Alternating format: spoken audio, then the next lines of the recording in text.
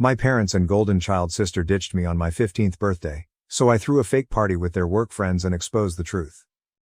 I celebrated my 15th birthday 3 days ago, but things didn't go as expected. On the morning of my birthday, my parents enthusiastically informed me that they had planned a surprise family trip to the Poconos. I was ecstatic since, as the less important younger sibling, I rarely get surprises like this. I was quite happy. However, a few hours later, when I finished packing and walked downstairs with my bags, I discovered that my parents had already left. Only my older sister, Alex, 17F, the golden child, was there for me. She smiled, so I knew something was wrong. When I questioned what was going on, she said I didn't need to pack my things and could go back upstairs to unpack. I assumed the trip had been cancelled, but she informed me that there would be no family vacation for me and handed me a sheet of paper with a list of responsibilities. I was perplexed until she stated that my parents and she had agreed that, despite the fact that they had surprised me with the vacation that morning, they had a debate, and Alex believed it would be best for me to stay home and study because our finals were approaching. She, of course, got to leave because she had completed her assignments. If I became bored, I could do household tasks. Then she chuckled and said I should thank her for giving me time to study rather than spending it with our family. I was so wounded that all I could do was inquire where our parents were. Alex informed me that she had already dispatched them to the airport and had stayed behind to tell me in person as a birthday gift to me. She explained that my parents couldn't bring themselves to break my heart, so they let Alex give the news, which she obviously loved. I knew she enjoyed embarrassing me. I returned upstairs with my things, resisting the impulse to cry in front of her. After hearing the front door close, I broke down and cried for an hour. Alex had always despised me and I knew my parents would always support her.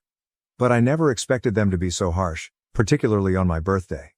After I cooled down, I became enraged. I had texted my pals earlier, explaining that I couldn't hang out due to the trip and now I was trapped at home alone. So I decided to get revenge at my folks and Alex. I went to my father's office and used his MacBook to discover essential contacts. I called everyone and invited them to a surprise anniversary party for my parents that evening. Because I was only a child, the majority of them agreed to attend, thinking it was charming. I did the same for my mother's contacts, and because neither of them had password-protected devices, it was simple.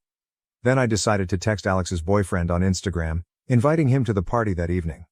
I also invited my own friends and had them help me decorate the house to make it look like a party. Around 7 p.m., the visitors I had invited began to arrive, but they were surprised to see that my parents were not present. I kept telling them it was a surprise and they'd find out what was going on later. After all of the guests had come and we had taken a group shot, I decided to carry out my plan. I informed the guests where my parents were and how they treated me. I explained how my parents always did everything Alex said and how I was treated like Cinderella. I had never discussed any of this before that day. I told how my parents had abandoned me on my birthday, without even trying to explain in person, since Alex thought it was the appropriate thing to do. Many people were startled because my parents presented themselves as lovely and decent. However, respectable people do not do this to their children. After I completed telling my narrative, I explained that this was exactly why I organized the party, to expose my parents and sister. Finally, I showed them the chore list Alex had left for me. I could see Alex's boyfriend standing in the corner, stunned, because he had no realized Alex had such a vicious side. Everyone was silent following my remarks. People eventually began to leave, some without saying anything, while others approached me to console me before leaving. The only thing I felt guilty about was wasting their time, but I was not too concerned.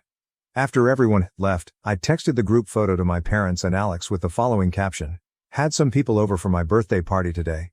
I believe I'll start with the list Alex left me." It was a fantastic strategy. My parents reacted quickly after I sent the message, insisting that I solve everything right away and informing me that they would be returning on the next aircraft. I blocked them all and went to my closest friend Fiona's house with my belongings, knowing that my home was no longer mine. Fiona and her parents were lovely people who always said their doors were open. So I decided to take them up on their offer. I had no idea how long they could sustain me, but I was pleased they opened their home so generously. On my birthday, I did not hear from my parents. But the next day, they went to Fiona's place.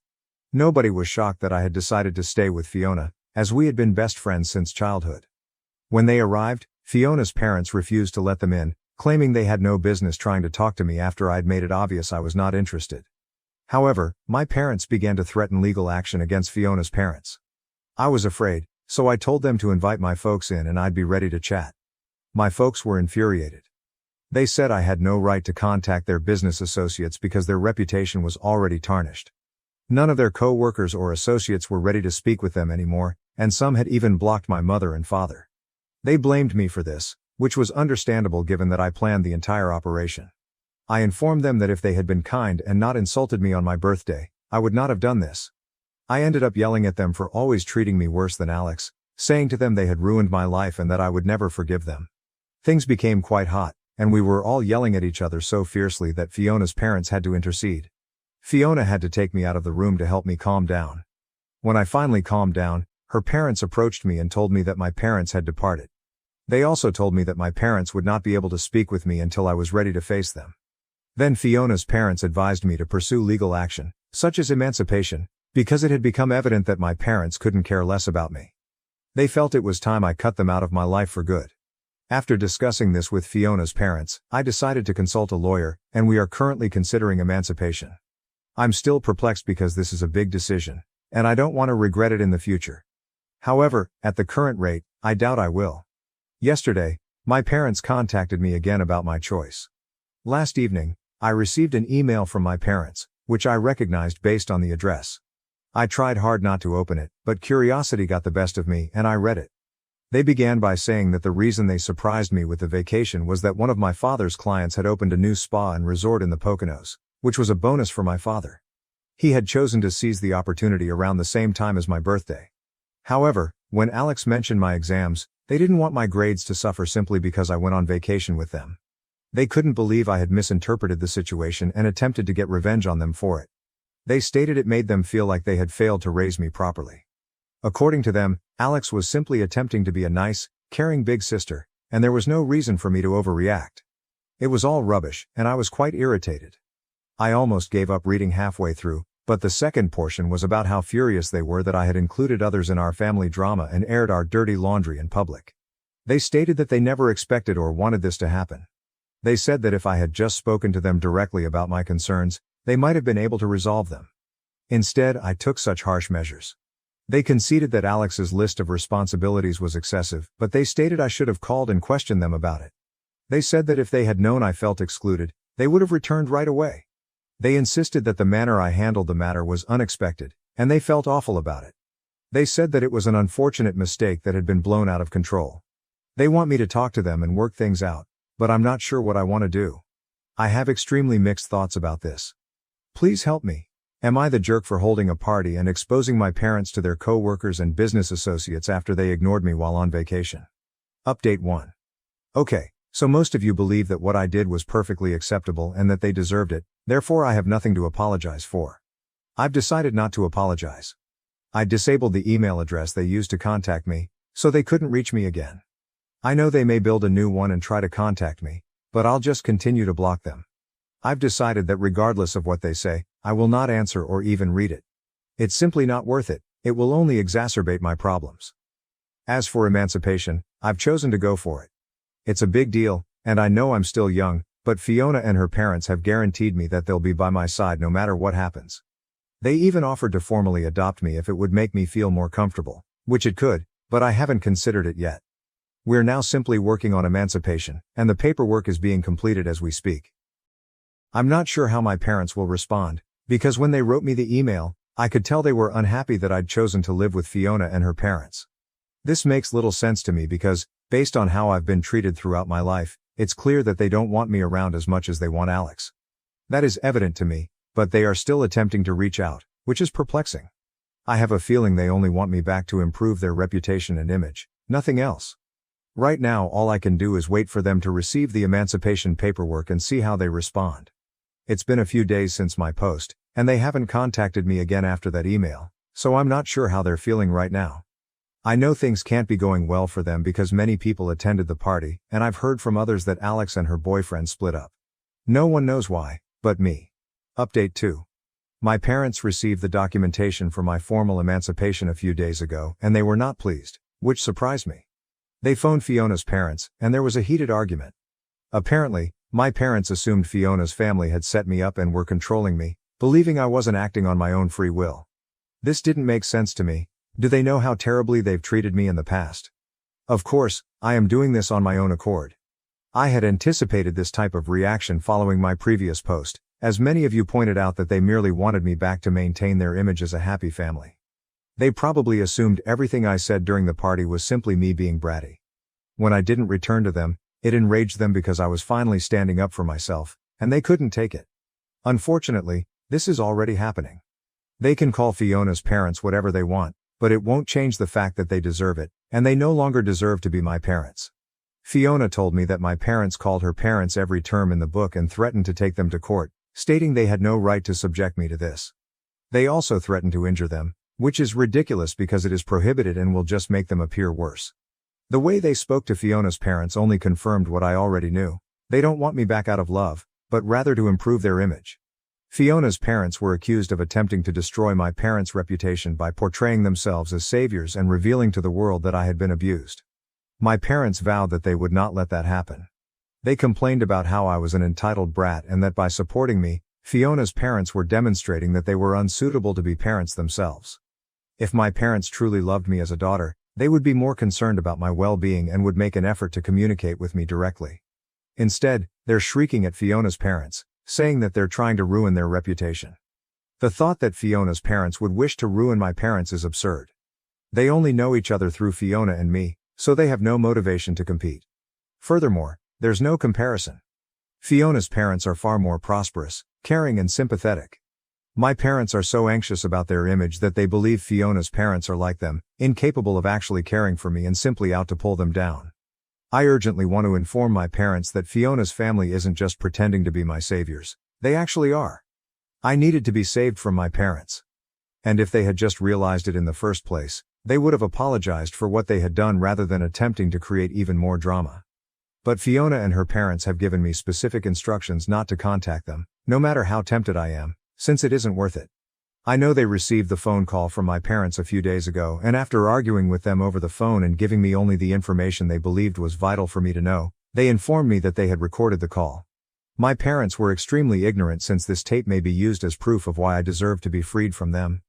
They also asked me to consider whether I wanted them to legally adopt me or not. I ended up saying yes because I truly like them. And I know it will irritate my parents even more, but that isn't the major reason. It's largely because I believe they are really kind-hearted and great people, and having Fiona as my sister will be a bonus. So I'm totally in. They informed me that they will speak with the lawyer again to begin the paperwork for that as well, as it may help with my emancipation case, knowing that I have better people to depend on and live with. To be honest, this is only getting better, and I am very grateful to them. Update 3. Hello, something terrible occurred today. Long story short, Alex beat the snot out of me after school. My last class, English, was conducted in the east wing of the school, and as I was leaving, she and a group of her pals literally cornered me. Unfortunately, I am always the last person to leave class since I am slow at gathering my belongings, and by the time I exited, most of the students had already left. When I saw Alex and her pals standing outside, I was a little afraid, but I didn't show it because it would only help them win. As I was about to leave the classroom, they came all up in my face and told me I couldn't leave. They forced everyone else in the class to leave and informed me that they needed to settle some scores with me. I tried to remain calm and level-headed so that my worry did not show, but they did not appear to care. Alex grabbed my arm and walked me outside while I begged at her to let me go, but everyone else was so noisy that I couldn't be heard. Then they carried me to the janitor's closet and forced me inside. I kept knocking on the door, but they stood outside, and even if someone heard me, they wouldn't dare to intervene because Alex and her pals are seniors with a bad reputation. After approximately 5 minutes, Alex let me out. But by then, practically everyone had left, leaving me alone with them. When the first smack landed on my face, Alex began yelling at me. She described me as selfish and ungrateful to our parents. Then came the real reason she was so angry. She accused me of being the reason her boyfriend broke up with her. She banged my head into the concrete, and I became disoriented. She took advantage of this by repeatedly hammering me with her fist while her buddies laughed. It was terribly painful, and I attempted to defend myself, but Alex is several inches taller and considerably heavier, so there wasn't much I could do. At one point, I just cowered against the wall, and she kept beating me. When she was finished, she kicked me one more time before leaving with her buddies while I wailed against the wall. About 15 minutes later, Fiona discovered me sitting on the floor, crying profusely. When I informed her what had happened, she helped me get up, and instead of walking home, we grabbed a cab because I was in no shape to walk. When we came home we told her parents everything and they looked glum. They quickly contacted the school, followed by the police. It's barely been an hour and they've spent the entire time on the phone, but Fiona is taking care of me. I'm fairly bruised up, the bruises are just beginning to show and everything hurts. But I know Alex will receive her karma for this and it will come soon. Update 4. Hello, I have a lot of things to say, but I will try to make it short and sweet. Alex banged me up last week, but happily, the school stood up for me. They shared security footage from that part of the building with the police, making it simple to charge her with a misdemeanor. She received community work to compensate for it, but the best part was that she was suspended for the following 6 weeks. That means she won't be able to attend prom, which she was really looking forward to. She will also be seated separately for her finals, rather than with the rest of her class, which means she will be unable to scam her way out of them. I believe it is well deserved, and I felt vindicated when Fiona informed me about it all. Another wonderful thing that happened was that, following the disaster with Alex, my parents chose to relinquish their rights to me. That's correct, they have terminated their parental rights, and the paperwork has been signed. So I'm finally free, and Fiona's parents are about to legally adopt me. I'm really grateful to them for it. My parents told me that after everything that had happened, they no longer wanted me in their family. I know they'll attempt to make it appear that I'm at fault, but I don't think anyone will believe them. It makes no difference to me if they give it their all. To be honest, I am finally part of a happy family. I can assure you that my new sister and parents will be considerably superior to those I had previously. I can't believe it's finally working out for me. This is possibly the happiest I have felt in a long time. I even forgot about my upcoming finals, but Fiona and I are going to crack on and show everyone what I'm made of. My friends didn't invite me to their wedding, then made me the bad guy when I couldn't attend at the last minute. Original post. Sorry for the long story, I added a TL.dr. I'm definitely looking for advice, but it comes with a backstory. A friend, Greg 28, in my circle of friends met Shannon 28, about 5 years ago and they immediately hit it off. Everybody instantly fell in love with Shannon because she's friendly and really fun to hang out with. They were everybody's favorite couple and really made our hangouts much more fun. We all knew they were perfect for each other. They both made our crew that much better. The engagement was expected but much welcome news. Our friend's circle was buzzing about the inevitable wedding. Then the invitations went out. You know those save the date magnets that people send out? Well, it really sucked seeing them on everybody else's fridge when I visited friends knowing I didn't get one and wasn't invited. Feeling left out really sucks. But it gets worse. I completely understand how stressful wedding planning is and I believe nobody should feel that they have to invite people they don't want to their wedding. It's their day and their ceremony and they shouldn't have to have people there who they don't want there. I didn't cause a fuss or express to anyone that I was hurt, that I felt excluded from the wedding and by extension, excluded from the group. I didn't want to be looked on in an even worse way that I feel I was apparently being looked at. But one friend actually stood up for me. When their wedding came up in conversation and people talked about booking flights and rooms, destination wedding in New York City. Eventually I was asked if I had booked yet. I said, me and my girlfriend, weren't invited. Nobody could believe it but I insisted that I wasn't upset because I know how situations like this can go. I didn't want to cause trouble because then the happy couple might resent me. Then I'd be the bad guy. I heard through other friends that my friend Tracy thought it was really messed up that I wasn't invited. She and I never spoke of how I wasn't invited to the wedding but she really felt a certain way about it. So a month before the destination wedding I got a text from Greg basically saying sorry for forgetting to send an invite but that they would love to have us come to the wedding. It was way too late at that point for me. I couldn't get away from my job and I didn't have a chance to put money aside for a year for an expensive NYC destination wedding like everyone else did. I didn't even get a save the date. Every flight and hotel, no rooms where everyone else was staying, obviously. Too late for that, was unaffordable for me. I texted him back that I couldn't make it. The wedding came and went and I felt bad about everything. I saw the Facebook pictures of my friends all having the time of their lives. It looked like a great wedding. There's even a picture of just the group of friends labeled the crew. I don't think I've ever felt so left out, honestly. It really made me feel worthless and unwanted. So naturally the typical thought surfaced. They don't like you. They think you're annoying. They think you're an asshole. If you can't identify the schmuck in a group of friends, that means you're it. They think you try way too hard to be nice and think you're a phony. Then, as if it couldn't get any worse, Shannon messaged me on Facebook asking why I didn't RSVP and said they missed me at the wedding. RSVP. RSVP. Doesn't one have to be invited in order to RSVP? Everybody got a year to prepare between getting save the dates and actual wedding invitations. I got a text message a month before the wedding. Just as I feared, I'm being made out to be the bad guy, and I even made a point to keep my feelings to myself and play it cool. But as usual, I didn't say this to her because I know how I would end up looking. I actually apologized for, I don't even know. But I made a point to mention how I spoke with Greg about it. I also made sure to compliment the wedding pictures and say it looked like fun. I did everything I could in that conversation to make it easier on her, and of course now I feel like a total schmuck.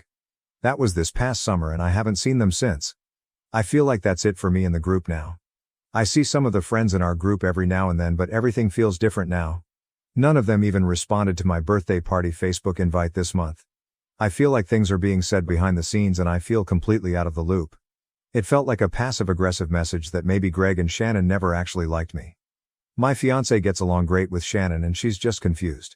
Seeing her confusion just makes my heart break even more because she's a sweetheart who's never offended anybody in her life.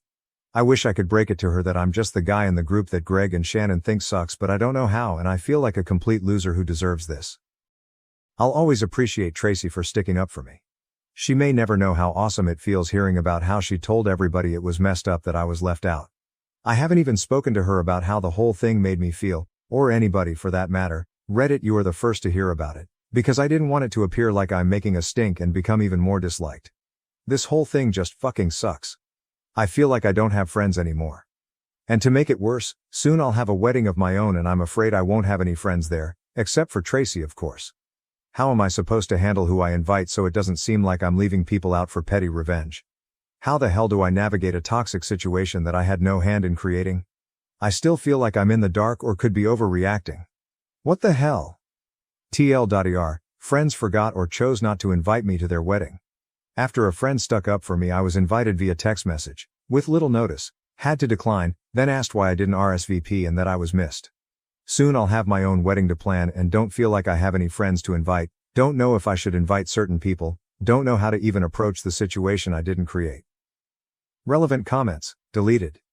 Dude, you clearly tell them you are not respected like the others. Cut them out, this is about self-respect. Find new friends, don't turn back. OOP, thanks for reading and responding. Yeah, I've been thinking, I guess I can have my younger brother be the best man and just not have groomsmen, considering the circumstances. It's just fucked how I did everything I could to avoid looking like the bad guy, yet here we are. I'm the bad guy regardless of anything I did. Doc. Just that totally sucks. I would be hurt too. Do you think maybe Greg was in charge of sending invites to his friends and forgot? Or it got lost in the mail? I had an invite returned to me 1 month after I sent it, but thankfully I'd sent a save the date and sent my invite super early, so it ended up being fine, but if I hadn't, one of my cousins might have incorrectly thought she was excluded. It sounds like Shannon, at least, thought you were sent an invite if she was upset you didn't RSVP. You actually did RSVP by texting Greg back, but it sounds like she thought you'd been sent an RSVP response card. OOP. Yeah, it could just be a simple misunderstanding, but word seemed to get around early that I didn't get a save the date and even later didn't get an invite either. Tracy especially seemed to make sure everybody was aware that she wasn't happy about my exclusion. The other friends I spoke to didn't even suggest that it could have been a mistake, almost like they knew something I didn't but didn't feel comfortable saying it. Only one person even spoke up on my behalf. Update. I half took everyone's advice and brought it up with Tracy. She just confirmed that Shannon was full of shit when she asked me why she didn't get my RSVP and wanted to absolve herself of guilt. I'm not sure if they forgot or if I just wasn't invited yet, but Tracy said we'd talk about it more tonight when she gets out of work. Final update. I spoke about it in depth with Tracy. It turns out Greg's best man, someone who was never in the gang but grew up with Greg, always hated me and Greg thinks I'm annoying. Shannon later felt bad they chose not to invite me and pressured him to invite me over text knowing I wouldn't be able to make it. Also, it wasn't only Tracy who thought it was wrong that I didn't get an invite, and the chatter is what made Shannon ask me why I didn't RSVP, to make it seem like my invite was lost in the mail. It feels better knowing this because, like I said, they don't have to have people they don't want at their wedding. But knowing Greg doesn't like me fucking hurts because I always thought we were friends. Turns out he's the phony. Unfortunately, everybody else, except for Tracy and a few others, liked Greg more than me, so they kinda felt like they had to choose a side after Tracy, and a few others, it turns out, brought up why I didn't get invited. Lots of people are feeling guilty about this, apparently. They still felt like they had to choose a side for whatever reason. Probably because most of them went to high school with Greg. Oh well, that's life. Thanks for the advice about being more assertive. Those of you who were polite about it were very helpful. Thanks. Relevant comments, deleted. Yeah, you don't need those two-faced assholes in your life. Congratulations on finding out before they borrowed money from you. When they get divorced, you can reach out to Greg and tell him that he deserves it. OP, it's funny you bring up borrowing money because they're the type who always want to split the check when they order the most expensive shit and always say, I'll get you back. And I don't trust Venmo. I'll just give you cash when I go to the ATM, and don't. On the plus side, I don't have to pay for part of their steak and lobster dinners anymore. Will OOP invite Greg, Shannon and the best man to his wedding, I don't think it would be right to force anybody to choose sides, because that feels inappropriate to do to friends. I think everybody who stood up for me gets an invite. Greg can have his best man and be the cynical bastards they are together. Honestly, nobody really likes the best man all that much because he's always acted like an obnoxious asshole when he's been around us. They can have each other when told to talk to Greg directly and get it from the source, actually got confirmation, and an apology, from someone else. Not everybody was cool with it, but she's the only one who really has a spine and spoke up for me. Turns out they fucked up and caused all kinds of drama between people in the group. Some people wanted to keep me out of the loop so I wouldn't feel insulted. I kinda get it, but it just makes me appreciate Tracy more. Final comments from OOP Ryra Jin. In this situation you aren't the bad guy from my perspective, and to be honest, a destination wedding is a dick move on your friend's part. The sheer inconvenience of one is like dick move supreme, especially the fact they chose NYC, WTF. Plus some people turn into assholes after marriage, and statistically speaking, your married male friend is going to be spending more time with his wife now than his friends. In some ways marriage is like high school. You go to it with your friends for a little while, then you start to drift away from another by barely communicating. OOP Shannon is from up there and she wanted to be closer to her family. Yeah, it turns out they didn't want me there and felt pressured once some of my friends realized. I guess it was easier to make the decision when it was just the two of them and they lost confidence in the choice when people found out. Ryra Jin, I feel it's best to let the consequences of this affect them, and just move on. OOP. Yeah. Hopefully they learn from this and aren't such assholes in the future. I don't see Greg ever changing from the cynical and negative guy he is, but you never know. Now to the next story. Story 2. My husband asked me to flash road workers. I did and he became furious and pushed me out of the car. Was he being a jerk? Original post. Been together 10 years, married for 6. The last 2 or 3 years he's started to show less and less interest in me. He does subscribe to a couple of OnlyFans accounts, which I'm not bothered about as it's no different to porn, so I know he still has sexual urges. I've tried talking to him a couple of times about this and told him I'm getting bored and frustrated and he knows I'm willing to try anything sexual, so if there's anything he wants to do to get him motivated I'll try it. He just says duly noted, and carries on with his day, which is frustrating. A few nights ago we had friends round for tea and we got onto the subject of commutes and roadworks, with them saying how their commute has more than doubled due to a road they use having roadworks. Carol, the wife of the couple, then says we've found a way to make it more entertaining though, haven't we? To her husband, and they both started laughing. She then tells us that the roadworks are about 3 miles long with the groups of workers spread out to maybe 7 or 8 groups, and they are normally going 10 to 15 miles per hour, so when they get near one of the groups he beeps and she flashes them and they all cheer. I couldn't believe it as they seem so straight-laced. That night when they left my husband was saying how brave it is of them and that we should do it the next morning. I asked if he's sure. This is a man who didn't like when I posted a bikini pic on Facebook, and he said yes, and we even had sex that night for the first time in months, and he initiated for the first time in years. The next morning we were both at work and as soon as he woke up he mentioned me flashing. I asked if he's sure and it wasn't just horny talk and what if the men don't want to be flashed. He said he's sure and all men want to be flashed. We drive to the road and we see a group of workmen and my husband gets all giddy and says, "Are you ready?" I say yes and he says now. And beeps his horn and I lift my top up and they all cheer. We are going about 10 miles per hour when suddenly he slams his brakes on and tells me to get out. I was in shock. His face is red with anger and he's shouting, "Get out you fucking slag." I start crying and he's leaning over me opening my car door and then takes off my seatbelt and starts pushing me out. The cars behind are beeping as he's stopped traffic and he's yelling at the top of his voice. By now the workers have heard the commotion and 2 of them are rushing over to help. I turn to look at them and I do. He pushes me really hard and the top half of my body falls out of the car and I put my hands down. One of the workers is screaming at my husband and starts trying to open his door. The other worker is by me and quickly drags me out of the car. He told me afterwards he saw my husband put the car in gear and thought he was going to drive off with me hanging out the car. My husband just left me. I was still only wearing a vest top and pajama shorts and my slippers as he'd wanted to rush out and do this. My phone was in his car and I didn't have any house keys. One of the workers took his jacket off and wrapped me up in it. They took me to a cabin that was their canteen and put the heater on and made me a cup of tea. I was so embarrassed. This lot had seen my boobs and then seen me getting abused and then fell out of a car and then rescued me all in the space of 30 seconds. I kept apologizing to them and said it was his idea, but they said it's okay and it happens a few times a day and they are used to it, but I think they were just trying to make me feel better. They were laughing and joking with me and were also sweet and funny. They asked if I wanted to ring anyone, but I don't know anyone's number apart from work and I didn't want them picking me up wearing next to nothing from a building site. I asked if I could just ring a taxi, but they said I can't get in a taxi dressed how I am. The man I'm assuming was their team leader told one of them to drive me wherever I wanted to go, so I asked if I could go to my mom's house about 5 miles away. They gave me some spare work boots to walk across the mud to the van and 2 of them drove me to my mom's and they were really sweet and made sure I was okay and even walked me to the front door. When my mom answered, I was hysterical and crying and they told her me and my husband had an argument and he left me by the side of the road. My mom offered them a drink and I tried to give them their coat and boots back, but they said it's okay. I told my mom we were driving to McDonald's and got into an argument. I didn't tell her about the pushing or anything. She drove me home and let me in with a spare key she has. I packed some things and went back to my mom's. My husband had been home as my phone was on the table. In the 5 days since, he's been ringing me non-stop saying he's sorry and he doesn't know what came over him. He said he heard someone shout, "Nice pair," and it made him angry. My friends are saying leave. He is obviously telling me to give him another chance.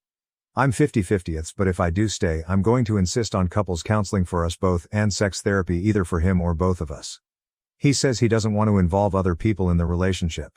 It feels silly to throw it all away over a few seconds of madness, and I should have just said no when he asked me to flash, as I know he's quite insecure.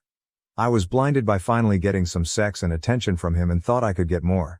I took the workers their jackets and boots back and also made them 2 cakes and bought them 1,000 bags of Yorkshire tea as a thank you. TLDR, husband wanted me to flash. I did. He then physically pushed me out of the car but says he's sorry. Relevant comments. Commenter 1. I don't think any relationship advice will do anything to help your situation. Nor will couples counseling. This is definitely the sort of situation where couples counseling will only escalate problematic abusive behavior. What you need, quite frankly, is a divorce lawyer. OOP, that's the thought that's becoming more prevalent in my mind. I took pics of the bruises and scuffs on my arms and legs afterwards, and I kept looking at them and thinking, what would I say to anyone else who showed me them? Commenter 2, you sound codependent on him and do everything he tells you to do to please him, because you are terrified that he will leave you. Now you are in a situation where you did what he told you to do, but he ditched you anyway. He left you on the side of the road to the mercy of strangers that you just flashed with nothing on you. That was very dangerous, and it makes me question if he wanted something to happen to you. This relationship isn't safe for you anymore, and that probably will be for some time. He's abusive. He doesn't want to do couples counseling, because he knows what they would tell you. It isn't wise to do that with him anyway, because all that therapy is going to teach him are more weak points for you to take advantage of. Look for therapy for yourself. You know that he doesn't love you, that's why you accept all these behaviors of him.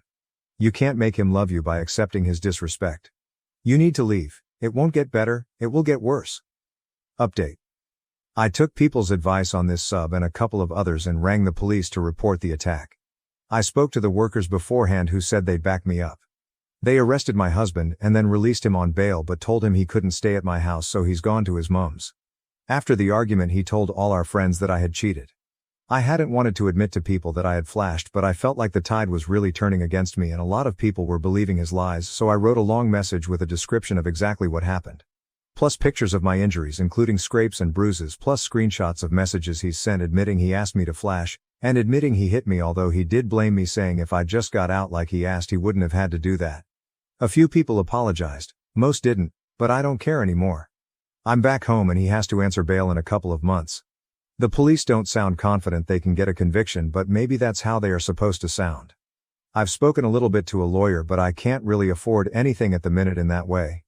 Been a sad few weeks, but an eye-opener, and I don't feel any guilt for getting the police involved or telling people what happened. Just working and keeping myself busy at the moment. TLDR, I informed the police about the assault and he had to leave my house. Relevant comments. OOP on the workers who rescued her. OOP. Luckily, the road worker was a big strong guy. He picked me up and got me out of the way like I was as light as a feather. That's the bit that plays on my mind the most. He drove off a split second after I was out of the car and the door was still open. I think in his mind I was still half in the car when he drove off. Can OP go to a safe place and away from her husband?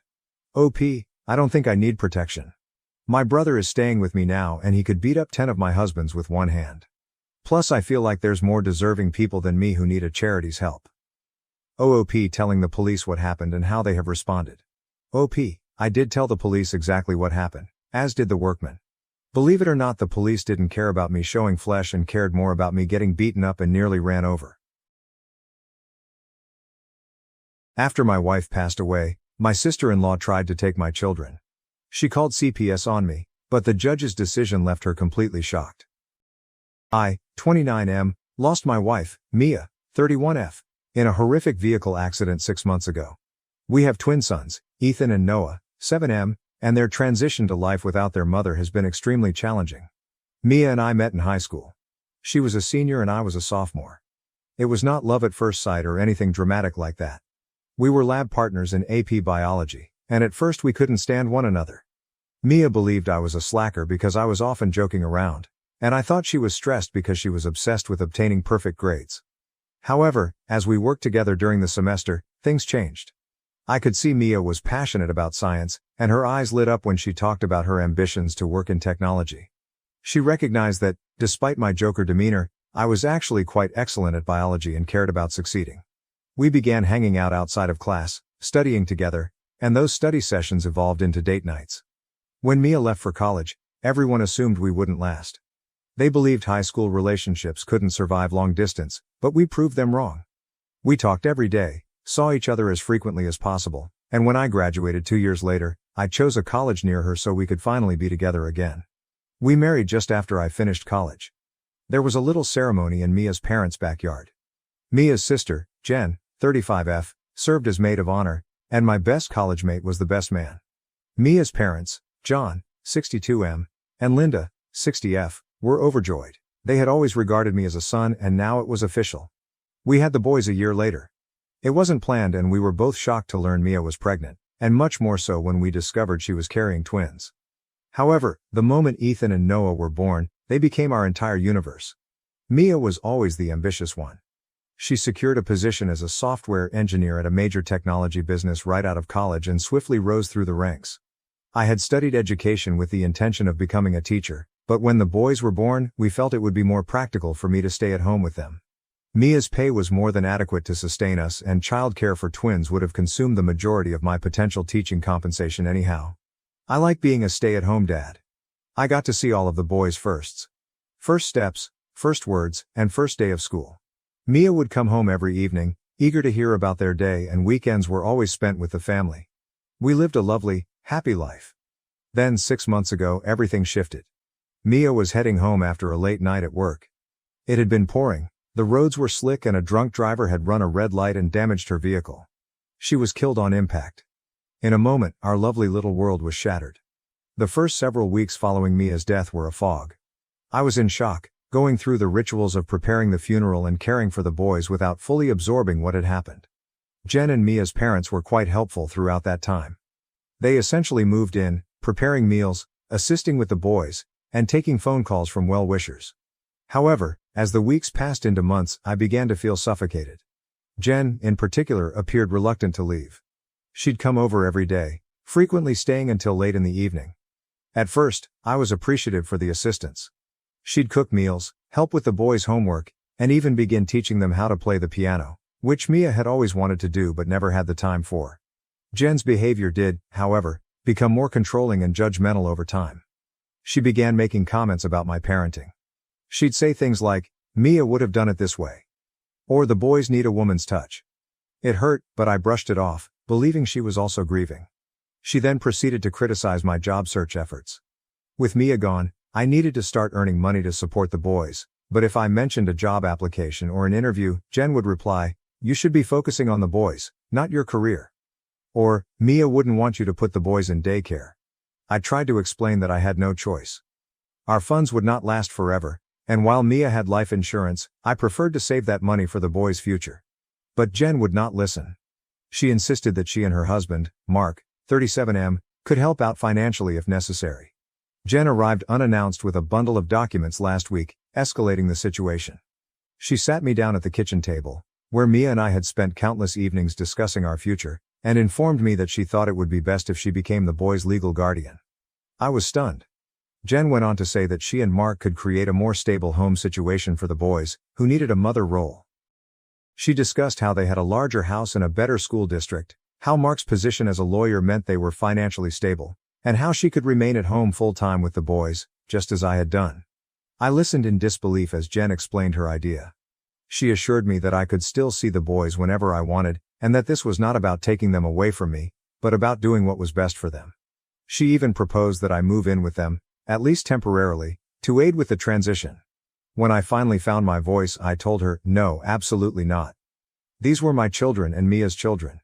We raised kids together and planned their futures together. I was fully capable of raising children on my own. Jen did not take my refusal well. She started ranting, accusing me of being selfish and not thinking about what was best for the boys. She brought up every minor error I'd made in the previous 6 months, such as forgetting to pack Ethan's lunch for a school trip or Noah receiving a low mark because I didn't assist him study for an exam. She had the audacity to suggest that Mia would be disappointed in me. That was the final straw. I lost my temper and ordered Jen to leave. I told her she was no longer welcome in our home unless she respected my status as the boy's father. She departed in tears, and I assumed that was the end of it. Yesterday, I received a call from Child Protective Services. They informed me that someone had expressed concern about my abilities to care for the boys. They didn't say who created the report, but I knew it had to be Jen. I am enraged and afraid. A CPS worker is due to investigate our home next week. I contacted John and Linda to explain what had happened, hoping they could persuade Jen. Instead, they agreed with her. They believe I am being unreasonable and should consider Jen's offer for the benefit of the boys. They even propose that I live with them and allow them help raise the children. I feel like I'm under attack from all sides.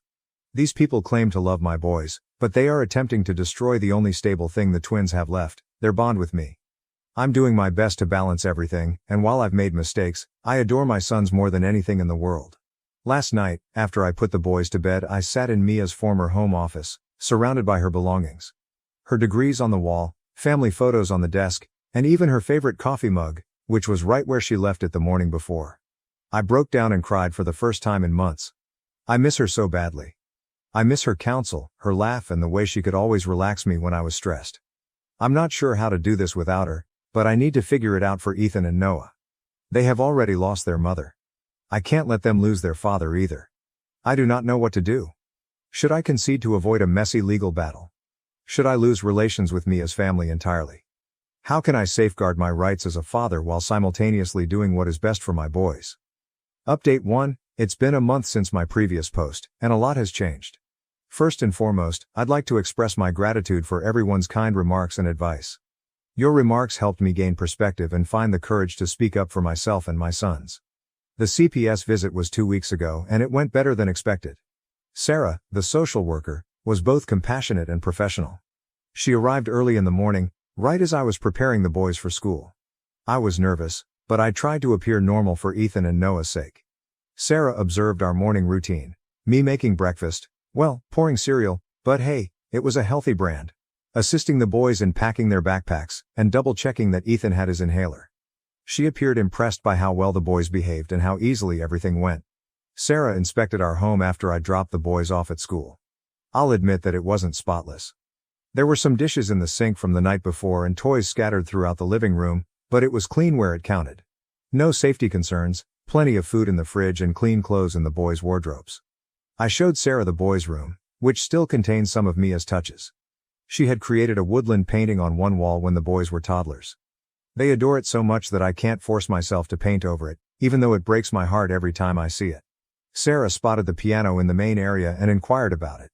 I mentioned how Jen had been teaching the boys to play, but I didn't go into depth about our disagreement. I did add that music was important to Mia and that I was trying to keep that aspect of her alive for the boys.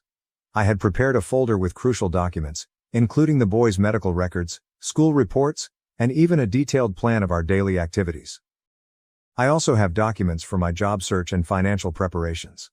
Sarah appeared impressed with my organization and effort. During her visit, Sarah interviewed me about our current predicament. I was open about the obstacles I've faced as a single father, but I also highlighted all of my efforts. I told her about our family counseling sessions and how I've encouraged the boys to talk about their mother and their emotions. Sarah didn't inquire who wrote the CPS report, but she did ask whether anyone had any reservations about my parenting. I pondered before deciding to be honest. I recounted the scenario to Jen and Mia's parents, including my assumptions about who had made the report. Sarah declined to confirm or deny, however she did state that fraudulent reports are handled extremely seriously. Sarah called me about a week following our visit. She informed me that the case would be closed because there was no evidence of neglect or abuse. She also stated that they would be looking into the source of the report for any potential system misuse. I felt a great weight lifted off my shoulders. With that hurdle crossed, I resolved to confront Jen. I asked her over to chat while the boys were at a friend's house. She was clearly nervous when she came. We sat at the kitchen table, where she had startled me with her guardianship papers a month before. I carefully lay out everything. How her actions had affected me and the boys, my suspicions regarding the CPS report, and my next steps. I informed her that, while I appreciated her assistance in the beginning, her subsequent acts had crossed a boundary. Jen burst into tears, confirming that she had actually phoned CPS. She said she was concerned about the boys and believed she was doing the right thing. She mentioned how seeing me struggle reminded her of when Mia and I first started dating, and how protective she had been of her younger sister. I then told her that, while I realized she was also suffering, her behaviors were inappropriate. I stated that for the time being, she would not be permitted unsupervised visits with the boys. She would only be able to view them if I was present. Jen did not take it well. She accused me of using the boys to punish her and threatened to sue for grandparents' rights on John and Linda's behalf. I held firm, warning her that any additional threats would result in her losing all contact with the boys. After Jen had left, I called John and Linda. I described everything that had transpired and my decision about Jen. To my surprise, they were more understanding than I anticipated. They admitted to being concerned, but later realized they had gone too far. They apologized for recommending that I give up custody and asked if we could work on repairing our relationship. We decided to start with brief, supervised visits. They came over last weekend, and it was fine. Not spectacular, but not bad either. The boys were delighted to meet their grandparents, and John and Linda appeared to make an effort to support rather than question my parenting choices. I've been honest with the boys about what's going on in an age-appropriate way. They miss their aunt, but they've shown incredible resilience. We've started attending a family counselor to assist us get through this difficult period. Noah confessed during our previous session that he sometimes feels upset at Mia for leaving us. It crushed my heart, but the counselor indicated it's a common reaction for children struggling with loss. On a good side, I was able to acquire a work-from-home position as a customer support representative for an online retailer. It's not ideal, and certainly not what I expected to accomplish with my education degree, but it allows me to be present for the boys while also earning a living. The hours are flexible, so I can work while the boys are in school and after they go to bed. I've also contacted out to other of Mia's former colleagues, who have been really sympathetic. Several of them have offered to serve as references for me, and one even assisted me in updating my resume. It's bittersweet. These are folks I used to see at corporate picnics and holiday parties, and now they're assisting me in finding work because Mia is no longer with us. It is still a battle. Every day I am overcome with emotion when I look at the boys and see Mia's eyes or grin, and it hits me all over again that she is no longer with us. But we're figuring out our new normal. Last night, as I was snuggling the boys into bed, Ethan asked if we could go to the park where Mia used to take them on Saturdays. It hurt, yet it felt good to recall those pleasant days. We're planning to go this weekend. I am more motivated than ever to be the father that Ethan and Noah deserve. Mia and I may not have prepared for this, but I am confident she would be pleased with how we are handling it. We'll be okay. Update 2. It's been 3 months since my previous update, and I wish I could say things had improved, but life seems determined to throw more problems at us. Jen reached out about a month ago to apologize. She explained that she had begun bereavement counseling and realized how improper her actions had been. She asked if we could begin mending our connection. I was cautious, but I agreed to let her observe the boys in supervised settings. We started with short visits to our residence. Jen would come over for supper once a week, and we'd play board games or watch movies together. It was awkward at first, but eventually things seemed more normal. The boys were overjoyed to have their aunt back in their life, especially since she started their piano lessons. Things were going nicely for a few weeks. Jen seemed to accept my boundaries, and there were times when I felt like we were reuniting as a family. She even helped me paint the boys' room. We preserved Mia's woodland mural while updating the rest of the walls to reflect the boys' current interests. But then, last week, everything crumbled again. I received a call from the boys' school in the middle of my work shift. Ethan experienced a severe asthma attack, and when they attempted to use his inhaler, they realized it was empty. I was horrified. I regularly check their inhalers and carry extras at school. I dashed to the school, my pulse racing the entire way. When I arrived, I found Jen in the nurse's office with Ethan. She was distraught, apologizing repeatedly. Ethan was pale and wobbly, but well. The school nurse was able to utilize a nebulizer to assist him with breathing. Jen had picked up the boys from school the day before, with my consent, and driven them to the park. Ethan had a slight episode, and they depleted his inhaler. Jen agreed to tell me so I could refill it, but she forgot. She was so embarrassed that she didn't say anything, hoping that I'd check it myself before the boys left for school. I was infuriated. Jen had not only endangered Ethan's life, but she had also violated my trust. In the heat of the moment, I informed her that she was no longer welcome in our life. I yelled some nasty things that I'm not proud of, but I was terrified and angry. The next day, I received a letter from an attorney. Jen and Mia's parents are seeking grandparents' rights and custody of the boys. They are saying that I am an unfit parent, citing the asthma event and the earlier CPS report as evidence. I am devastated and afraid. I cannot lose my boys. They are all I have left of Mia, and more significantly, they are my entire universe.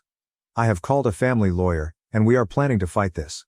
But I'm worried. What if the judge thinks I'm an inadequate parent? What if they believe the boys will be better off with Jen and their grandparents? To make matters worse, my work-from-home job is faltering. The company is downsizing, and I'm concerned about losing my income just when I need it most for legal bills. I've started applying for various jobs, but it's difficult to find something that gives me the flexibility to care for the boys.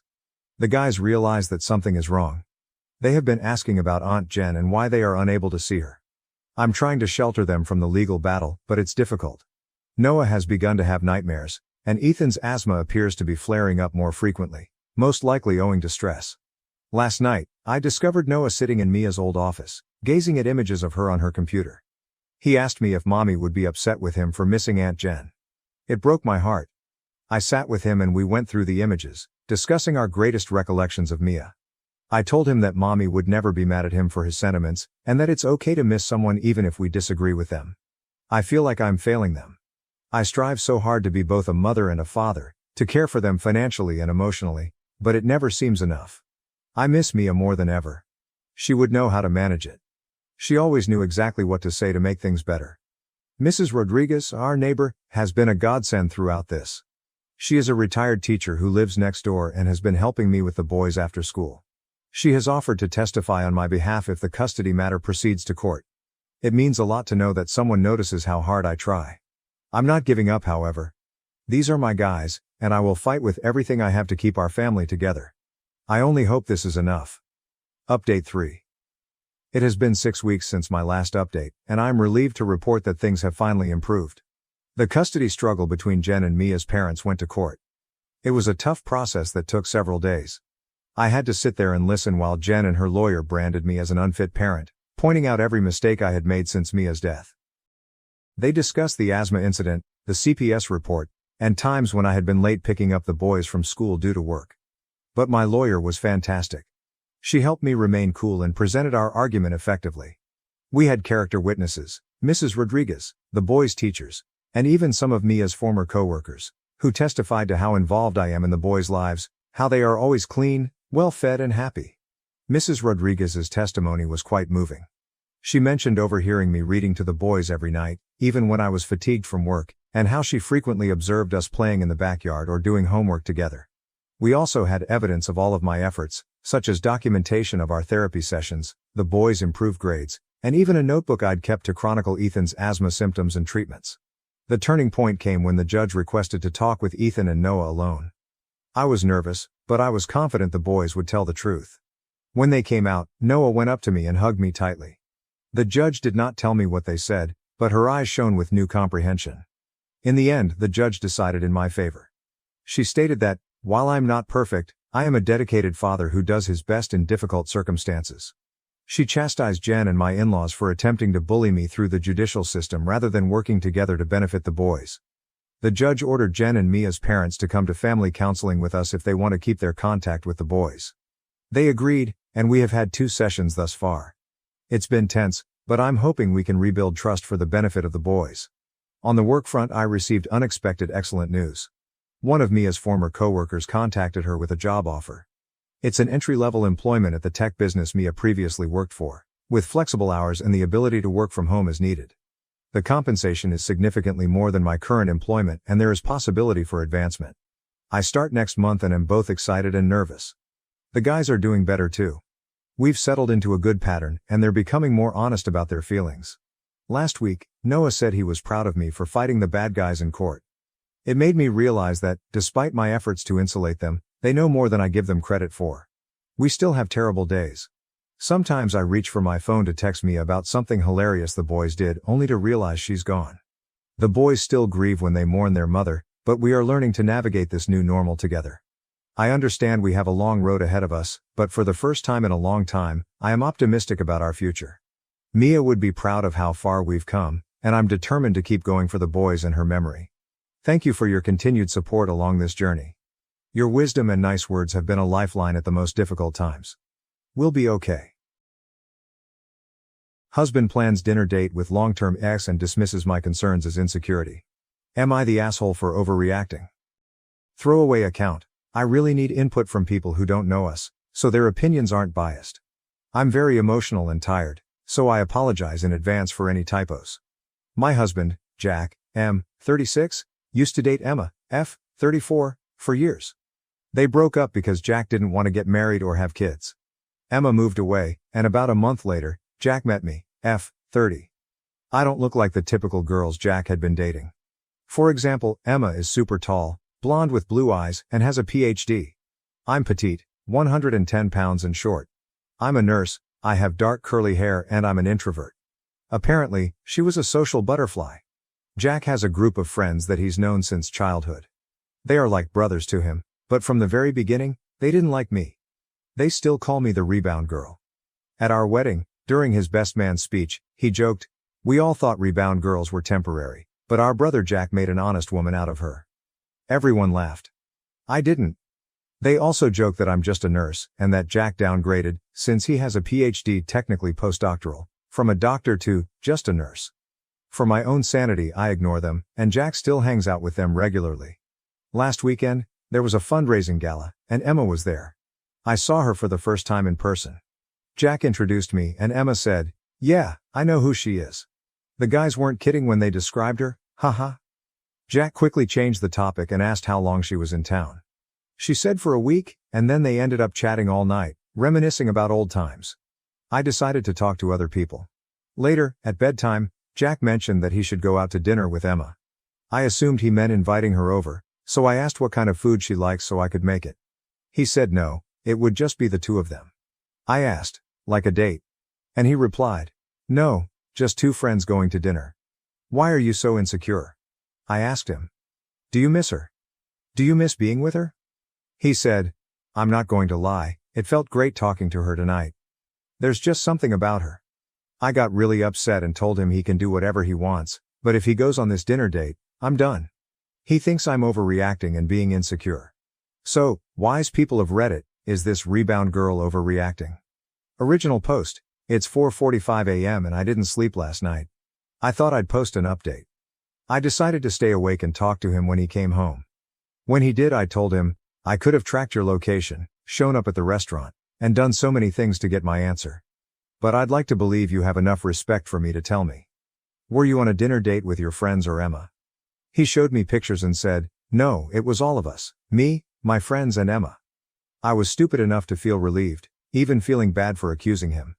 Then he told me to sit down because we needed to talk. He said that after seeing Emma at the gala, he couldn't stop thinking about her. He decided to take Monday and Tuesday, yesterday, off and spent the whole day with her, while I assumed he was at work. He went on about how strong their connection was, how they couldn't stop talking, and how much he enjoyed being with her. He told me I'm a sweet woman, but he never felt that spark with me. He said that at dinner, Emma was laughing and having fun with everyone and it felt like old times, compared to me being quiet and uncomfortable around his friends. He said it's best if we go our separate ways. I asked him if they had sex and he didn't reply. I asked again and again, but he still wouldn't answer. I was so upset and asked, "Why did you marry me if you're not over her?"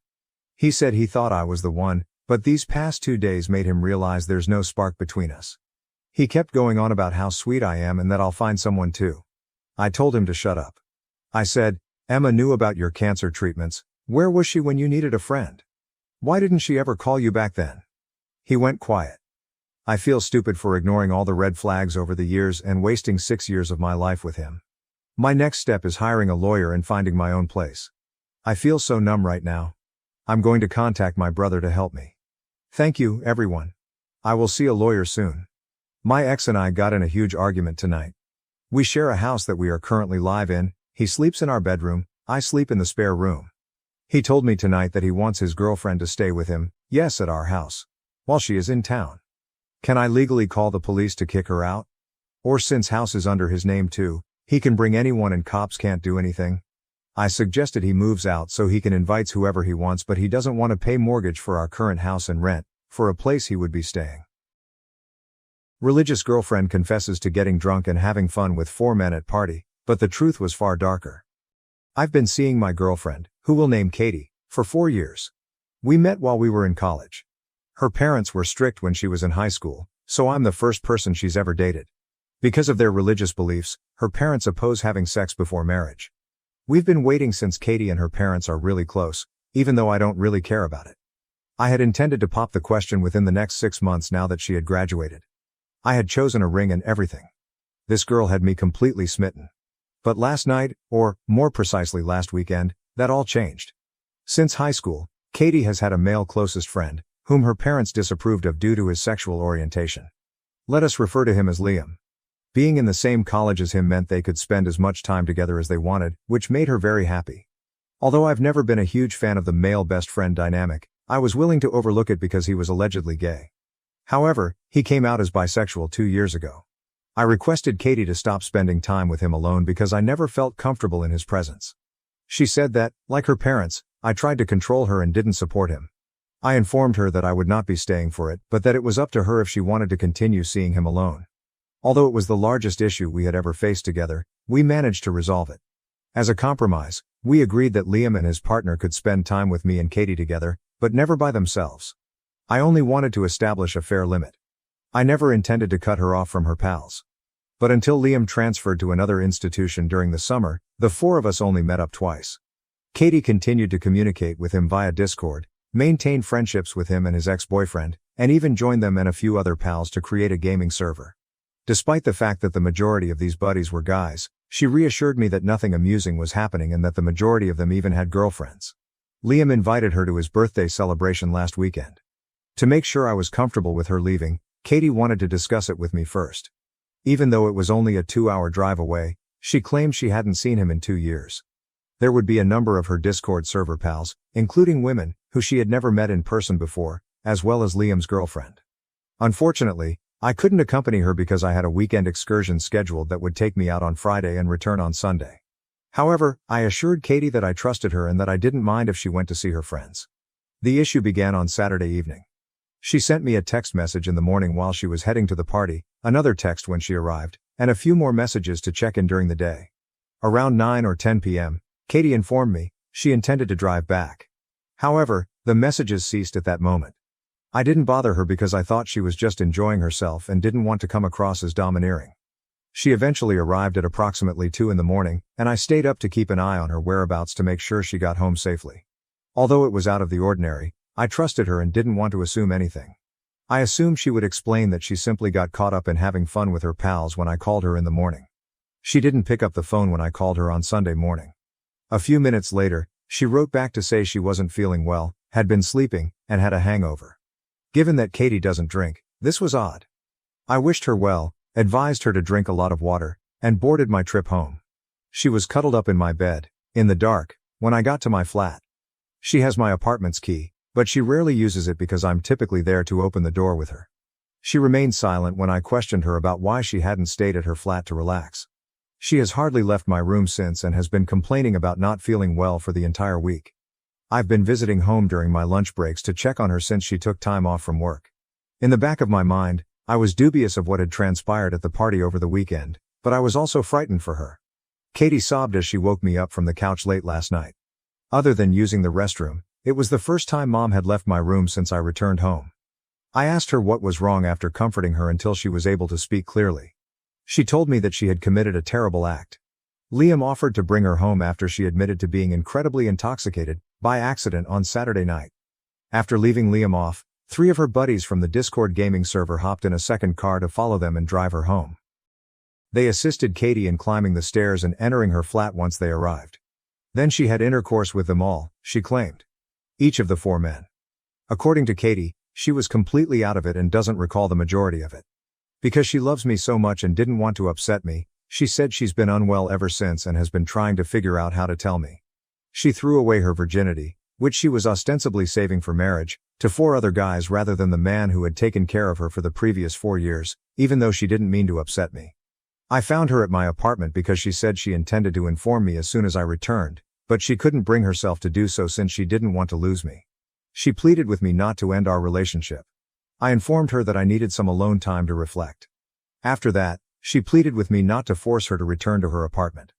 I told her she may return to my room as I didn't want to quarrel. Throughout the night, I could hear her sobbing sporadically. Admittedly, I was moved to tears myself. It's unbelievable that she would ruin our 4 years of relationship over a single party. I was about to pop the question. My faith in her has been betrayed. I haven't been able to concentrate all day at work. If she's still there, a part of me wants to tell her to leave as soon as I get home and that I don't want to see her ever again.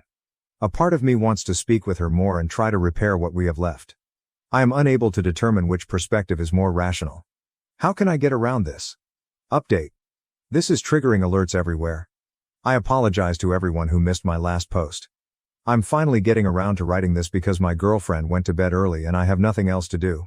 To start, if you don't care, you can go straight to the update. I believe my previous post was removed due to accusations of being fraudulent. I wasn't spending time in the comments refuting every charge, which is one of the main reasons why many appear to believe it was a fake. Since I left work to see how Katie was doing, I hadn't even opened Reddit. At the time, it wasn't even close to my top priority. One moment he says he has her location and the next he's surprised she's at his apartment? Is a simple and quick way to refute this. Just to make sure she made it home safely, I looked up her whereabouts on Saturday night. Since I am not a stalker who follows her everywhere, I did not look up her location after that. I wouldn't have known her precise location unless I had checked our texts between my trip and my arrival home because the iPhone displays your location in the text messages you exchange with that person. Furthermore, not everyone owns an iPhone. My girlfriend and I use an app since I do but she doesn't. I don't need to be a stalker, therefore no, I don't receive notifications from the app. Random excessive details, I apologize. I wanted to let everything out since, as I previously stated, I had been holding my breath since she informed me what had transpired that evening. I had all of those information about the situation circling around in my mind. The core content is flawless, but the update is riddled with typos. Only the TLDR update was written by the OP. After learning that my partner may have been raped, I apologize for being a little disorganized and rushed.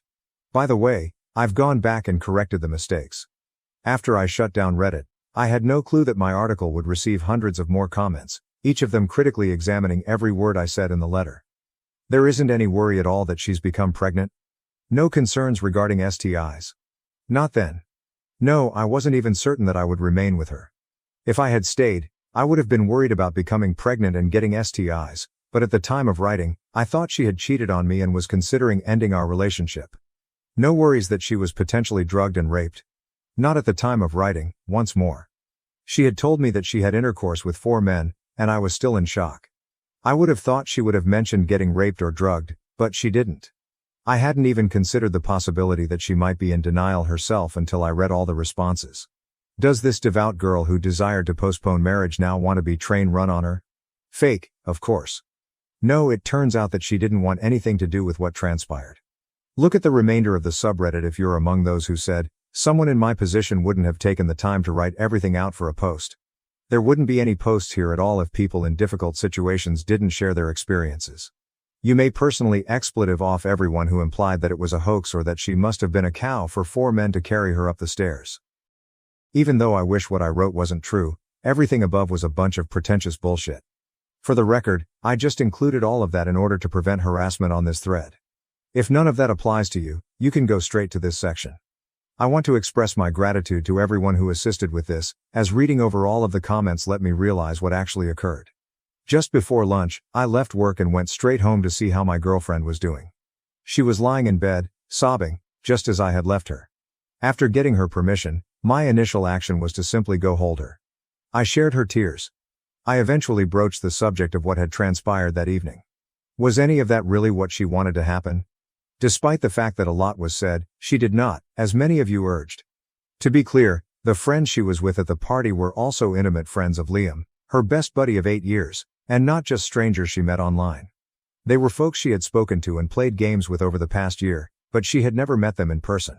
Over her headset, I would frequently hear her conversing with them, and I never noticed anything odd. I was glad she had people to play with as she gamed because she's somewhat shy and introverted. She also claimed that there were 4 or 5 ladies working in the server, so they weren't all men. 3 of the guys and 2 of the ladies were present at the gathering. Liam's girlfriend, a few of other pals, and several of their partners were also there. There were only around 15 people in total, and most of them knew one another. A little get-together of Liam's closest pals at his residence was all that was intended to happen.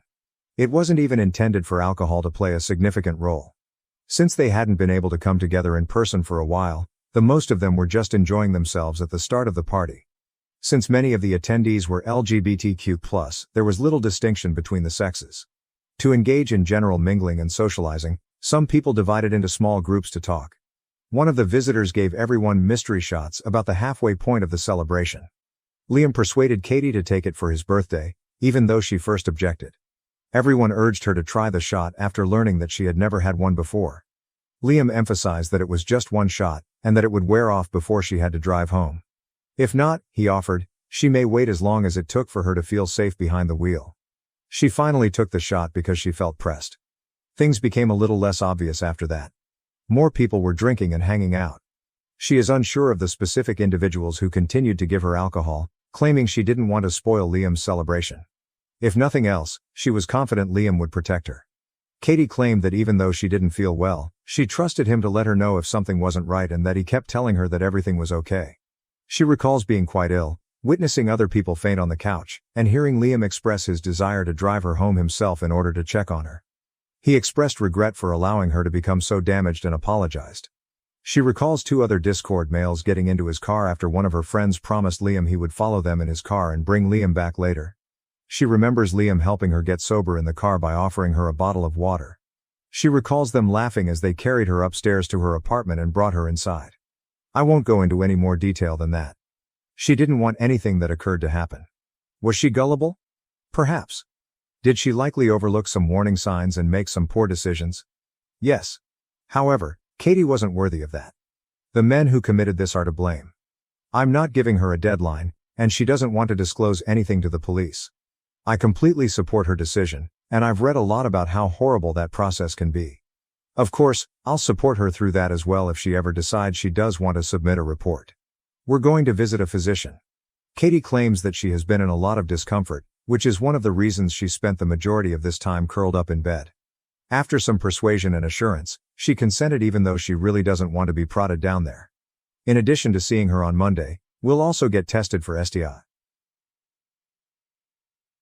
and pregnancy, 2 things we're equally concerned about. We've spoken a lot over the weekend. Both of us have shed many tears.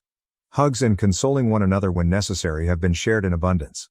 At least she gets some sunlight in the bedroom now that I've opened the curtains. I'm not forcing her to return to her apartment, for those who were worried.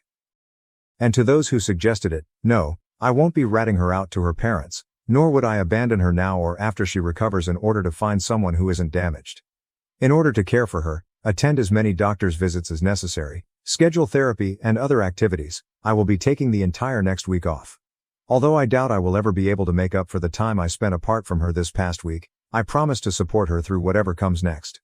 Once more, I want to express my gratitude to everyone who left a comment on my initial post and made me understand what a self-centered idiot I was. I hope that everyone who was worried would find this update helpful.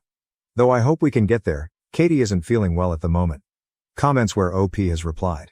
Commenter, Op, you do what you think is best, But I want to add something to make sure she considers it, because these pieces of Yirnavran do this to all women, not just herself, as much as I would like to say. Katie won't be the last, she wasn't the first. These rapes are mama boardman sabam. She is prepared to allow this to occur repeatedly if she is unwilling to act morally and report the violence. You should also speak with Liam, her friend, and find out why he abandoned her to be raped. This is what he did. He let it occur. He has to deal with this, and he can either support her or oppose her. She must inform her parents. You are sticking with a cheater, therefore please stop updating if she is unwilling to do this. OP. OP. I will not issue an ultimatum to her. She doesn't report, so I won't label her a cheater. Following the re-traumatization that comes with reporting and everything that follows, rape victims have taken their own lives. I gave it a thorough investigation. Have you, or are you assuming, without having first-hand experience, what occurs in our legal system? Warning. All 4 of them would probably walk even if she did report. Nor am I forcing her to tell her overly devout parents so they can try to embarrass her. Man, she is not responsible for this. The men who committed this are the ones who must be prepared to act morally and put an end to child rape. Am I the asshole for cutting ties with my dad after years of being blamed for my mom's death and refusing to pay his rent? Since the day I was born, my life has been challenging. You see, my mother died in the hospital while giving birth to me. After that, I was raised by my father, who somehow held me, a physical baby, responsible for his wife's premature passing. Not a day went by during my upbringing in our home without my dad reminding me, in his own cruel manner, that I was the reason my mother disappeared. He would never stop telling me that he never truly wanted me and that my birth had taken away the person he loved the most. He would remind me that I had to work hard and live up to the enormous price my life had paid. If not, my mother's passing would have been pointless. Hearing those cruel remarks as a child was terrible, as you may understand. I was too young to completely comprehend the intricacies of wrath, sorrow, and sadness. I also needed my mother, but she was no longer with me, and the only parent I had left acted as though I were the issue. Instead of protecting me, guiding me, and providing me with comfort, my father became the one who never stopped reminding me that I was not welcome in his life and that my very presence was a curse. It was quite challenging to grow up in that setting. I frequently felt bad just for breathing and existing. At times, I longed to speak with him and express how wounded I was by his remarks and how they made me feel as though I didn't belong, even in my own house. But I didn't speak because of fear. I was greeted with greater resentment and rage the few times I tried to speak up. The outcome was a childhood characterized by a strong feeling of isolation and loneliness. I felt like I was always on edge, trying to prevent my dad from being even more resentful of me, while other children had parents that supported them, consoled them when they were depressed and made them feel comfortable. The existence of so much resentment and hate toward that aspect of myself that I couldn't alter, the mere fact that I was alive, was just as painful as the absence of love.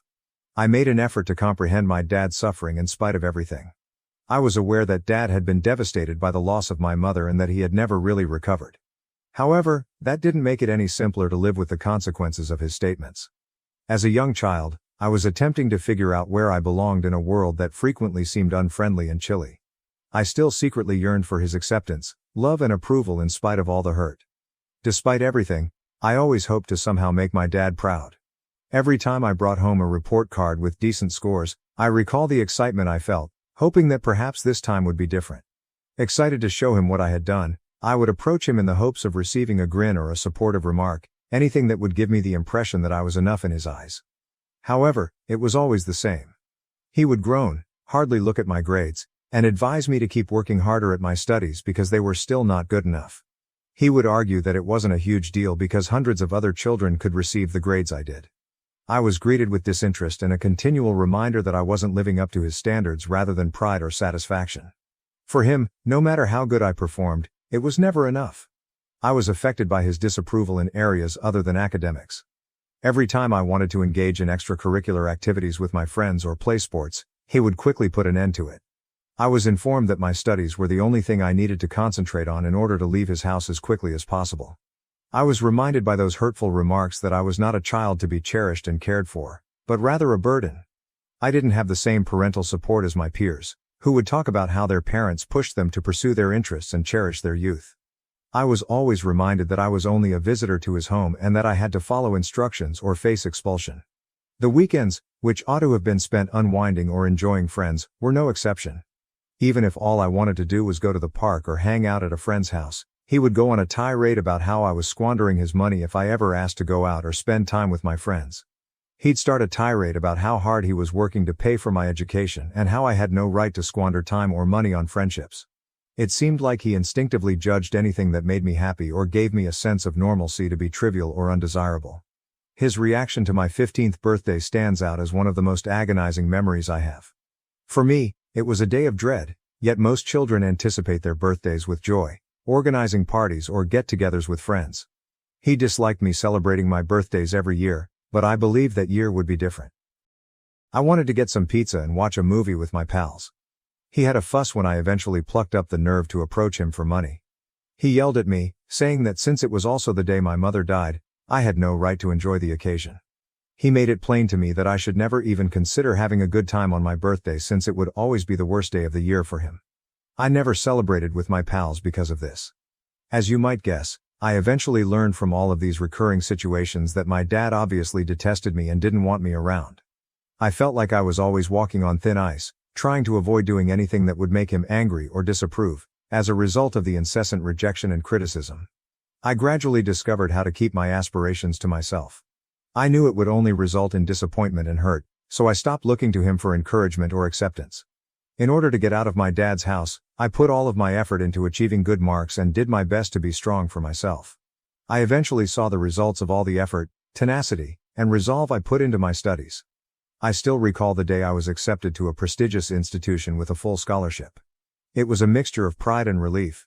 At last, I was leaving the house, escaping my father's controlling influence and beginning a new phase of my life where I could live as I pleased. I felt as though a tremendous burden had been removed when I left home. I was genuinely free for the first time in my life. I had some of the best times of my life throughout those 4 years of college. It was a time of joy, progress, and self-discovery. I was able to experience all that had been out of my reach for so long and live like a typical young adult at last. Even though he made an effort to exert greater control over me from a distance, I stopped listening to my dad. I'd had enough of living under his rule. It was time for me to take charge of my life and create the life I want. Even with my newfound independence and the excitement of college life, I never lost sight of my objectives. I maintained my good marks because I was eager to take advantage of the chance I had worked so hard to obtain. However, I also made sure to have fun and take advantage of everything that college had to offer. I joined clubs, attended parties, made new friends, followed my interests, and at last began to live my life as I had always dreamed. I met Sheila, my girlfriend, about this time. One of the most amazing and surprising things that happened to me in college was meeting her. There was something about Sheila that captured my attention right away. We are both very similar in that we are driven, ambitious, and career-focused. Beyond that though, our deeper connection was what truly set our relationship apart. No one else ever understood me the way Sheila did. The fact that we can sit together for hours on end without having to talk to each other is one of my favorite things about her. She lets me lose myself in my thoughts, which is really uncommon in relationships. I never feel under pressure to be someone else when I'm with Sheila. Whether we are sitting side by side, content in our solitude, or discussing our aspirations and ambitions, we appreciate each other's presence. For the first time in my life, Sheila gave me the genuine sense that I didn't need to bear the shame I had been carrying around for so long. She was able to see straight through the misery I had been experiencing. Pain that had grown so pervasive in my life that I was virtually blind to its abnormality. Sheila emphasized how terribly incorrect it was for my father to hold me responsible for my mother's passing and how no child should have to deal with that. She urged me to go to therapy, which I had never given much thought to before. I didn't even know there was a method to break free from my dad's influence because his words were so embedded in my brain. One of the things that changed my life the most was going to therapy. At first, it was difficult since it required a lot of bravery and work to face the truth about my childhood, admit the trauma I had experienced and learn how to destroy the harmful ideas I had internalized. However, therapy let me see things that nothing else had. It made it clear to me how faulty my dad's reasoning was and how much I was worthy of better. I gradually came to understand that my dad's resentment and rage were his problems, not mine, and that I wasn't responsible for my mother's passing. I saw that my anger toward my dad increased as I began to recover. It seemed as though all of the bitterness I had been harboring was at last emerging. For years, I had been carrying the guilt he had placed on me while attempting to gain his favor and be the child he desired me to be. However, I was now coming to the realization that I had nothing to do with that and that he had unfairly and cruelly burdened me with his rage and anguish. I found it challenging to keep up any sort of contact with him during my time in college because of this rage. I rarely spoke with him, and when I did, it was tense and brief. I couldn't help but be resentful when I yelled at him, and I wasn't very patient when he tried to manipulate or be critical of me. I finally confronted him about everything at one point. It was a spontaneous outburst of repressed emotion and frustration rather than anything I had planned. I explained to him how his words and deeds had severely damaged my mental health throughout the years he had held me responsible for my mother's passing, and how I was determined to stop him from doing that to me. I made it plain that I was tired of being used as a scapegoat and that I was entitled to dignity and respect. If not, I would sever my relationship with him forever. This time he had nothing to say. I had thought that he would apologize, but he didn't refute what I had said either. I observed a shift in my dad's interactions with me following that talk. Every time he spoke to me, he seemed to attempt to be kinder and less severe. He seemed to be trying to change, to be more sensitive to my emotions. However, our relationship remained tense in spite of this. A minor change in behavior was not enough to undo years of suffering and animosity. Although I was grateful for his attempt, it would take more than that to mend the relationship, if it could be restored at all, given the harm he had caused. Even while my connection with my dad remained strained over the years, I no longer felt the same kind of shame or rage. I've gradually realized that although I can't alter the past, I can manage how I allow it to impact the future. Sheila's encouragement and support have undoubtedly been crucial to this journey, and I am immensely appreciative of her for assisting me in realizing my worth as a person deserving of respect, love and happiness. My dad recently married DEI, his lover. I chose to go to the modest private wedding with my girlfriend Sheila, in spite of everything that had transpired between us over the years. As they embarked on this new phase of their lives together, we wanted to offer our support and best wishes. I was pleased for my father and believed that he may improve as a result of getting married. But my dad called me a month after they were married, seeming desperate. He was having financial difficulties as a result of some bad financial decisions. He informed me that he was facing eviction after failing to pay his rent for the previous 6 months. He claimed that he couldn't discuss this with his wife since it would cause them to argue. He asked me if I could pay his rent right now. As soon as I heard this, I declined. Given our complex past, I didn't want to be used as a financial safety net, even if I had the resources to do so. I didn't want to create a situation where he could come to me for financial support if things went wrong because I've worked hard to create the life I have. However, I began to feel bad after discussing it with Sheila. I couldn't get rid of the thought that perhaps I was being too severe, that perhaps he really needed assistance, and that he was still my father in spite of everything. I then gave my dad a call back and suggested a middle ground. I informed him that since I lived alone in my house and had enough room for him and DEI, I would let them to remain with me temporarily even if I wasn't willing to pay his rent. Until they saved enough money to get back on their feet and locate a new place, I offered them they could stay at my house. Considering everything that had transpired between us in the past, it wasn't an easy decision, but I believed it was the right one. I made it apparent that this was only a short-term solution and that I wanted him to put in the effort to get back on his feet. After considering my offer for a while, my dad finally gave me a call and accepted the deal. He and DEI moved in with me in 2 weeks, and I prepared a guest room for them. For us all, the first month or two was a time of transition. I hadn't lived with my dad for years, and we had changed significantly since then.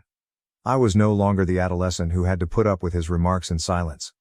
I had my own life, rituals, and habits as an adult. Unfortunately, his previous patterns quickly reappeared. As though nothing had changed, my dad began making remarks about my habits and manner of life, including how I spent my time, maintained the house, and even handled my daily tasks. He seemed to have something to say all the time. However, I had changed from who I was before. I wasn't going to give him that much control over me this time. Every time he began to criticize me or try to dictate how I lived my life, I would tell him to stop. I would make it plain that, particularly while residing under my roof, he had no right to criticize my decisions. I was forceful, but I wasn't impolite. I refused to let him tell me how I should live any longer. Naturally, his wife, Dee, was not pleased with this. She said a few of times that I should respect my father. She would explain to me how much he had given up.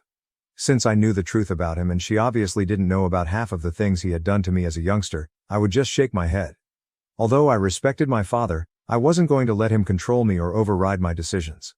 I wasn't going to repeat the cycle of sacrificing my happiness to satisfy my father, something I had done for far too long. Nevertheless, I would simply remain silent any time DEI made those comments because it wasn't my place to tell her the truth about my dad. There was no point in arguing about it. Although I was aware that cohabitation would be difficult, I thought that eventually we could all figure out how to get along without too much conflict. However, one evening after a particularly demanding workday, I returned home to discover my dad and his wife watching TV in the living room. The kitchen was overflowing with dishes, and the house was a complete disaster. Since I had frequently reminded my dad and his wife that they needed to do their fair share of the housework and that it was his day to clean, I questioned him about why he hadn't done it. "You know," Dad began in that tone that always made me tense, "you're a grown-up who I raised all by myself after your mother died. Asking me to perform additional work for you at this age should make you feel embarrassed. You're capable of doing the dishwashing yourself." Hearing such statements infuriated me so much that I retorted, "You know what's truly embarrassing? The fact that you were the one who pleaded with me to move in for free. And now you're sitting here on my couch, in my home, eating my food, watching my TV and giving me directions. This entire time, neither you nor your wife have offered me any assistance. You know what? You can just pack your bags and depart at any time if you don't feel like doing the dishes." My father simply looked at me, surprised by how strongly I had responded. For an instant I feared he may actually stand up and storm out of the tense quiet. But knowing that he had nowhere to go, I turned and left the room, slamming the kitchen door behind me as my heart raced with impatience and rage. When I came downstairs the following morning, DEI and I were by ourselves in the kitchen. It's likely that my dad left early for work. DEI asked if she could speak with me as I was ready to leave the kitchen.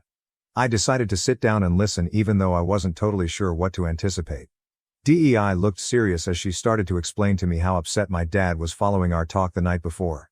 She claimed that given the amount of money he had allegedly spent to assist me in purchasing my home, I had no right to treat him in that manner. My dad hadn't provided me with any financial support since I left for college, so I was understandably shocked. I had saved hard for years to purchase this house with my own funds. The assertion that he had made a substantial contribution to my acquisition was wholly untrue. When I asked DEI what she meant, she clarified that my dad had told her that he had contributed to my property purchase by using some of his savings. It seemed almost funny to me that this was the story my dad had given her, and it was like a light bulb going out. DEI persisted in saying that I should be thankful for the assistance my dad had allegedly provided me before I could reply.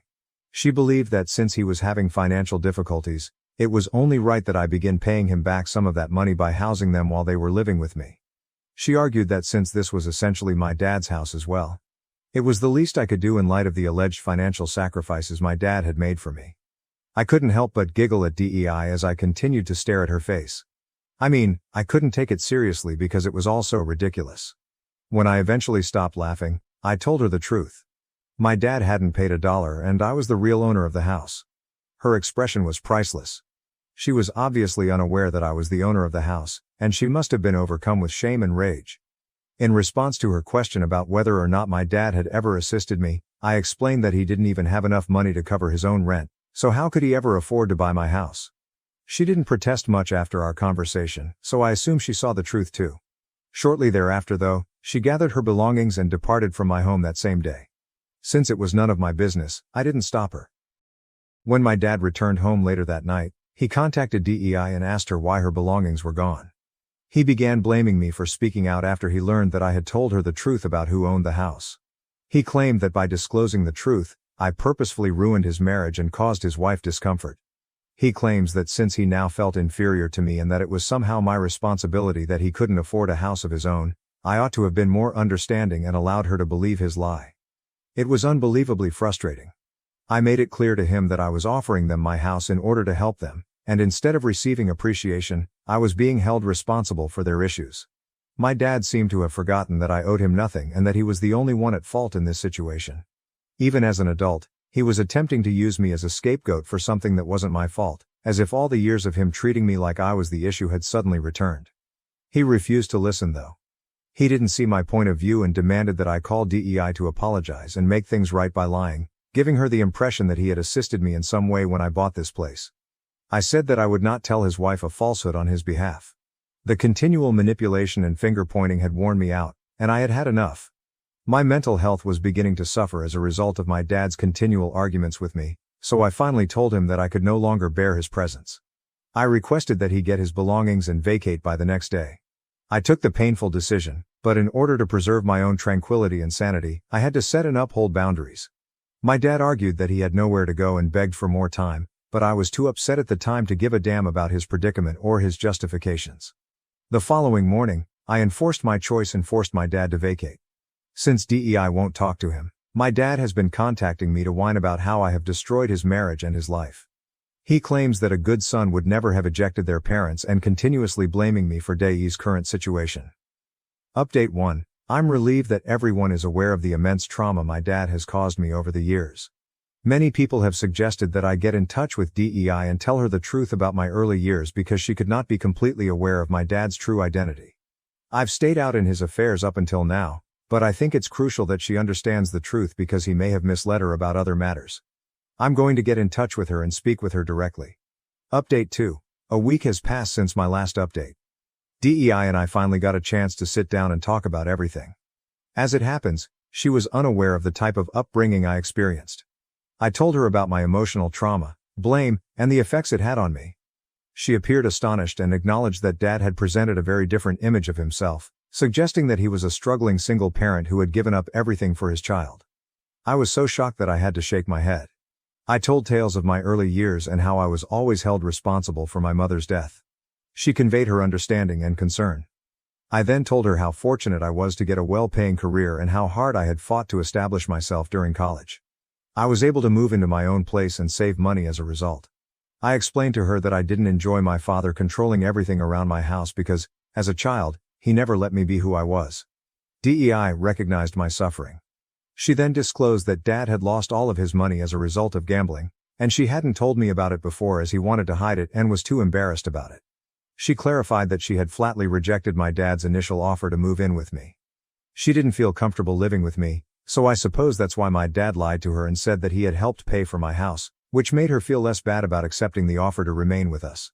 She was upset though, when she subsequently learned from me that his claims of helping with my house were completely false and really another ploy to achieve what he wanted. She went on to express her embarrassment at having to ask me for rent that day. I informed her that Dad was solely responsible for his falsehoods and that it wasn't her fault. DEI told me as we were leaving that she intended to take some time away from Dad to think about their relationship after our talk.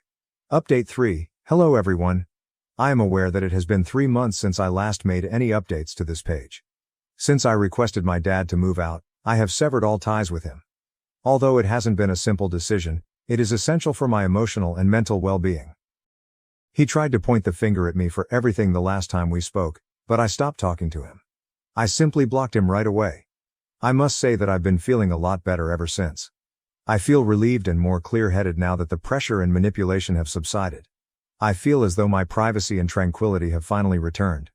Sheila, my girlfriend, has been really helpful during this process.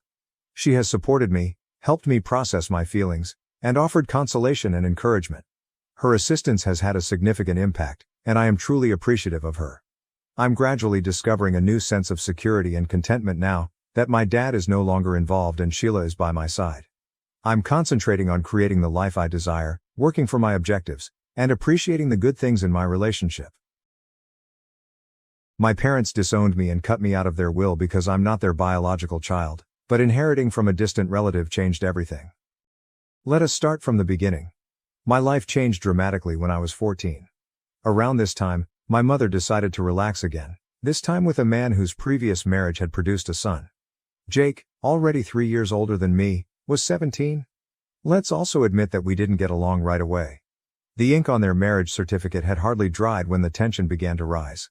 At first, it was the tiny issues that arise when strangers are notified that they are suddenly family and brought together. Jake would leave dirty dishes in the sink, assuming they would clean themselves. Of course, I was the one who got a lecture from my mother or new stepfather about the kitchen mess. Alternatively, I would see my shampoo disappearing faster than usual, only to discover Jake with perfectly maintained hair that appeared to have resulted from using my favorite product. It was strange, but I felt upset by more than just Jake's antics. Tom, my stepfather, handled things in the same manner. I seemed to be the problem whenever things went wrong. He'd think I was responsible without even asking. Then there was my mom. She was too focused on making this new family dynamic work to see what was happening. She'd brush it off, cover for Jake, and pretend everything was fine. I could immediately detect the difference in expectations. Mom and Tom announced they were expecting a kid around a year into our difficult living situation. At that time, everything changed. Suddenly, everything revolved around the newborn. The house required renovations, and guess which room was chosen for the nursery? Exactly, mine. I was shoved into a cramped, claustrophobic guest room with barely enough room for my possessions. It felt like a demotion, a clear sign of my role in this new family structure. A few months later, Nathan, my new half-brother, was born and quickly became the center of attention. Jake felt the same shift and grew even more entitled. He dropped out of college and moved back home, bringing with him a whirlwind of late-night parties and questionable pals who came and went at all hours. Tom dismissed my protests about the noise and trash, while my mother simply looked sorrowful, as if to say, "What can we do?" It was infuriating. I started spending more time at friends' places, anywhere I could find routine. My escape ended up being school. I stayed as long as I could, joining every organization and taking extra classes. It was more than just adolescent defiance. It was about survival. Home became a place where I always felt as if I was walking on eggshells, waiting for the next explosion. It was suffocating. One evening stands vividly in my mind. I got home later than usual to find the house utterly still. A note on the refrigerator indicated that they had gone out to dinner, without me. I hadn't even been invited to this family supper. That note struck harder than I expected. I felt invisible, as if I did not truly belong. And it stung. Not shortly after my 18th birthday, everything almost broke. I felt Tom disliked me having any excuse to leave the house, despite the fact that I worked part-time. He repeatedly told me that it would jeopardize my academic progress. Then one evening, I returned home to discover my room utterly trashed. Jake hosted a party while my mom and Tom were gone, and my room suffered as a result. A broken lamp, alcohol stains on my project documentation. It was an outright breach of my privacy. I challenged them at breakfast the next morning. Tom responded coldly and contemptuously, "You should have been more responsible with your belongings." My mother simply sighed and whispered something about families coming together and letting go. I had finished letting things pass. Everything I did during those years seemed to be scrutinized, but not in a way that suggested concern for my well-being. Rather, it appeared like they were waiting for me to make a mistake so they could blame me. Jake, who had turned into a professional couch potato, appeared to get away with it all. Although Nathan, my tiny half-brother, was still a child, the amount of coddling he received revealed who the favorite was. I remember one time when I was working on a large science project that I found really interesting. Even at home, working on it was nearly impossible. I desired silence, so I set up a workstation in the corner of the living room. It felt like I was trying to build something delicate in the heart of Times Square. I eventually had enough. Jake would play loud music, Nathan would run about shouting, and Tom would complain about how my project was taking up too much space or making a mess. After packing, I went to see a buddy, whose parents allowed me to work in their tranquil dining room. For the first time in what felt like forever, I was able to concentrate. That was when I realized how odd my home life had become. My friend said, "You're always welcome here." The invitation was easy, yet it meant everything to me. For me, home was just a place I couldn't wait to leave. Home is supposed to be a secure refuge, yet every hour away from it helped me breathe a little easier. I started working extra shifts at my job. Of course, Tom didn't like it. He frequently mentioned my job as a distraction from school, but I knew why he disliked it. I wasn't around as much for him to critique. As I accumulated more money, the thought of moving out began to form in my head, but I realized it would not be easy. My mother and Tom were unable of dealing with the situation. The more I thought about it, the more it seemed like the only option to regain control of my life. I was a ball of worry the day I decided to inform them I was leaving. I discovered a basic yet fairly priced apartment near my campus. From my part-time employment, I had saved enough to cover the first 3 months' rent. It wasn't a lot, but it was mine. The prospect of having my own life and space kept me focused. One evening, after dinner, I seated Tom and Mom at the kitchen table. With my heart pumping, I attempted to keep my voice calm. I looked them in the eyes and said, "I'm moving out." The room became silent, and I could feel the tension mounting. You could have heard a pin drop. Tom was the first to reply. He smiled, shook his head and said, as if I had told him the most stupid thing imaginable, "You think you're ready to live on your own, just because of your age?" His voice was filled with amazement and a trace of mockery. At first, my mother said nothing. She simply sat there, staring down at the table, her expression unreadable. "I am ready," I said, attempting to sound more confident than I felt. The disagreement began when I stated that I needed my own room and had enough savings to cover it. Tom went on a rampage, accusing me. I was selfish, unappreciative, and tried to avoid my responsibilities at home. "He looks up to you, you know?" he continued, attempting to guilt me into leaving Nathan behind. As if that were enough to keep me in a hazardous atmosphere. My mother's response was calmer, but no less devastating. She did not dispute with me, like Tom did, nor did she attempt to stop me. She only continued to complain, saying things like, "Families stick together, and you'll regret it if you leave." But I knew better. This was not about family. It was about control. I stayed put not because I just desired my own space, but because I needed it for my emotional and psychological well-being. I felt like an outsider in my supposed home. I was tired of being held accountable for things beyond my control and of attempting to fit into a family that had made it apparent that I was not actually a member of it. I spent the following few days preparing. Every item I packed into a box felt like a step closer to independence, even though it wasn't easy. My mother entered my room on the morning I was supposed to leave. I readied myself for another battle, but it never happened. Instead, she helped me pack discreetly. Our conversation was brief. She asked whether I needed extra boxes or offered to donate old utensils. We both appeared to be avoiding the actual concerns, making light talk to avoid admitting that this was the end of something. Later that day, when I locked the door to my new flat, I experienced an uncommon range of feelings, including relief, grief, excitement, and worry. I was now living completely on my own. It felt simultaneously liberated and terrible. The first few nights were the most challenging. The flat seemed overwhelmingly empty and quiet. I found myself longing even the disagreeable sounds of home, like Jake's loud music, Nathan running around, and Tom's incessant nagging. However, as the days passed into weeks, I grew to cherish the silence. For the first time in years, I could actually breathe. I no longer had to tiptoe around the house, worrying about Tom's mood swings or whether Jake had hosted another party. I could come and go as I liked, eat when I wanted, and sleep uninterrupted. It seemed like I was finally discovering who I was beyond the insanity of my family. A new type of freedom. Life rapidly found its groove. I balanced work, education, and maintaining my modest apartment. It was not flashy, but it was mine. My connection with my mother and Tom improved slightly after I moved out of their house. I kept my distance but saw them sometimes, which made things easier. Then, unexpectedly, I received a call from my mother. Her speech was muted and more light than normal.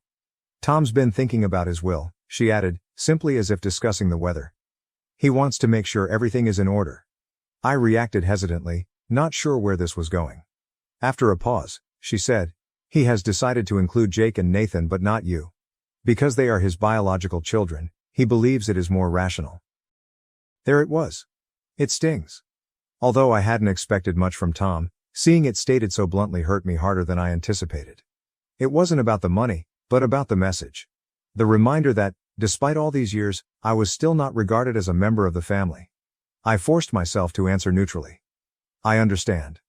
Mom, maybe sensing the hurt, hastily attempted to ease the impact. "You understand, this is just legal things. It doesn't impact our feelings for you, right?"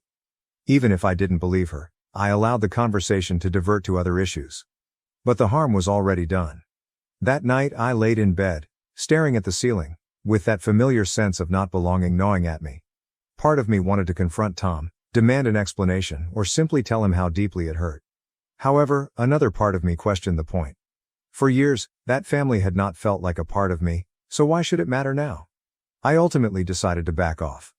I reduced my visits, stayed busy with school and work, and spent more time cultivating relationships with people who actually appreciated me. Friends, instructors, and co-workers who loved me for who I was, not for what I could contribute or because we had once shared a home. These were the individuals that mattered. The anguish from Tom's will and years of feeling like an outsider began to recede. It wasn't an overnight metamorphosis, but the hatred subsided, though it would occasionally boil up, especially at family events, when I saw Jake and Nathan relishing in the spotlight. I began to realize that some things were beyond my control. I started establishing my own family and sense of belonging. A few months later, Tom recovered from his health scare and their lives resumed to normal. Then came the actual test. I was invited to a family dinner to celebrate Tom's recovery. I went out of responsibility, rather than choice. The evening was just as awkward as I expected. Tom talked about his recuperation. Everyone gushed about Nathan's newest academic accomplishments, and Jake boasted about a new job he had suddenly landed. I sat there relatively silent, and it was painfully obvious that I was the odd one out. However, this time it stung less. I had come to terms with my status in the family. I was the outsider, yet there were individuals in my life that cared for me for myself, not because of family obligations or shared DNA. I made an excuse about an early start and went after dinner. As I drove home, I felt a weight lifted from my shoulders. I'm good, I told myself. Really good. I dealt with the emotional impact, faced the truth of my situation, and emerged stronger and more confident in myself than ever before. For the first time in years, I felt peaceful. But life had another surprise in store. Just when I thought I had finally achieved some calm and routine, everything turned upside down again. One afternoon, I got a call from a lawyer I'd never heard of. His tone was courteous and professional, but his voice had an almost apologetic aspect. "Am I speaking with Jessica Evans?" he inquired. "Yes, that's me," I explained, bewildered. "I'm calling about Margaret Evans, your great-aunt's estate," he explained, his tone slow and measured. "She passed away recently and named you as the sole beneficiary." For a little period I fell silent. I couldn't recall Aunt Margaret. She was one of those distant relatives you'd hear about but never actually knew. She didn't have any children, and I faintly remembered my father mentioning her once or twice as someone who had helped raise him. I hadn't seen her in years, possibly since I was a tiny child. And now I'm being informed she's left everything to me. "I'm sorry for your loss," the lawyer said, breaking the stillness. "She was a remarkable woman." Still absorbing his remarks, I blurted out a thank you. Then, half expecting it to be something simple, perhaps an old house or a few family heirlooms, I inquired, "Exactly what did she leave behind?" "Your great-aunt was quite well off," he said. "Over the years, she made some excellent investments. The estate contains various properties, a significant stock portfolio, and a trust fund worth approximately $3 million. My heart halted for a moment. I sat there gripping my phone thinking, why me? We weren't very close. When I was younger, I paid her a few trips, but our relationship was never genuinely strong. My mind could not fully grasp it. The attorney then stated, "She left a letter for you. I will forward it together with the other documents." He noted that she went into greater detail regarding her decision. After we hung up, I sat there staring at my phone, trying to make sense of everything. Why did Aunt Margaret chose me to inherit everything? I scarcely know her. Was this some kind of mistake? The next few days were spent meeting with the attorney, signing paperwork, and discovering exactly what I had inherited. There were houses, stocks, and personal stuff in addition to the money. Aunt Margaret's letter, however, impacted me deeply. In it, she stated that she had always appreciated my independence and saw in me a reflection of herself at my age. She described me as determined, self-sufficient, and capable of creating a life on my own, qualities she thought she lacked when she was younger. She wanted to offer me the opportunity to spend her riches for something meaningful. It was overwhelming. Here was this relative I barely knew, who saw something in me that my own family hadn't noticed. She appreciated and chose me. My initial move was to purchase a tiny home. Though it wasn't lavish, it was mine and represented a new chapter in my life. Thinking about long-term financial security, I also bought a rental property and invested the leftover monies. I spoke with a financial expert to ensure that I made sound judgments. It seemed weird. In the course of a week, my life had entirely changed. I no longer had to scrape by or wonder how I would make ends meet. For the first time, I felt truly secure and free. However, freedom brought a new set of challenges. At first, I didn't notify anyone about the bequest, even my relatives. Given our tumultuous past, I knew the news would not be well received. I owe them nothing. But secrets have a way of getting out, and mine was no exception. It began with a cousin I hadn't seen in years, who heard about the inheritance through legal means. My mother found out before I did, and the rest of the family soon followed suit. The phone calls started almost immediately. First, my mother called in an unusually cheerful and inquisitive tone. She complimented me, then casually stated how difficult things had been financially for her and Tom. I sensed where the talk was going, and sure enough, the floodgates erupted. Tom called first, then Jake, and then some distant cousins I hadn't heard from in years. Each intimated, in their own way, that they needed a piece of my inheritance. "Times are tough," they would say. My mother even commented, "You know how bad Tom's health has been," as if this explained their newfound interest in me. They all seemed to have forgotten about me, but only as a possible ATM. I was overwhelmed with requests for money, loans, and gifts. It felt like vultures were circling, waiting for their time to swoop down. I felt overwhelmed. For a brief period, I considered quitting up, questioning whether holding on to the bequest was selfish. But then I remembered all the years I'd spent feeling like an outsider in my own family, being blamed, discarded, and ignored. I had worked hard to earn whatever I had before this windfall. I had gotten it through college on my own without their help, and now that I had some stability, they wanted to take it away. When I was struggling, None of them volunteered to help. When my mother eventually inquired why I hadn't told her about the bequest sooner, I found the strength to reject the guilt and manipulation. I softly but firmly explained to her that our separation was both emotional and physical. I had been kept away, ignored, and alienated for years, as if I belonged nowhere in the family. This inheritance allowed me to live on my own, without relying on anybody else. It is my life, I assured her, and I must live it in my own manner. I apologize if this offends you, but right now I need to act in my best interests. The outcome of that conversation was worse than I could have predicted. Mom accused me of being arrogant and inconsiderate. Tom interjected, chastising me about how families should treat one another. Nonetheless, I stood my ground. Over time the calls got less frequent, and the demands for money ceased when they understood I would not give in. It was challenging, but extremely necessary. I had realized a sad reality about family. Sometimes the people you trust the most are the ones who bring you down. Knowing that I had protected myself brought me calm. Finally, I decided not to let them dictate my life. This inheritance was about taking control of my own destiny and, more importantly, gaining the ability to live my life on my own terms. My communication with them became strained, but I'd become accustomed to it. Their approval was no longer required, and I was not bound to offer them anything. I had friends, mentors, and people who actually cared about me, not because of familial obligations, but because of who I was. The big surprise came from an unexpected source. My younger half-brother, Nathan. I unexpectedly received a clumsy handwritten note from him. "I'm sorry for asking for money. I miss you," he wrote in his untidy handwriting. Though little, this step meant a lot to me. Nathan, barely 14, was reaching out in his own way. After that, we started texting. Little conversations about his school and interests, nothing too serious, but it was something. It was the start of a modest bridge between us, even though I wasn't optimistic about reconciling with the rest of the family. I was creating a life for myself, free of need on anyone else. For the first time in years I felt completely free. However, the impression of tranquility was fleeting.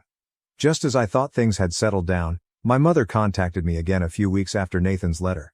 This time, she wished to talk things over. I could tell this wasn't going to be a chat about reconnecting or finding common ground, so I agreed to see her in public in the hopes of keeping things nice. We met at a nearby cafe and the vibe was unsettling from the start. She rarely inquired about my life or how I was doing. Instead, she got right into how difficult things had been financially since Tom's health crisis and how Nathan's private school fees were stacking up. I sat there, listening, feeling like an outsider in her list of troubles. It quickly became evident why she had requested to meet. She also added that they were thinking of upgrading the house and that she really needed a vacation to relieve her stress. It was clear she was not there to heal our relationship. She was there for a single reason. Finally, I could not stand it any longer. I cut through the tension, saying, "Mom, just get to the point." She looked me in the eye and said, without hesitation, "I expect you to write me a check for $1 million. I nearly choked on my coffee. "Excuse me?" I asked incredulously. She did not waver. "It is only fair. Technically, since it came from your father's side of the family, all of that money should have been mine." I was shocked. Her entitlement and audacity were astonishing. She sat there, casually demanding $1 million as if it was her birthright. I said bluntly, trying to keep my voice steady, "I'm not giving you $1 million. Her tone moved from entitled to plain angry, and her expression became severe. "You have always been unappreciative of everything we've done for you," she told us. Her remarks painted me as a criminal for not turning her the money she claimed she was owed. Without turning back, I paid the money and left the cafe. It still surprises me that my own mother attempted to guilt me into giving her money to which she had no right. What followed was even worse. A few days later, my mother started circulating rumors.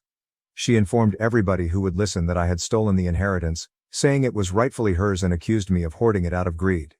Suddenly, relatives I hadn't heard from in years began calling, either to support her or to pressure me into sharing the money.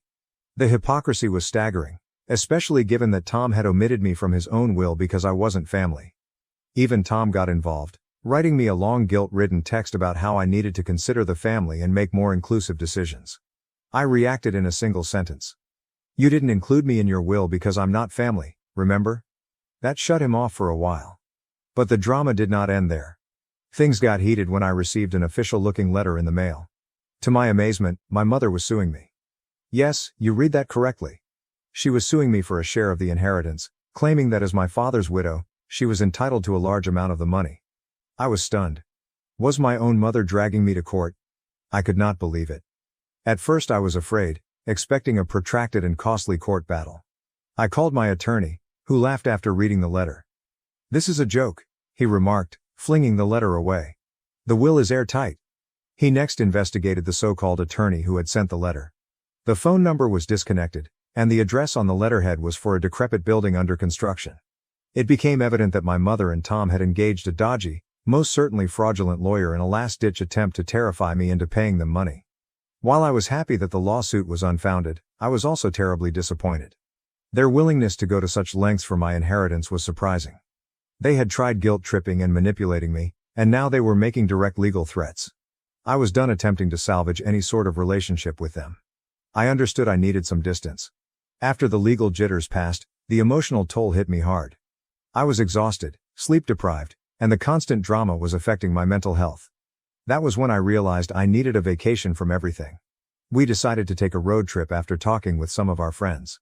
Nothing extravagant, just a trip to a couple spots we'd always wanted to go but never got around to. It was just what I needed. Time to clear my mind, escape the chaos and, most importantly, consider what I wanted for my future. As we began the road, I couldn't help but reflect on how much had changed in such a little period. A year ago, I was barely making it in a house that never felt like home. I now had financial security, my own home, and the freedom to make my own judgments without interference from others. It felt liberating, yet also bittersweet. Growing up, I looked to my mother and stepfather for guidance and encouragement. To me, family meant having someone who would always have your back, no matter what. But through it all, I learned a terrible lesson. Just because someone is family by blood does not guarantee they are there for you in the ways that matter. Throughout the trip, I reflected a lot and realized that I didn't need their money, validation, or acceptance. I had everything I needed, and the relationships I actually valued were those I had formed with people who loved me for who I was, not what I could offer them. In little ways, my friends, colleagues, and even Nathan expressed more genuine care for me than my mother or Tom ever did. Following the trip, I decided to write letters to each family member who had attempted to influence me. I did it for me and not for others. It was my way of achieving closure, expressing what I couldn't say in the heat of the moment. In those letters, I detailed how their actions had harmed me and how, despite my desire to be a member of the family, I was constantly pushed aside. I wished them well and hoped they would move on, just as I had. The only reaction I received came from Nathan. His letter was modest but sincere. "I appreciate you delivering the letter. I miss you. Let us get together sometime." It wasn't much, but it was the beginning. Nathan and I might one day develop something real, free of obligation or manipulation. As for the rest of the family, I had finally accepted that we were better off at a distance. The inheritance had served as a wake-up call. Not just a financial boon, but also a revelation about my true family. It wasn't the folks who raised me, it was those who supported me when I had nothing to offer but myself. Looking back, I don't have any regrets. I stayed firm, safeguarded my future and found peace by letting go of the poisonous connections that had been holding me back. Life has a peculiar way of teaching us what is actually essential, and I'm glad for that, no matter how harsh the lessons were. Sitting in my own home, surrounded by people who feel more like family than my actual relatives ever did, I know I'm precisely where I should be. Paid for my wife's family vacation, but sister-in-law excluded me. At checkout, when she expected me to cover her bill, I made her pay. I never imagined feeling this depressed while lounging in an upscale Miami Beach resort. A family vacation that was supposed to be unforgettable has become a nightmare because of my sister-in-law, Ella, 38F. I am accompanied by my wife, Ray, 42F, her aging parents, 76M and 70F, and Ella. We have been married for 10 amazing years. I'm already at my wit's end because of Ella's treatment of me just 2 days into this vacation. Over the past 10 years, Ray and I have established a pleasant life together. We have both put in a lot of effort to get to the senior positions we currently hold at our respective firms. Our success is reflected in our lifestyle. To break up the routine of our hectic lives, we take at least 3 large vacations a year in addition to a number of weekend excursions. We are able to travel widely since we decided not to have children. We've made it a point to take Ray's parents along on one of our yearly vacations for the past 2 years. Her mother finds it difficult to travel with her father alone as his health has been progressively deteriorating. The trip this summer was particularly meaningful because Ray's father had mentioned that he had always wanted to go to Miami, where he and his wife had gone on their honeymoon almost 50 years prior. He spoke of it with a certain fervor that betrayed a dread that this would be his final opportunity to relive those treasured recollections. Given how expensive a week in Miami would be, I promptly turned down his offer to help with the costs. I wanted to do this for these individuals since they have been treating me like their own kid for the past 10 years. I can easily afford such costs because of my financial circumstances, and it was well worth the money to witness their happiness upon returning to Miami. When Ella asked to go with us, our journey took a very different turn. Ella has always been in a hard spot financially, unlike Ray and me. Her husband's salary hardly meets the necessities for her 3 school-age children. She would always remark that she hadn't been able to afford a real vacation since her honeymoon whenever we shared pictures from our trips. She came up to us directly this year about going to Miami. I consented even though I knew I would be responsible for all of her costs. Family should support family, after all. Ella's behavior seemed strange from the moment we arrived in Miami. Only a few hours after arriving at our beach resort, the first warning sign arrived. Ella recommended that the family take a picture in front of the breathtaking ocean scenery. In order to get everyone in the photo, I grabbed my phone and prepared to set the timer. She stopped me at that point. "Oh, would you just snap the photo for us? Mom, Dad, Ray and I are the only 4 people we desire." Her remarks were like a kick to the face. I said nothing, figuring they might have preferred a single picture of their original family. However, this was not an isolated incident. Ella made it the central topic of our trip. She would find a way to keep me out of every restaurant, tourist attraction, and special occasion. She kept saying, "Oh, just the 4 of us," or, "This one's just for family."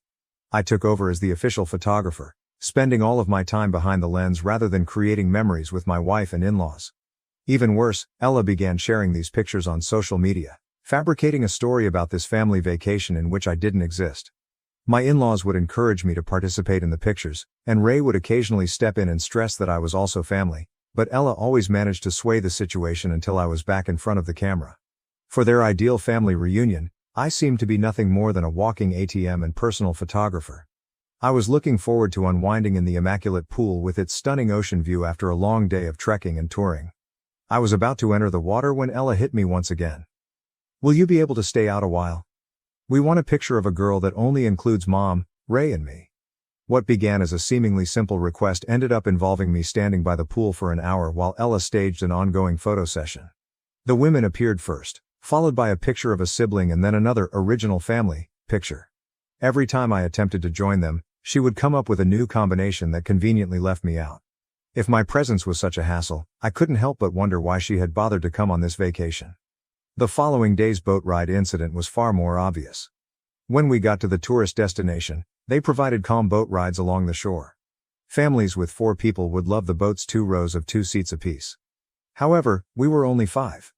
Ella stepped right in with her idea before anybody else could offer a reasonable rotation scheme. She insisted that this arrangement would be perfect for family photos, and made arrangements for Ray's parents to sit together in 1 row while she took the seat next to Ray in the second. In the subsequent boat, I found myself surrounded by strangers. They also purchased a memento of their boat ride with the family. This is the text, punctuated and clearly divided into paragraphs. Currently, Ella's social media feed features the picture. My entire holiday experience was well captured in the souvenir photo from the boat excursion, when I was awkwardly crammed between strangers as my wife and her family had wonderful memories without me. I couldn't help but observe that I was always the one who had to be left out of any situation. Even though I was paying for this entire vacation, Ella never once volunteered to trade places or take turns being the odd one out. It was the same for dinner at the fancy seafood restaurant. I had been looking forward to this reservation for weeks, particularly asking for a prime table with an unhindered view of the sunset at one of Miami's most upscale waterfront restaurants. The hostess escorted us to a circular table for 6 when we got there, which was well situated to capture the golden hour light across the ocean. Ray's parents were seated across from us, and I had imagined us sitting together and taking in the scenery while we shared this beautiful time. Since Ella was a last-minute addition to our trip, she might have easily grabbed a seat on the side. Rather, Ella sat beside Ray before anyone could even bring out a chair, and her parents, of course, took the best seats. With my back to the sunset, I had deliberately planned this dinner around. I was forced into the worst conceivable position, between Ray's parents and the crowded server station.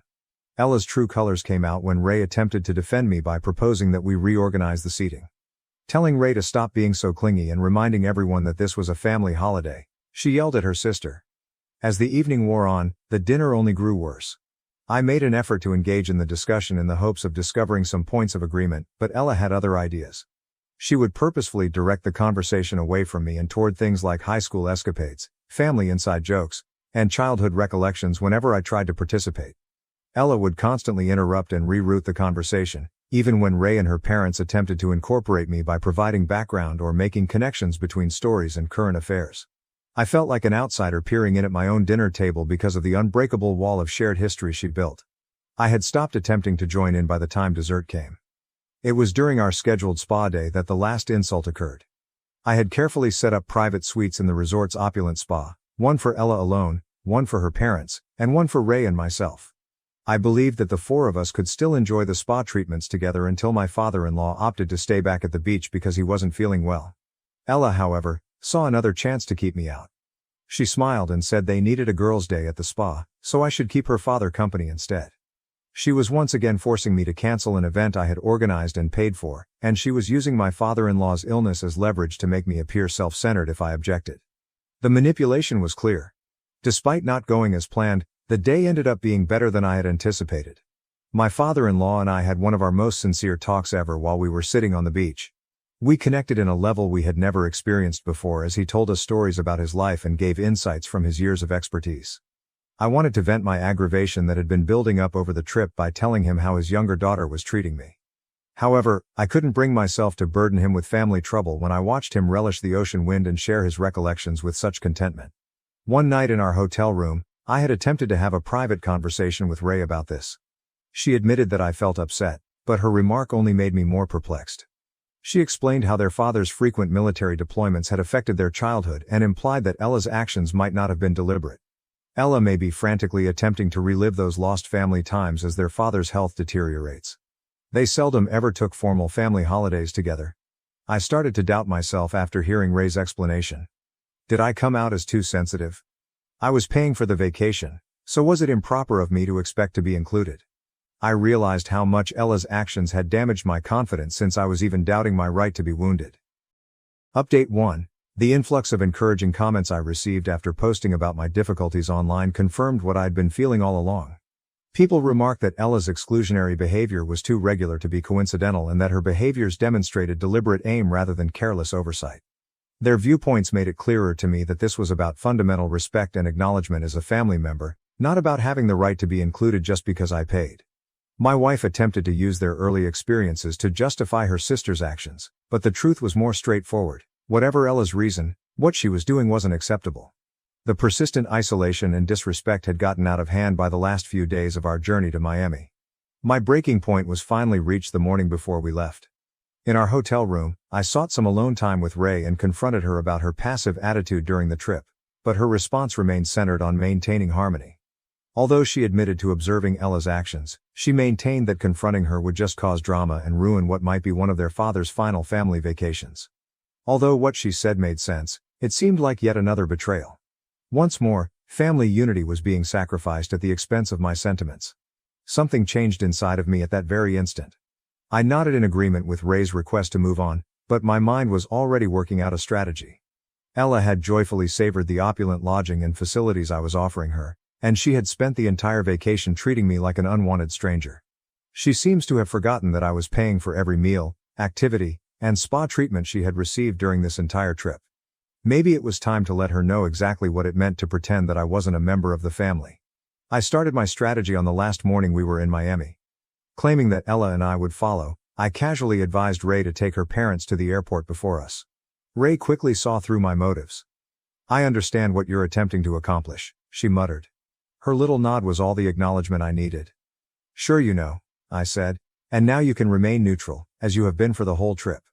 Ray appeared prepared to let karma run its course after observing her sister routinely keep me out of every family gathering for a week.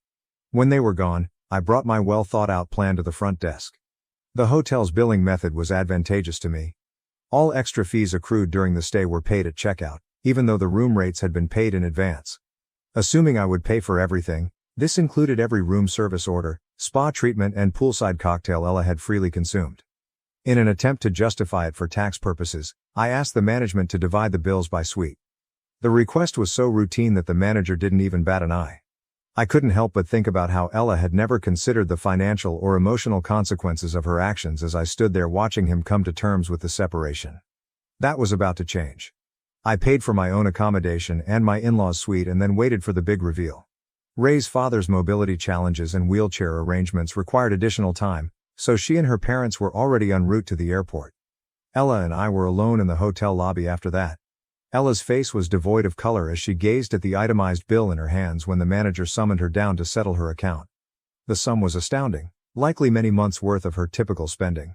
As reality struck in, her uncertainty turned to panic as her gaze shifted between the bill and my face. "You're not covering mine?" Then I remained calm. "I've already paid for my family. You can cover for yourself." Ella struggled with her credit card and gave it to the manager, her hand trembling a little. My suspicions were only verified by the declined transaction notification. She had been living far beyond her means for the entire week, confident that I would pay for it. Her credit limit was not even close to covering half of her debt, even when the manager swiped her card once again. She was now feeling the effects of all those girls-only spa days and fancy dinners, and this time, her assigned ATM wasn't saving her. It was pure theater for the next half hour in the hotel lobby. Ella paced back and forth, attempting to come up with a plan for dealing with this sudden issue. She would look at me frantically every few minutes, obviously hoping that I would give in and offer to pay, but I remained seated on the comfortable couch in the lobby, appearing composed while relishing every moment of her situation. I knew that if she had just apologized for her actions during the journey, I could have ended her agony with a swipe of my card. However, Ella's pride prevented her from doing so. Rather, as though she still had the right to my money after a week of treating me like an unwanted invader, she wanted me to offer to help. She finally took the call she had been putting off. As she described the circumstances, I could hear her husband's anger rising over the phone. He was demanding to know how she could spend so carelessly, as the bill she had accrued was almost equal to his entire monthly salary. The money was finally transmitted to pay the account after what seemed like an eternity of difficult conversations and perhaps some desperate promises on her part. Ella sat quietly in the taxi on the way to the airport, perhaps still analyzing her husband's reaction upon her return home. Her problems were far from done, but she was unaware of this. She found out I hadn't finished her flight check-in when we got to the airport, which was already getting close to departure time. She was left standing in the ordinary line, fumbling with her bags and getting more and more agitated as she watched the minutes pass, while I breezed through priority check-in. When I had discreetly booked business class upgrades for Ray, her parents, and myself at the gate, a pleasant surprise to round off their trip comfortably, that was the last straw. But Ella stuck with her original budget seat. The full tale was conveyed by the expression on her face as she walked past our roomy business class seats. She remained silent, but her stiff posture and clenched jaw said a lot. We had first-class service up front, but she sat in economy the whole time. At last, Ella's calmness broke the instant we touched down. Tears were streaming down her face as she started into her account of events, virtually running to her parents at baggage claim. Her dramatic account claimed that I had purposefully denied her the flight upgrades, humiliated her in public, and left her at the hotel. Conveniently, she omitted the bit about her week-long effort to keep me out of every family activity. As she went on with her performance, her father, who was already exhausted from the trip, became clearly upset. She was too preoccupied with portraying herself as the victim of my alleged mistreatment to care about his health, even at this precise moment. Throughout Ella's performance, I remained composed and waited for the appropriate opportunity to argue my position. When I did talk, I described how she had deliberately kept me out of every family activity while on a trip that I had paid for. One by one, I exposed every family-only picture, every stage sitting arrangement, and every purposefully private conversation. The reasoning was straightforward. Why should she ask me to pay for her costs as family if she didn't think of me as family enough to be included in the memories? When her mother stepped in, her performance abruptly stopped. Ray's mother had had enough of her daughter's antics after a week. Firmly, "Ella, enough," she said. "We don't want to get involved. We noticed you cornering him the whole time. We urged you to include him, but you had your own plans to sideline him. Now deal with it." Ella reacted even more brutally, refusing to take responsibility. When she accused me of controlling the family with money, her true colors came out. "You partnered with your husband to humiliate your sister, your own blood," she yelled, turning to face Ray. "You'll see what this man is going to do to you. He's going to sleep with another woman right under your nose, and you won't be able to do anything. You're blinded by his money." Ray responded angrily to the unfounded accusation, making the baggage claim area seem like a scene from a family drama. Without Ray's father, the situation might have been worse.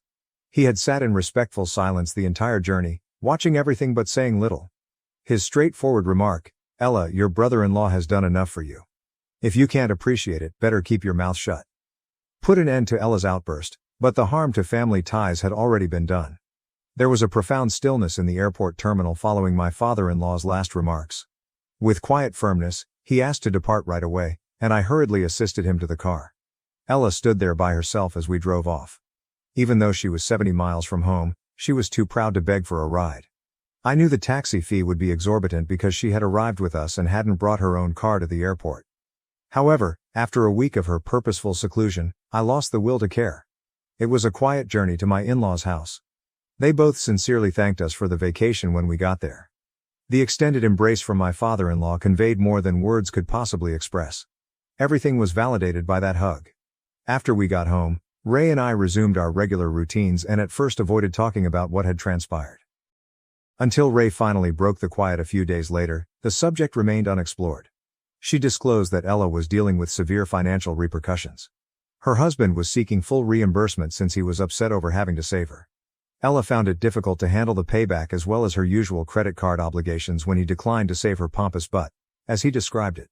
Ray was in favor of what I was doing, but she subtly hinted that I could have gone too far. However, she admitted that her sister had required this wake-up call even as she was saying it. For years, Ella had treated people with disdain and exploited their charity. It felt like long overdue justice that she was now being held accountable for her acts. I was able to honestly respond that I didn't regret my choices when Ray asked. Ella had selected her own tuition, by her actions, and often the most expensive lessons are also the most successful. An update on Thanksgiving: I got a range of responses after posting my tale online. Some said that I was too severe and that I ought to have just paid the price to maintain harmony. In order to finance everyone's lavish vacation, they wanted me to be a doormat and silently accept being treated like an outsider. However, I refuse to be used that way since I'm aware of my value. I only wanted Ella to be treated with basic respect and included in family events. I never intended her to grovel or become my servant. Her pride was more important to her than making amends, yet even after everything, I would have paid for her expenditures if she had just admitted her mistake and apologized. In actuality, Ella and I never had a close relationship. When she would visit Ray, our interaction was limited to courteous greetings at family events. Over the years, we didn't have any meaningful conversations or a true connection. Nevertheless, because she was family, I readily agreed to pay for her trip when she requested to go on the vacation. That kindness ought to have at least gained her some fundamental respect, but instead it seemed to strengthen her resolve to keep me out of her life. Ella's husband was still furious that he had to spend all of his money to pay for her exorbitant expenses. She had accrued a bill that was almost equivalent to his monthly wage. If their spouse spent a week acting like a princess on someone else's alleged dime, no working individual would be pleased to see their hard-earned money go. However, rather than take ownership of her actions, Ella did what she does best, which is to fabricate a story in which I am the villain who purposefully humiliated her and she is the victim. Knowing that Thanksgiving might be one of the final holidays spent with my father-in-law due to his deteriorating health, my mother-in-law had been organizing an extra special celebration during the planning stages. However, Ella's husband's refusal to go threw a wrench in the preparations. Why? He couldn't tolerate being seated at the same table as someone who would make fun of someone who wasn't as wealthy. My mother-in-law finally had enough at that point. She sat him down and told him everything about Ella's actions on the trip to Miami. She said to him, "Check out the pictures from the vacation. Really look at them." Ella's own social media post had photo after photo of me being purposefully left out, shoved behind the camera, or forced to sit apart. It was impossible to ignore the visible evidence of my systematic exclusion. My mother-in-law described how she and my father-in-law had made several attempts to involve me, but Ella had always found new methods to keep me out of the picture. I had always respected Ella's husband, so this was very painful. Although we weren't close friends, we always had cordial and courteous interactions on Thanksgiving and other holidays. I had never denigrated him because of his financial circumstances. I had never even entertained such ideas. We were only two men who had joined the same family and were doing our best to provide for our wives and help out where we could.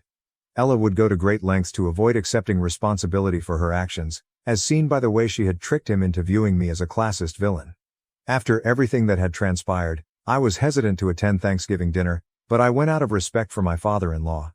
A convenient explanation of visiting his parents was used to justify Ella and her husband's absence. The true story, which was far more repulsive than I had anticipated, didn't surface until after my father-in-law had gone to bed.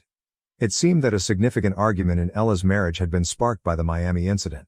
Instead of gaining humility from the event, she had used her shame as fuel to continuously disparage her husband based on his income. Even though she only worked 20 hours a week as a part-time employee, she started pressuring him to take on a second job on top of his full-time job. He accepted the reasonable requirement that he take a break from childcare and domestic chores in exchange for looking for more work. This concession infuriated Ella. Ella's husband had sobbed while telling her everything, according to my mother-in-law. It was astounding how much was expected of him. While she had a relaxed schedule, Ella wanted him to work well over 40 hours a week and still handle his fair share of household duties. It seems that the entitled attitude that had been so noticeable during our trip to Miami was only the beginning. After spending a week accruing debt she was unable to pay, the woman was now criticizing her diligent husband for not giving her a more opulent lifestyle. Ella's mother-in-law had done everything she could to help her see the light. She tried to convince Ella that her demands were unrealistic, supported her son-in-law, and gave advice to her daughter. However, it appeared that Ella had become dangerously aroused by the taste of luxury during our journey to Miami. Once claiming to be happy with modest family holidays, the woman was suddenly consumed with leading a life she hadn't earned. The situation got so bad that my mother-in-law had to give a firm order at last. She bluntly advised Ella that she shouldn't count on the family's support if her actions resulted in a divorce. More significantly, she was cautioned not to discuss marital issues with her father because the stress of seeing his daughter's marriage fall apart due to her newfound materialism was too much for his health. Ray and I thought about how our well-meaning invitation had gone awry on the way home from Thanksgiving dinner. There's no turning back once you taste the luxury of a private island. I recalled a remark I'd seen on display at the resort. Once you experience the luxury of a private island, you'd never set foot on a public one. This also applied to someone who had entered business class after years of economy. Her spouse was now suffering because we had unintentionally allowed Ella to see a way of life she couldn't support. I felt bad about the whole thing, not because I forced her to pay her own expenses, but because I exposed her to a lifestyle that had so thoroughly distorted her viewpoint. She momentarily had luxury, but now her husband, a kind man who worked hard to support his family, was being punished for not being able to sustain it. All I could do was hope she would change her mind before ruining her marriage to live a lifestyle she couldn't afford. I'm tired of my ex-husband's wife wanting to be friends with me just because he cheated on both of us. Original post. I don't understand why I'm in this situation, and honestly I'm frustrated because even my own family tells me I'm the bad one here. I just need to vent and I don't need any advice or somebody telling me do this. I think you should tell her this. Or I would write her this or this. More than 17 years ago my ex-husband cheated on me with a woman I didn't know but she knew me. He left me for her. Our only daughter was a baby and I just moved on with my life. I'm never going to fight for a man who makes immature decisions without first thinking about the consequences. He married that woman. I went on with my life preferring to have a healthy co-parenting for my daughter.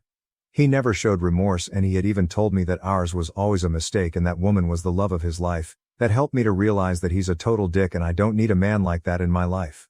Now he cheated on her and for some reason this woman who always had a really cold and distant relationship with me is insisting on trying to talk with me every day. I found out about the infidelity from my daughter who wasn't affected by that. So I didn't think too much about it. The only thing that worried me was to know if he was going to be able to continue having our daughter at his house on weekends as always. But his wife started sending me messages explaining what happened when I never asked her that, and in the past I only spoke to her if her husband didn't answer my text to ask something about my daughter. It's obvious that she needs to talk about it. It doesn't matter if I answer dryly because she sends me long audio talking about it anyway. I mean, I understand that she needs to talk about her husband's infidelity and blah, but why me? I don't want to be rude but I don't care how she or he feels. In one of her audios she says, "You know how I feel now." Like, I guess. But that was 17 years ago. It's not the same. And if I'm being 100% honest, she can't compare herself to me at all. A woman who has just given birth to whom her husband tells her that he has been cheating on her for a long time with another woman who is not boring in bed and does know how to value him, vs. A woman who always knew that her husband is unfaithful and decided to marry him anyway. Anyway, I've tried to ignore her as much as I can, but even when I talk to my family or friends about this, almost all of them told me things like, "Oh, but she must feel lonely. But she wasn't to blame for being the other one. I think you should be more empathetic. We all need someone to talk to." Or my favorite one. "She's not to blame for him being a cheater. You should understand her because she needs help."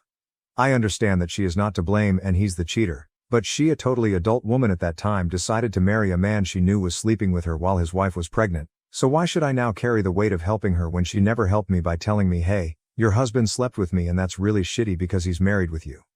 Or that's what I'd do if a married man flirts with me. Now, if she didn't do any of that, then why is it my duty as a feminist to force myself to be her friend?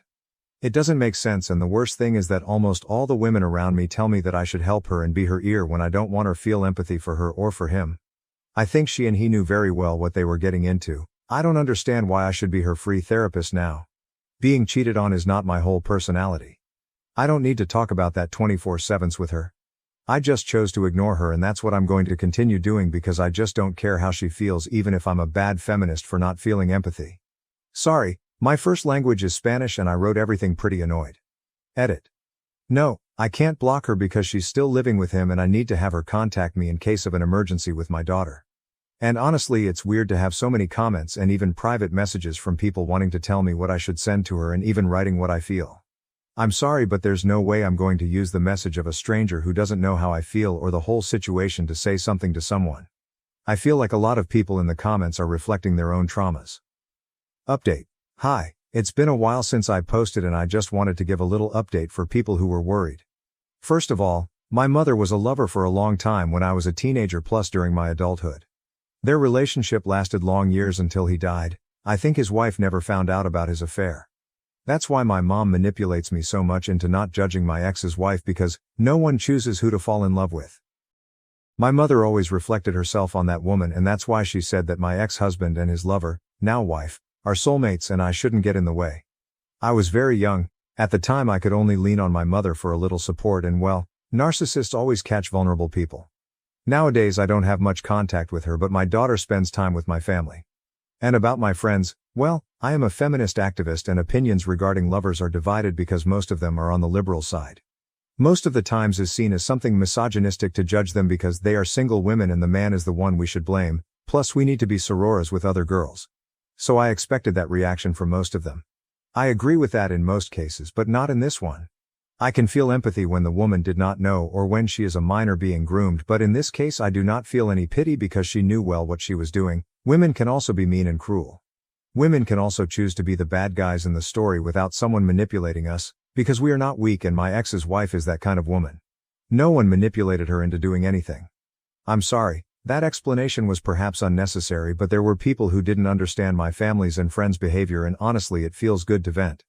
I have spoken with my ex's wife because honestly a few days ago I had a really stressful day and the last thing I needed was to see her messages in my WhatsApp, so I just exploded. I planned to continue ignoring her, but that day I was upset about things about my work and I ended up telling her everything. I sent her an audio telling her that I'm not interested in her life or in the fact she's suffering. I told her that I am not her friend nor am I interested in being one. She never asked me for forgiveness and now she expects me to start the group of women cheated on by my ex. I told her other things and I would love to be able to post videos here. I told her that she knew very well what she got herself into. She knew well that my ex was capable of cheating on the mother of his baby, but she still decided to marry him and live the stupid fantasy that she could change him and that she was different from all the other women he was with. God, I hate long audios, but it was +5 whole minutes telling her that her situation and mine are nothing alike. I think that was my greatest catharsis. She got upset and we started arguing. It was quite tiring, and the last thing I want is to have problems after 17 years of having normal co-parenting. I know they are not going to get divorced and that means I will have to live with her in my life forever, so I sent a message to my ex resending him one of the audios she sent me. I took the work to listen to them all and she never apologized to me. I don't need her apologies, BTW. I don't care, but some comments asked me about that. They were just audios complaining and wanting us both to speak badly about him or wanting to have me as her free therapist. I told my ex to tell his wife to calm down and pay for a psychologist. He apologized to me and told me that they are both working on the marriage, so they're at the stage where she still feels angry and insecure with him. Like, yes, obviously, idiot. So since I suffered the same, no, it's not the same, she felt that we could share the pain. He told me that they both started going to the online conferences of I don't know what couple who teach how to get over an infidelity. Sometimes I feel envious of people who can scam others so easily. Anyway, I told him that I'm not friends with her and that this affects our co-parenting, so he should put a stop to her if she doesn't understand what I say. In the end he reluctantly told me he was going to talk to her, and I've gone 3 days without any message from her. Except today one where she just told me that my daughter was sleeping there. So I guess it worked. I don't care if they live a happy or miserable marriage. I don't care if she's happy knowing that he cheated on her but stays with him anyways. I just want to live in peace without getting into trouble with people who at plus 40 years old are still living mentally in high school. My girlfriend keeps a spreadsheet tracking every spider in her apartment. I got her a pet tarantula, and now she's feeding them to it. Original post, my GF, M31, F27, and I have been dating for just over a year. This sounds so cliché, but she is almost perfect for me. She is really into health and fitness, has an excellent career that she worked really hard for, is great in bed, kind and intelligent. But, she lives in a basement suite which is nicely decorated and she keeps very clean.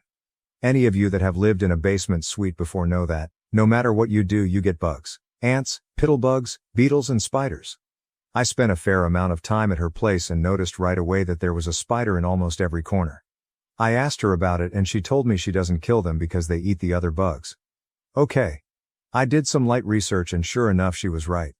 I found it a little creepy but not a deal breaker. Here's where things get weird. About a week and a half ago I was using her computer and noticed a spreadsheet called Babies. Curiously got the best of me and opened it.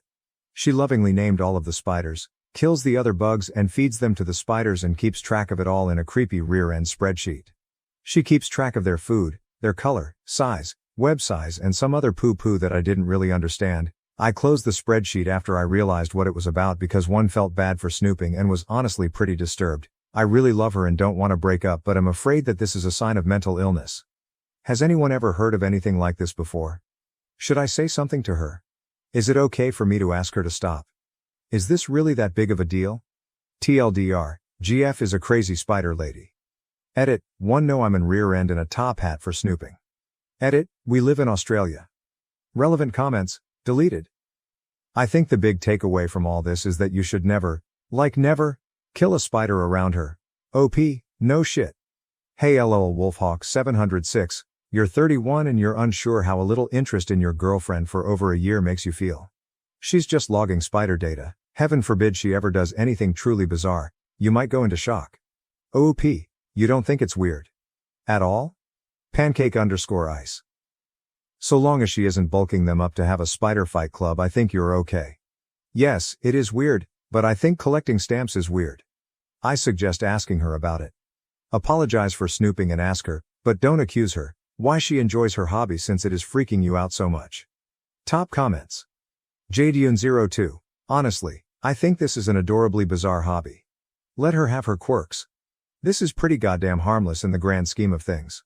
Or, freak out over this, confront her and break up in 6 weeks. Your call dude. Edit, OP, you do realize that people collect spiders, right? It's a legit and perfectly acceptable hobby. If the spiders were in cages, you probably wouldn't think twice about this. She's basically just a free-range spider collector. Big whoop. Amber 626. I had a huntsman in my house for about 6 months. I named him Jeffrey. I was absolutely terrified of spiders since I was little, so having Jeffrey around was great. I learned that he didn't want to bother me at all. I watched him hunt. It was super interesting. Learning about your fears is an awesome way to confront them. Perhaps this is what OP's GF is doing. Either way, it's a pretty awesome way to learn about them. OP, ha ha ha ha, maybe I can convince her to cage them.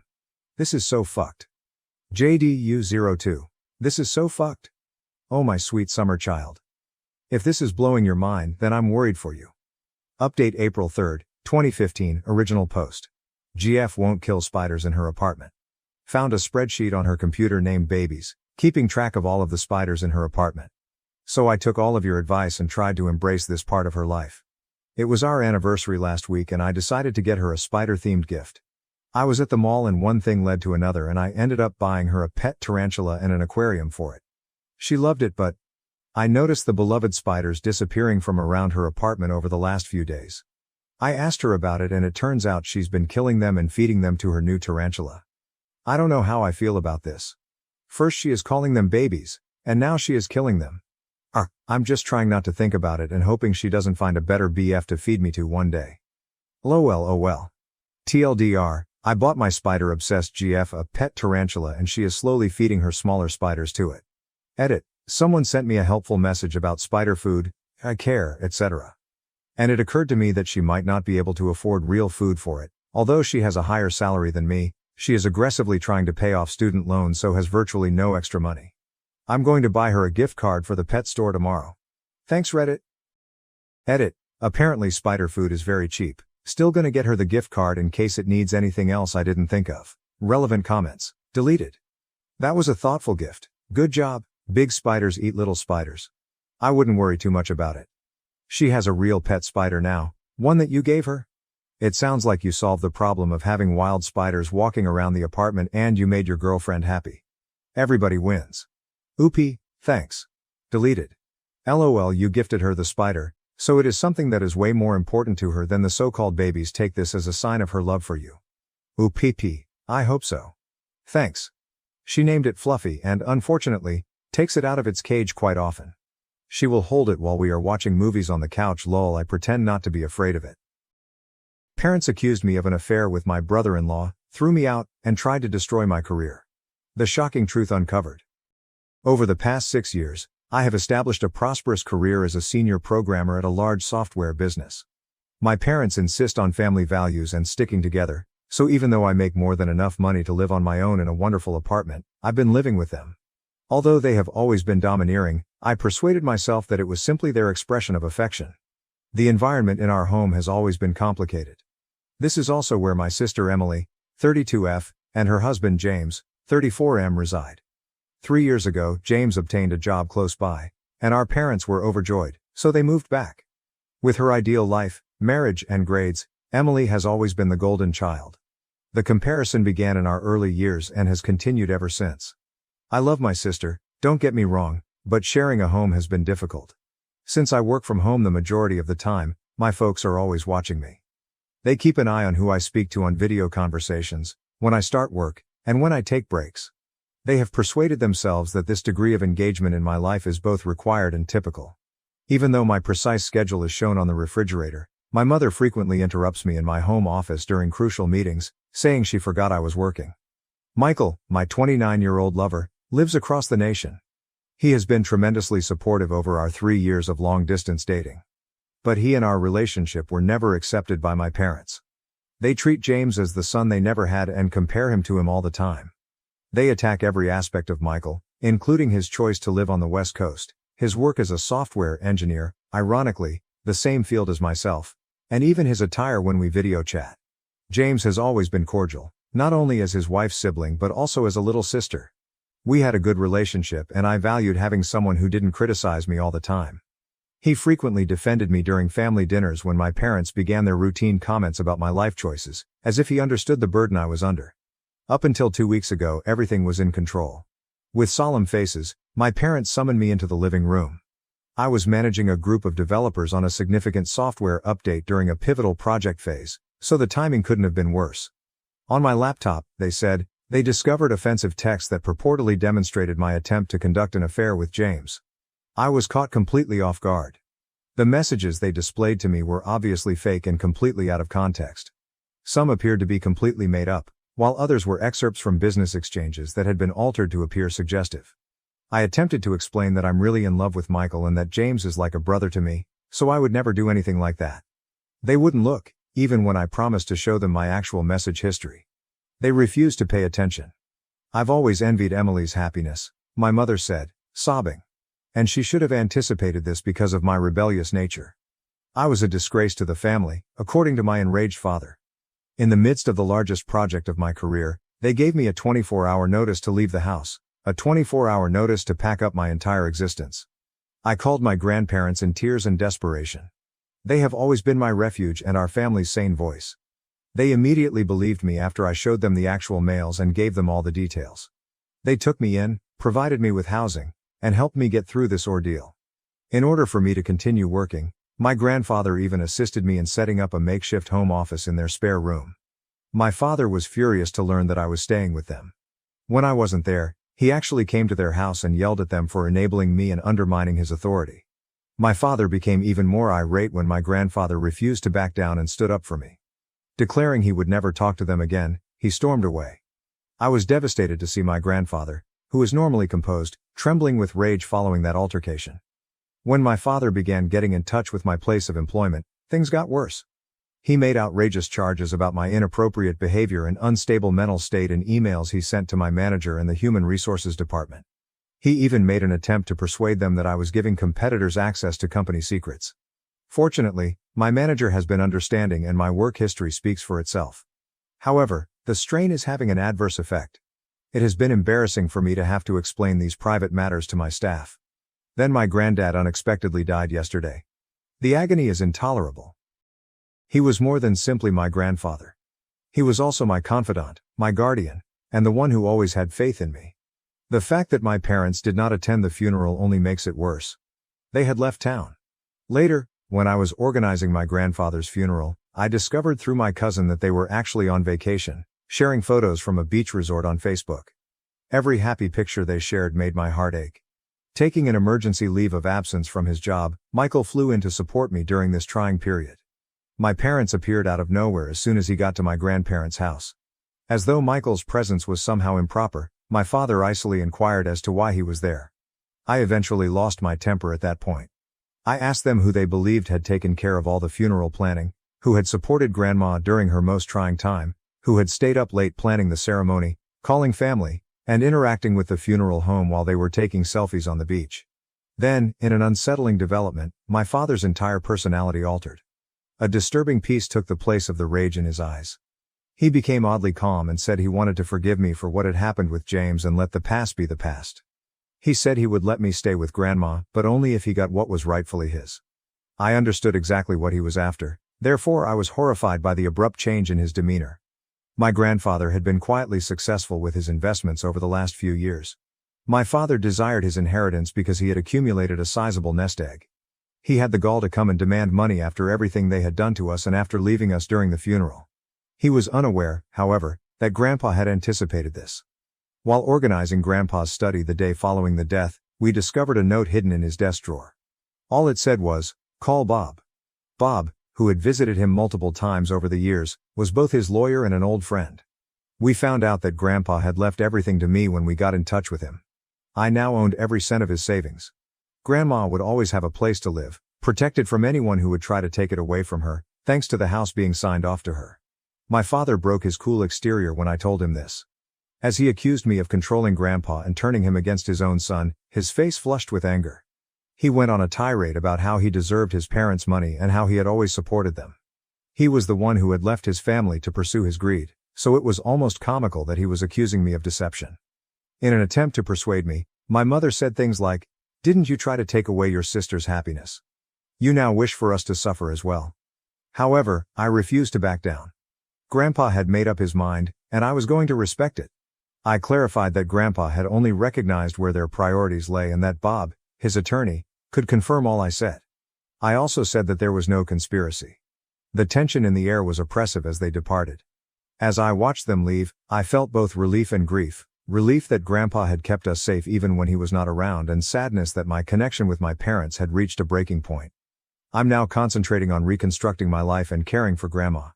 Throughout it all, Michael has been amazing, offering consolation and support when I needed it most. However, I can't help but wonder whether there was anything I could have done differently to avoid all of this suffering. Reddit. I realize this post is lengthy, but I had to get everything out.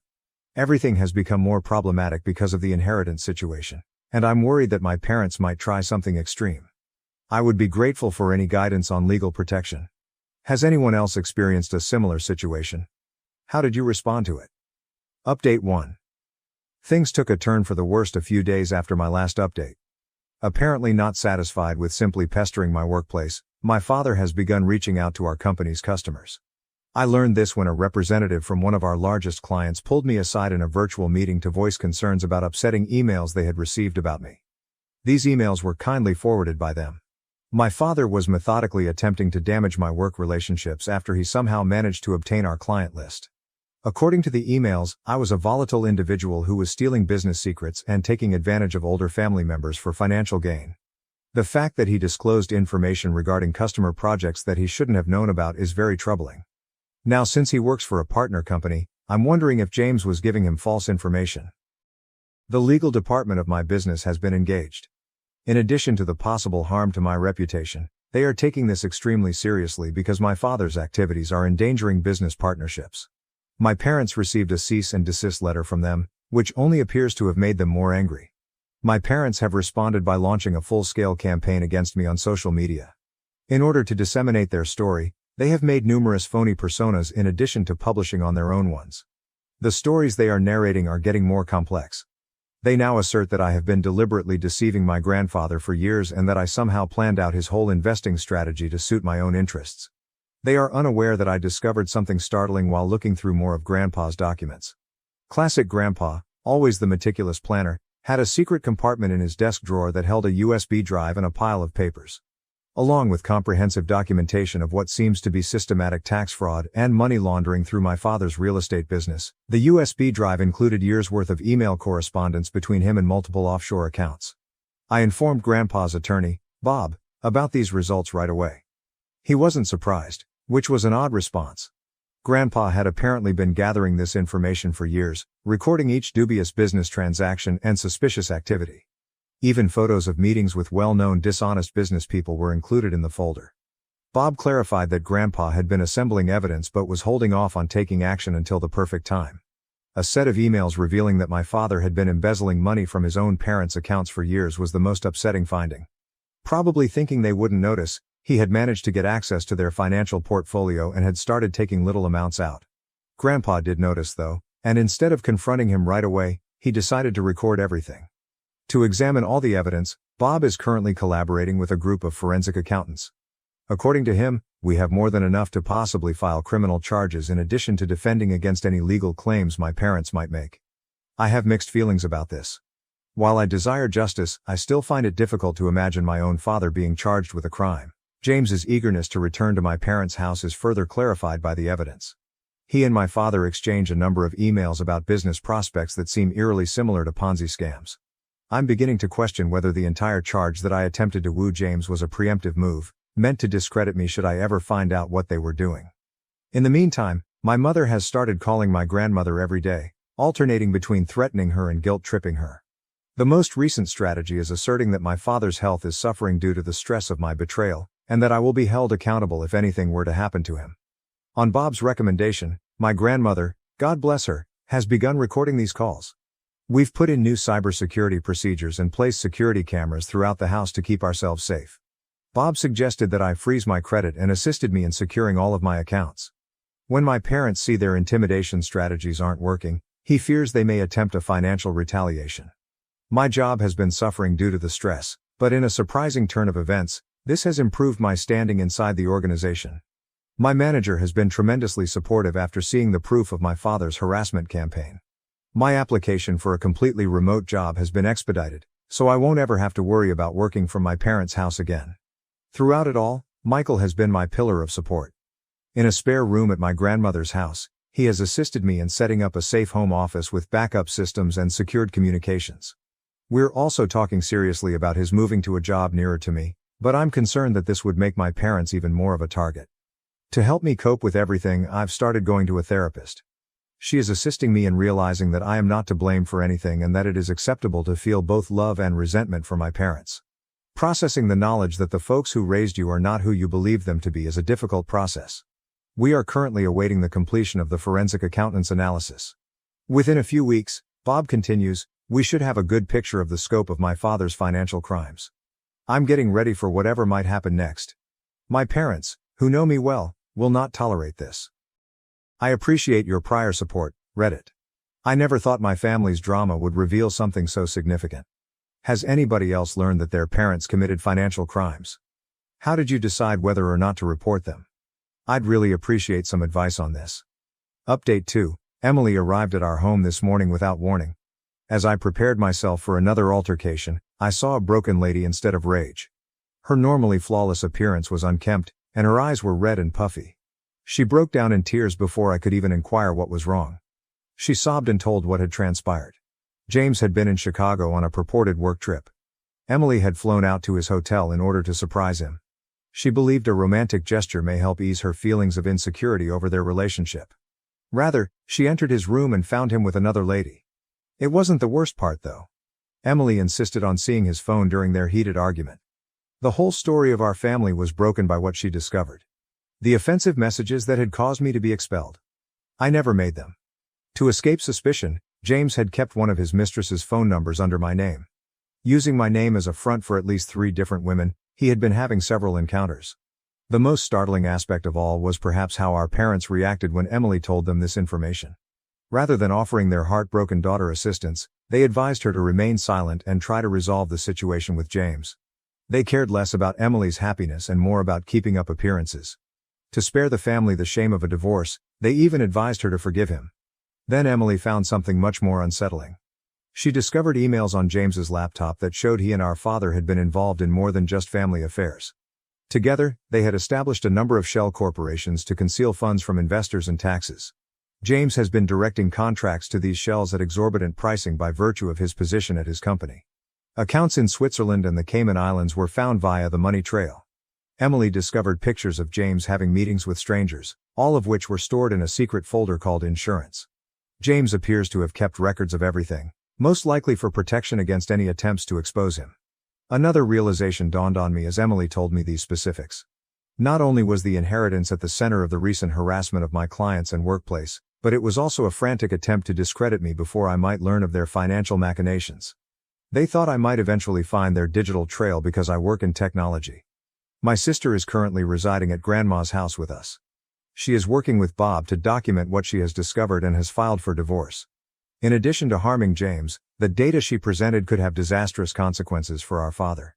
She discovered certain transactions that were exactly in line with the documents Grandpa had been gathering. The irony of it all?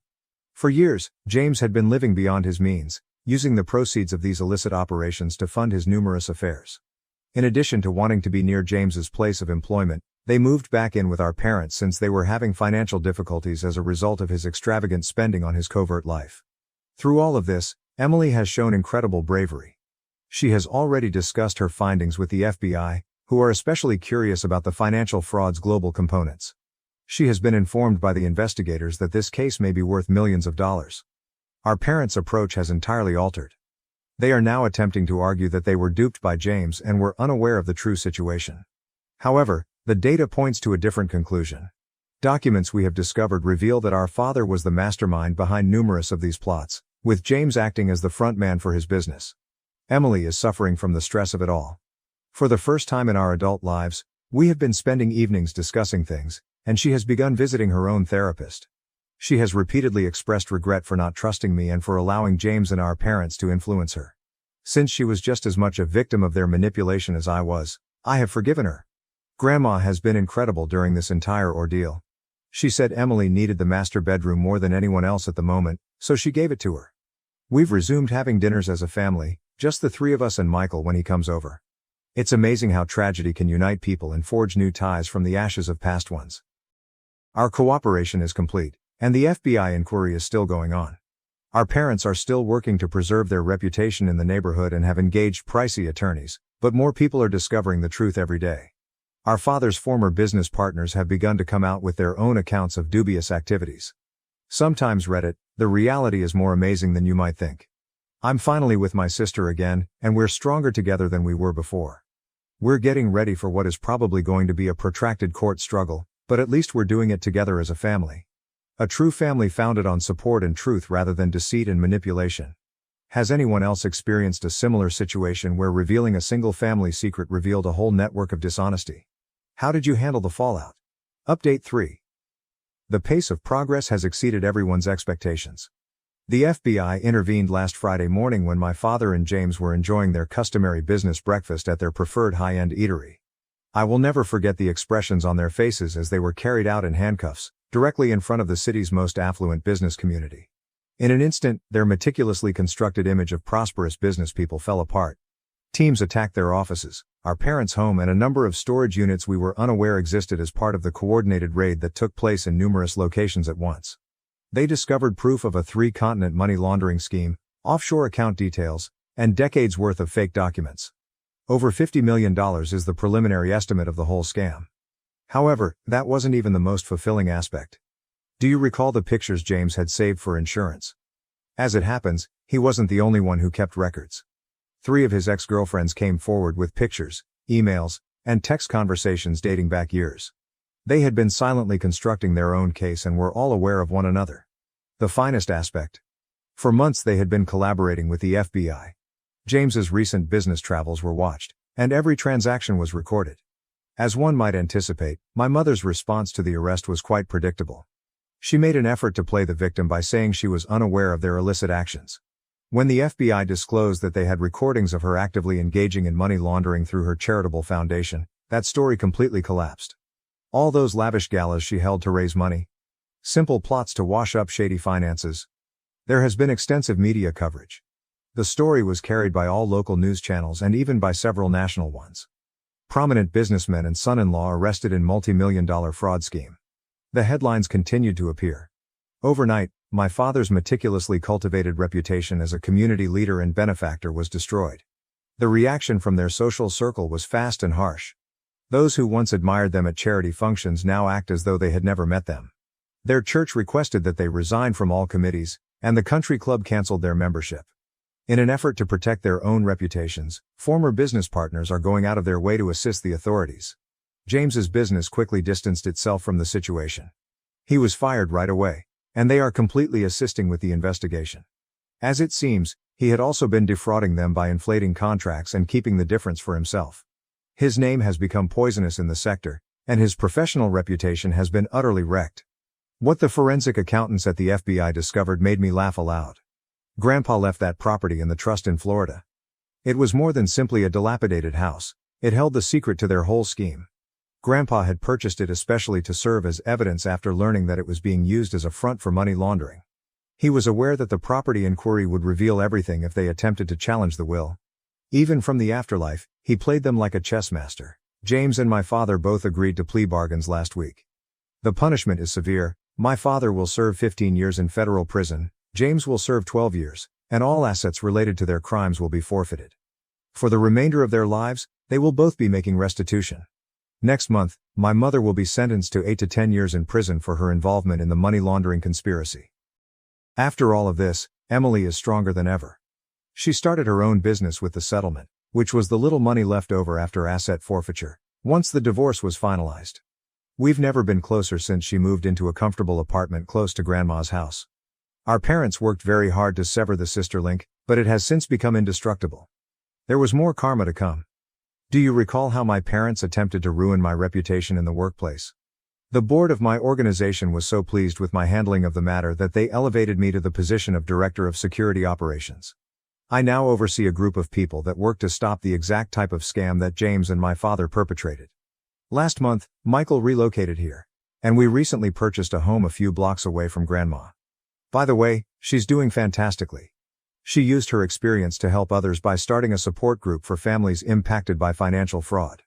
What about the valuable social standing of my mother? When I last heard from her, her old pals were openly avoiding her while she was shopping at the bargain grocery store. Her friends have made it apparent that she is no longer welcome in their group, and her expensive jewelry and clothing have all been confiscated. According to Reddit, justice isn't always served without flawless karma. Despite going through a lot, my family has emerged stronger, closer and wiser. I want to express my gratitude to everyone who helped me along the way. And to everyone who has experienced similar betrayals in their family, never give up. When the truth finally surfaces, it's a magnificent moment. I turned down my ex's attempt to partner in my new restaurant after she sabotaged our first business and shattered my trust. I, 32M, and my ex-fiancée, Veronica, 31F, had a food truck together. We both dreamed of having our own restaurant when we first met 3 years ago while attending culinary school. While I had been working in kitchens since I was 16 to support myself, Veronica, who hailed from an affluent family, had never worked in the culinary sector prior to attending school. Despite our disparate upbringings, we clicked right away. When we first started the business, we were engaged for 2 years and dated for 6. Since I graduated, I had been saving money by working 60-hour weeks at different restaurants to accumulate cash and experience. By my 29th birthday, I had saved about $100,000. Veronica persuaded me to start with a food truck instead of continuing to save money until I could create a real restaurant. Before spending money on a complete restaurant, she suggested, it would be the ideal opportunity to test our concept and develop our brand. My entire concept and idea for the food truck came from me. By fusing contemporary cooking methods with my grandmother's traditional recipes, I want to serve fusion cuisine. Even though Veronica didn't contribute any money, I decided to make her a 50/50 partner because she looked pleased about it and we were engaged and hoping to get married within the year. I oversaw operations and cooking, while she handled all financial matters because she had accounting knowledge from a prior position. The first year was fantastic. We discovered the ideal location next to a few office buildings, and our food was well liked by frequent patrons. We were found by local food bloggers, who gave us excellent evaluations. We even made the list of the top 10 food trucks in our city. I felt like I had finally realized my dream after our accomplishment, and it was even more satisfying to do it alongside Veronica. However, after 14 months, things began to become strange. I started to see inconsistencies in our inventories. Based on our sales, supplies would run out sooner than they ought to. Veronica indicated that we might be squandering more food than we thought or that some staff might be stealing when I brought this up to her. Since she was in charge of the books, I trusted her judgment. After that, I saw that funds appeared to be vanishing from our account. Despite making a healthy profit, we never appeared to have enough money for necessities. Veronica would become defensive and accuse me of not trusting her if I attempted to look at the books. "Do you think I'm stealing from us? Or don't you trust your future wife?" are some of the things she would say. I felt bad for even asking, because of her. When one of our suppliers called to inform us that we were 3 months late on our payments, it was the tipping point. I knew we had enough revenue to support our costs, so this was illogical. I checked our business account online while Veronica was asleep. I felt ill to my stomach after discovering what I did. Veronica had been regularly moving money, often thousands of dollars at a time, from our corporate account to her personal account. The following morning, when I confronted her, she sobbed and acknowledged that she had been stealing money for months. She stated that she needed money to support Andrea, 25F, her younger sister, who was allegedly having a lot of credit card debt and didn't want their parents to find out. I tried to be understanding even though I was upset. Andrea, who occasionally assisted us with the food truck, was also like a sister to me. It was unbelievable to me that she was in such difficulties and hadn't approached us immediately. In order to discuss the matter and determine how we could assist Andrea in managing her debt, I gave her a call. However, Andrea was utterly perplexed. She said that she had no debt and that Veronica had not given her any money. Actually, she was doing very well financially and had recently received a promotion at work. Andrea was astonished when I informed her of Veronica's justification for the missing funds. Over the course of 8 months, it was discovered that Veronica had stolen about $50,000 from our company. The complex lies she had said and the way she had exploited her own sister as a cover story were more significant than the money. Her tale altered when I approached her once more. She said she wanted to surprise me and that she had been saving the money for our wedding and a down payment on a home. She had been taking out cash at ATMs, according to bank records, but the money was nowhere to be located. I promptly called off our engagement. Veronica sobbed uncontrollably, alternating between pleading for my pardon and claiming that I was exaggerating. Her parents became involved, which made matters worse. They maintained that since we were engaged and would shortly get married, it wasn't actually theft. Her father even implied that my tight control over the company funds amounted to financial abuse. In order to settle our supplier bills, I had to sell the food truck. I lost nearly everything I had accumulated because of the stolen money and the depreciated worth of a used food truck. I almost went bankrupt and was horrified. According to Veronica's parents, it was only a little financial dispute that I had exaggerated. Even some of our mutual acquaintances said I should try to make amends with her since I was being too harsh. After working at several jobs for 2 years and saving every penny, I eventually launched my own tiny restaurant 6 months ago. It's nothing special, but I own it and have total authority over it. I maintain thorough records of everything and engaged qualified accountants. The restaurant is thriving. We're already making money and receiving positive feedback. Veronica arrived during dinner service last week. She claimed to want to put things right after learning about my achievement from friends we shared in common. She said she had changed and had some money to invest, so she proposed to be partners once more. She mentioned how effectively we collaborated before to the problems and suggested that we work together to further the restaurant's success. She has persisted even after I urged her to leave after laughing incredulously. Her parents began phoning me, accusing me of being spiteful and urging me to give Veronica another chance because she was essentially family. They mentioned how she had assisted me in launching my first company and claimed that I owed her for that. I blocked their phone numbers. On social media, Veronica's pals are now disparaging me and accusing me of being callous for failing to assist my ex-family in getting back on their feet. Since everyone deserves a second opportunity, Several mutual friends claim that I'm being too harsh and that I should at least listen to her. Update. 3 weeks have passed since my last post. Thank you to everyone who left a comment and offered encouragement. I need to get this off my chest since, regrettably, things have become much worse. Veronica and her parents started visiting my restaurant during our busiest times after I blocked them. Initially, Veronica was the only one ordering water while seated alone at a corner table. She would remain for hours, looking at me every time I went by. Some clients observed the tension, and my employees began to feel uneasy. Her parents then joined in. They would only order the cheapest items on the menu and occupy a large table that could seat 6 people during our Friday and Saturday dinner rush. They would try to wave me down every time I passed, screaming things like, "This is no way to treat your future in-laws," or "We're family, you can't ignore us forever," loud enough for the customers around to hear. At first, I made an effort to manage things professionally. My host seated them in less conspicuous locations and told the employees to handle them just like any other patron. However, they went too far last week. During dinner service, Veronica's father got up and began yelling at other patrons about how I had taken their daughter's business ideas and left her when she needed assistance. There was a commotion when I had to ask them to leave. Only after I threatened to call the police did they go. The following day, I began to see odd internet evaluations. To submit unfavorable evaluations about my restaurant, someone had set up several accounts. They said we served bad food, had rats in the kitchen, and had major health code breaches. The fact that certain reviews brought up particular instances from our food truck days that only she would be aware of, such as the time we had to close early due to a generator failure, and that she twisted into a tale about food contamination was what gave Veronica away. My business began to suffer from the phony reviews. Our lunch attendance significantly shrank, and I experienced multiple cancellations of reservations. Veronica was served with a cease and desist letter by the lawyer I hired, who specialized in defamation matters.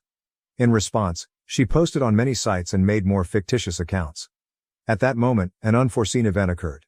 Veronica's sister, Andrea, visited my restaurant after it had closed. She claimed she was unable to remain silent any longer and was clearly agitated. She disclosed that Veronica never provided assistance to anyone using the pilfered funds. She had been concealing her gambling addiction for years. Andrea claims that before we even met, Veronica had been going to underground casinos. Although she was able to conceal it effectively, her losses had been increasing. She immediately used the $50,000 she took from our food truck business to settle debts related to gambling. 2 years prior, when Andrea found Veronica unconscious in her apartment with threatening messages from loan sharks on her phone, she had learned of this. Andrea proved everything to me with pictures, text messages, and bank statements. Veronica has been controlling everyone in her vicinity. She had even convinced their parents that she needed the money for our wedding preparations, so she had stolen it. She had previously gambled away her savings, which is why she hadn't contributed any funds to our food truck. It was troubling why Andrea hadn't stepped out sooner. She had been blackmailed by Veronica. Although their conservative parents were unaware of it, Andrea was seeing a lady. If Andrea ever told their parents the truth about the gambling, Veronica had vowed to expose her. When Andrea realized that Veronica's behavior was ruining my new company, she eventually made the decision to notify me since she could no longer bear the guilt. I informed our common acquaintances, who had been disparaging me on social media, of this knowledge. Many expressed shock and apologies for making assumptions about me before hearing the whole tale. Many recalled giving Veronica loans that she never paid back, constantly citing various justifications such as unexpected costs. Veronica's parents, meanwhile, continue to live in denial. They accused Andrea of lying to conceal her own lifestyle choices when she attempted to provide proof of Veronica's gaming. They are now accusing me of being cruel for disseminating false information about Veronica's alleged addiction and of manipulating Andrea into turning against her sister. When some of Veronica's contacts from the casino began to visit my restaurant, the situation became even more difficult. They weren't subtle individuals, and other patrons felt uneasy around them. One of them cornered me in the parking lot after closing last week and said I ought to be more giving to my ex-fiancée. To keep an eye on the property during business hours, I had to hire a security guard. Because of all this commotion, my business is getting hurt. I've had to pay for security and legal fees, and our weekday dinner service has decreased by 30%. However, I'm not going to back down. We are getting ready to file a lawsuit against Veronica and anyone else attempting to harm my company, and my lawyer is compiling proof of harassment and defamation. I know that giving Veronica money will just make her conduct worse, yet some people have urged that I do so to make this stop. Instead of supporting her and making excuses for her behavior, she needs professional therapy for her gambling addiction. Part of the reason I'm giving this update is to alert others to the ways addiction may lead to manipulation and harm to those closest to the addict. I'm concentrating on safeguarding my company and my staff for the time being. I've started recording every event and added more security cameras. I've also warned other local business owners about the possibility of harassment. My true friends have come to light as a result of this circumstance, and I'm appreciative to those who have supported me during this chaos. Update 2. 2 months have passed since my last update, and what I have in store for you feels like something from a horrible movie. A man named Michael, 35M, entered my restaurant during prep time and asked to speak with me alone, just when I believed I had exposed all of Veronica's lies.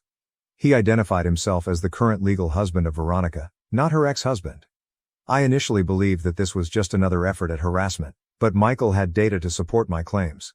He gave me their 7-year-old marriage certificate, pictures from their wedding, and court documents detailing his efforts to find Veronica 5 years ago after she vanished with their money. Since Veronica had never formally divorced him, our engagement was a sham. Michael told his story over lunch. He married young after being in love with Veronica in high school. They opened a tiny bakery in a different state with their wedding funds and a loan from his parents. Does that sound familiar? Veronica maxed out their credit cards, cleared out their accounts, and disappeared after 2 years of what appeared to be a prosperous business. She only left a note expressing her sense of being stuck in the marriage. In addition to the divorce, Michael spent years trying to find her because she had ruined his family.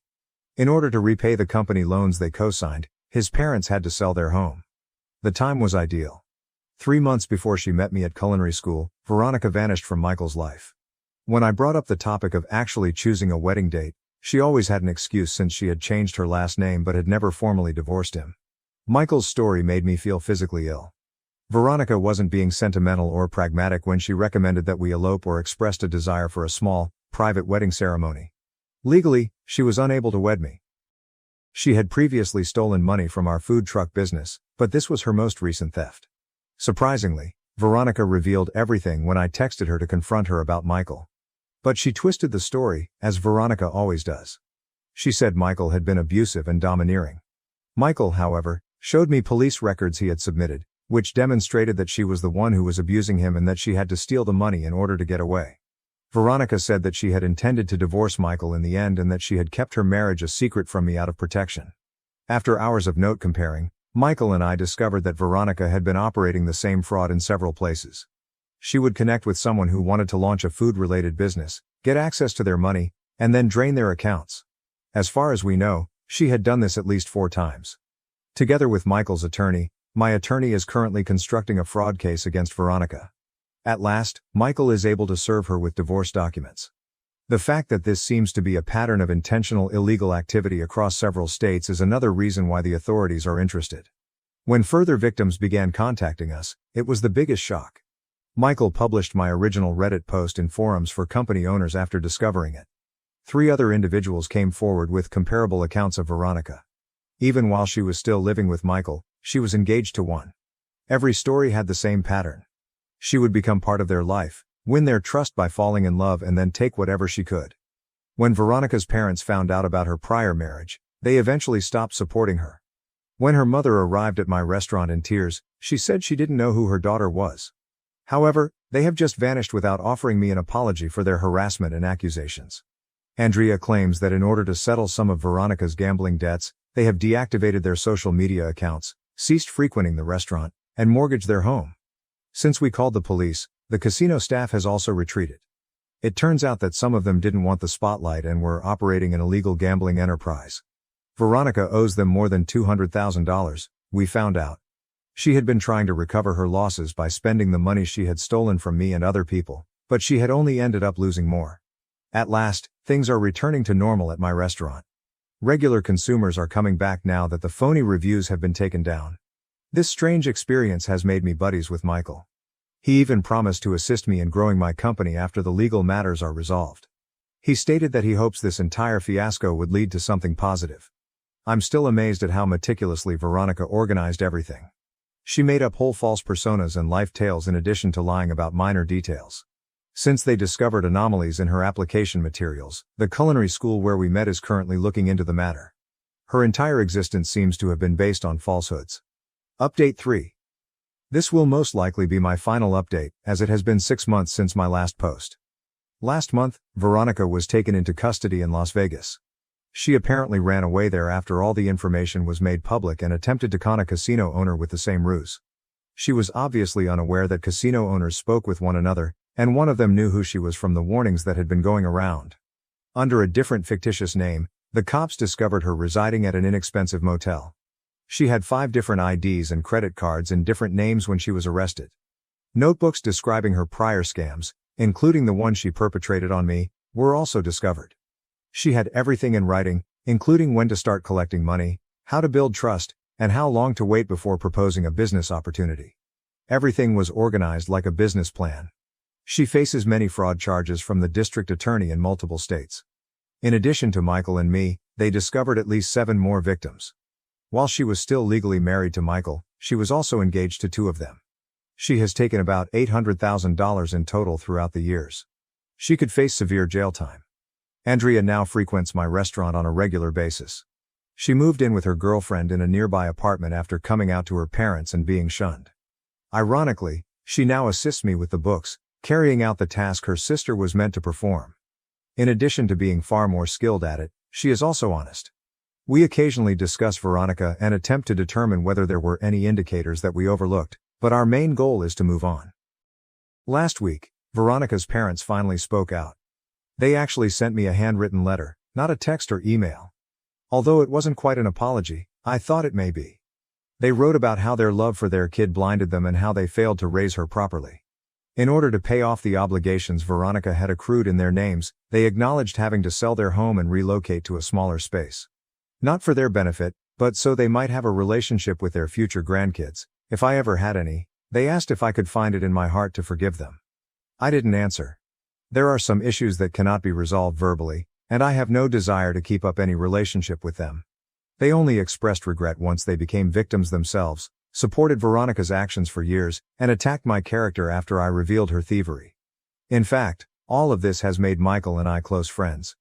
He recently launched a new bakery in the community, and we are discussing the possibility of working together on future initiatives. We both concur that we must not allow Veronica's actions to deter us from putting our faith in others and going for our goals. Now more than ever, my restaurant is doing well. In fact, more customers came in as a result of the attention surrounding Veronica's arrest. In an attempt to torment me, some even want to sit at the famous table, where she used to wait for hours. I now make fun of it with my employees, but we've also put strong security measures in place to make sure that this doesn't happen again. Although the legal proceedings are still going on, I'm not giving them any more attention. I have provided the prosecutors with the required statements and supporting paperwork. I'm done allowing Veronica to occupy space in my life, but her actions will be held against her in court. I occasionally reflect on how things might have gone differently if I had allowed myself to be manipulated by her and given her another chance. Like she did with the food truck, she most likely would have emptied my new restaurant as well. Rather, I followed my gut and refused to back down. I've discovered that getting even or disproving others isn't always the best form of retaliation. It's about turning a bad experience into something good.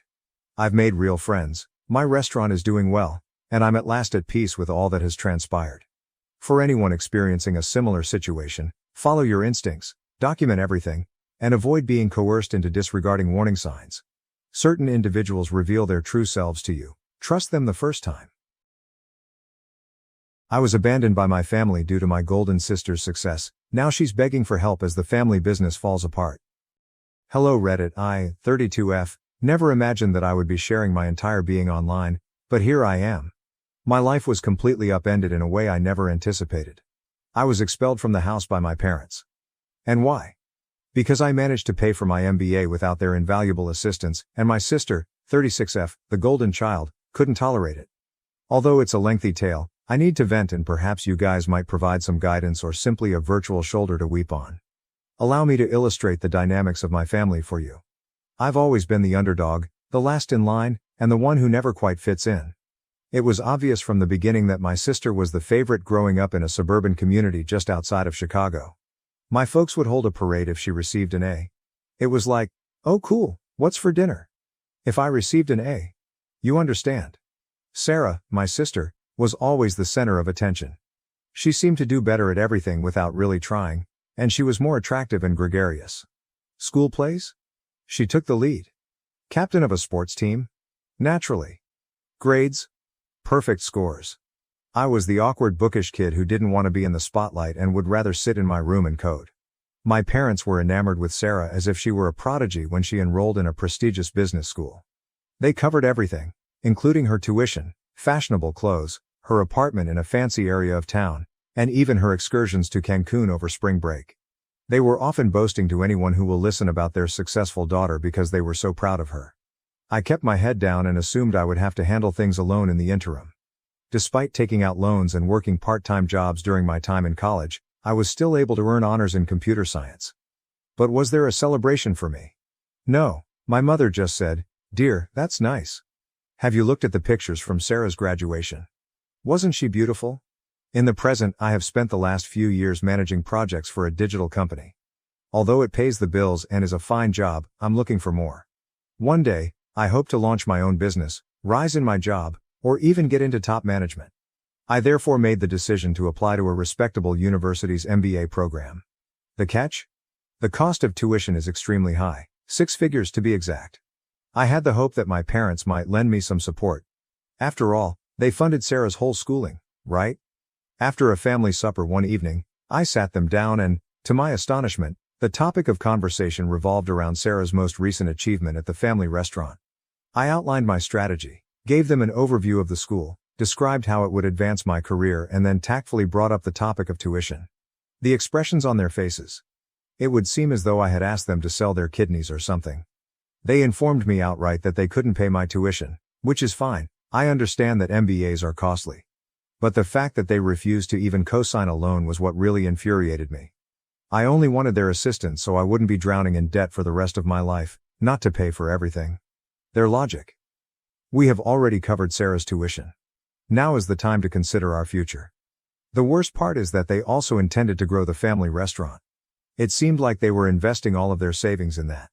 What I was hearing was unbelievable. So you could afford Sarah's entire education, but you can't even co-sign a loan for me? Trying to speak steadily, I asked. Well, honey, Sarah's education was an investment in the family business, my mother boldly said. You have an MBA? That's only for you, isn't it? Only for me? As if I weren't related to them? As if they didn't care about my success? I was at a loss. My parents seemed to be putting unnecessary barriers in my path, but I didn't want to miss this chance. When it came to me, they had to be prudent and frugal, but they had no trouble spending a lot of money on Sarah. I had no choice but to ask my Aunt Margaret. Now, let me tell you that my dad's older sister, Aunt Margaret, is quite different from my parents. To be honest, she is far more successful than both of them and works as a neurosurgeon. She has always been nice to me though, and she's also quite grounded. There was always this strange tension between her and my parents. At family get-togethers, they would pretend to be courteous, but I could tell they were resentful of her success in comparison to their own. In particular, my dad detested feeling like he was overshadowed by her. When I was younger, I overheard arguments in which my dad accused Aunt Margaret of being conceited and defaming him. At first, I wasn't particularly interested in involving her, but I was desperate. One day, I contacted her to see whether she would be able to assist me with the tuition. I described the circumstances, my parents' refusal to assist, and the significance of this MBA to me. Aunt Margaret made no hesitation at all. Of course I'll help, she said. Why didn't you approach me earlier? It would be an honor for me to invest in your future because I've always believed you have a lot of promise. I felt so grateful, but I was also afraid my dad would find out. He would go crazy if he found out that I had approached his sister behind his back to request money. In order to keep it a secret, I pleaded with Aunt Margaret. Recognizing the complicated family dynamics at work, she concurred. After that, everything was well for a time. Since my tuition was paid for and I was preparing to begin my MBA school, I assumed I was safe. I felt both anxious and optimistic about the future. I felt like I was winning for once. Sarah made the decision to wreck everything at that point. I'm still not sure how she learned that I had asked Aunt Margaret for assistance. Perhaps she snooped through my emails when I wasn't looking, or perhaps she overheard a call. However, she did discover, and as the golden child that she is, she was unable to ignore it. She had to make it into a large, theatrical spectacle. After a long day at work, I was thrilled to share some news about my impending MBA orientation when I got home one evening. However, I could sense a problem as soon as I entered the room. The home was eerily silent, and the air felt heavy with stress. My heart fell as I walked to the living room. Everything I owned, including my books, clothes, and even my bedding, was put up in boxes. I felt as though the house was erasing me. Sarah was standing off to the side with this smug, self-satisfied expression on her face while my parents were seated on the couch, their emotions a mixture of disappointment and rage. I had the impression that I had entered a perverse intervention. My father wasted no time. "Explain this," he asked, tossing me a pile of papers. I picked up the papers with trembling hands, not understanding a word he was saying. I became aware that Sarah had completely lost her mind at that point. She had created these fictitious emails between Aunt Margaret and me, giving the impression that I was betraying the family. The emails gave the impression that I had given Aunt Margaret the trade secrets of our family restaurant in return for her covering my tuition. Recipes, supplier details, and even the restaurant's finances were discussed. I didn't really have access to any of these things, but Sarah did. My eyes were unbelievable. After looking through my laptop, Sarah discovered several emails that I had sent with Aunt Margaret, which she subsequently altered using Photoshop or some other program. She painted me as a traitor of some sort, as though I had betrayed our family. I was taken aback. "This isn't real." I stumbled my way out. "These emails are fraudulent, I would never do this." My parents, however, didn't even pay attention. My mom was crying as they stood there, and my dad was furious and red-faced. He said, "We trusted you, and you stabbed us in the back." They trusted Sarah, regardless of what I said. Since they obviously did. She was always believed by them. It felt as though I had vanished from the world and that all the years I had spent being a good daughter, working hard and never getting into trouble, were in vain. I knew then and there that I would always be second best in their eyes. They would always have doubts about me. My father said, "You must go," in a chilly tone. "We won't have a traitor in this house." I pleaded with them to think again. I made an effort to clarify the MBA and how Aunt Margaret was only assisting me, much like they had assisted Sarah. My parents didn't care, but I didn't want to burden Aunt Margaret, especially since she had already promised to cover my tuition. They claimed I was a traitor and refused to interact with me. Sarah simply stood there the entire time, her arrogant expression never changing. Her eyes said louder than words could. She had prevailed. The sister, whom she always viewed as a rival, was finally gone. That was it. I only had a few boxes of my belongings and the clothing on my back when I fled. I noticed the neighbors looking out their windows while I was loading my car, presumably curious about the drama. I felt totally alone, deceived and embarrassed. As soon as I was in my car, I called Aunt Margaret, crying so hard that I could not speak. Without asking any questions, she told me to come to her apartment right away. Without her, I'm not sure how I would have made it through. I'm currently residing at Aunt Margaret's home. With her offer of a place to stay and her assurance that she still wants to assist with my MBA, she has been a tremendous support system. Nevertheless, I vividly remember that night. Sarah standing there with that arrogant expression on her face, knowing she had won, my parents glaring at me like I was a criminal, and all of my belongings packed away when I walked into my house. I don't know. I'm not sure what to do, Reddit. A part of me wants to defend myself and show that Sarah was lying. If I looked closely enough, I could certainly find proof that the emails were forged, but I also want to break all connections and never look back. For those who are so eager to assume the worst of me, why should I fight? How can I possibly comprehend this betrayal? Given that my own family has abandoned me, how can I go on? In a few weeks, the MBA program will begin and I should be thrilled. However, I'm coping with this emotional trauma instead.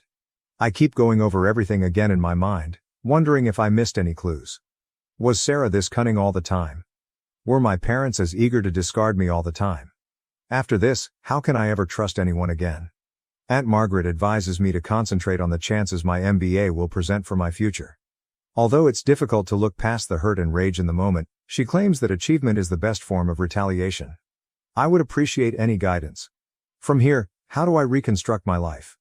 Given that my own sister would go to such extent to harm me, how do I handle this?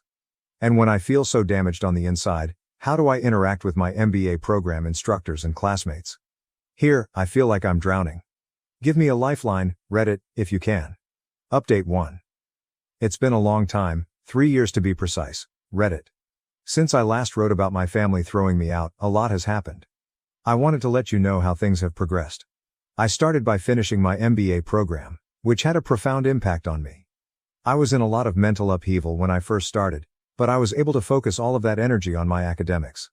I graduated at the top of my class, but it wasn't easy. The girl who constantly felt inferior is no longer there. She has been replaced with a lady who is confident in her abilities and doesn't hesitate to express them. I got a job at a prestigious consulting business after graduating. I love my job, but it's tough. I'm in a setting where my abilities and diligence are truly valued for the first time in my life. No more living in the shadow of others. During all of this, Aunt Margaret has been a rock. She's become the loving family I never had, not just a place to stay. We discuss everything from her most intriguing medical cases to my most recent professional endeavor during our weekly dinners. I've learned so much from her about defending my rights and appreciating my own worth. 3 years of radio silence about Sarah and my parents. No emails, texts, or phone calls. It was painful at first. However, as time went on, I came to see that their absence was enabling me to develop in ways that I could not have while living with them. I've created a proud life for myself, free from the need for approval and continual comparisons. However, life can be unpredictable. Last Saturday, just when I thought I had everything worked out, Sarah arrived at my door. I nearly failed to identify her. The air of superiority and the fancy attire vanished. She was wearing a basic sweater and jeans that had seen better days, and she had big circles under her eyes and her hair pulled up in a hurry. She looked discouraged. "Hey," she said in a little voice. "Can we talk?" Curiosity overcame my want to slam the door in her face. I opened the door for her. Sarah sat uncomfortably fidgeting on the couch. "I need your help," she blurted out at last. "The eatery is having problems. Serious problems. The family firm," she said, "was close to going bankrupt. Our parents' much anticipated large expansion had turned out to be a complete failure. They were drowning in debt because they had overextended themselves and took out large loans." When Sarah said, "Dad's talking about filing for bankruptcy," her voice broke. "Mom is in disarray, and I'm at a loss for what to do. Despite my best efforts, I am unable to resolve this." As I listened, I experienced a range of feelings. I had a sick sense of satisfaction. Wasn't this retribution for the way they handled me? However, I also experienced a twinge of, not quite pity, but a near feeling. "Why are you telling me this?" I inquired. "What do you expect me to do?" Sarah's eyes were filled with desperation as she gazed at me. "You're doing fantastically in your new work and with your MBA. I hope you may be able to assist, offer some guidance, or—" I understood what she was asking, but she didn't finish the phrase. She desired money. The black sheep is being rescued by the golden child. The irony was nearly unbearable. I said, "Let me get this straight," maintaining a calm voice. "After everything that happened, after 3 years of silence, you show up asking for help." Sarah was gracious enough to appear embarrassed. Quietly, "I know I messed up," she said. I felt envious. "All right. You were always so capable and intelligent. I lost it when I learned that Aunt Margaret was assisting you. I apologize." After 3 years, all she could do was apologize. It was dreadfully insufficient. "Sorry doesn't cut it, Sarah," I responded. "You have no idea what I've been through because of what you did." "I know," she responded, her eyes welling with tears. "But we're still related, aren't we? Family members support one another. Just give it some thought, please. Family." The word struck me hard. After everything that had transpired, were we still related? I informed Sarah that I needed some time to reflect. With a disappointed expression, she left her number and left. And now I'm here, attempting to decide what to do. On the one hand, I've put a lot of effort into creating this new life for myself. The familial drama, the incessant comparisons, and the sense of inadequacy have all finally left me. Is it really my intention to become entangled in all of it again? However, a tiny part of me still gives a damn. I feel something when I consider my parents' bankruptcy, not quite pity, but also not disinterest. However, there is a part of me that sees this as a chance to show them what they lost when they rejected me. To definitively demonstrate that I am not the failure they have always believed me to be. However, is it worthwhile? After the way they treated me, do I owe them anything? And would things truly change even if I did help? Or, regardless of what I do, would I always be the second best daughter? Reddit, I'm conflicted. How would you respond if I were you? Should I defend myself and let my family work out their own problems, or should I assist them and run the danger of getting injured again? I've been thinking about it for the past few days, but I'm still not convinced. A part of me wants to step up, offer them a helping hand and pull them out of this mess. It might present an opportunity to re-establish our friendship on more equal terms. Another part of me, though, is screaming to go away. I'm still recovering from the profound damage they caused me. Would I truly want to expose myself to that suffering once more? Aunt Margaret and I have discussed it.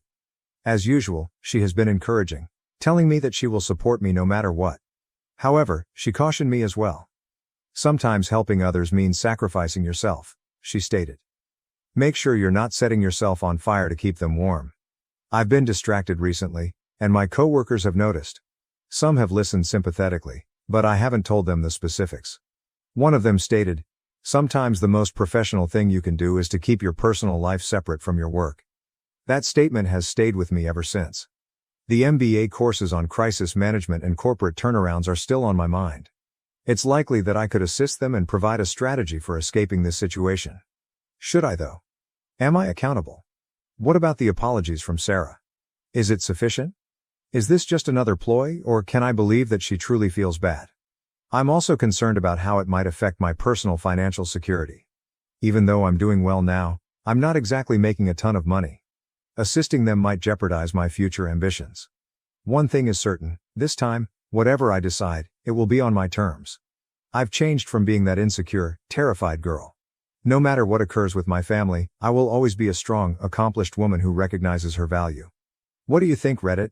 Should I put my own health first and let my family deal with the fallout from their choices, or should I offer them assistance? I'd greatly benefit from an independent viewpoint on this. Update 2. It's me again, Reddit. Things have taken a crazy turn since my previous update, and I can't believe I'm back so quickly. Do you recall how I debated whether or not to assist my family with their restaurant problems? The cosmos, however, chose to give me still another surprise. My parents arrived at my workplace a week following Sarah's visit. You read correctly, my office. They just showed up in the lobby one afternoon after somehow figuring out where I work. Talk about a systemic shock. My assistant buzzed me while I was in the middle of a meeting to let me know that 2 people were requesting to see me. My heart almost stopped when she told me about them. Feeling as though I was walking to my own death, I excused myself from the meeting and proceeded to the lobby. My parents were there, looking older and more worn out than I had recalled. Dad's shoulders were hunched in a manner I had never seen before, and Mom's hair had turned fully gray. The weight of 3 years of stillness hung between us as we simply stared at one another for a minute. Dad finally stated, "We need to talk," in a rough yet oddly diminutive voice. I took them to a coffee shop nearby since I didn't want to have this discussion at work. An uneasy hush descended upon us as we sat down with our beverages. Determined not to make things easy for them, I waited for them to speak. Mom was the first to break. She added, "We were wrong," in a shaky voice. "We ought never to have expelled you. We ought to have paid attention to you. We sincerely apologize. Over the last 3 years I had dreamed of this moment countless times, but now that it was actually occurring, I felt nothing. There was only a hollow emptiness, no relief, no joy, not even rage." Dad added his voice. "You should return home. We can overcome this difficult period as a family once more." To give myself some time, I took a drink of my coffee. "Why now? At last?" I inquired. "Why after 3 years of silence?" After they looked at each other, I realized there was more to this tale. The depth of their desperation became evident as they started to explain. The restaurant was a total failure, not merely having financial difficulties. In addition to going overboard with the expansion, they had been taking shortcuts and breaching the law to stay afloat, including tax evasion, health code infractions, and even some dubious supplier transactions. They now faced possible criminal penalties in addition to bankruptcy. Dad said, "We need your help," in a voice that was just audible above a whisper. "Your business knowledge, your connections, you could save us?" Stunned, I sat there. My parents, who had dismissed me on false pretenses and had always viewed me as second best, now viewed me as their only hope. "Let me get this straight," I remarked, finding it difficult to maintain my composure. "You kicked me out, believed the worst of me without any proof, didn't contact me for 3 years, and now you want me to bail you out of your illegal activities?" Mom attempted to grasp my hand as she reached across the table. I retreated. With tears in her eyes, she continued, "We know we don't deserve your help. However, we remain family. We're at a loss on what to do, so please." Family. That word was used once more. However, as I observed them, I came to the realization that they were no longer members of my family. Aunt Margaret, a member of my family, had given me unwavering support. My family consisted of the friends I had established at work and in my MBA program who respected me for who I was. I inhaled deeply. I said, "I'm sorry," and I was surprised at how composed I felt. "But I am unable to assist you. What you're asking, money isn't the only factor. You're asking me to sacrifice all I've worked so hard to achieve, including my job and principles. I'm not capable of doing it. Their shocked expressions were nearly funny. They obviously didn't think I would say no. Anger colored Dad's face. After everything we've done for you, I interrupted him. What have you done for me? You mean denying me support for my education when you paid for Sarah's, excluding me on false pretenses and favoring her throughout my life? Now Mom was crying aloud. Please, sweetie, we'll lose everything. I experienced a little pang of guilt.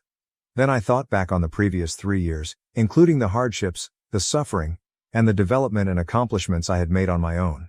I stood up and said, I'm sorry you're in this situation, but these are the results of your own actions. I am unable to save you. We'll be ruined, Dad yelled as I turned to go. Is it your preference? I stopped and turned to face them. I want you to accept responsibility for your actions, I stated. I want you to understand how much you lost when you threw me out. What I really want, though, is to be free of your drama and manipulation. I left my parents behind and left the coffee shop after that. I felt as though a burden had been lifted as I entered the street. I had finally chosen myself, set my boundaries, and confronted them. However, the tale doesn't stop there. I gave that confrontation a lot of thought. I came to the realization that merely leaving was insufficient. My parents' actions were unlawful, and if they persisted, others might suffer harm. I therefore had to make a tough choice. I reported what I learned about the restaurant's unlawful operations to the appropriate authorities, including the police, the IRS, and the health department. Although I knew it was the right decision, it wasn't an easy one. The consequences were severe and quick. Screaming and sobbing, Sarah called me and accused me of ruining the family. I don't know what grounds my parents believed they had, but they alternated between pleading for assistance and threatening legal action in their voicemails. But I didn't back down. I informed the authorities of what I knew and made it apparent that I was not involved in any unlawful activity. Aunt Margaret was there for me during the difficult few weeks, reassuring me that I was acting morally. Although the inquiry is still underway, the eatery has reportedly been closed while a thorough audit is conducted.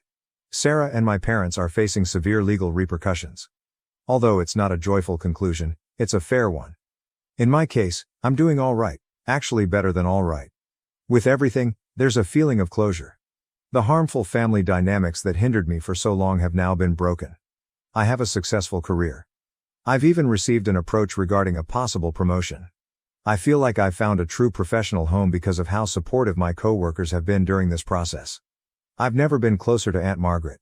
After everything calms down, we're arranging a trip together, so we have something to look forward to after all this worry. I'm not going to act like it's been simple. There are times when I question whether I made the correct decision and feel bad. However, I know I made the correct decision when I think back on all the suffering they inflicted on me, including the years of manipulation and partiality. Here I am then. I felt confused and alone after being evicted from my house 3 years ago. I am now independent, prosperous in my work, surrounded by individuals who truly care about me, and at last free from my family's poisonous influence. Although some may have wished for a joyous family reunion, this is my tale, and I'm glad of the progress I've made. Remember this: if you're struggling with toxic family members or tough choices, you have the right to put your own health first. You are entitled to establish limits. Additionally, there are instances when the family you choose matters more than the one you were born into. I appreciate Reddit's support along this journey. You have no idea how much your guidance and assistance have meant. Cheers to fresh starts and making our own happiness.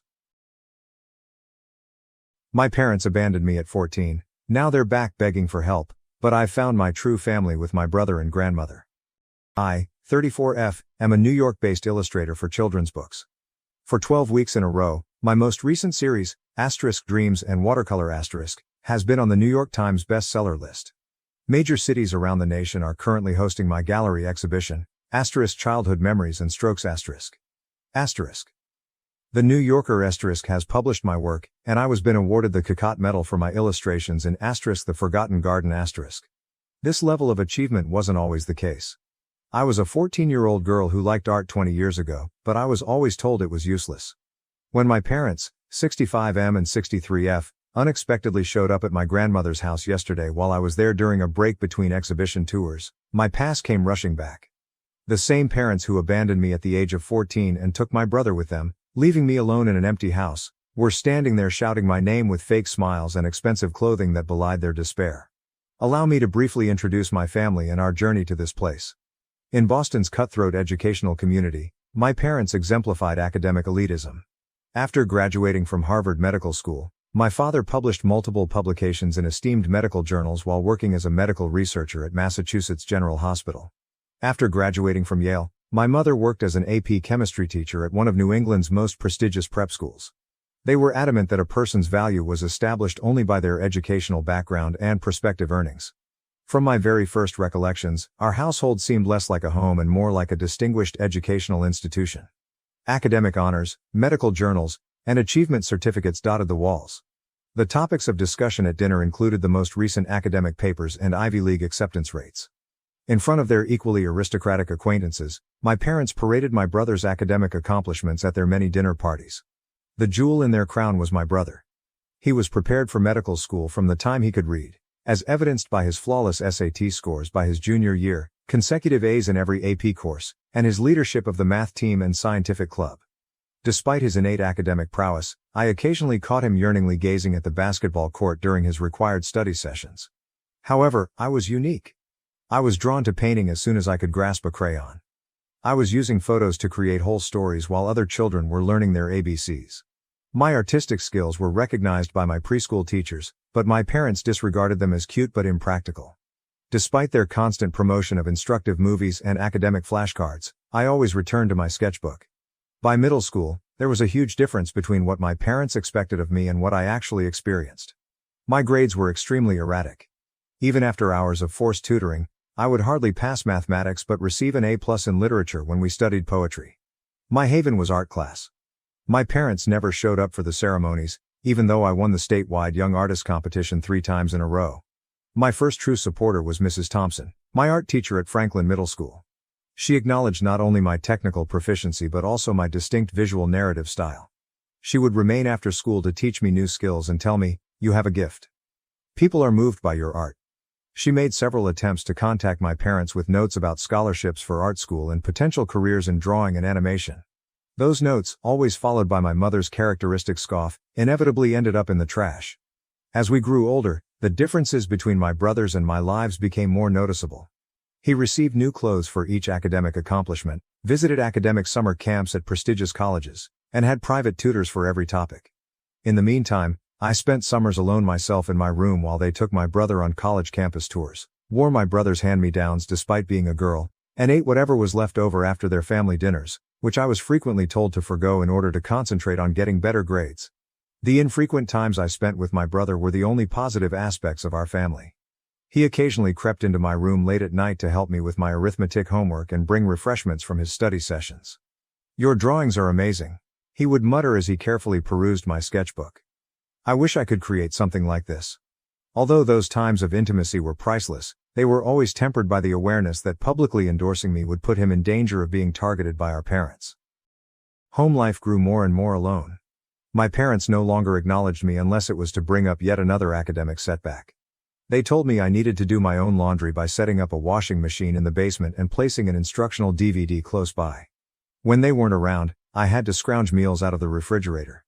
My room, which was stocked with art equipment I had saved up for by gathering recyclables and helping out around the house, became both my haven and my jail. After then, everything changed on that Tuesday in April. After looking over my portfolio, Mrs. Thompson was overjoyed. She exclaimed, "This is college-level work," while displaying pamphlets from many art schools. "With your talent you could get a full scholarship." I felt for the first time that there were actual options for my future.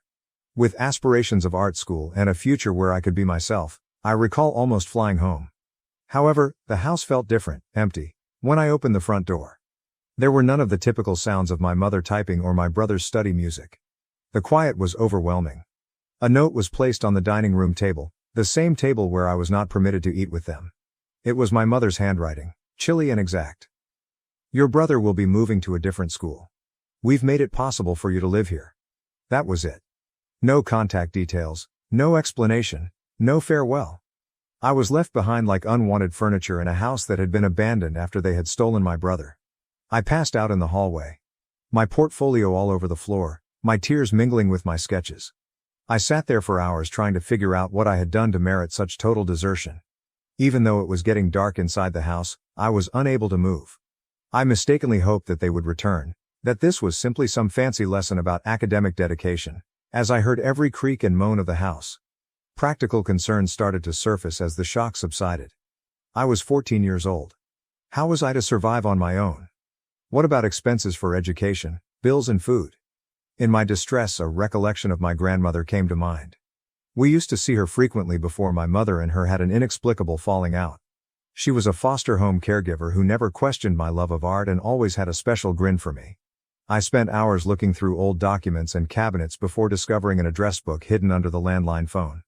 With shaking hands, I called her number, hoping it was still active. I started crying when her kind voice answered. I was able to describe what had transpired despite my emotions. "I'll come right away, sweetheart," she responded without hesitation, "and I will never forget that. Bring anything that is important to you." Considering that she lived 2 hours away, my grandmother came in record time. She remained silent when she saw me with my painting tools all about me, my clothing filthy and my face wet with tears. She simply gave me a hug while softly caressing my hair in a way I had nearly forgotten was possible. She whispered, "You're beautiful, Art," as she studied my strewn about drawings. "Let's get you and your talent somewhere safe." My life was totally altered by the years I spent with my grandmother. She resided in an ancient house surrounded by nature in a little hamlet in western Massachusetts. My new school was completely different from my previous one. It was smaller, more caring, and had teachers who valued me as a person rather than just my GPA. I was able to breathe for the first time. My grandmother used some legal wrangling to convince my parents to give minimum financial support. I later found out that she had threatened them with child services and public exposure. But that was all they were involved in. I never saw or spoke to them, and I never even got a birthday card. My granny turned into my staunchest ally.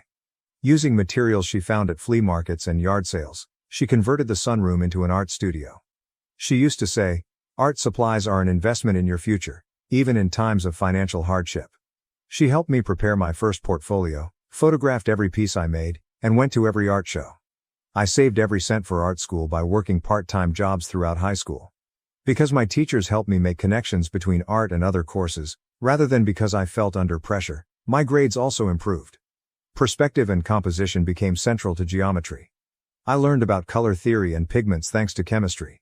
My illustrations were inspired by history. With the help of my grandmother's constant support, part-time job and student loans, I managed to attend the Rhode Island School of Design after winning a partial scholarship. College changed my life. I discovered my voice, my community, and my style. A small publishing business became interested in my thesis idea, a children's book about a young artist figuring things out. It wasn't an easy road to success. I barely made enough money from my first novels to pay off my student loans. I worked as a freelancer, lived in a small studio apartment, and occasionally questioned whether my parents were correct to say that art was not practical.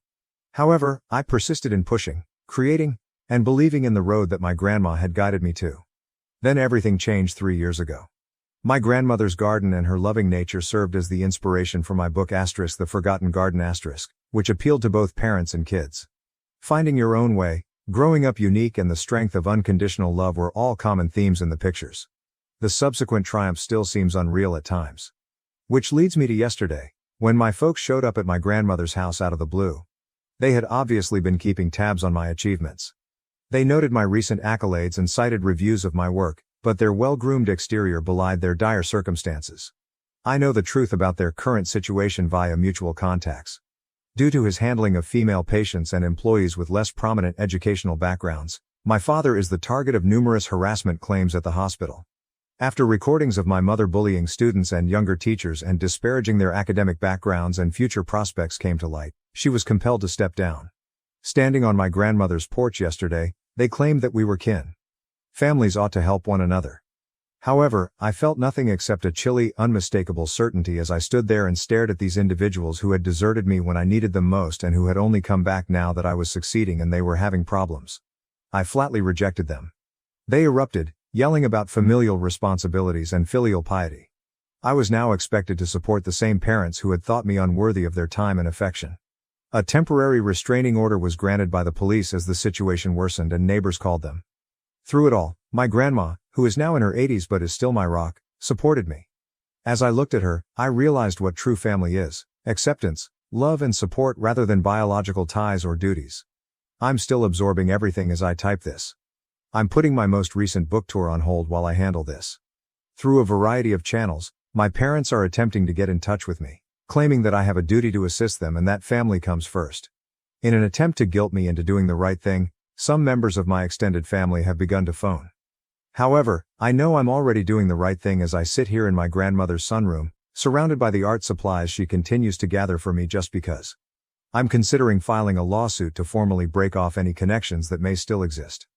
However, I have some concerns regarding my brother. When I last heard from him, he had left the nation years ago because he could no longer stand our parents' domineering behavior.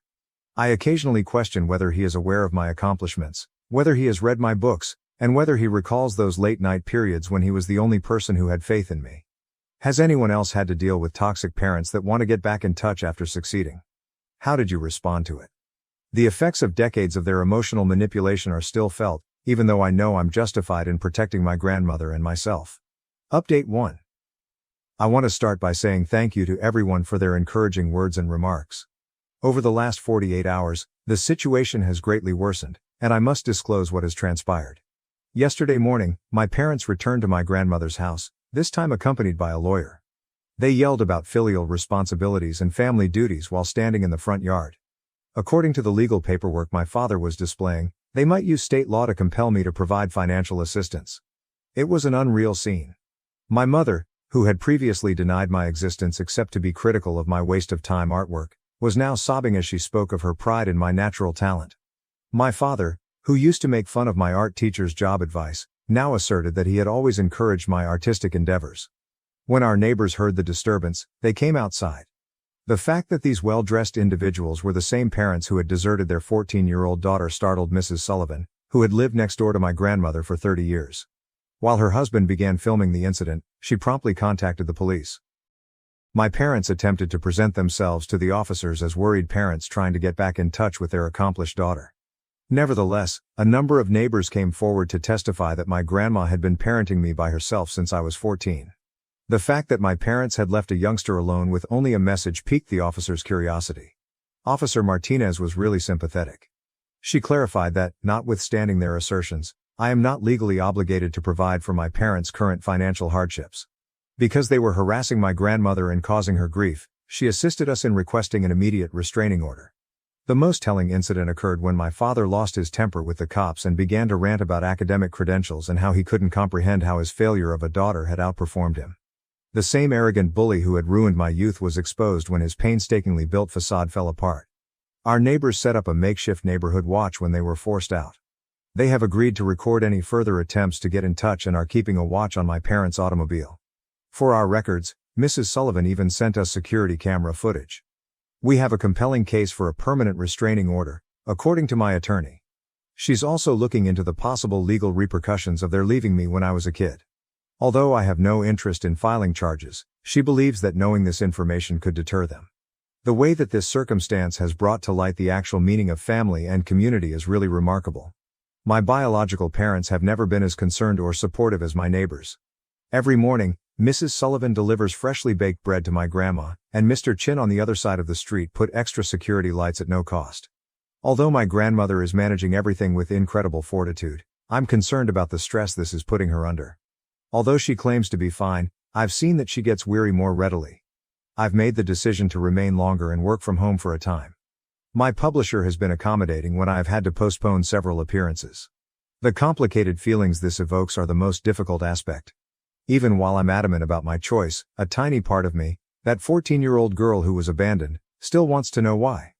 Then why wasn't I good enough? Why are they just interested in me now? I know I'm making the correct decision though, when I think of my grandma, who loved me without conditions when they were unable to love me at all. This is the subject of a new art series I've started. Therapeutic drawings that express feelings I find difficult to express. Sometimes, just like when I was 14 and first moved into her home, my grandma watches me work. Asterisk. They may have given you life, but you gave yourself permission to live it, she stated yesterday, and that truly resonated with me. Many have inquired about my brother. Even though I don't communicate with him anymore, this circumstance has caused me to think about him a lot. I hope he's discovered his own way to liberty. Today, my brother showed up at my grandmother's place, which was unexpected. I nearly didn't recognize him at first because of how much he's changed.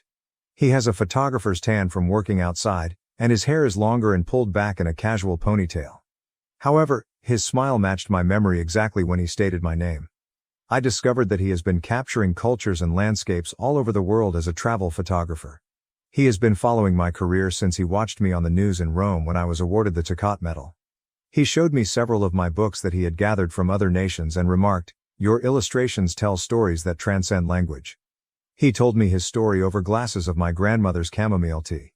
He started to doubt our parents' strict academic ideals during his senior year of college, when he was surrounded by colleagues following their own varied pursuits. The last straw for him was learning that they had been surreptitiously keeping tabs on his college activities and attempting to influence his course choices to fit their goals for medical school. He clarified, "One day, I just couldn't take it anymore. I purchased a one-way ticket to Europe and left a note saying, 'Don't look for me.'" He began working odd jobs and staying in hostels before realizing he had a knack for photography. Since a travel publication saw his social media photos, he has been taking pictures all around the world. Then he turned to face me, his eyes watering. "I really apologize. I ought to have gotten in touch with you earlier. I was a coward who was just concerned with getting away." As he went on, his voice broke. "I always thought of the little sister who used to show me her drawings late at night when I saw kids reading your books in other countries. I was unable to control my own tears." We discussed how, both of us ensnared in our parents' oppressive expectations, he would sneak me snacks and assist me with my homework on such nights. I said to him, "Back then, you were the only one who saw me." Like he used to do when I was having trouble with math problems, he reached across the table and squeezed my hand. He also discussed his knowledge of our parents' demise. After he left, their behavior seemed to have gotten worse. They became more and more oppressive at work without either of us to keep them in check. While Mom's verbal abuse of students and younger teachers finally caught up with her when someone filmed her outbursts, Dad began to harass female patients who didn't reach his educational standards. Occasionally, my grandmother wiped away tears as she observed our reunion from her favorite armchair. She disappeared into the kitchen to make her unique candied sweet potatoes, which she used to make for our infrequent visits as children, when we inquired about lunch. The flavor reminded us of the good old days before our parents' greed ruined everything. We discussed future plans over dessert. The location of my brother's upcoming photographic project is only a few hours away in New York. As we looked at old pictures my grandmother had saved, my brother reflected, "Sometimes I wonder if they ever loved us." We're going to hold monthly family meals here at grandmother's house, real family dinners, full of love and acceptance instead of academic pressure and judgment. "Perhaps in their own perverted manner," I answered. "But they were more in love with their conception of success." He nodded, fully comprehending. "No more 20-year gaps, okay?" my brother said as he gave me a hard hug before he left. "Little sister, you're trapped with me now." I was at ease with my choices for the first time since our parents returned. We came here because of their desertion, to a freedom and familial connection they could never comprehend. After he went, my grandmother said it best. "Families are sometimes made rather than born. Founded on understanding, love and second chances." She is correct as usual. Our parents attempted to mold us into their ideal of success, but life had other ideas. Through the lens of a camera, my brother discovered his art. Illustration helped me discover mine. Together, we discovered the true meaning of family. I appreciate all of the encouraging remarks. Yes, the restraining order against our parents is still in effect. Even though our new family is smaller, it has a stronger foundation than any degree could ever offer. 2 weeks have passed since my brother's unannounced homecoming, and I feel ready to finally discuss how things have calmed down.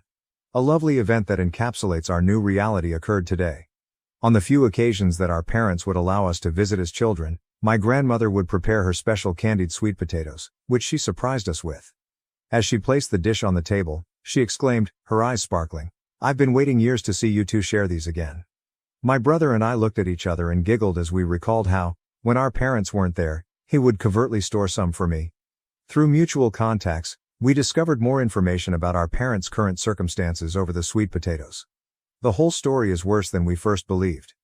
In addition to his unwanted approaches on female patients from what he deemed to be suitable academic backgrounds, Dad's harassment at the hospital was not limited to his educational background. In the meantime, Mom's bullying at school had gotten so bad that a number of pupils had anxiety disorders, which prompted several parent lawsuits. They no longer have any criteria by which to evaluate other people. After numerous complaints, the medical board withdrew Dad's license, and Mom lost her job when recordings of her criticizing younger instructors for having inferior degrees went viral in the educational community. They had to pay large settlements as a result of the cases, which depleted their pensions and savings. They now hold entry-level positions under managers they previously would have written off as having poorer academic credentials. Mom works in administration at a community college while dad stocks shelves at a chain of pharmacies, both of which are run by managers with only a high school degree. As my brother put it, maybe they'll finally learn that human value isn't measured by degrees. It's a particularly ironic turn of events. To be honest, we don't care about their demise anymore. Our goal is to use the ashes of our history to create something fresh and lovely. Today, my brother came up with a fantastic idea. Every month, we will gather at our grandmother's house for authentic family dinners, free of academic scrutiny over meatloaf and without any exclusions. He is moving to New York, which is only a few hours away, to establish his photography business. He claims that observing our grandma with us served as the inspiration for his most recent project, which documents intergenerational family ties across cultural boundaries. I'm doing the illustrations for a brand new children's book about discovering your real family. Indeed, there is a charming grandmother figure who bakes enchanted sweet potatoes. In addition, our grandmother is thriving now that we are both here. The sketches I thought were lost forever and the covert pictures she took of my brother playing basketball when he should have been studying were among the old artwork and pictures she retrieved from a box today. She informed us, "I always knew you both had different dreams. I simply awaited the day when you could follow them without restriction." We rummaged through the box for hours, resolving old wounds and exchanging stories. While studying late at night in his room as children, my brother discovered a sketch I had done of him. I discovered a picture he had surreptitiously shot of me sketching in the backyard, fully content and coated in chalk dust. Over the years, our grandmother had kept these fragments of who we really were. There is no greater contrast between our current gathering and our previous family dinners. Rather than a tense quiet punctuated only by questions about grades and test scores, our discussion flowed freely, alternating between our grandmother's soft advice, my brother's travel adventures, and my most recent illustrations. The sweet potatoes, which somehow taste much better than we remembered, brought us to tears of laughter. My brother and I assisted in cleaning the kitchen as the evening came to an end. Something our parents would never have permitted us to do as it interfered with our ability to study. With tears in her eyes, our grandmother observed us working together. "This is what family really means," she declared. "We have made the decision to keep the restraining order against our parents in place. Their persistent efforts to get in touch with us via different channels have only made us more determined. They had their opportunity to be family, as my brother put it. Instead, they opted for intellectual prominence. In the future, we intend to remodel a portion of Grandma's home. After relocating here, I set up a proper art studio in the sunroom where I originally began drawing, and my brother is turning the old study into a dark room for his photography. These areas stand for everything our parents attempted to stifle. Our genuine selves, our true passions, and our true skills. As we were leaving tonight, our grandmother said it best. Families are sometimes made rather than born. Founded on understanding, love and second chances. She is correct as usual. Our parents attempted to mold us into their ideal of success, but life had other ideas. Through the lens of a camera, my brother discovered his art. Illustration helped me discover mine. Together, we discovered the true meaning of family. We are grateful to everyone who has supported us and followed our tale. We serve as evidence that sometimes the first step to discovering your true family is leaving a toxic one. In response to inquiries concerning legal problems, we have not had direct communication with our parents, but we do maintain both restraining orders. Even though our family is now smaller, it has a stronger foundation than any degree could ever offer. A 28-year-old man is ruining my 18-year-old son's life, and I'm determined to fight back and free him from his influence. Original post. Hello and thank you in advance for your creativity and time. I'm living in hell right now and need ideas. My son just turned 18 and is disabled. He needs and takes multiple medications and needs support at school. He does well in some settings and is on track to graduate and pursue trade school, with support, and we're so proud of him. He's extremely impressionable, a little socially awkward, and desperate for friends. For years we've struggled because he gives his possessions away, gets in bad situations, someone offering to sell him rocks at a park, him thinking they are collectible polished gemstones, so he asks to see them, and then freaks out when he realizes they're drugs. And is easily bullied. He will do anything to be liked. Which breaks my heart. And we're working on it in therapy, with trusted adults, etc. The grown man. This guy is 28 years old. Let's call him Quentin. He's frequently homeless, often sleeping in a tent in parks. Or he'll get a voucher from our city to stay in a motel. He has 2 pit bulls, not spayed or neutered, that he will leave in the tent or motel room when he works at a fast food job. I actually have compassion for him and his animals, if he had nothing to do with my son. It started with him asking my son to watch his dogs in the park while he worked. My son is so thrilled to have a friend, and be helping. And he does love animals. So he will spend 8+ hours a day or night, alone in a park, watching these dogs. He would ask if he took dog food, toys, and blankets from our house for Quentin's dogs. He does it whether we say yes or no. Months ago, we would say yes because I appreciate that my son wants to help these dogs. Starting a few months ago, when my son turned 18, Quentin told him he didn't have to stay with us and could stay with him. For weeks, our son was sleeping in the tent with the dogs or rough in the park. Quentin gives him beer and weed. Our son will watch the dogs for entire shifts while he works. Quentin tells him he will help him get a tent and vouchers too. The police are sympathetic, especially because my son has disabilities and also some medical issues. But he is 18. School is supportive, but he's almost to graduation, and again, he's 18. We had not ever pursued medical conservatorship or anything like that because before now lots of things were going right and we don't take that lightly, removing civil liberties from another young adult. In the past week, Quentin got another room at the motel. He messaged my son to come stay with him, and he did. My son sat in the room and watched his dogs while he worked, and I imagine they smoked and hung out when Quentin was not working. My son would respond to text messages from us but asserted he is an adult and can go where he wants. He missed a week of medication, school, part of his part-time job, and another important appointment. Being Quentin's friend is more important than all of these things, and he feels good helping his friend and says Quentin is like a brother to me. He's the best brother I've ever had. Quentin's own family has kicked him out. They are nearby. No idea who watches the dogs when my son is not available.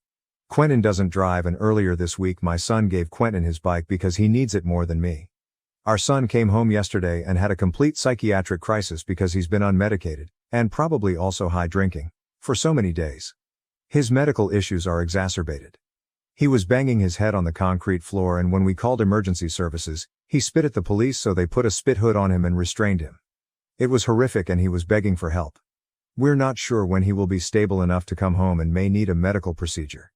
He was coherent today, crying, apologizing, but still 100% certain Quentin is his friend. I also feel terrible because I know that at age 18 it's a good thing for my son to be not telling us everything, having his own friends and life, etc. I look forward to that day. He does have other friends who are closer to his age and their hanging out is more appropriate, but these other kids have busier lives and more responsibilities. They aren't available 24/7.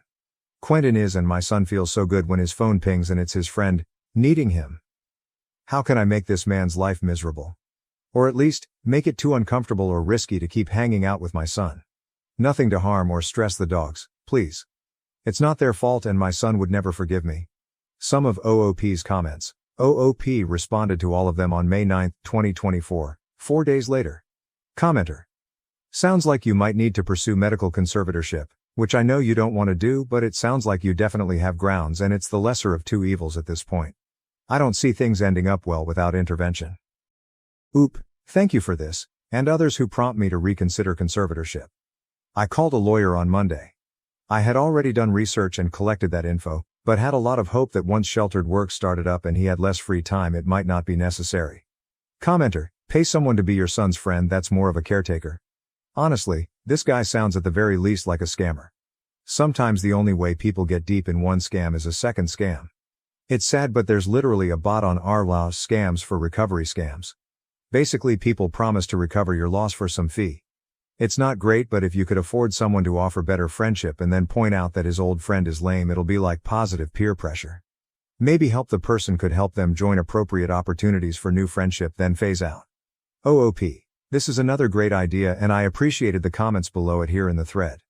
I have reached out to some young adults older than him that might serve as mentors or fitness coaches. Hang out with him, work out, play basketball. Build positive connections with people who don't wish him ill. Thank you for this. I have a few possibilities here in our area. Commenter. If it was my son, there's nothing I wouldn't do to ensure his safety and well-being. My advice would be to just make this man's life miserable. Contact his work and make complaints against him. Tell them he's selling weed or is abusive to customers. If he has a room, report him for dealing drugs and threats of violence. If he stays in the park, phone the police and claim his dogs are attacking people in the park. All anonymously, of course.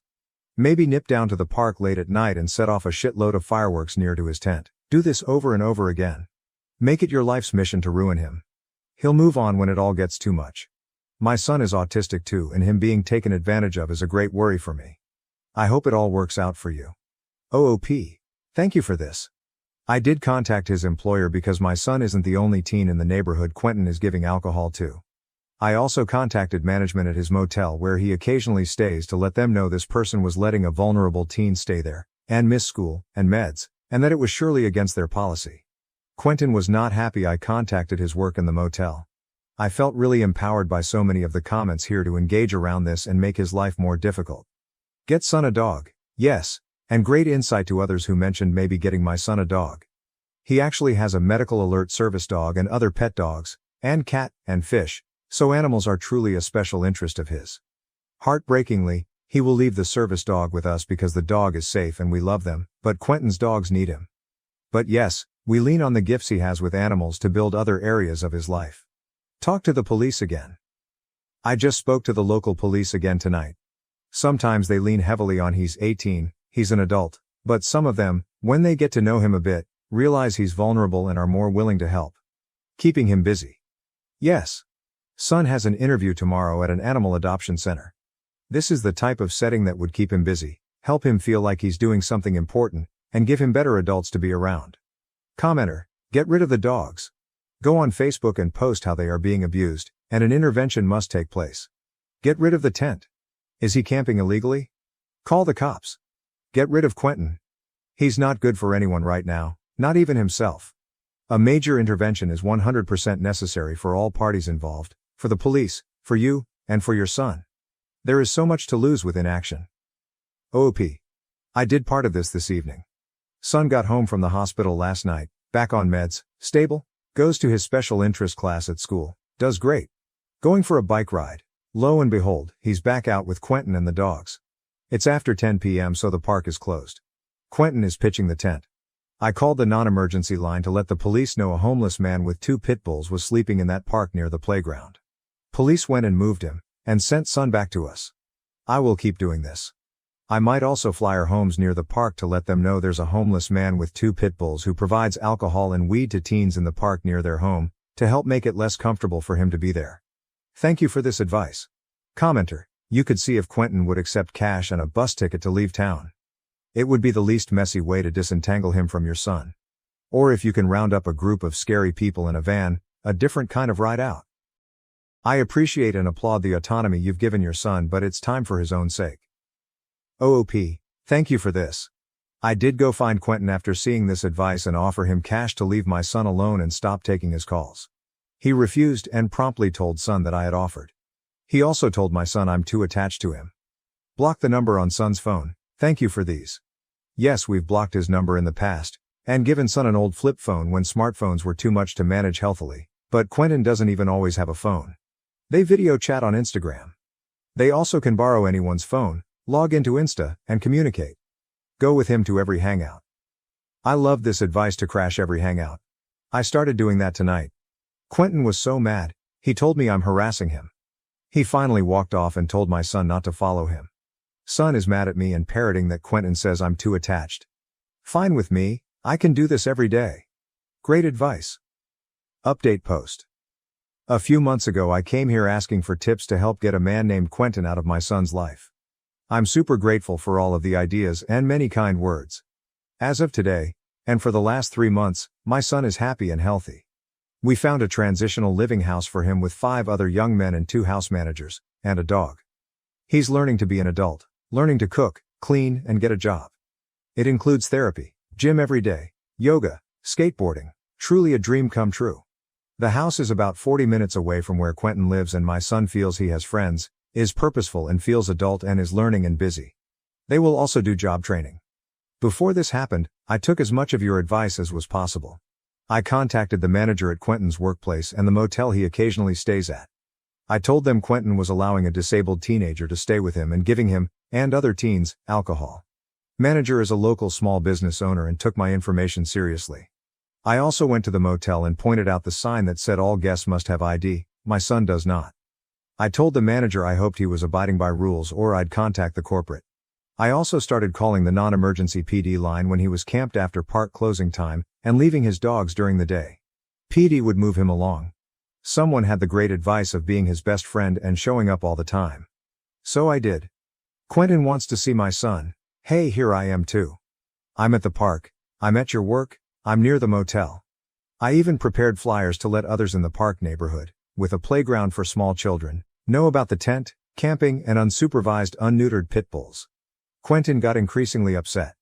He said I was stalking him and he was going to call the police. I said politely, please do.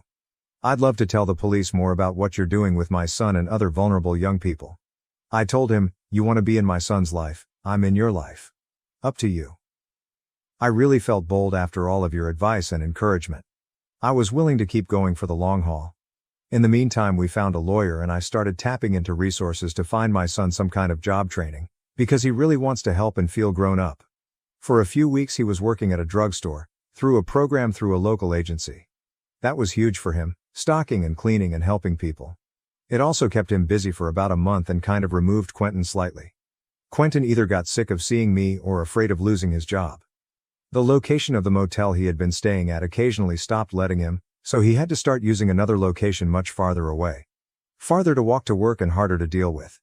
I think he realized my son wasn't worth the trouble I was causing, and just stopped contacting him. Thank you so much for all of your ideas. I was so focused on trying to fix it from my son's end as his mom I had no idea how to actually deal with Q. You all were fantastic. Huge thanks from the mom of a happy, healthy, busy and purposeful young adult son. Some comments. Commenter, glad things in your situation are going in a positive direction, but wondering why you have to mention unneutered pit bulls in such a negative context. I'm 100% about spay and neutering all animals right now cause this country is in a crisis with the homeless pet population, but I feel like your statement wasn't mentioned because of the same reason. OOP, absolutely. Thank you for naming that. I'm also worried about the animals. One reason I struggled at first with what to do is if my son weren't a factor, I would feel drawn to helping Q and his animals. Or at least pointing him to resources for that. I have colleagues who work for organizations who help those without homes to stay with their pets, often their family. Since I wrote the first post, one of these dogs has had puppies. I also tried to help my son realize that he wasn't responsible for the dogs and it was a hard life for all of them. Until it became clear how in danger my son was. I guess I mention it as another example of how the adult in the situation was not being responsible, and how the untended dogs were not safe for themselves or other unfixed animals who might come into the park. For me, the state of the animals is also sad and one reason my son was so compelled to help. Which is a negative. I feel for them and never wanted to harm or scare them. Traditional Plan 7423. For anybody in Houston TX that may see this. I work for a nonprofit, SER Jobs. We offer training and licensure to youth, young adults, and veterans. Financial literacy assistance for everybody. Our goal is long-term financial stability through training and job placement and financial education. We are completely funded by federal, state, city, and private donors. All classes, certifications, and licensure are completely at no cost to you, the member. Please look us up. Please donate if you find it something that you support and help us to continue our mission. SER Jobs for Progress in Houston, Texas.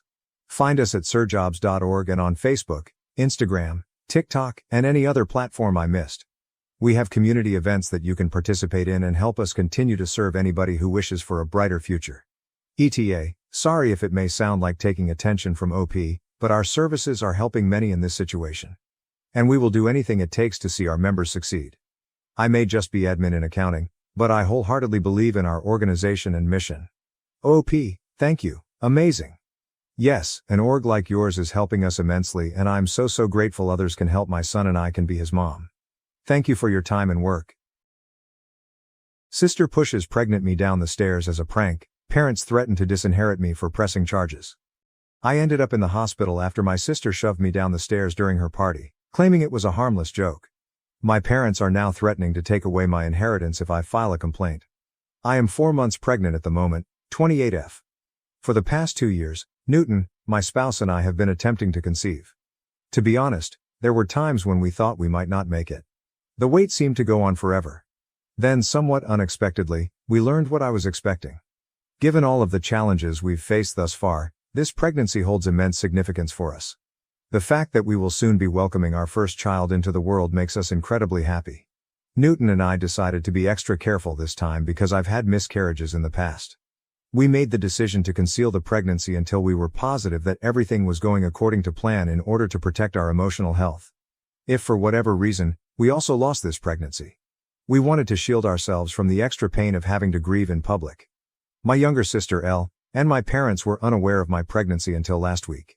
At times, it seemed weird to keep them in the dark, but I also needed the time to think things through. From significant life events to minor triumphs, my family has always been the kind to celebrate everything. To be honest, I adore that quality about them. We've created a ton of wonderful memories together throughout the years, and it adds a special touch to every occasion. But when it comes to going to family gatherings, I've been a little aloof for the last 4 months. Given how emotionally taxing the pregnancy was, I simply needed more time for me. However, my younger sister Elle was ecstatic when she received a promotion at work last week. Last year, Elle's ideal wedding was meant to take place, but at the last minute, everything went wrong. Her ex cheated on her with one of his co-workers at his bachelor party the night before the wedding.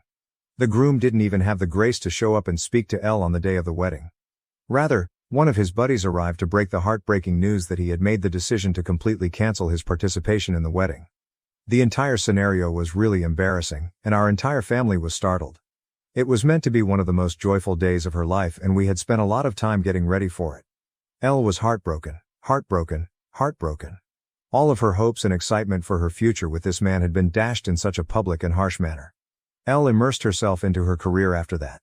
She used it as a coping mechanism to keep herself occupied and diverted from the pain.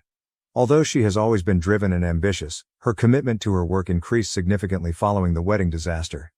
Therefore, her recent promotion marked a significant turning point in her career and personal life. She virtually pleaded with me to come since she wanted to celebrate the occasion with a party. I could tell she truly missed having me around when she said she hadn't seen me in a long time. Additionally, I was being urged to attend by my parents, who kept urging me to do so and expressing how much it would mean to her. Given that I hadn't attended the last few family get-togethers, I really didn't want to let her down. I therefore at last consented. However, I didn't want to detract from Elle's accomplishment on her special night by being obviously pregnant and taking away the emphasis. The last thing I wanted was that. I didn't want to detract from her moment. I wanted her to experience it. But it was becoming more and more difficult to conceal as the baby bump grew. For one night though, I believed I could handle it. In order to hide my tummy, I wore a long flowing dress. I even went so far as to apply shapewear to reduce the bump as much as possible. I was determined to keep Elle and her promotion front and center. Everything appeared to be proceeding as planned when I arrived at Elle's party. I felt a little more at ease knowing that my attempts to conceal my pregnancy were successful because no one had any suspicions. When my mother saw that my arms and cheeks appeared somewhat plumper than normal, she did say anything. However, I had already considered how to respond to such circumstances, so I swiftly responded with a joke that I had simply been eating a lot lately. To be honest, I was relieved that they were less likely to detect the truth about my pregnancy and more likely to believe that I was simply putting on weight. For now, that seemed like the safer course of action. As the evening wore on, I became more and more aware of how uncomfortable I was. The celebration seemed to go on forever, and I'm not used to staying up late anymore. Newton, my husband, arrived at the party right from work and was enjoying himself. I was grateful that he continued to periodically check in with me to make sure I was doing okay. Elle and the rest of my family were having a great time in the meantime. They were having a great time dancing in the backyard and doing shots. Seeing Elle so joyful and carefree, especially after everything she's been through, made me glad. However, I began to feel nauseous, most likely due to the heat of the evening and all the greasy food. I slipped inside and found a peaceful seat on the couch after deciding I needed to escape the boisterous dancing and loud music. At that moment, my only true desire was to get home, raise my feet, possibly massage my legs, get into bed and read on my Kindle for a little while. I briefly closed my eyes in an attempt to relax and collect myself. My Aunt Mia sat down beside me at that moment, waking me up. I had fallen asleep without even realizing it. Without providing a reason, I shook my head when she offered me a glass of wine. She went on to say that I looked pregnant and that my face was nearly glowing the entire evening. I froze, unsure of how to respond. Aunt Mia is no fool, so I tried to shrug it off, avoiding eye contact and feeling uncomfortable. She asked me directly, "Are you really pregnant?" as her eyes widened in shock. Despite my inner panic, I made an effort to remain calm.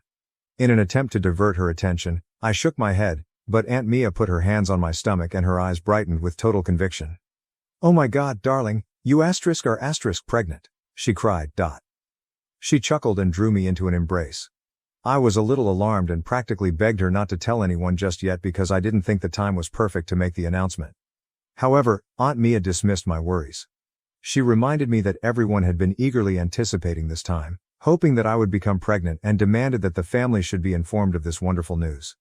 Aunt Mia smiled at me, held my face in her hands, and reminded me that it was a family night even though I told her it was Elle's night. She told me not to overthink it and that because everyone had come together it was the ideal moment to share. Everyone was still dancing and partying when Aunt Mia got up and went outside before I could stop her. As I saw her, my heart fell. Aunt Mia captured everyone's interest with all the zeal in the world. Without wasting a beat, she pointed at me and told everyone that I was pregnant after telling them she had some important news to deliver. There was a moment of stillness while everyone processed Aunt Mia's words. Then everyone in the party burst out. My relatives hurried over to me, around me with congratulations, shouts and hugs. They were ecstatic, giving me a tight hug while crying and expressing their excitement for Newton and me. They were naturally thrilled to hear the news because they were all aware of my past miscarriages. My parents were so emotional that they were crying. In celebration of this new chapter in our lives, many congratulated Newton and gave him hugs as well. I definitely didn't want to reveal my pregnancy in this way. I had imagined a more private, intimate event, something modest and unique, something I could share with my family when I was ready. At a gathering that was supposed to be all about Elle, I had instead been dragged into the spotlight. I saw her standing off to the side at that point, smiling as best she could but obviously feeling uncomfortable.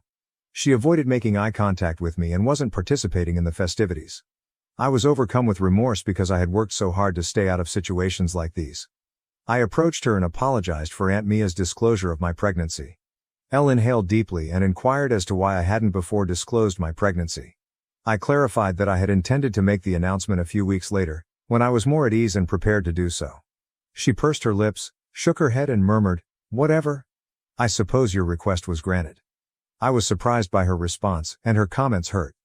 I attempted to reason with her, but Elle didn't seem interested in having a conversation. She moved away after taking a sip of her wine and stopped focusing on me. Overwhelming advice from friends and family on being a first-time parent consumed the remainder of the evening. Everyone appeared excited to share their experiences and advice. Elle, meantime, continued to glare at me from the other side of the room as though I was somehow to blame for everything. I felt much more guilty and uneasy after her response. I had an overwhelming want to go to the bathroom at one point. I stood up and went to the guest bathroom, but it was completely packed. I went upstairs to use the restroom in the main bedroom because I felt like my bladder was going to explode. I went to the bathroom to relieve myself, and when I came out, Elle was waiting for me outside. She appeared inebriated. Sensing the awkwardness between us, I tried to apologize again with an awkward smile. Elle didn't appear to get any softer. Rather, she simply rolled her eyes and inquired, "Are you truly expecting?" There was a hint of suspicion in her voice, and her tone was almost contemptuous. "Of course I am," I said, looking at her while reflexively touching my tummy. Why would I tell a falsehood? Went on to add that everything was extremely strange, particularly since I hadn't even told our mother, with whom I often spoke daily, that I was pregnant. I was becoming annoyed by her incessant interrogation. I attempted to reiterate my justifications in the hopes that she would realize that I had made the decision to keep it a secret. I was shocked by Elle's insensitivity when she said, in a callous tone that pierced my heart, "Maybe this pregnancy will also end in miscarriage, just like your previous ones." How could she have said such a disgusting thing about my child? I screamed at her, my voice shaking with fury and hurt. "How dare you say such a thing? Even though I've apologized multiple times tonight, your remarks were inappropriate." My voice reverberated in exasperation. Elle retorted that she was upset that I had taken away her attention, particularly considering everything that had happened to her the previous year. I made an effort to remind her that I had supported her through her sadness, staying at her house for several nights and assisting her in getting over her groom's abandonment. I assured her that I would never purposefully overshadow her and that she should blame Aunt Mia for outing me without my permission if she was upset about the outcome. But Elle kept pointing the finger at me.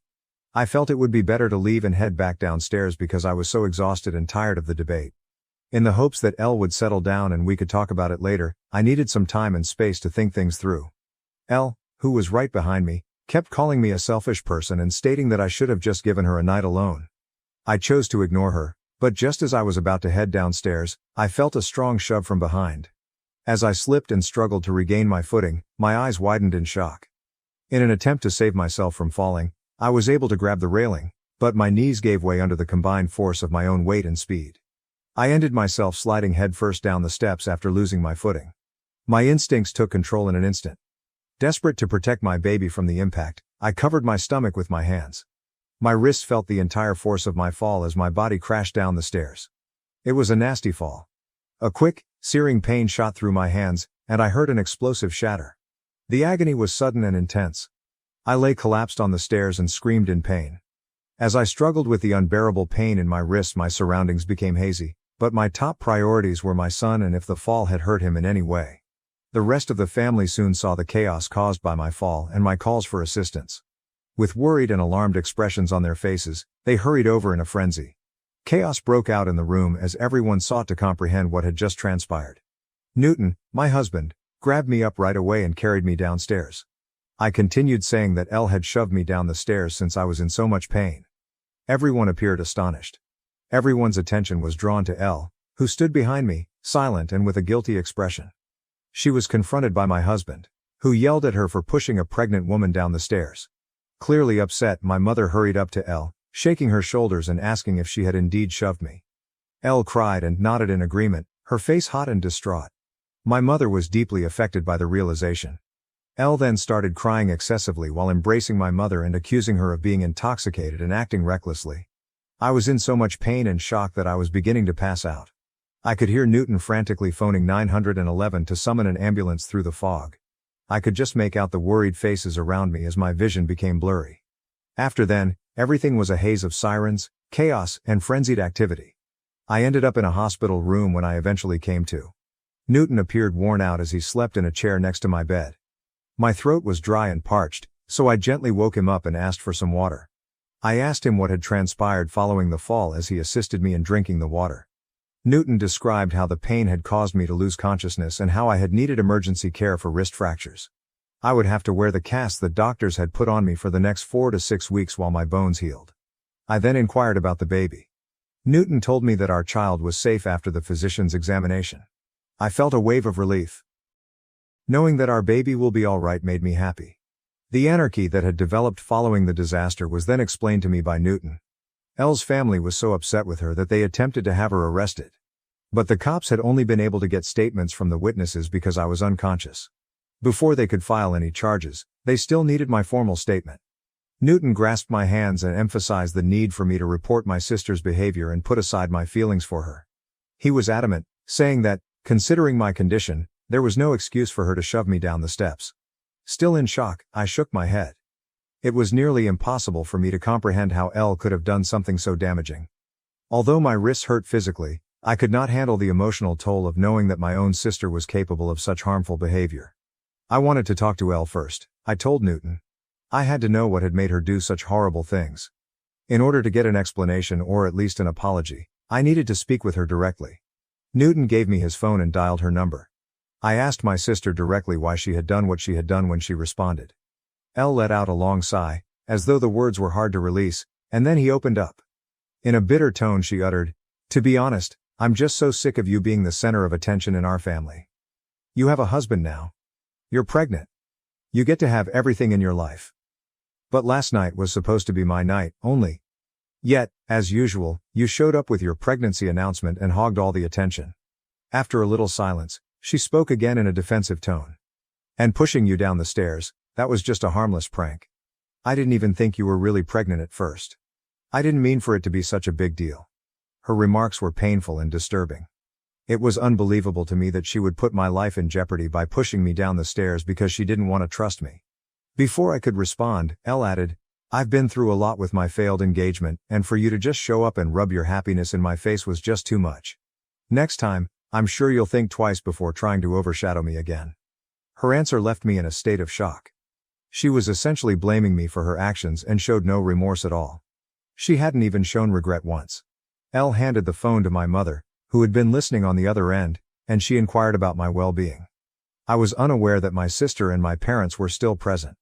I informed her that I had suffered a fracture to my wrist but that both I and my infant were doing well. After the party, my mom told me that she, Dad and Elle had spent the entire night at Elle's house because they were all concerned about me. I sneered and said that instead of staying with my sister, they might have waited for me at the hospital if they were that concerned. My mom went on to say that she and Dad had been speaking with Elle and that they both thought she hadn't been feeling well since last night. Despite what other people were telling me, she insisted that I not report my sister to the police because it was only a foolish drunken error. I was taken aback by my mother's request. In an attempt to understand the situation, I questioned, "Why are you defending Elle when she hasn't even apologized to me?" With a heavy sigh, my mother said that Elle was currently dealing with a lot of difficulties. She said that Elle had been crying uncontrollably and that I had made her feel ashamed in front of everyone. I reminded my mother that they should first address the fact that Elle had shoved me down the stairs, which was the true problem. My mother began stressing that family is family, and that disputes like these occasionally occurred amongst sisters. Although it was true that Elle had never done anything like this before, she pointed out that this did not justify her current actions. My mother said that it wasn't worth filing a lawsuit for a broken wrist and pledged to work with Dad to ensure that this doesn't happen again. My annoyance peaked. I adamantly said that I had been unsure of what to do before I phoned her. But I had already made up my mind after speaking with Elle. A lesson had to be given to her. My mother, who was becoming more and more agitated, pleaded with me to think again before bringing charges against Elle, warning that doing so may ruin his career. I informed her that right now, I couldn't give a damn about it. My mother made a last-ditch effort to persuade me to bring charges against Elle by threatening to disinherit me if I did. She contended that it would impact Elle for the rest of her life and create a lasting record. I was stunned by her threat, but I refused to back down. I proceeded to pursue a complaint against my sister after the phone call. She hadn't expressed regret for what she had done, but I was torn about perhaps ruining her life. Update 1. I wanted to let you know that my sister was eventually taken into custody. Despite the constant calls from my parents, my spouse and I have turned off our phones. Newton is furious that my parents appear to be giving preference to my sister over me. Newton's family and other family members have contacted him in the interim to show their concern and support. Everyone agrees that it was the correct thing to charge my sister. I'm much more concerned about my baby's safety now that I've read some of your remarks. I'm worried that Elle could endanger my unborn child in the future if she were able to shove me down the stairs. In order to prevent her from ever coming near me or my family again, I want to obtain a restraining order against her. Update 2. Hi there, other Redditors. My sister, who was previously accused of assault, was just sentenced since I provided an update last month. My parents paid for her attorney, who was quite good and made a compelling argument. She was placed on probation because it was her first infraction. The judge mandated that Elle pay for my medical expenses, participate in 6 months of required psychotherapy, and meet with a probation officer on a regular basis. After the criticism they've been getting from the rest of the family, my parents are still very angry with me but are too scared to address me. My parents urged me to protect Elle by not pursuing charges against her, and I have freely acknowledged this to everyone. My parents have received reprimands from relatives on both mine and my husband's sides. No one believes that Elle's mental health issues are a good enough reason for what she did to me, despite my parents' continued insistence on it. In order for Elle to recover, I sincerely hope that my parents will take her to visit a doctor. I've requested a restraining order after the sentencing to make sure she can't ever again come near my family or me. I honestly don't know how to respond to people who question if my sister was always kind to me when we were growing up or if perhaps I missed certain clues. Yes, we occasionally battled and had our typical arguments, but I never thought she would have such a strong grudge against me. I've always loved her dearly as her older sibling, and I never imagined that she could push me down the stairs out of retaliation. Believe me, I'm just as astonished as everyone else. I suppose it's accurate to say that those closest to us are frequently the ones that betray us. Update 3. I haven't posted anything here in 5 months. Neither Newton nor I have seen Elle or communicated with my parents. I gave birth to my baby 5 days ago. After being released from the hospital, Newton and I are now giving our newborn baby the finest care possible. I heard a tap on the door last night, right before we sat down to eat. I was surprised to see my mother standing on my porch when I opened it. I was totally surprised because I had not anticipated seeing her. I said, "What are you doing here?" With caution. My husband was just as perplexed as I was to find her there, so he moved up next to me and stood guard in front of me. My mother burst into tears at once, telling me that she had just had to come over to meet the baby after hearing from some of the relatives that I had given birth to. Considering everything that had lately transpired between us, her excitement didn't seem appropriate. She continued by expressing how happy she and her father were to be grandparents at last. In order for us to rejoice as a family, she said that Dad would be coming soon with some wine and baby presents. Newton and I exchanged a look of incredulity. Did my mother truly act as though nothing had happened in the past few months? As quietly as possible, I told her that we hadn't communicated in the previous 5 months because she had chosen to side with Elle rather than me. She was standing on my porch, however, pretending that we were all on good terms simply because I had given birth, as if we were going to have a happy family reunion. Newton informed my mother that the instant she decided not to be a decent parent to me first, she had given up her right to be a grandma. He reminded her that Elle had treated me cruelly and that he would have beaten her up immediately if she hadn't been my sister, but she had shielded that monster from me because she was a mother. I could tell his remarks struck a chord because they were forceful. My mother's expression changed to one of rage. She attempted to counter by claiming that those were matters of the past and that she had done what she had to do. She maintained that we couldn't simply remove her and her spouse from our child's lives. She emphasized how unjust it was that we prevented her from seeing her grandchild. Newton, however, would have none of it. He told her that we chose who could be engaged in his life because this was our boy. Having her in our lives made neither of us feel at ease. My mother persisted in claiming that the reason she did what she did to me was because Elle had been diagnosed with depression. I shook my head in exasperation as my mother continued to defend Elle's behavior, saying she felt bad about what she had done and was trying to change. She promised that after my son was born, we would all be able to move on from the past and be a single, happy family. I sneered and clarified that I didn't desire such a thing. My mother believed she could simply ignore everything and return to our life, but circumstances had changed. There was no return to the previous state of affairs. I asked my mom to go because I couldn't take any more of it. After everything that had been said thus far, I didn't want to ruin my mood any further. Just then, my father pulled into our driveway. He exited the vehicle with a basket of presents and a large teddy bear. I was too exhausted to argue with my parents any longer, and I couldn't understand their insolence in showing up without warning. Fortunately, Newton intervened and told me to return inside and rest. He promised to deal with them and resolve the issue.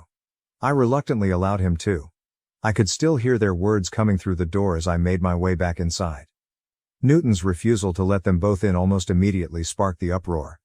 Because he was family, my dad insisted repeatedly that he had every right to see me and the baby. My normally composed hubby lost his temper. If they didn't leave our land right away, he threatened to contact the police. Naturally, my dad persisted in arguing and insisted on leaving the baby presents behind, as though it would somehow make up for everything. Newton, meanwhile, was adamantly against taking anything from them. He made it clear to them that we did not accept their presents and that we would also obtain a restraining order against them if they ever revealed their identities again. His response clearly shook my parents. After everything, especially with a baby now involved, I suppose they thought they could just waltz back into our lives. I was pleased with my husband's handling of the matter. After our conversation today, Newton and I have decided to put cameras throughout the house as a precaution. I wish to never again see my parents. I departed to start my own business in spite of my parents' opposition. They then tried to take my money and filed a lawsuit against me. I was never liked by my parents. They went to the same college and were infatuated in high school. When my mother found out she was pregnant while still in college, their ambitious intentions to tour the world and see other cultures were dashed. Although they thought about ending the pregnancy, their parents forbade it. My mother eventually left college and moved in with her parents because she was unable to cope with the criticism and rumors from other people. I entered the world in this manner. My grandparents loved me, but my mother hated me. My mother never spent time with me, so for a long time I thought she was my sister and my grandparents were my parents. When I tried to get her attention, she would either yell at me or ignore me. I was unaware of my father's existence because he was not present. During this period, my parents kept dating. I know they didn't want a kid, but I didn't understand why they detested me as a kid. Both of my grandparents were friendly to me, spent time with me, and watched after me. By the time of my father's college graduation, I was beginning to walk and speak. He started coming to see me every weekend because he felt bad about not being more active in my life. I assumed he was merely my grandparents' buddy. My grandparents urged him to get to know me, but my mother detested it when he spent time with me and insisted that he ignore me. That's how I found out he was my dad. He moved in with my mother after proposing to her when he acquired a job. My mother was fiercely opposed to my father's desire for me to live with them so they could care for me. As they became older, my grandparents wanted my parents to assume the role. I moved in with my parents when I was 5 years old after they reluctantly took me in. It would be an understatement to say that I detested living with my parents. It seemed as though darkness had taken the place of the light in my existence. My mother threatened to expel me if I did anything wrong and was always reminding me to be thankful that I was still living with them. My dad arrived home late at night after working all day. He insisted that I go to bed since he couldn't handle me that day and that he needed time alone whenever I wanted to spend time with him. My grandparents used to love me, but now I live with parents who hate me. I knew I wasn't wanted, but I didn't know why. Unlike other children, I never received toys or treats from my parents. On occasion, I would arrive at school with unfinished assignments, and my instructor would call my mother to yell at me for being indolent and to accept responsibility. Because I was so afraid of her, I began to meticulously complete my assignments in the hopes that one day she would accept me. However, she never did. My father continued to live in his own universe, unconcerned with my everyday activities or academic achievement. As I became older, I realized the true feelings my parents had for me. I observed that they regarded me differently than other children. I observed other parents embracing, kissing, and grinning as they dropped off their kids. None of that ever happened to me. I had the impression that I was living with strangers. I began to wonder if I was actually their biological child as a result. I asked my grandparents every time I went to see them, and they confirmed that I was their child. They clarified that my parents simply required more time to grow up. My mother, on the other hand, never sat down to say anything nasty. If I were in high school with you, I would have bullied you mercilessly. It was strange to hear my mother make fun of my hair, glasses, and weight. My mother refused to acknowledge that I had a milk allergy, even though my grandparents were well aware of it. She made me drink milk one day, saying that children in her era didn't have allergies and that I was pretending to have one to be cool. I ended up in the hospital as a result of a serious allergic reaction. She was shaken by the situation, particularly when the police arrived to speak with her. She never gave me milk again after that. She sobbed when my dad yelled at her as well. My recuperation was filled with conversation as my grandparents hurried to the hospital to be with me. My parents' attitude toward me changed after this episode. In the evenings, my dad would spend time with me and put me to bed, and my mother began getting me up for school and helping me get ready. They started treating me like a human being. I'm not sure what happened. Seeing my dad invite me to watch football games with him or my mom inquire about school was odd but enjoyable. I started to know my parents better in this way. Since I didn't harbor any animosity toward them, I believe I was born with a great deal of empathy. One of my favorite memories of the three of us is going to the beach on the weekends. My parents began to show me some love and I stopped feeling envious of the children in my class. My mom's mother, my grandma, taught me how to crochet, and when I became 15, I realized I had a knack for it. By this point, my grandfather was dead, and my grandma made a few $100s a year selling her lovely handmade crocheted items at the local craft market. I was captivated by the elaborate designs and vivid hues she employed, and I eagerly took in every aspect of her work. I developed a strong desire for making one-of-a-kind and customized goods as I spent more time developing my crocheting abilities under her tutelage. I made the decision to attempt selling my own crocheted goods after being inspired by my grandmother's attitude of entrepreneurship. At the same neighborhood craft market where she displayed her artwork, I set up a tiny stand with her encouragement. The enormous amount of feedback made me understand that I could make money from my interest. As soon as the word got out about my talent, students, acquaintances, and even locals began placing special orders. Customers were intrigued to the idea of owning something handmade and one of a kind, and each piece I created conveyed a story. My abilities and inventiveness expanded along with my modest business. In order to stretch the limits of conventional crochet, I started experimenting with other yarn textures, colors, and patterns. From basic blankets and scarves to elaborate wearables and home decor pieces, my creations have grown throughout time. My resolve to further hone my skill was strengthened by the encouraging comments and recurring business. My grandma advised me to open a savings account in order to better manage my money when I began to make a sizable income. She suggested that I put my salary aside for college. My parents were shocked to learn how much I had been making. And their eyes widened when I told them. They considered crocheting to be a pointless pastime till that point. They really objected when they saw that I was earning a substantial sum of money for my age. My mother forbade me from going to my grandmother's house, and my father threatened to burn all of my crocheted items, claiming he wasn't working hard to pay for my school so I could waste time on stupid things. When I told them that the money I had earned was with my grandma, they called her and began to shout at me. Despite my parents' insistence that they should have every penny, my grandma refused to give them anything when she discovered they were attempting to steal my money. This helped me realize that my parents were still as self-centered and self-serving as ever, despite the passage of time. I was determined not to lose the money that might be used to pay for my college education, and I couldn't give up my love of crocheting. My parents' actions made me question whether they would even pay for my college education, so I decided to take matters into my own hands. I made a plan to spend every weekend working on my designs at my grandmother's house. My best buddy, who was aware of the situation and encouraged me, was the one I lied to when I told my parents that I was staying at their house. We collaborated to complete the pouring orders from customers at my grandmother's residence. My grandmother was essential to the development of my company. In order to reach a wider audience, I also embraced online channels like Facebook, Instagram, and TikTok. Social media has become an effective tool for interacting with other artists and exhibiting my work. The digital world gave me countless opportunities to share my enthusiasm with people throughout the world. My little stand at the neighborhood craft show grew into a successful internet business over time. As a co-owner, my grandmother assisted me in opening a bank account with her. I had entire faith in her, and because of her, I was able to put all of my money aside for college. When my own parents merely wanted to keep my money for themselves, she had faith in me. My mother once looked through my phone without my knowledge and found out that I had an internet company. We got into a heated argument once she discovered that I was still running it behind their backs. My grandmother and I were both yelled at by my parents. They claimed to have raised and taken care of me all my life, and demanded that I take all of the money I had made and give it to them. I almost cried as I tried to clarify that I wasn't hurting anyone and that the money was for my college. My father shouted that he could no longer trust me since I had cheated on them. Standing behind me, my mother insisted that I remove my Instagram page.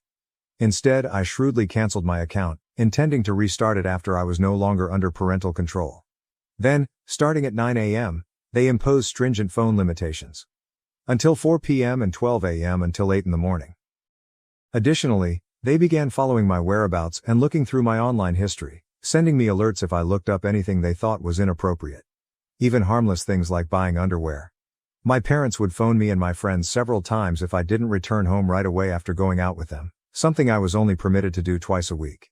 They forbade me from crocheting with my grandmother, although occasionally I was permitted to spend a few hours with her after school. They threatened to disconnect my phone and internet if I didn't comply. Even though I was just 16 and had no means of escape, there were plenty of days when I just wanted to flee. My parents agreed to let me work part-time at a nearby cafe in exchange for a quarter of my profits. Without protest, I gave them their weekly allotment and sent my grandmother the remaining 75% to be deposited into my bank account. My parents persisted in making my life miserable by frequently entering my room at strange hours to check on me, reading through my emails and chats, and keeping tabs on where I was. I was grounded or made to give them a larger portion of my wages if I disobeyed their regulations. Knowing that getting into a reputable college was my ticket to leaving this existence behind, I concentrated on doing well in school in spite of everything. I put in a lot of work. I packed everything I had purchased for myself the night before my 17th birthday, leaving behind things my parents had given me, like my phone. To be sure they couldn't follow me or discover any details about my plans, I cleared my phone. I was finally able to move in with my grandmother when she came to take me up early in the morning. When my parents saw me go, they became irate and began fighting with my grandmother, threatening to call the police. Since I was now 17 and could make my own decisions, I told them to go ahead. They threatened to tell everyone that I was an unappreciative daughter in an attempt to blackmail me, but I didn't care. Additionally, they threatened to stop providing any financial aid for college, but I grinned since I knew I had saved enough money to qualify for a scholarship. I experienced a mixture of anxiety, relief, and resolve as I left the house. I had no idea that my path would soon take a surprising detour. It was refreshing to spend the first few weeks at my grandmother's house. Finally, the severe limitations were removed, and I was free to breathe without continual observation. I started by purchasing a new phone and obtaining a new number. After that, my grandmother and I went to the bank to change my minor account to an individual one. Being able to use my own card and account without anyone's consent made me very happy. I started crocheting again, therefore I revived my Instagram account. My grandmother was really encouraging and even offered me a tiny room in her home where I could erect a temporary studio. A week after I moved out, I received word from neighbors and family that my parents had celebrated their newfound freedom with a party. Being able to begin their new family life, without the burden of my presence, made them very pleased. They shared a ton of photos of themselves laughing and drinking all night long, and they invited their pals who didn't have kids. At first the news was painful. Just 1 week after I left, my parents were celebrating my disappearance, which served as a clear reminder of how unwelcome I had been in their lives. When they learned about the event, my dad's parents were equally taken aback. They contacted right away to find out what had happened after they had my new number from one of my cousins. I was honest with them about my connection with my parents and the reasons behind my departure. When they heard about the abuse, they were appalled and questioned why I hadn't contacted them for assistance. I described how my grandparents and a select group of pals were the only people I could communicate with due to parental restrictions. At this point, my dad's parents disclosed that my parents had never desired me at all. After I moved in with them, they believed my parents had changed, but they were mistaken. They pleaded with me to pardon them for their lack of support. In order to defend me, they also talked to my grandmother, who told them about the numerous arguments she had with my parents. Following this, my dad's parents decided to tell everyone in the family about what my parents had done. As word got out among family members and acquaintances, individuals began contacting one another to offer their support. I was taken aback by their empathy for my situation. Some even offered financial assistance, but I turned them down and asked them to promote my crocheting business instead. This is how my company started to expand. I received full scholarship acceptance to my ideal college around this time. Finally, a positive change in my life was on the horizon. My grandma lived close to the college, so I could go see her every weekend to crochet or spend time with her. My dad's parents chose to give me their old vehicle as a gift. I was able to see my grandmother more easily because it only required minor repairs. A friend of mine who was employed at a local newspaper contacted me to inquire about writing a piece about me. Since there weren't many young company owners in our community, she believed that my narrative might encourage other young people to pursue their own goals. I gave it some thought and accepted the interview. I hoped that if a child out there was trapped in a toxic atmosphere like I had been, they might read my tale and be inspired, but I didn't think it was a huge thing because I still had a lot of work to do on my business. It seemed odd to see my journey highlighted in the paper when the piece was published. Even though it was only a minor accomplishment, I felt proud of the effort I had put into my business in spite of all the challenges for the first time in a very long time. Other family members and friends began to contact me to congratulate me on my accomplishment, and my grandmother was quite proud of me. For me, this was a novel sensation. My parents never encouraged or acknowledged my diligence when I was growing up. My parents called my grandmother and yelled at her after reading the account. They demanded that I publicly give them credit for my business and accused me of betraying them by going behind their back. They had begun to receive criticism from relatives for their domineering actions. Additionally, they threatened to sue me and demanded that I give them a portion of my revenues. I started the business under my grandmother's roof, she told them forcefully, and she challenged them to try to take me to court, which they would undoubtedly lose. I wanted to yell at my parents because I was so upset over their actions, but I knew I couldn't. Instead, I invited my close friends and family to a little celebration that I had planned. Before I left for college, it was an opportunity to celebrate my business and hard work with people who truly loved me, a time I thought I earned. We had an amazing time. Naturally, my folks heard about it and managed to obtain my new phone number. They began emailing me, saying they wished they had never had me and labeling me an ungrateful daughter. My dad even sent me a lengthy text saying that I was squandering money celebrating with other people while he had spent his entire life supporting me. When my parents celebrated after I moved out, was it inappropriate of me to have a party to celebrate with my loved ones? Update 1. I had no idea my tale would become viral when I uploaded it to Reddit. I noticed that my narrative was making the rounds on TikTok in a matter of days. I'm afraid my parents might learn about this. Please pray they don't for me. Many of you have recommended that I permanently block my parents, and I intend to do just that. To let them know how their actions have impacted me, I would like to write them one last email. Despite what some of you have said, I am not a doormat. Since I'm still a young person and my parents are really toxic, it's challenging to cut them off entirely. No one prepares you for what to do when you have toxic parents and need to break off relationships with them, despite society's insistence that parents always want the best for us. I know some of you think I'm to fault for allowing my parents to take advantage of me, but keep in mind that I'm still a young person learning how to advocate for myself. Update 2. We appreciate everyone who got in touch with encouraging words and shared similar experiences. As I previously stated, with my grandmother's assistance, I composed an email to my parents. The email's contents are as follows. Dear parents, I've given our relationship a lot of thought, considering its past, present, and possible future. I regretfully recognize that, in order to further my personal development and well-being, I must cut off any contact with you too. I longed for your love during my early years and tried my hardest to live up to your standards, but I was never good enough. I have made several attempts over the years to gain acceptance in your life and to understand why you seem to despise me, but I have never been accepted. From my first recollections, when Mom made me drink milk in spite of my allergies, to feeling alienated in my own house, your behavior influenced how poisonous our family is. Nevertheless, I continued to aspire for a connection that never materialized. With Grandma's help, I discovered a sense of purpose and comfort in crocheting, which I believed could help us connect.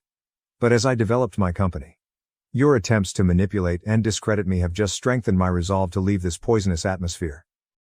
Your attempts to control my festivities, threaten legal action, and insist on taking a piece of my hard-earned money just serve to further expose how toxic you are to me. I want you to know that this choice is not meant to be hurtful or retaliatory. It is a manifestation of self-preservation, a start toward creating a life devoid of poison and full of the affection and assistance that each and every child is entitled to. I don't mean any disrespect to any of you, but I must put my mental and emotional health first. I appreciate you encouraging me to be self-sufficient and undervaluing my abilities. I hope you both find happiness without me and wish you luck in your future pursuits. I ask that you honor my choice to stop communicating. Let's have a friendly separation. I'll admit that while I was composing this email to my parents, I started crying. It's really difficult to cut off your parents, even though I know I should be tough and keep in mind all the horrible things they have done to me. We are conditioned to adore them as children, and it might be challenging to overcome that mentality. I blacklisted them everywhere after I sent the email. I'm going to college in a few days and I'm a little anxious about it. My dad's parents and my grandmother will assist me in relocating to my new dorm. Meeting new people and forming friendships excites me. To everyone inquiring, even if I'm a college student, I won't give up on my successful crocheting business. My passion is creating original designs. I'll put in a lot of effort to balance it with my studies. As of right now, this is the only update I have. Update 3. My previous update was 6 months ago. Whoa. I'm amazed at how much time has gone by and how my life has changed. Above all, I am doing really well in college. Even though the classes are difficult, I'm working hard to keep my GPA high. Even though my crocheting business is doing well, I am aware that a college degree will serve as a safety net. In college, I've also made some amazing friends, and I even receive more crochet orders as a result of them. I've been able to meet new individuals and discover new vistas thanks to college. Compared to the loneliness I experienced at home, this is a welcome change. I even currently date a man named Kyle. We have only been dating for 2 months and we are still getting to know one another. We'll see how things work out because he's a nice man. I make it a point to go see my grandmother every weekend. We are still working from her temporary workspace to complete our crochet orders. The company is flourishing, and our clients' enthusiastic feedback is tremendous. Following my passion has given me a sense of fulfillment and purpose in addition to financial stability. It's been a quiet 6 months since my sincere email to my folks. They haven't tried to get in touch with me. According to my grandparents, my parents sold everything and left the nation in search of a new beginning since they felt that everyone was criticizing them. I have no idea where they are, and to be honest, I don't give a damn. It says volumes that they decided to go without making an effort to make amends or even offering an apology. Wherever they have gone, I sincerely hope they find happiness and are able to follow their lifelong dreams. It's time for me to concentrate on my personal path and on creating the life I've always desired. I would like to thank everyone who has been following my story and providing supportive comments. I am so grateful for your support. If all of this has taught me anything, it's how important it is to surround yourself with positive, self-affirming people. I am where I am now because of my grandmother and others who had faith in me. Most likely, this will be my final update. Thanks to everybody. I chose my stepfather to walk me down the aisle, and now my dad is begging for a second chance after seeing the photos. I was escorted down the aisle by my stepfather. After seeing the pictures, my dad broke down in tears and is now pleading for a second ceremony. I got married yesterday. When my dad eventually arrived in the evening after everything was finished, we spoke in a way that brought tears to his eyes. I feel terrible now because of that. To put things in perspective, I became engaged to my fiancée approximately 5 months ago. We chose to get married in our garden with just our loved ones because neither of us wanted a large wedding with lots of guests in a vast location. Our goal was to have a modest, intimate, and private wedding. Since we were getting married on the day of our 4th anniversary, this was a really memorable day for us, who had been together for 4 years. We still had decorators and caterers coming in, so it was obviously not possible to reschedule, despite the little wedding. I was unable to grant my dad's plea to postpone it because of this. I didn't want to because I didn't think it was necessary, more than the fact that I couldn't. My dad wasn't asking me to postpone my wedding because of an urgent matter. My golden child brother was in town and had planned a camping trip for the same weekend, so he wanted me to put it off. I'm not making it up, I promise. This is so ridiculous that I doubt I could ever create it. I couldn't think of a single medical emergency that would require him to wait a week that couldn't be rescheduled. So when my dad called me last week, He said he wouldn't be able to attend my wedding if I held it that weekend because he had a medical emergency. It was a weak excuse. My brother had surprised him with a camping trip, which he had consented to go on, but it happened to fall on my wedding day. I persisted until he finally told the truth. The camping trip was my dad's top priority, but I think it's very clear what the decision should have been. He clarified that he didn't want to miss out on spending time with my brother, who only visits for a few weeks per year. My dad also tried to persuade me that since my wedding wasn't a big occasion, it would be simple to reschedule. He maintained that all I needed to do was talk to the merchants and let a few people know. I made an effort to explain why the wedding date was significant to me, but I soon saw that it was useless. He was going camping with my brother and had already made up his mind. My dad has always given preference to my brother, so I wasn't surprised by this.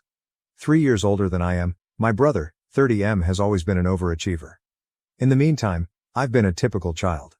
Naturally, he received a lot of attention and was constantly complimented, while I frequently felt ignored. He was such a brat with an inflated ego that I was unable to be glad for him. Even though I used to feel jealous of him. He became conceited from all the attention and honestly thought he was a gift from God to humanity. We never got along since he was annoying and behaved like a bully to me. When he left for college, I was relieved. I was in middle school when our parents got divorced. My mom had an affair with one of her college pals, which led to the divorce. My dad agreed to split custody despite the unpleasant divorce that left everyone bitter. The affair was shocking. Not the divorce, to be honest. My parents had a constant argument for as long as I can remember. They were never really happy together, even in my fond childhood memories. During family get-togethers or vacations, they simply put on a front for other people. They hardly ever talked or even looked at one another at home. They eventually slept in different rooms. They probably stayed together for the purpose of staying together after falling out of love. My mom had her affair because neither of them tried to make things better. My dad had never been a pleasant man to live with, and I'm not attempting to defend her. Their marriage was going through a particularly difficult period when my mom had an affair. They got into violent arguments nearly every day, and my dad's heavy drinking just made matters worse. My mother eventually came clean about the affair and left the family one day. She still made an effort to communicate with us both, though. My brother entirely disregarded her messages, and I was the only one who replied. She had cheated on our father, and he could never forgive her. My brother's inability to forgive her wasn't shocking. He and my dad have always shared a unique bond. Even though my dad denied it, it was clear from the time we were young that he had a favorite. It was evident from his conduct. My relationship with my father deteriorated as we grew older. My dad appeared to be upset with me after the divorce when I made the decision to keep up a friendly connection with my mom and stepdad. He became aloof. He probably wanted me to behave like my brother, who was often disparaging our mother and her new husband. A few months after the divorce was finalized, my mom got married again, and I was a bridesmaid at her wedding. My brother declined to go. My brother was forced to spend half the month with my mother because she had partial custody, regardless of his sentiments. My brother didn't like that my mother didn't play favorites, therefore those weeks were unbearable. He was unable to escape punishment for his misbehavior at her home. My dad made multiple attempts to request full custody, alleging that my mom and her spouse were abusing my brother. He failed because his claims were unfounded. Looking back, I'm happy. I only had one parent who truly cared about me, my mother. I didn't despise my stepfather. He was a good man as well. I had mixed feelings toward my mother as a child. I wasn't sure if I should forgive her for cheating on my dad. I ultimately made the decision to follow my happiness. I put money into maintaining a positive relationship with my mother because it made me feel at ease. I'm glad I did. 6 years ago she passed away from cancer. What mattered was that she was always a good mother to me, regardless of the events in her marriage. My brother was scarce, even in her last days. Before she passed away he did pay her a few visits, which gave her some serenity.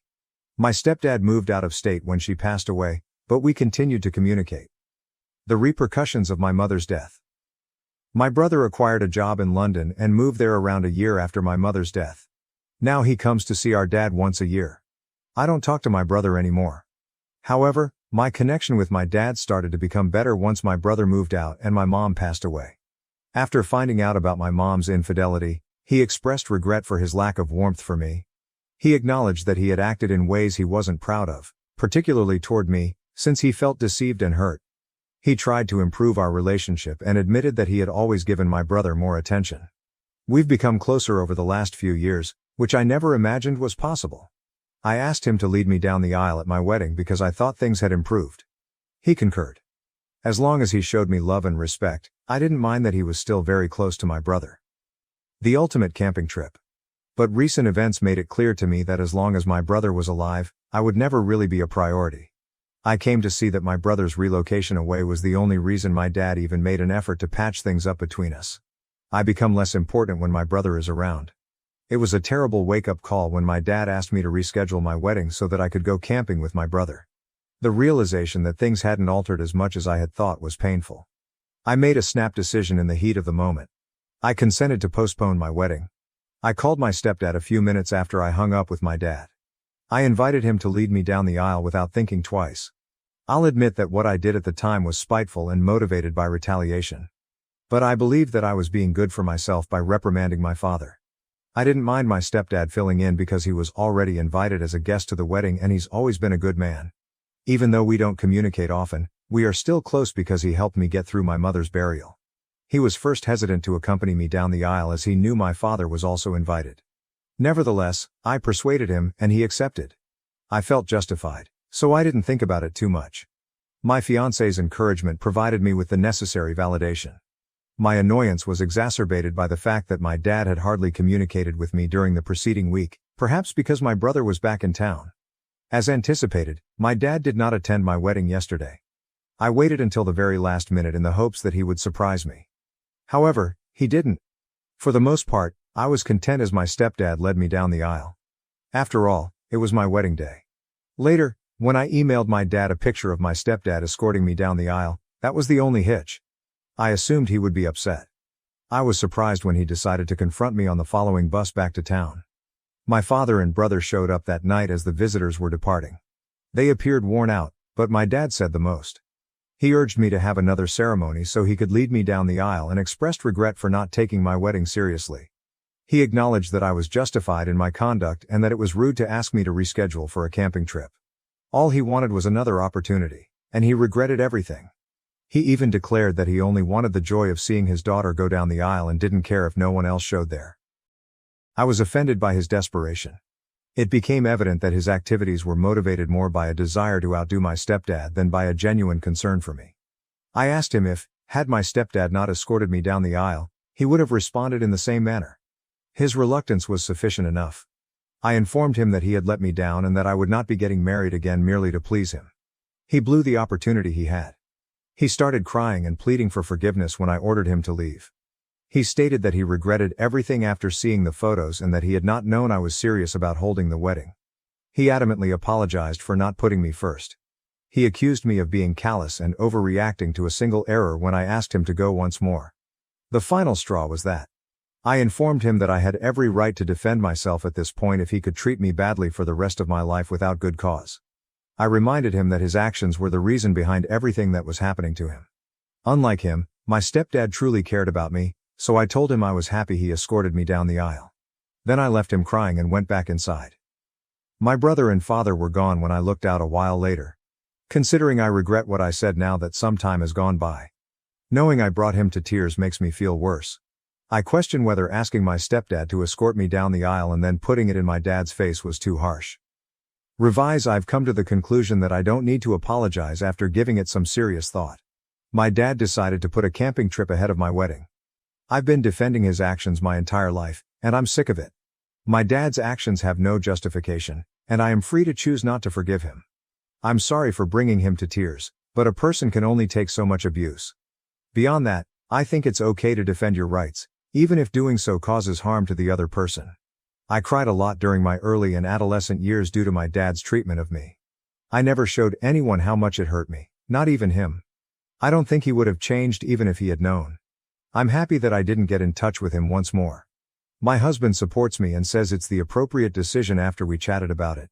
He wanted this decision to be mine alone, which is why he didn't voice his opinion sooner. I also expressed my guilt to my stepfather for becoming involved in my problems with my father. I even said I was sorry for using him as a means of retaliation. He assured me, though, that it didn't concern him. He knows how much I cherish him, and he felt gratified that I considered him first. My guilt was lessened by his comprehension, and I'm happy he doesn't take offense. I think it's obvious now to everyone who was upset with me for bringing up my stepdad. He doesn't mind. I don't mind my choice as long as he's cool with it. Drama after the wedding. Since the wedding a few days ago, my dad has been phoning and texting me daily. I don't want to hear what he has to say, therefore I haven't even opened or replied to his messages. I've made the decision to put my attention on my upcoming honeymoon with my spouse rather than this issue. First update. My dad called again this morning. I chose to read his messages for the first time even though I didn't answer. They were all apologies, as one might anticipate. He agreed that I had every right to be angry. Said he hadn't been a good father, and begged for another opportunity to make things right. He acknowledged his prejudice against my brother and vowed to make every effort to mend our friendship. I felt depressed after reading those messages. The entire scenario is quite distressing. But I've decided that I need space. I contacted him back to establish boundaries after reading the messages. I requested that he refrain from contacting me for a time because I was going on my honeymoon. Repeated apologies just serve to prolong the suffering. They won't alter the past. I made it obvious that I needed him to honor my wishes, but I also vowed to get in touch when I was ready. I understand, he said, adding that he would wait for me to get in touch with him. Second update. As I enter the third day of my honeymoon, my father has not gotten in touch with me. But my brother contacted me out of the blue today, and it was totally unnecessary. I didn't recognize the number since he was using a burner phone.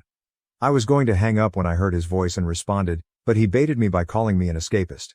Sadly, it was successful because he is skilled at making me feel uncomfortable. My brother gave me a lecture on the value of family, saying I should apologize for the terrible way I was treating our dad.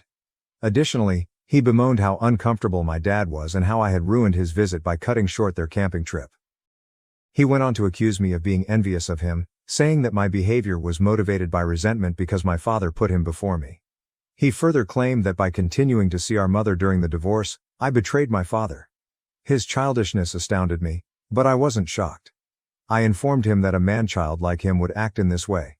I explained that I actually felt sorry for him and wasn't at all envious of him. My sibling is still emotionally stunted despite having a successful profession. Whatever he accomplishes, he will always be unhappy and unlikable. I interrupted him when he attempted to argue with me, stating that it would only serve to highlight his desperate attempt to hide his discontent. I ended the phone before he could say anything else. Even though I know I shouldn't have talked to him at all, it was rewarding in its own right.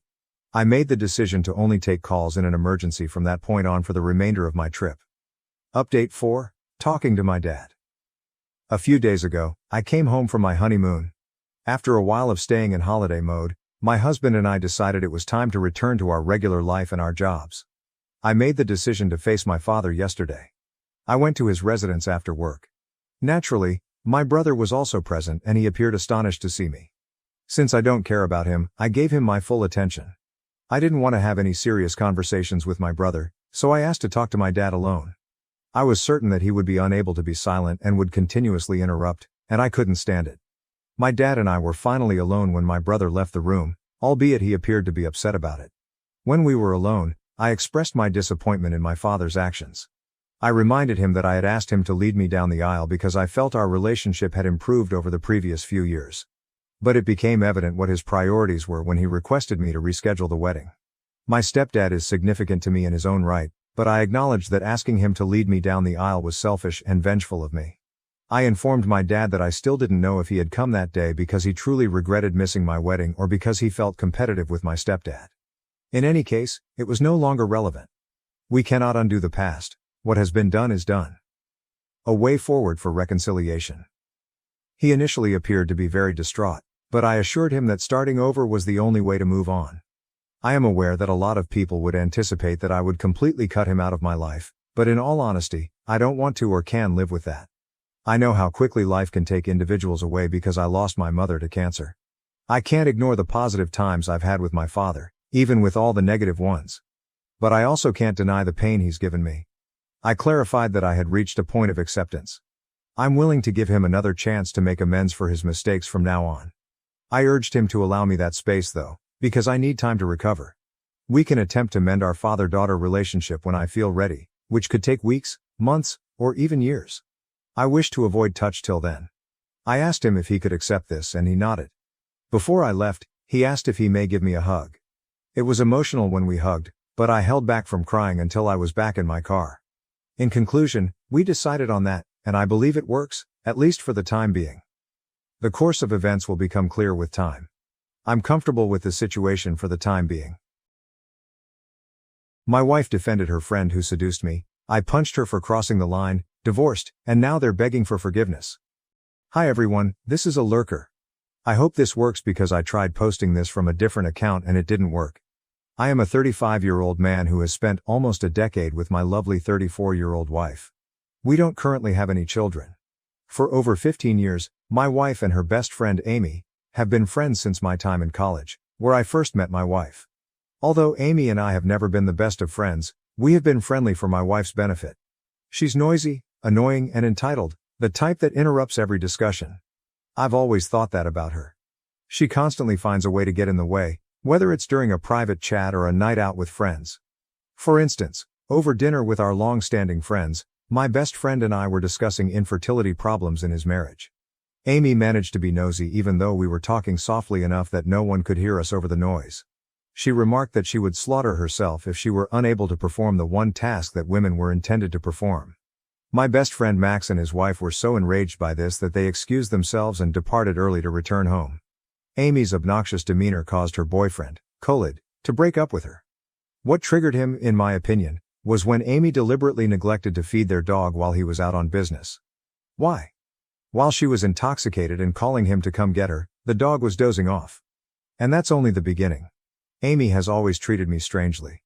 She has been DMing me on Instagram all the time, trying to start a conversation about rumors circulating in our friend circle or just plain unrelated topics.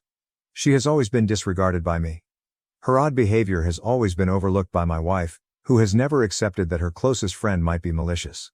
Amy visited my wife at our home following their breakup. Because she wasn't feeling well that day, my wife took some sleeping pills and was asleep in an hour.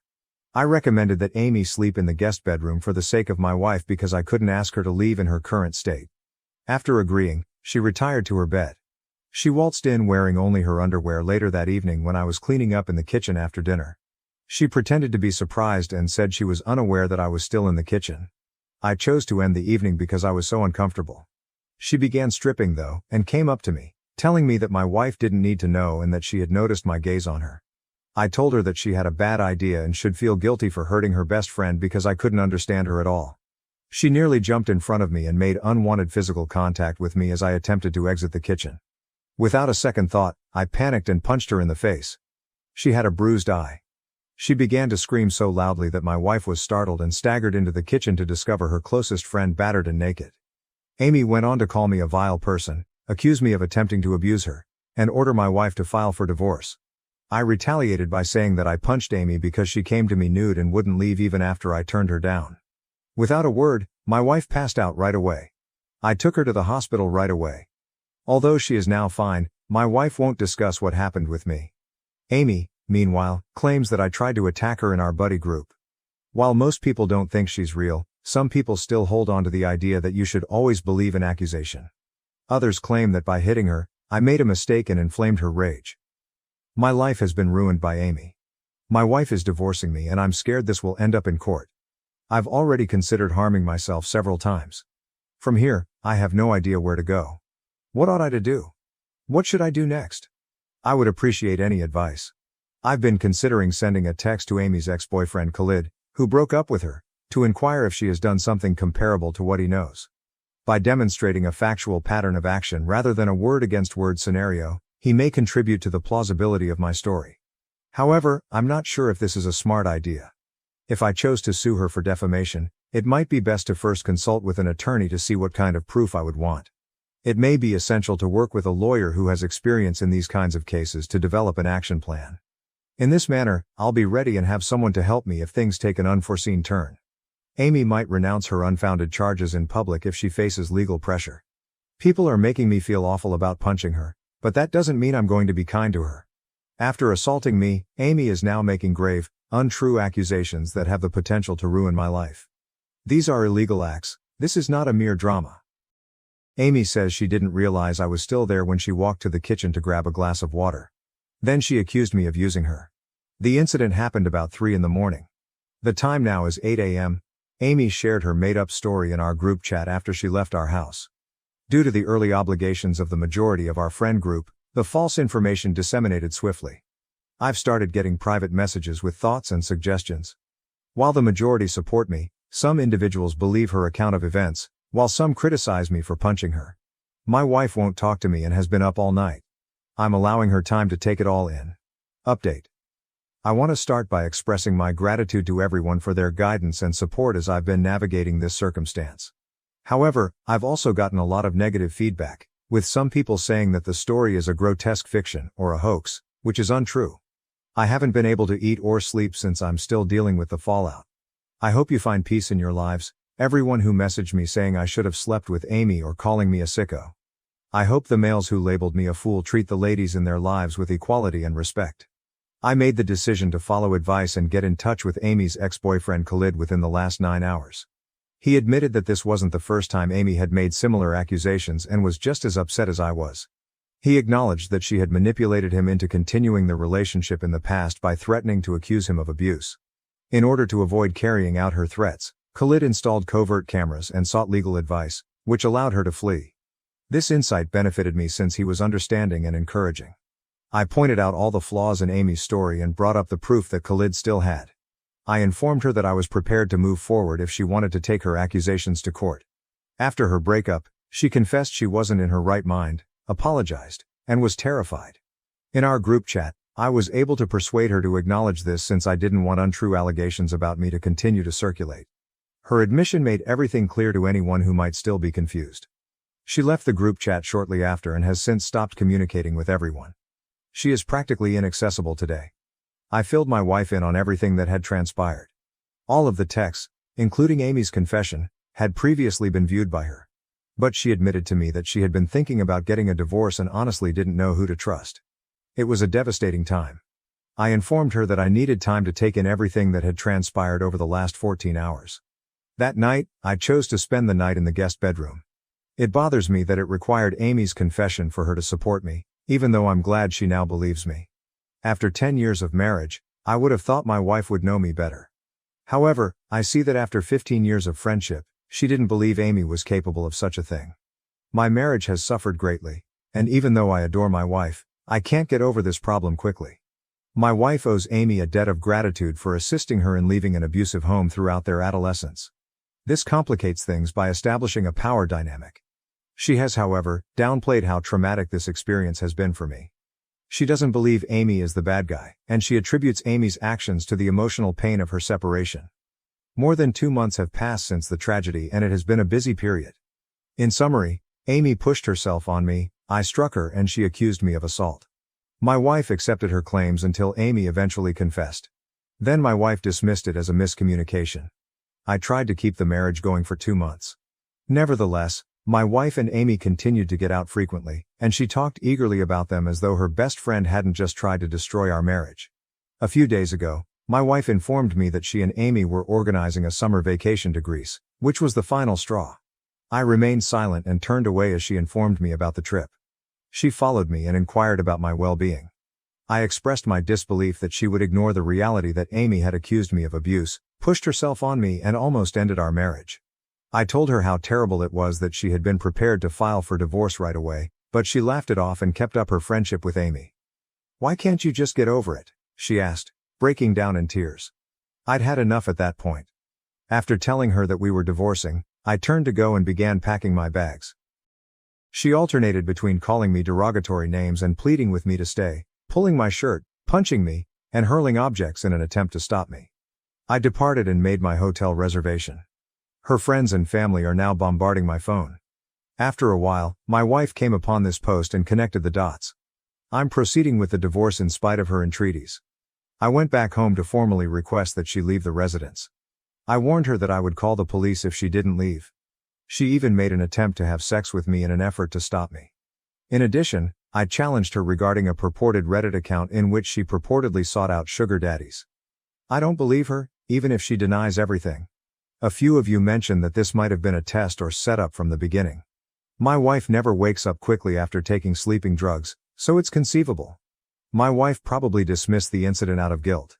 However, it only gets worse because she even brought up divorce in response to a fabricated claim that she knew was untrue. I want to start by expressing my gratitude to everyone for their support and kindness. I doubt I could have progressed this far without it. Since many of you have requested updates, here is the current situation. My wife is currently staying with Amy after being expelled. She vowed to complicate the divorce, as was to be expected, but my attorney assured me that since we don't have children or joint property, there isn't much she can do. Before we were married, I owned my house. My wife texted me the other day, which surprised me. Since I want to preserve any messages as proof, I haven't blocked her. She informed me that she would sign the divorce papers since she no longer wanted to make it difficult. She revealed to me the shocking reason for the abrupt change. She wanted to be able to spend her days with the person she had been seeing. My heart ached once more, but she didn't say who this person was. How could she have met someone so fast? She probably has been having an affair because it is quite unlikely that she met them after we split up. I can't deny that I loved her very much and did everything in my power to keep her happy, even though our marriage is no longer together. It feels like everything is falling apart, even though I know I'm still young and have my entire life ahead of me. About the Reddit account that purported to be her, I'm positive it was either Amy or her. Too many intimate details about my life were known by the account for it to be someone else.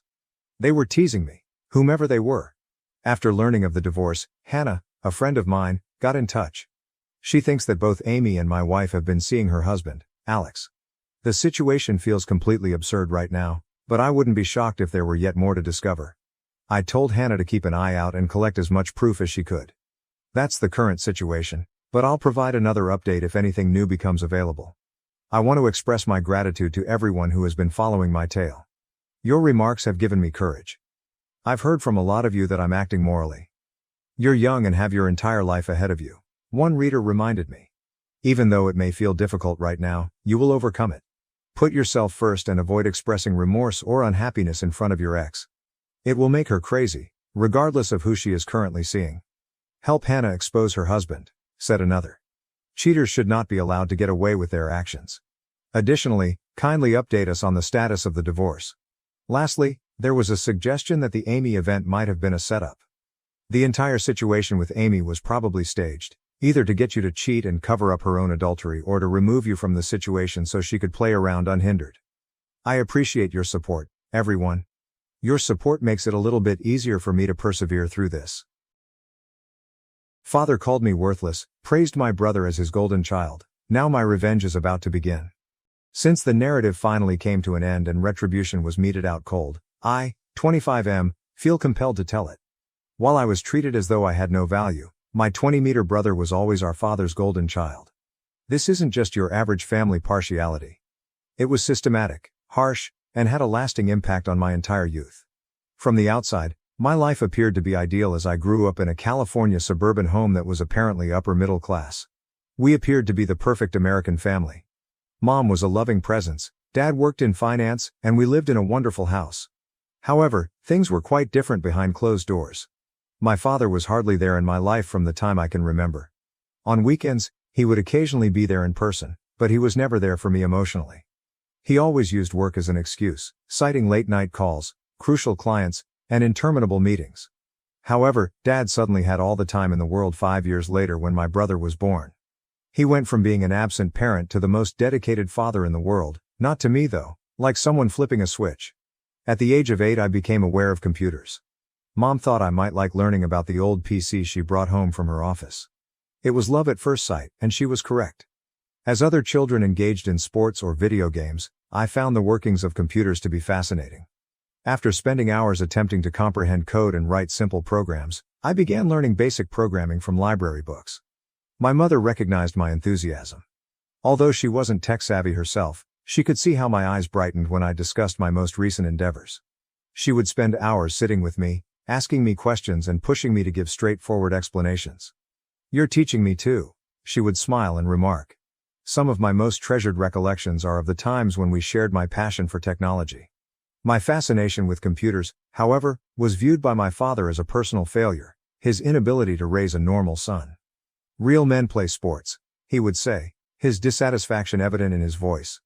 "Stop wasting time with those computer games." He never bothered to learn the difference between Python and JavaScript, which I was educating myself, and they weren't games.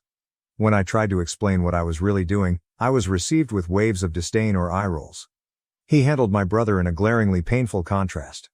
Dad instantly became super dad when my brother, who was 6 years old at the time, expressed an interest in football. He attended every practice, coached his team, and purchased the greatest gear. Dad spent hours instructing my brother in perfect throwing technique, turning our backyard into a training ground. I would sit by myself with my computer in my room, listening to their bonding and laughter. My mom did her utmost to maintain equilibrium. She was aware of the situation and made every effort to compensate for Dad's partiality. She helped me set up for scientific fairs, attended my computer club meetings, and always made sure to acknowledge my accomplishments, even if Dad didn't. When she said, "You're special in your own way. Don't let anyone make you feel less than you are." I recall a specific night when I was 12 years old. I had just completed my first actual program, a straightforward game that I had written myself. I couldn't wait to share it with someone. I went to find Dad because Mom was working late. As usual, he and my brother were practicing football in the backyard. Before attempting to grab his attention, I patiently waited for about an hour. "May I show you something, Dad?" I created a game. He didn't give me a glance. "Not right now. We're busy, don't you see? This is significant. This weekend, your brother has a game." Everything became crystal clear in that moment. He would never value my accomplishments enough. That night I returned to my room and sobbed. However, I also decided that I would succeed for Mom and myself, not for him. Then my life's darkest day arrived. My mother unexpectedly died of an aneurysm when I was 13.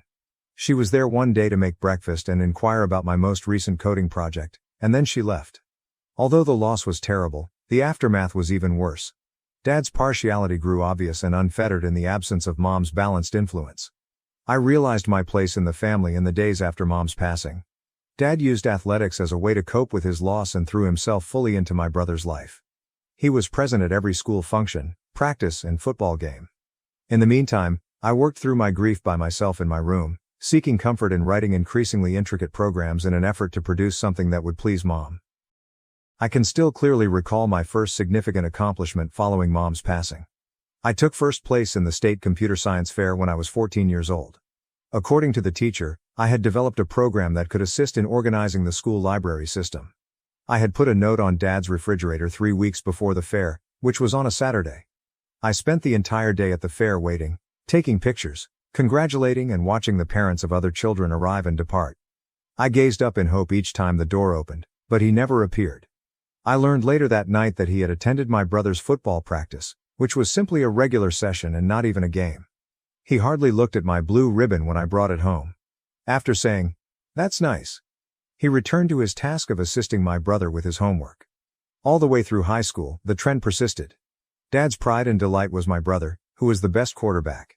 His most recent game or his chances of receiving a college sports scholarship were the topic of every dinner talk. As I pushed food around my plate, I would sit there listening to Dad talk about how my brother will one day succeed as a businessman and follow in his footsteps. I got snide murmurs or outright interruptions whenever I tried to discuss my accomplishments in programming contests or the websites I was creating for nearby companies. Dad would respond, "That's enough about computers," and then return the focus to my brother's most recent touchdown. I developed the ability to keep my head down, concentrate on my task, and make plans for the future. I was aware that I would need to set my own terms for success. At 16, I began working as a freelance programmer, creating websites for local small businesses. Since I knew I would need the money for college, I saved every penny. With its assortment of computer components and coding books, my room became a haven. I was wasting my talent, Dad would murmur as he passed, shaking his head. I learned more than simply programming via my freelance business. I gained knowledge of project management, client relations, and business. I had a strong portfolio and a developing reputation in our local business community by my junior year of high school. I was earning a respectable income for a youngster, and some customers even began recommending me to others. I was reminded of Mom by a local bookshop owner who was one of my regular customers. She truly wanted to know what I was doing, therefore she would constantly inquire about my most recent efforts. She said she had never seen someone so young with such a good work ethic and even offered to write me a letter of recommendation for college. My senior year of high school was the true turning moment. A number of renowned computer science schools, including one at a Silicon Valley tech school, had accepted me. Because of my stellar marks, I was even awarded a partial scholarship. However, I still required tuition assistance. I made a thorough presentation for Dad, showcasing my scholarship offers, admission letters, and business strategy outlining how I will continue to support my school through freelancing. I even supplied data regarding possible return on investment and employment opportunities in technology. I prepared for weeks in the hopes that he would eventually be persuaded by a rational, practical approach. Less than 5 minutes passed throughout the meeting. He remarked, "I'm not wasting money on your computer hobby," without even glancing at my meticulously crafted pages. "Your brother has a lot of promise. That money is necessary for his upcoming business degree." My brother didn't care that he was having academic difficulties. Dad believed that I could do no right and my brother could do no wrong. I was unable to contain myself any longer. My voice trembled as I added, "Mom would have supported me. She believed in me." His expression stiffened. "She isn't present, is she? We also do things my way while you're living with me. Instead of wasting time playing with computers, your brother will pursue a legitimate career." I gave my aunt, Mom's sister, a call that evening. After Mom passed away, she continued to stay in touch, occasionally checking in and sending me birthday cards. She remained silent for a while after I explained what had happened. "Your mother would be very proud of you," she continued.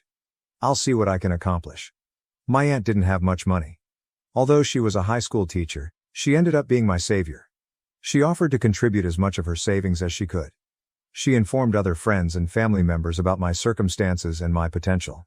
With the combined assistance of several of Mom's old acquaintances and my own freelancing earnings, I was able to accumulate enough money for my first year of college. I was determined to make it work, even if it meant taking out loans and working part-time. Dad hardly lifted his eyes from his newspaper on the day I departed for college. My brother didn't say goodbye since he was too preoccupied with football practice. The only person who came to say goodbye was my aunt, who gave me a big hug and gave me an envelope containing some additional cash she had saved. College was enlightening. I was surrounded by people who recognized and valued my love of technology for the first time in my life. My aptitude for programming, which had been disregarded at home, was appreciated. My work ethic and inventiveness were commended by my professors. I poured myself into my education, continuing to work as a freelancer and keep my scholarships. I began creating what would eventually be my key to success during my junior year. It was more than just another software. It was a fix for a prevalent issue I had observed while working as an intern at a number of IT firms. During a late-night coding session, I conceived the concept and felt it had promise right away. I spent every free moment I had working on it, including weekends, evenings, and in between classes. I could sense that this was different from my roommate, who thought I was crazy because I was continuously coding and not sleeping. This was my future, not simply another project. In the midst of all of this, I would occasionally hear Dad say, "Your computer hobby will never amount to anything." The words that had once caused me such pain now strengthened my resolve. I was getting closer to disproving his shadow with each line of code I produced. During my time in college, I maintained contact with my aunt. Like Mom, she was my biggest supporter and always had faith in me. She understood my passion even though she didn't grasp the technical aspects of my app idea when I told her about it. The statement, "You sound just like your mother when she got excited about something," brought tears to my eyes. Dad and my brother did not attend the ceremony, but I graduated with honors. But there was my aunt looking proud. Like Mom, she had seen my ability early on. There was no more obvious contrast between her sincere encouragement and my father's rejection. If Dad had cared to find out, I would have caused him a heart attack for the risk I took after graduation. In order to concentrate on creating my software, I declined multiple lucrative employment offers. I worked 18-hour days, ate ramen, and lived in a small studio apartment. My aunt still had faith in me and she would sometimes send encouraging comments and care packages. In the meantime, I was informed of my brother's difficulties in his business program through family rumors spread by my aunt. To prevent him from dropping out, Dad had to pay tutors and make large payments. Nevertheless, Dad believed that my brother had genuine potential and that my tech job was merely a passing phase that would ultimately fail. They had no idea how drastically things will alter throughout my time. But with the release of my app and the beginning of my company's explosive growth, that's where the next update starts. The events that followed would serve as the ideal pretext for the most fulfilling form of retaliation against their years of contempt and rejection. I'll reserve those specifics for updates, but I'm still in awe of how everything worked out. Karma, let's say, has a way of coming full circle, and sometimes the best form of retaliation is enormous success, particularly if you can use that success to impart some very specific lessons to those who questioned you. The upcoming update will describe how Dad's golden child's true potential resulted in a completely different outcome and how my useless computer pastime became a multi-million-dollar business. Keep an eye out. I continue to smile at the satisfaction of what transpired afterward. Update 1. Since my last post, it's been quite the journey. Many of you requested information about how my app really took off, So here is the whole tale of how my useless pastime became a multi-million-dollar business. I found the cheapest apartment in Silicon Valley after graduating, which was just a cupboard with a bathroom. The location was important, but the rent still consumed the majority of my savings. I needed to be in the center of things, where possible partners and investors might meet for coffee. It was a harsh first 3 months. I spent 18 to 20 hours a day coding while subsisting on energy drinks and quick noodles. I began my app in college as a way to streamline corporate communication systems, which I found to be a major hassle when working as an intern. However, it was a very different task to transform a functional prototype into a product that was ready for the market. The root of my breakthrough was unexpected. One morning, as I was taking a break from my part-time job as a barista to pay my rent, a man in a suit saw me coding. When he inquired what I was working on, I chose to give him my elevator pitch rather than my typical evasive response. As it happens, he was working as a project manager for a large tech business, handling the very type of communication problems that my program was intended to address. He offered to use his team to beta test my app for 6 weeks. I received practical input from real users. Although there were bugs, UI problems, and features that needed to be adjusted, the app's fundamental operation was sound. Above all, the team adored it. Even after the beta test was over, they began utilizing it for all of their projects. As soon as word got out, other teams in the organization wanted to use it as well.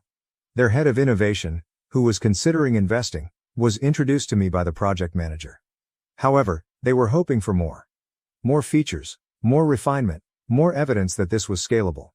For 2 weeks straight, I worked non-stop to create new features and integrate all of the comments. My aunt, who is usually supportive yet concerned about my health, gave me care packages with coffee and snacks. When she said, "Your mother would tell you to take better care of yourself," I could sense the pride in her voice. It was a weird meeting with the investors.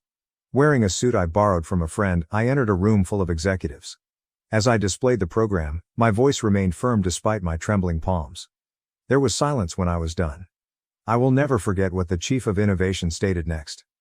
"This isn't just a solution. It's the future of corporate communication." In exchange for a 15% share in my business, they promised to invest $2 million. Although the valuation exceeded my expectations, they also had other goals in mind. They aspired to be my first significant customer, deploying the software throughout their whole company. After that, things happened quickly. My initial hires were outstanding coders I knew in college who immediately supported my idea. I continued to live in my modest flat, but we moved into a proper workplace. Every dollar invested was used to grow the business. More interest was sparked by the app's success with our first significant customer. Other businesses began contacting them. We negotiated agreements with 3 Fortune 500 firms in less than 6 months.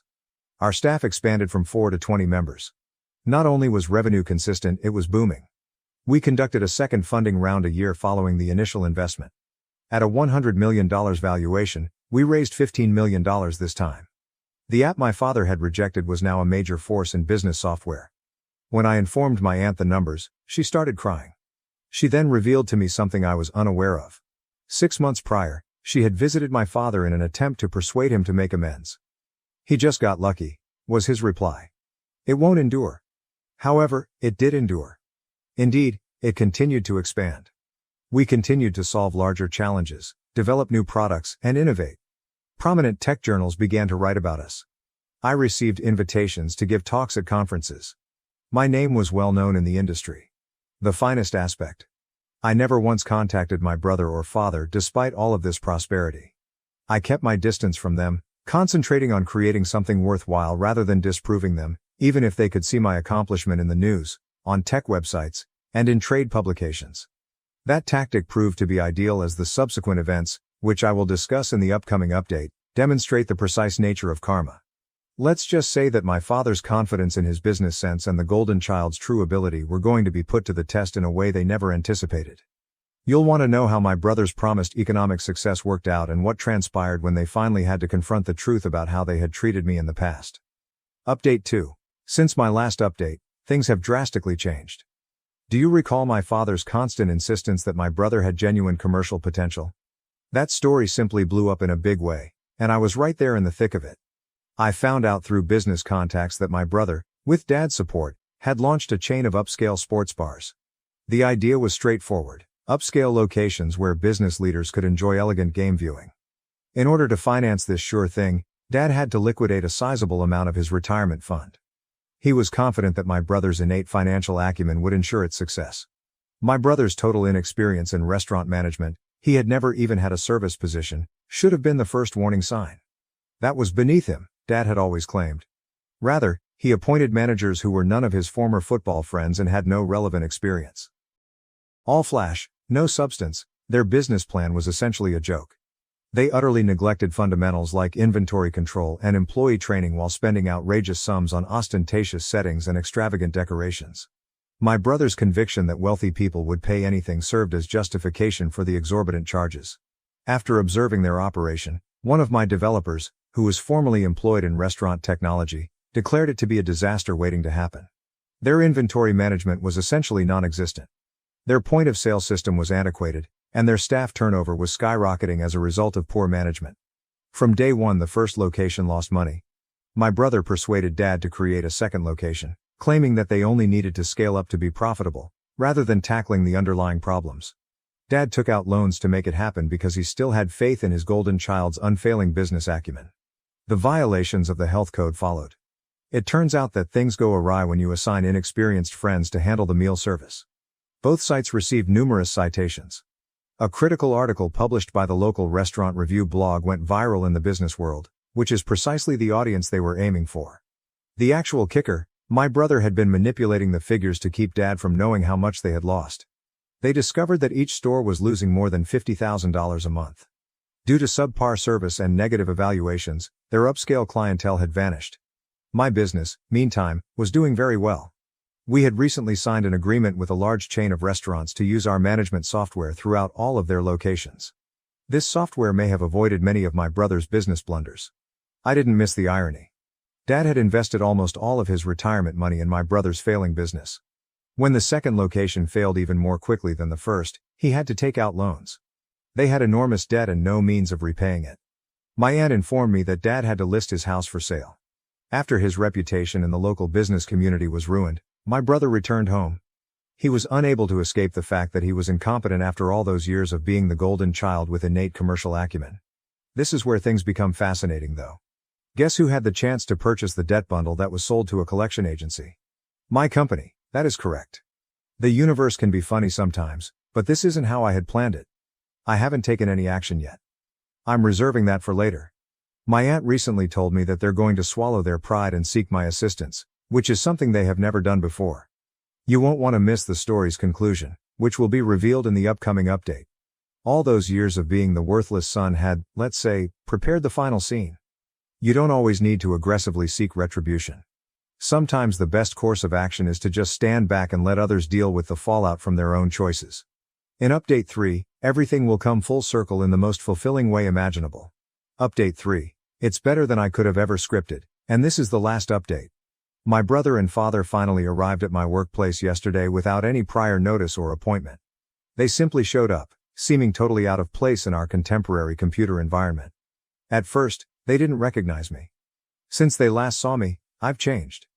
Being successful has a way of altering your personality. My assistant messaged me while I was in the middle of a virtual meeting, saying, "2 men are demanding to see you. They say they're family." As I concluded my meeting, I made them wait in the foyer for 45 minutes. With screens showing our company's most recent accomplishments and press attention, I could see people becoming more and more uneasy through the glass walls. My brother continued to fumble with his collar. Dad appeared to have aged by 10 years. The expressions on their faces were amazing when I eventually got my assistant to let them in. Taking in the vista of Silicon Valley, the awards on the walls, and the proof of the success he never thought imaginable, Dad's gaze flew across my corner office. My brother and I could hardly look at each other. Dad said, "Son," without the normal authority in his voice. "You've done well for yourself."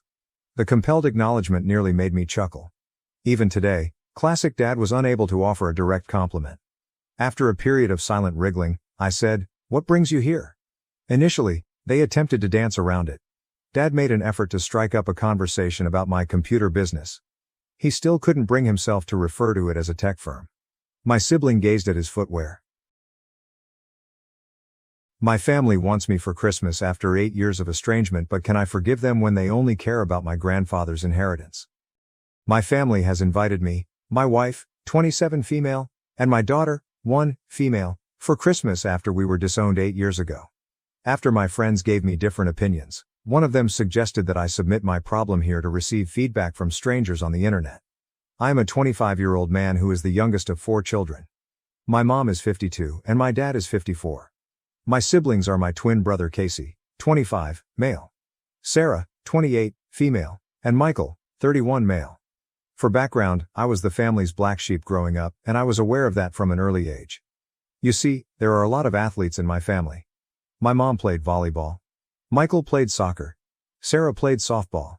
Casey was the team's outstanding running back, and my dad was a standout basketball player at a D2 school.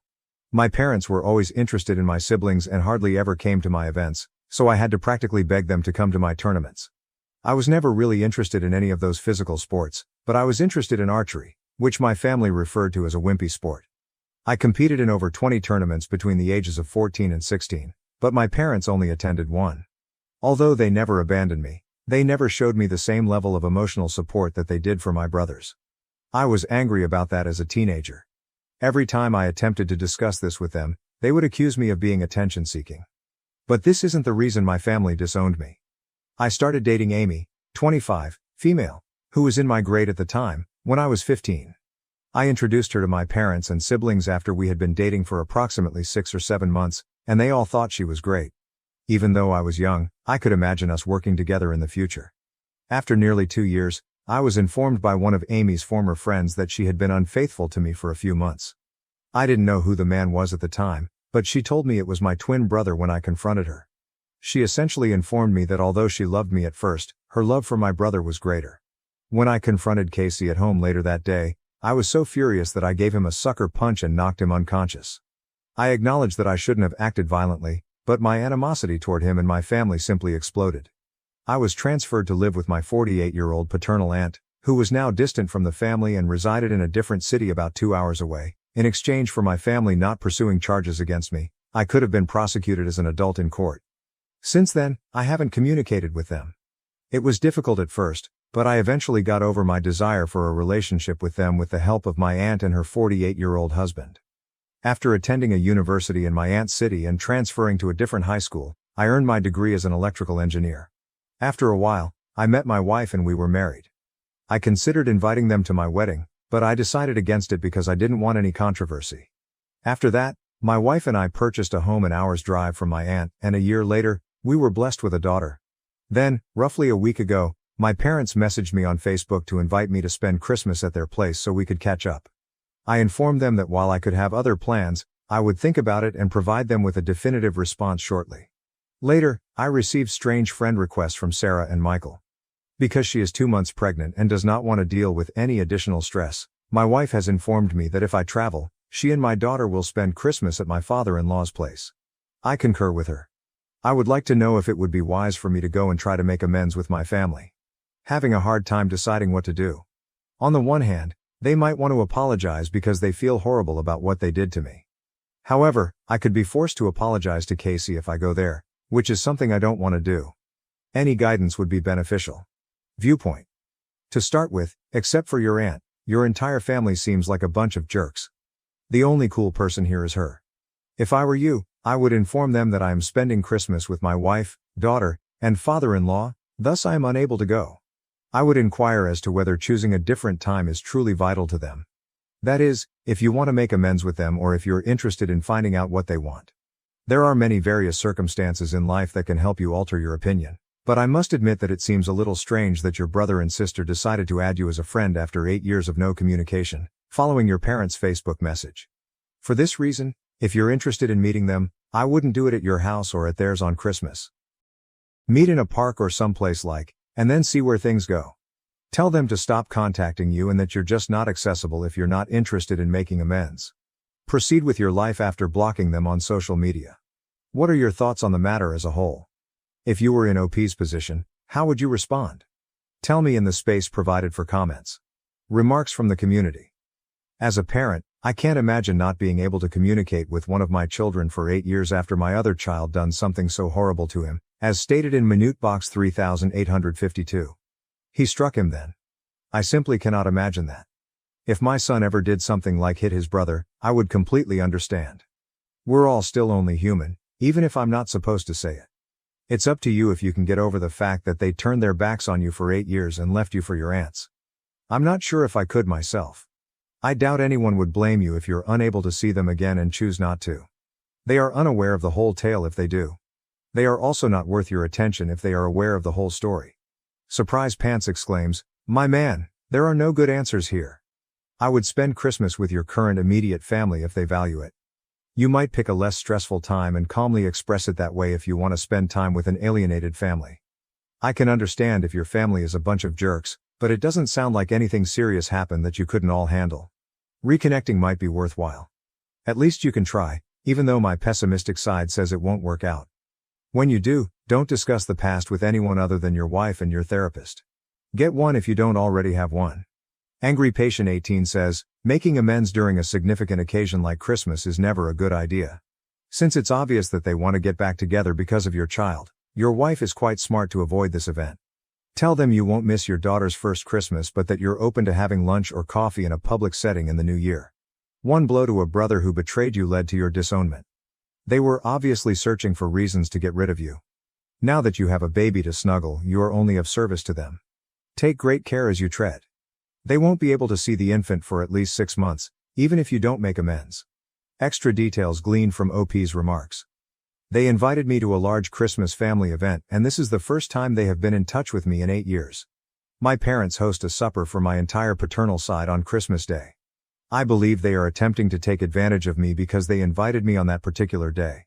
Additionally, this is how they got rid of me. My aunt was shunned by her family after coming out as bisexual to them after graduating from college. My maternal grandparents weren't living at the time, and my mother is the only child. My dad essentially gave me away to my aunt because the other siblings refused to take me. Lastly, I've always been envious of my wife's close relationships with her siblings and family. That is the kind of family I always yearned for." Okay, so everyone in the community believes that if the original poster wants to get back together, it must happen at a later date. Naturally, after trust has been built, no one gets to view the infant. In addition, OP provided us with additional background information on his family. Let's now proceed to the update to find out what transpired. Naturally, though, I must tell you about my playlists, such as this one that exclusively has videos with updates. Let's go on to the update now. Update. Hello everyone. Although the past 2 weeks have been difficult, I want to thank everyone for their support and guidance. Allow me to catch up with you. I wanted to post earlier, but a few things got in the way. My wife started having excruciating stomach discomfort 2 days after Christmas, making it difficult for her to stand. I hurried her to the hospital with her sister, a 30-year-old woman, and we learned that my wife had lost the baby. To be honest, telling my wife what had transpired was the worst part for me. My wife had to remain for an additional 2 days because of difficulties related to the operation. To be honest, I have been making an effort to remain strong for my wife and daughter, but I am currently having difficulty. Let's go on to the original post's update. On the same day that my family wants me for Christmas after 8 years of estrangement, but can I forgive them when they only care about my grandfather's inheritance? My family has invited me, my wife, 27 female, and my daughter, 1 female, for Christmas after we were disowned 8 years ago. After my friends gave me different opinions, one of them suggested that I submit my problem here to receive feedback from strangers on the internet. I am a 25-year-old man who is the youngest of 4 children. My mom is 52 and my dad is 54. My siblings are my twin brother Casey, 25, male.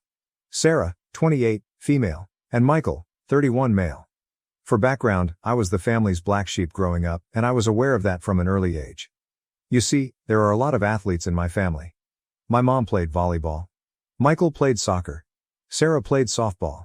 Casey was the team's outstanding running back, and my dad was a standout basketball player at a D2 school. My parents were always interested in my siblings and hardly ever came to my events, so I had to practically beg them to come to my tournaments. I was never really interested in any of those physical sports, but I was interested in archery, which my family referred to as a wimpy sport. I competed in over 20 tournaments between the ages of 14 and 16, but my parents only attended one. Although they never abandoned me, they never showed me the same level of emotional support that they did for my brothers. I was angry about that as a teenager. Every time I attempted to discuss this with them, they would accuse me of being attention-seeking. But this isn't the reason my family disowned me. I started dating Amy, 25, female, who was in my grade at the time, when I was 15. I introduced her to my parents and siblings after we had been dating for approximately 6 or 7 months, and they all thought she was great. Even though I was young, I could imagine us working together in the future. After nearly 2 years, I was informed by one of Amy's former friends that she had been unfaithful to me for a few months. I didn't know who the man was at the time, but she told me it was my twin brother when I confronted her. She essentially informed me that although she loved me at first, her love for my brother was greater. When I confronted Casey at home later that day, I was so furious that I gave him a sucker punch and knocked him unconscious. I acknowledged that I shouldn't have acted violently, but my animosity toward him and my family simply exploded. I was transferred to live with my 48-year-old paternal aunt, who was now distant from the family and resided in a different city about 2 hours away. In exchange for my family not pursuing charges against me, I could have been prosecuted as an adult in court. Since then, I haven't communicated with them. It was difficult at first, but I eventually got over my desire for a relationship with them with the help of my aunt and her 48-year-old husband. After attending a university in my aunt's city and transferring to a different high school, I earned my degree as an electrical engineer. After a while, I met my wife and we were married. I considered inviting them to my wedding, but I decided against it because I didn't want any controversy. After that, my wife and I purchased a home an hour's drive from my aunt, and a year later, we were blessed with a daughter. Then, roughly a week ago, my parents messaged me on Facebook to invite me to spend Christmas at their place so we could catch up. I informed them that while I could have other plans, I would think about it and provide them with a definitive response shortly. Later, I received strange friend requests from Sarah and Michael. Because she is 2 months pregnant and does not want to deal with any additional stress, my wife has informed me that if I travel, she and my daughter will spend Christmas at my father-in-law's place. I concur with her. I would like to know if it would be wise for me to go and try to make amends with my family. Having a hard time deciding what to do. On the one hand, they might want to apologize because they feel horrible about what they did to me. However, I could be forced to apologize to Casey if I go there, which is something I don't want to do. Any guidance would be beneficial. Viewpoint. To start with, except for your aunt, your entire family seems like a bunch of jerks. The only cool person here is her. If I were you, I would inform them that I am spending Christmas with my wife, daughter, and father-in-law, thus I am unable to go. I would inquire as to whether choosing a different time is truly vital to them. That is, if you want to make amends with them or if you're interested in finding out what they want. There are many various circumstances in life that can help you alter your opinion, but I must admit that it seems a little strange that your brother and sister decided to add you as a friend after 8 years of no communication, following your parents' Facebook message. For this reason, if you're interested in meeting them, I wouldn't do it at your house or at theirs on Christmas. Meet in a park or someplace and then see where things go. Tell them to stop contacting you and that you're just not accessible if you're not interested in making amends. Proceed with your life after blocking them on social media. What are your thoughts on the matter as a whole? If you were in OP's position, how would you respond? Tell me in the space provided for comments. Remarks from the community. As a parent, I can't imagine not being able to communicate with one of my children for 8 years after my other child done something so horrible to him, as stated in Minute Box 3852. He struck him then. I simply cannot imagine that. If my son ever did something like hit his brother, I would completely understand. We're all still only human, even if I'm not supposed to say it. It's up to you if you can get over the fact that they turned their backs on you for 8 years and left you for your aunts. I'm not sure if I could myself. I doubt anyone would blame you if you're unable to see them again and choose not to. They are unaware of the whole tale if they do. They are also not worth your attention if they are aware of the whole story. Surprise Pants exclaims, "My man, there are no good answers here. I would spend Christmas with your current immediate family if they value it. You might pick a less stressful time and calmly express it that way if you want to spend time with an alienated family. I can understand if your family is a bunch of jerks, but it doesn't sound like anything serious happened that you couldn't all handle. Reconnecting might be worthwhile. At least you can try, even though my pessimistic side says it won't work out. When you do, don't discuss the past with anyone other than your wife and your therapist. Get one if you don't already have one." Angry Patient 18 says, "Making amends during a significant occasion like Christmas is never a good idea. Since it's obvious that they want to get back together because of your child, your wife is quite smart to avoid this event. Tell them you won't miss your daughter's first Christmas but that you're open to having lunch or coffee in a public setting in the new year. One blow to a brother who betrayed you led to your disownment. They were obviously searching for reasons to get rid of you. Now that you have a baby to snuggle, you are only of service to them. Take great care as you tread. They won't be able to see the infant for at least 6 months, even if you don't make amends. Extra details gleaned from OP's remarks. They invited me to a large Christmas family event, and this is the first time they have been in touch with me in 8 years. My parents host a supper for my entire paternal side on Christmas Day. I believe they are attempting to take advantage of me because they invited me on that particular day. Additionally, this is how they got rid of me. My aunt was shunned by her family after coming out as bisexual to them after graduating from college. My maternal grandparents weren't living at the time, and my mother is the only child. My dad essentially gave me away to my aunt because the other siblings refused to take me. Lastly, I've always been envious of my wife's close relationships with her siblings and family. That is the kind of family I always yearned for. Okay, so everyone in the community believes that if the original poster wants to get back together, it must happen at a later date. Naturally, after trust has been built, no one gets to view the infant. In addition, OP provided us with additional background information on his family. Let's now proceed to the update to find out what transpired. Naturally, though, I must tell you about my playlists, such as this one that exclusively has videos with updates. Let's go on to the update now. Update. Hello everyone. Although the past 2 weeks have been difficult, I want to thank everyone for their support and guidance. Allow me to catch up with you. I wanted to post earlier, but a few things got in the way. My wife started having excruciating stomach discomfort 2 days after Christmas, making it difficult for her to stand. I hurried her to the hospital with her sister, a 30-year-old woman, and we learned that my wife had lost the baby. To be honest, telling my wife what had transpired was the worst part for me. My wife had to remain for an additional 2 days because of difficulties related to the operation. To be honest, I have been making an effort to remain strong for my wife and daughter, but I am currently having difficulty. Let's go on to the original post's update. On the same day that I posted, the majority of you left comments urging me to avoid spending Christmas with them due to the holiday's importance. I agreed and made the decision to stay with my wife for the remainder of the holidays. Why should I make time for them when they never made time for me? I thought they would try to argue with me when I texted them this, but instead they stated they appreciated my viewpoint and were excited to see me after the holidays.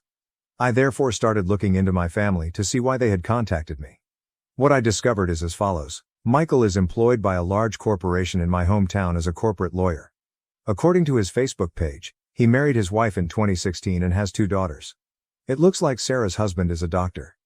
They had a son together, and she was pursuing a nursing degree 8 years ago.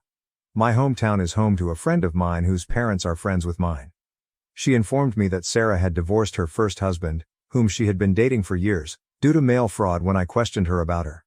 Immediately following high school, Casey married Amy, and the 2 of them have 2 children.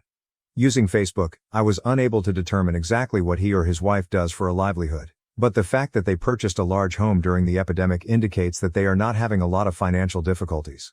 My mother is very interested in the wellness community, and my dad appears to be experiencing a midlife crisis. I then started outlining the reasons they might have sought to get in touch with me. Money. Not likely, given my wife's and my salaries were less than my parents' combined wage 8 years ago.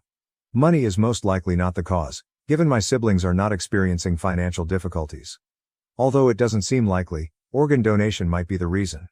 Given that he is my twin, a Redditor suggested that Casey would be my most likely mate. I exposed my sister and fiancé's deception at the altar. The wedding they planned to destroy became their undoing. I operate a hotel at one of Boston's most prominent establishments as a 45-year-old woman. I've worked my way up from the front desk to my current position, dedicating the last 20 years of my life to this business. What began as a work to help my sister when our parents passed away has evolved into my identity, my accomplishment, and my haven in a cruel world. Creating moments, planning experiences, and making sure every visitor feels the warmth and elegance that have come to define our brand are all part of managing this hotel, not just keeping an eye on things or upholding standards. 3 years ago, we received our 5th star after I oversaw the restorations, rebrandings, and even a total reworking of the service philosophy. The employees here are like family to me. Many have been with me for more than 10 years, and they have seen me grow from a young, anxious boss to someone they respect and trust. They have helped me through the difficulties of raising my 35-year-old sister Rachel, filling in when she needed me at school functions or during those trying adolescent years when she found it hard to handle our parents' absence. Although Rachel currently works at a nearby cafe, our relationship has always gone beyond sisterhood. I was 25 years old, just starting my management training program, and suddenly in charge of a 15-year-old who had lost everything when our parents perished in that horrible tragedy. I became her best friend, mother, and sister all at once. Her welfare was my top priority in every choice I made and every promotion I sought. Our haven was the hotel. Rachel would complete her homework in my office during school breaks while conversing with the housekeeping staff and picking up French from our seasoned concierge. As she became older, she would assist at the front desk at peak times, and our frequent visitors loved her for her inherent charm. Despite the difficulties of those years, we managed to put a life together out of the pieces of our broken family. I was never interested in romance. Dating felt like an extra hassle between running the hotel and making sure Rachel had everything she needed. There were fleeting flirtations at industry gatherings and sporadic dinners with business associates, but nothing that ever seemed worth pursuing. My employees would make jokes about putting me up, but I consistently refused. I would tell them that Rachel was my child and the hotel was my husband. When 43-year-old Ethan arrived at our hotel 3 months ago, everything changed. The way he viewed everything made him stand out right away, not only because of his custom-made suit or his quiet assurance. The majority of our affluent guests were too preoccupied with their phones or their own significance to pay much attention to their surroundings. Ethan watched. He praised the delicate lighting that took me months to perfect, remarked on the vintage molding we kept throughout restorations, and pointed out the fresh flowers in the foyer. During check-in, he said, "Your attention to detail is extraordinary," his eyes looking directly into my eyes. "Even though I've stayed in hotels all over the world, this one is unique. You can sense the thought that goes into each detail." Those remarks struck a chord with me because they recognized the hotel's thoughtfulness and effort in addition to its beauty. When he inquired about nearby eateries, I found myself offering not only the customary suggestions but also my own personal picks. The undiscovered treasures I came upon on late-night strolls following especially trying days. We fell into what seemed to be a natural pattern throughout his 3-night visit. After his meetings, he would come back to the lobby lounge every evening, where he was in an ideal position to strike up a discussion with me whenever I walked by. He inquired intelligently about my professional background, the hotel's past, and my future goals. Ethan appeared truly interested in every detail. In contrast to most visitors who view such discussions as merely being polite. Instead of doing the customary corporate checkout on his last morning, he left a handwritten message that read, "Your enthusiasm for the place is inspiring. How about we carry on our conversation over dinner?" He gave me his personal phone and said he understood if I wanted to keep connections professional. There's so much more I'd love to learn. I debated whether or not to text him for hours. When Rachel came into my office that afternoon, she saw that I was preoccupied and demanded to see the message. "You have to call him." More excited than I had seen her in years, she exclaimed. "When was the last time someone actually took the time to get to know you, not just your job?" Everything changed after that first dinner. Similar to my enthusiasm for hospitality, Ethan talked passionately about his work in investment banking. Just as I saw the delicate dance of managing a premium hotel, he explained complicated financial tactics in a way that made them sound like art. He listened to my mention of my parents with sincere compassion, offering his own stories of resiliency and loss. Months passed, and our bond grew faster than I should have been concerned, but Ethan made it all seem normal, even inevitable.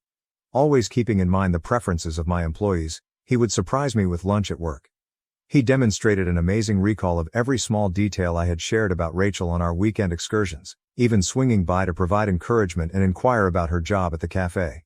He informed me, "You're different," one evening as we were strolling around the waterfront. "By now, most people in your situation would be burned out and jaded from dedicating so much of themselves to their families and jobs. However, you've managed to strike a lovely mix between professionalism and sincere friendliness. Finding someone who genuinely appreciates the importance of creating experiences for others is uncommon." 2 months into our relationship, over a private dinner at a fancy restaurant with a view of the harbor, the proposal was made. The ring was exactly what I would have picked for myself, elegant without being garish. As he knelt next to our table, Ethan talked about creating a future together while a string quartet played sweetly in the background. "When you find someone who shares your beliefs and commitment to greatness, why wait? I know this seems fast," he acknowledged. "Allow me to be a part of your universe and assist you in building something even more remarkable than what you have already accomplished." When Rachel learned that she was engaged, her reaction was intense. Tears were running down her cheeks as she gave me a hard hug. "At last," she said. "Someone deserving of you." I was genuinely moved by her excitement as she immersed herself into the wedding planning.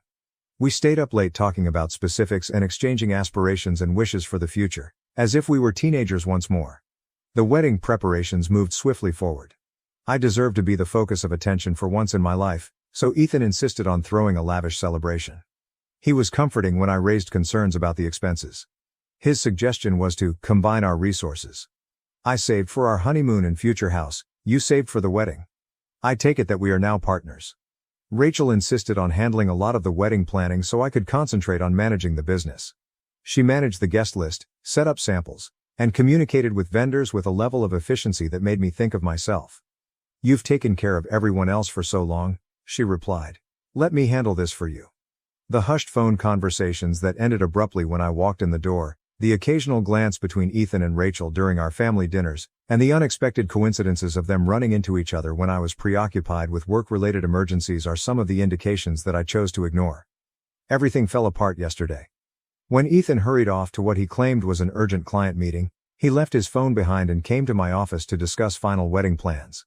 The notifications lit up the screen as the cell phone continued to vibrate with incoming texts. I didn't intend to pry, but I noticed a preview of a message. My darling, I can't wait until tomorrow. She won't be aware of what struck her. Rachel was the sender. I opened the phone with shaking hands. There was no password security. He never thought I would see it, I discovered later. My world was completely upended by what I discovered. They exchanged hundreds of mails dating back months before I had even met Ethan. In an early communication, Ethan had written, "She's perfect for our plan. Hotel manager, substantial savings, no real relationship experience, plus she trusts you completely." Rachel had even more heartbreaking answers.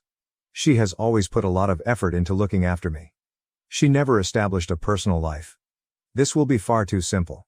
Everything had been planned by them. It wasn't by accident that Ethan showed up to the motel. Rachel had told him everything about me. Even my favorite wines and my routine.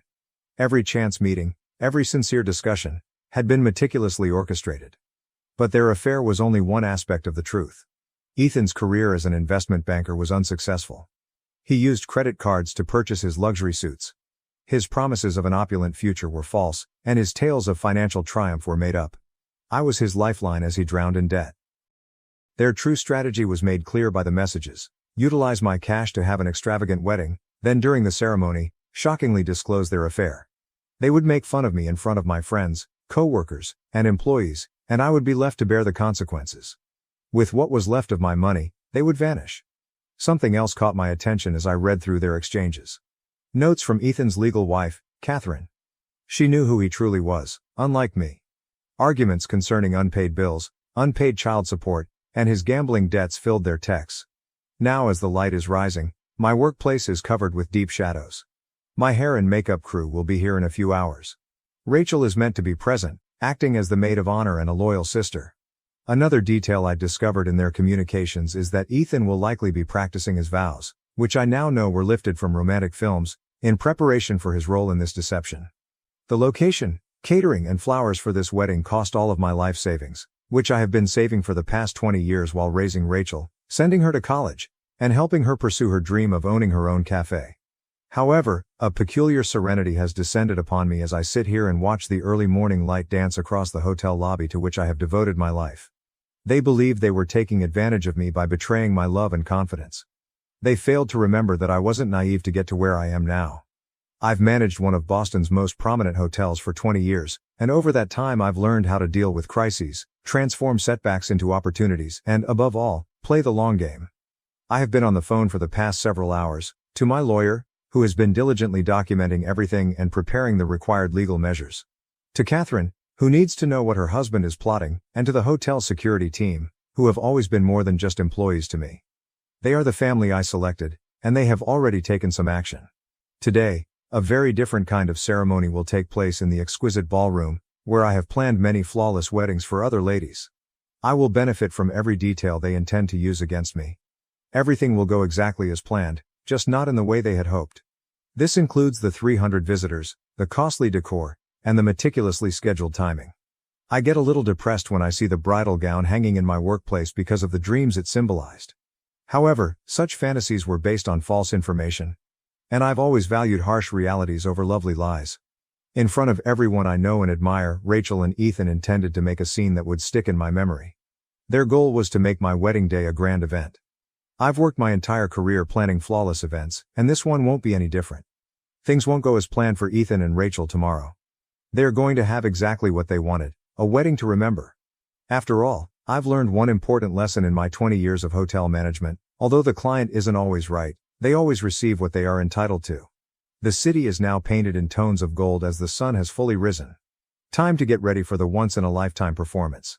They believed they were the show's directors, but they are going to find out who actually controls this establishment. In contrast to them, I never let my audience down. Update. This morning, Catherine showed up at my hotel office. She produced a stack of financial paperwork, including evidence of Ethan's debts, unpaid child support, and the loans he had taken out using their shared assets as security. She was a composed woman in her early 40s with a calm intensity that mirrored mine. She put the documents on my desk and added, "He's been doing this for years." Spread elaborate stories about his wealth, targeting successful women.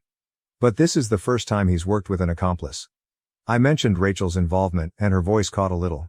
The following hour was devoted to going over messages and contrasting timings. The holes in my discovery were filled by Catherine's record. Ethan had a recurring pattern of extravagant credit card purchases, seducing women, and then vanishing with their money. Rachel's involvement, which gave his scam more legitimacy, was the only thing that was different this time. After that, my lawyer showed up and went over everything we had collected. "This isn't just fraud," she clarified. She has already prepared emergency petitions to freeze accounts and stop any attempts to transfer funds, saying, "It's a conspiracy. And with the evidence of their planned public humiliation, we can add emotional distress to the charges." Both of them continued to send messages throughout the morning. Rachel texted to say that she was happy to pick up the flowers.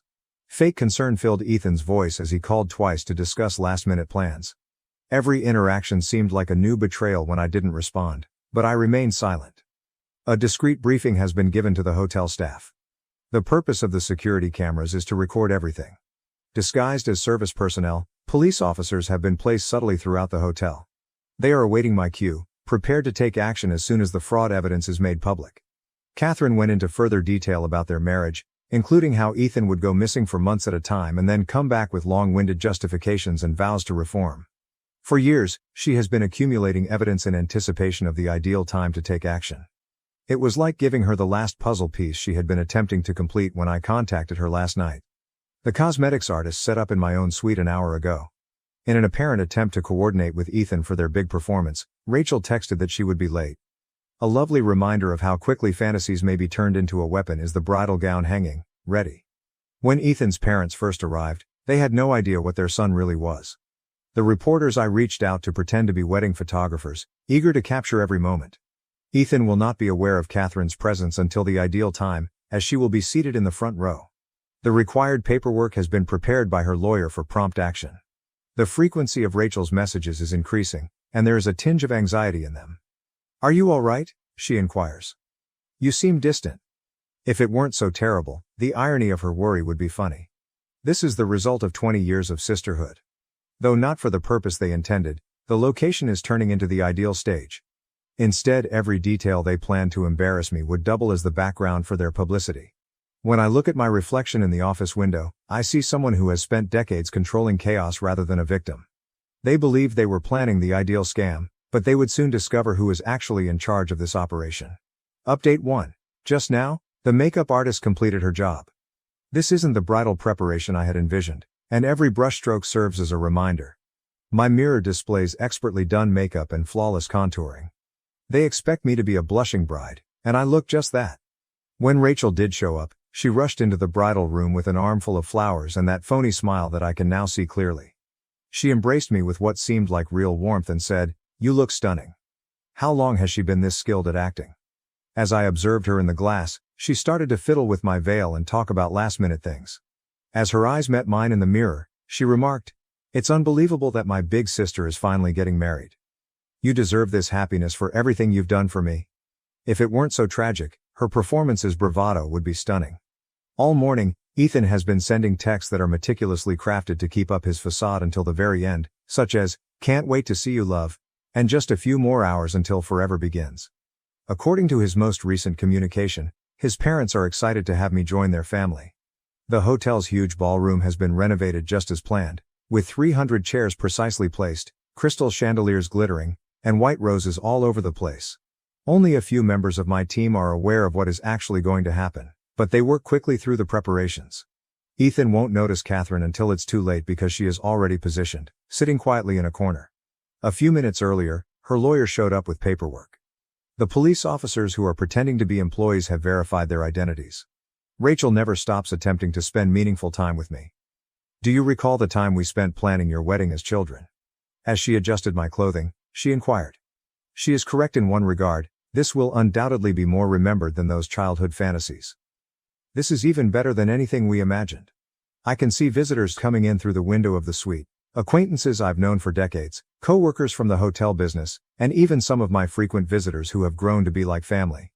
They're all decked out in their best attire, anticipating a love celebration. Rather, they will witness a very other event. In the foyer, Ethan's parents are welcoming visitors, and his father is gushing over his son's prosperous investing business. Their world will soon fall apart just as thoroughly as mine did yesterday. The string quartet is getting ready and rehearsing in the wedding march, which will never come to its customary end. I just received confirmation from my lawyer that everything is set up. Legally, as soon as Ethan and Rachel take action, a series of unanticipated events will begin. Rachel continues to be the loyal sister by assisting me with my sneakers.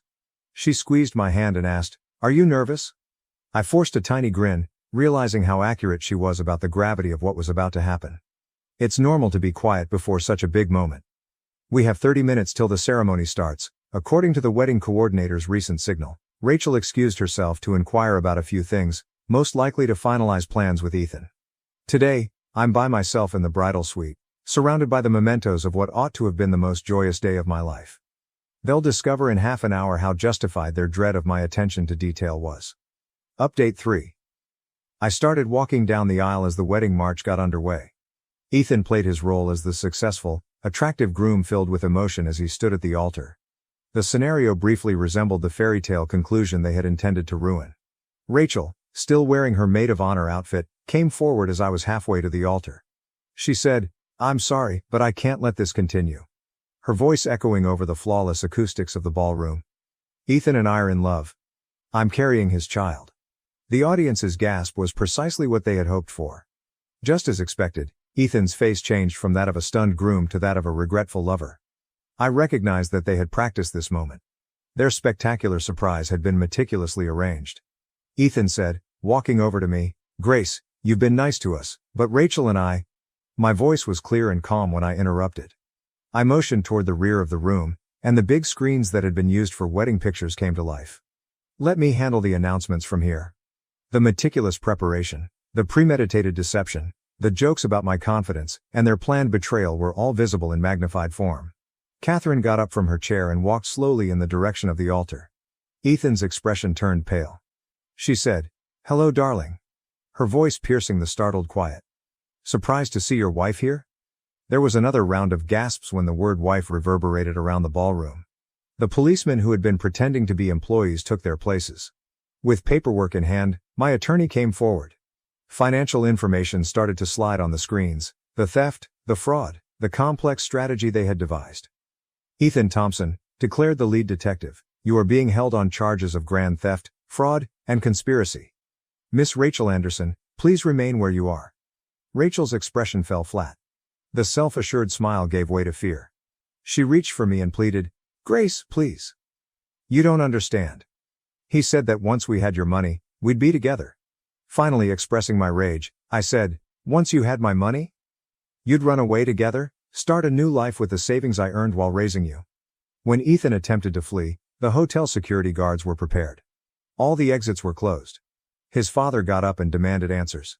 He received copies of the evidence, his son's dishonest past and the list of deceived women, instead of replies. Ethan's assets were frozen and divorce papers were served to him by Catherine's lawyer. As the cops carried Ethan away in handcuffs, the visitors watched in stunned silence. Rachel stayed motionless, tears running down her cheeks.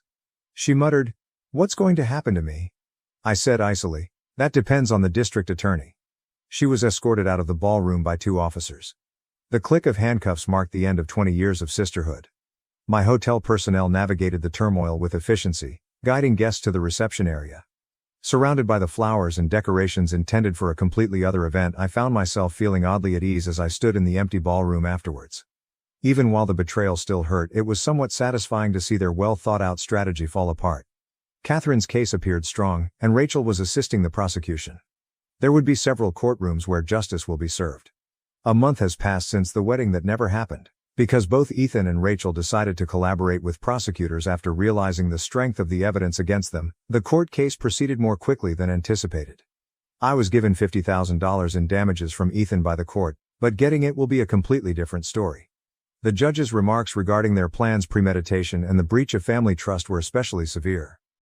Ethan is currently facing criminal charges in 2 additional states, and Catherine's plea for retroactive child support was also successful. Throughout the proceedings, Rachel made multiple attempts to get in touch with me. "I know I can never make this right," she said in one message, "but please, you're the only family I have." I erased all of her messages without answering. The sister I thought I knew, the one I reared, never existed. According to my lawyer, Rachel may be able to avoid jail time by cooperating with the prosecution, but she will probably still be subject to probation and required reparation payments. She used to talk about wanting me to be an aunt someday, so the fact that she is still carrying Ethan's child feels like a cruel joke. Once more, although in a different way, the hotel has turned into my haven. I was really struck by the loyalty of my workers during the entire event. They have surrounded me with a protective circle, answering phones, rerouting intruders, and making sure I can concentrate on what I do best, managing this establishment. Quickly, word got out about the failed wedding and the arrests that followed in the hotel business. Unexpectedly, it has improved rather than harmed my reputation. "Takes real strength to handle that kind of betrayal with such dignity," said one of my frequent clients. In a long letter, Ethan's parents expressed their sadness and embarrassment. I turned down their offer to pay for the wedding. Money was never the point of this. It has to do with family and trust. I've already transformed the intended improvements for the honeymoon room into a brand new corporate conference space. I've kept in touch with Catherine, exchanging details on Ethan's current legal issues and offering support for one another's court challenges. She has turned into a surprising ally who genuinely recognizes the extent of his dishonesty. "We're both better off knowing the truth," she stated to me, "no matter how much it hurts. I still have the bridal gown hanging in my wardrobe. Something prevents me from making the final decision to donate it, even though I should probably. Perhaps it serves as a reminder of what I learned about my own strength rather than what I lost. The woman who purchased that outfit was incredibly naive in her trust. Now the owner, a woman, is aware of this. I've kept Rachel's old room ready for her over the years, and her belongings are still there.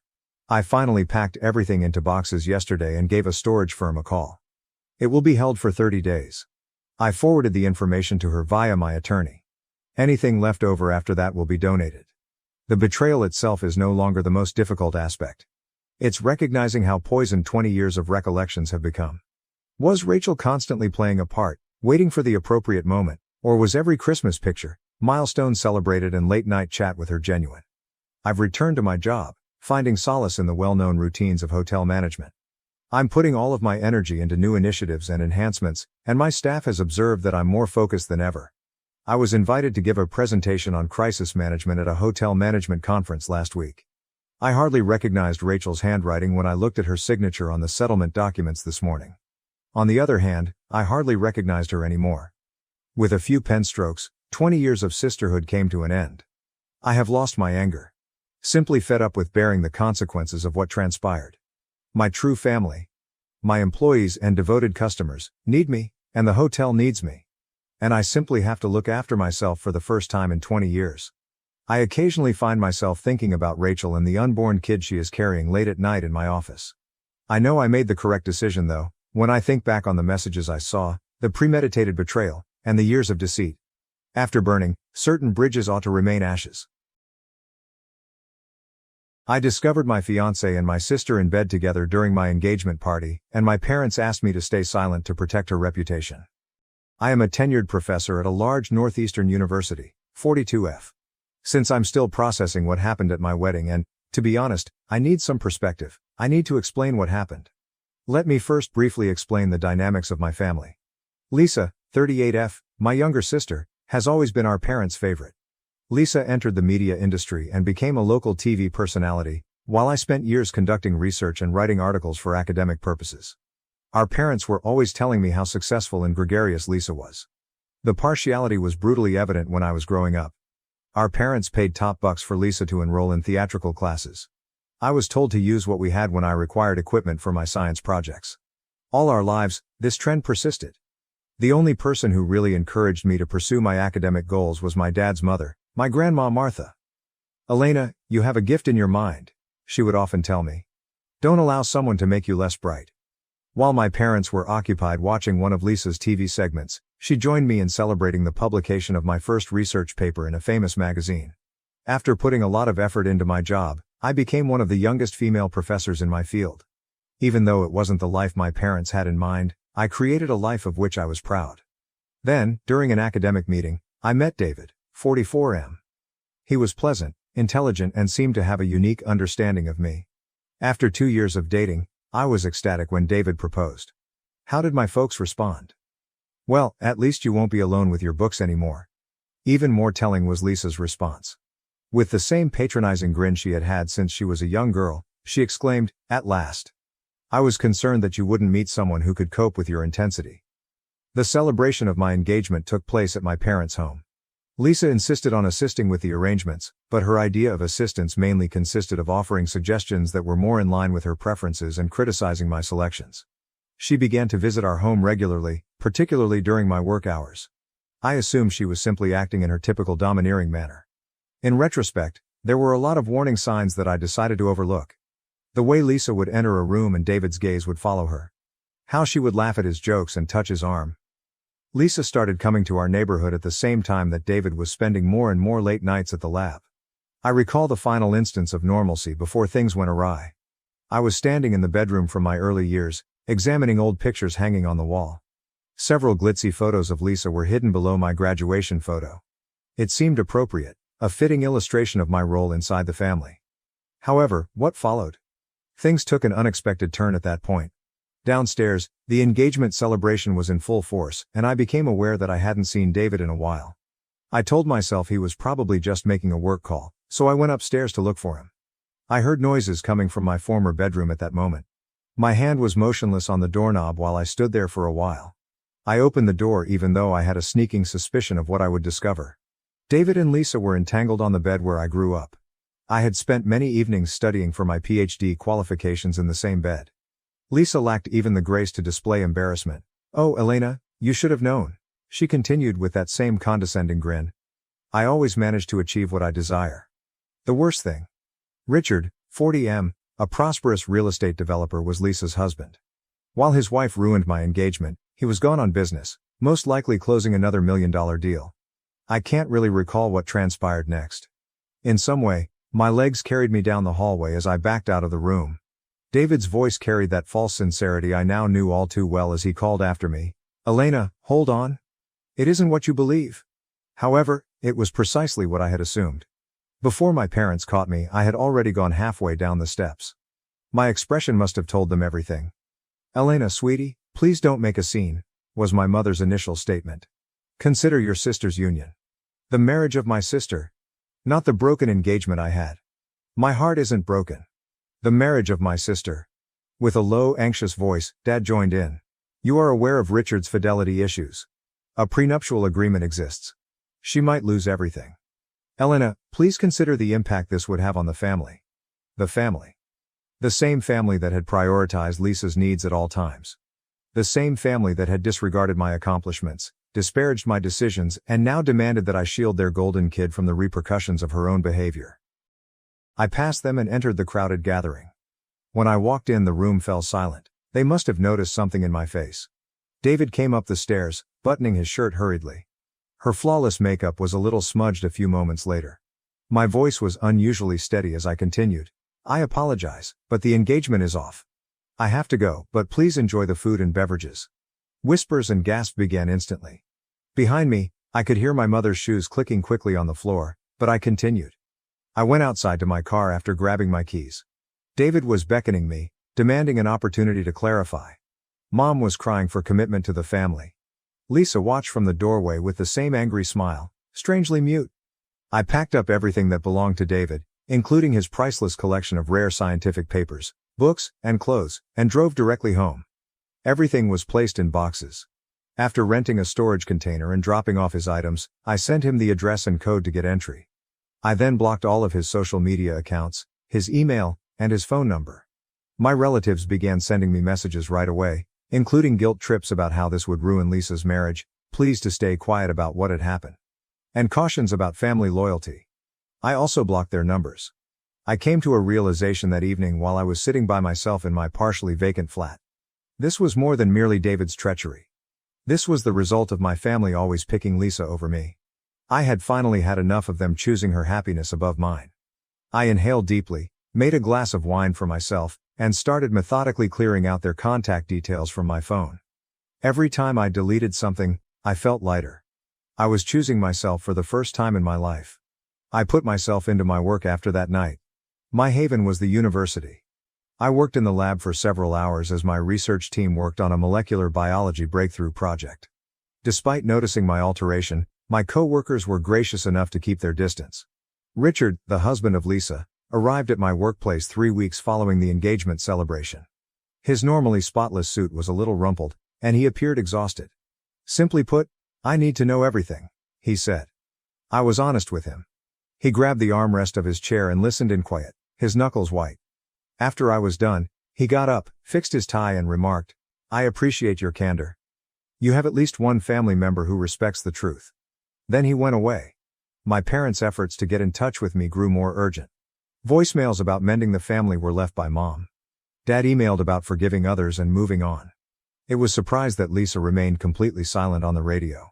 My grandma later told me that Richard was divorcing them and had left their home. My pillar of support throughout this period was my grandmother Martha.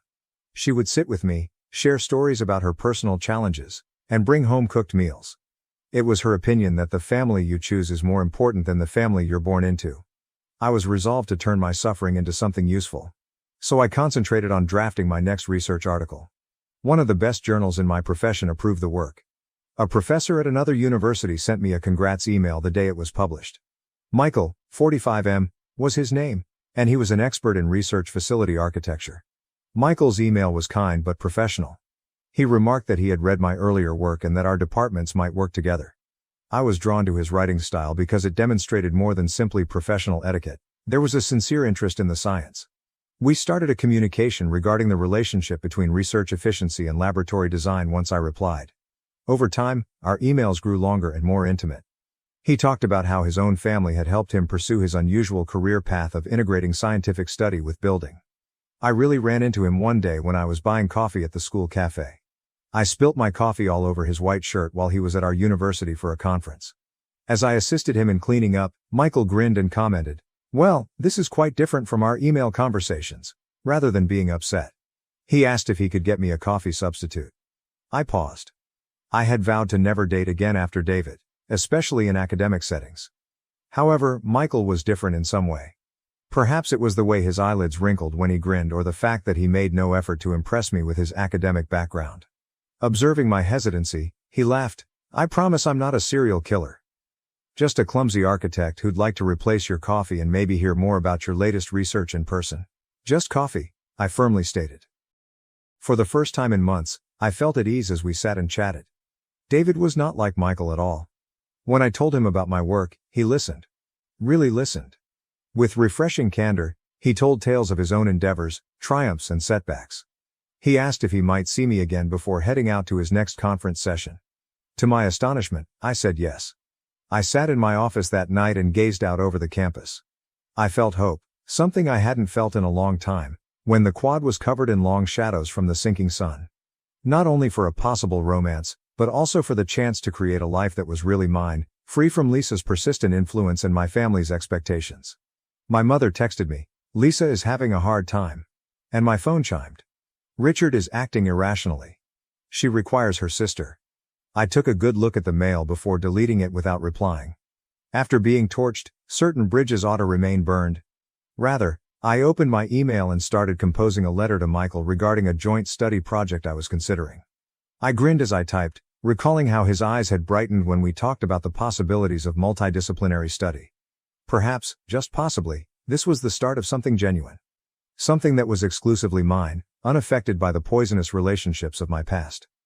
Update 1. 6 months have passed since my previous post. Regarding Michael, the architect I actually ran into at the campus cafe, many of you requested an update. That coffee date ended up into something I never would have imagined. Following our first meeting, We began discussing our joint study project over video calls. Over time, these business-related conversations turned into lengthy discussions on anything from childhood dreams to beloved books. Michael found my passion for academics fascinating. In contrast to my family, who always considered it as a weakness. There was no plan for our first actual date. We met to go over the specifics of the project while he was in town for another conference. We both were aware that we were hungry as the meeting was running late. We eventually found ourselves in a small Italian eatery close to campus, where we chatted and shared a plate of pasta until the waiters began stacking seats. I was particularly struck by how different he seemed from David. Michael did more than just skim my most recent research publication when I mentioned it. He read it carefully and returned with insightful questions. With refreshing candor, he discussed his own professional struggles, such as a recent project that had over its budget. When he inquired about my family, it was the true test. His genuine desire prompted me to open up, despite my initial reluctance. I filled him in on everything, including Lisa, my parents' partiality, and yes, the disastrous engagement party. He just listened, without the customary uncomfortable answers or attempts to protect familial relationships. He then showed me that he really understood by sharing his own experience with a competitive brother. Although our joint endeavor is progressing nicely, we have taken care to keep our personal and professional relationships apart. We mostly see each other on the weekends because his department is in a different state. In fact, the distance has been beneficial since it has allowed us to naturally build trust.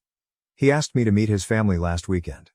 Considering my past, I was afraid, but it was not what I had anticipated.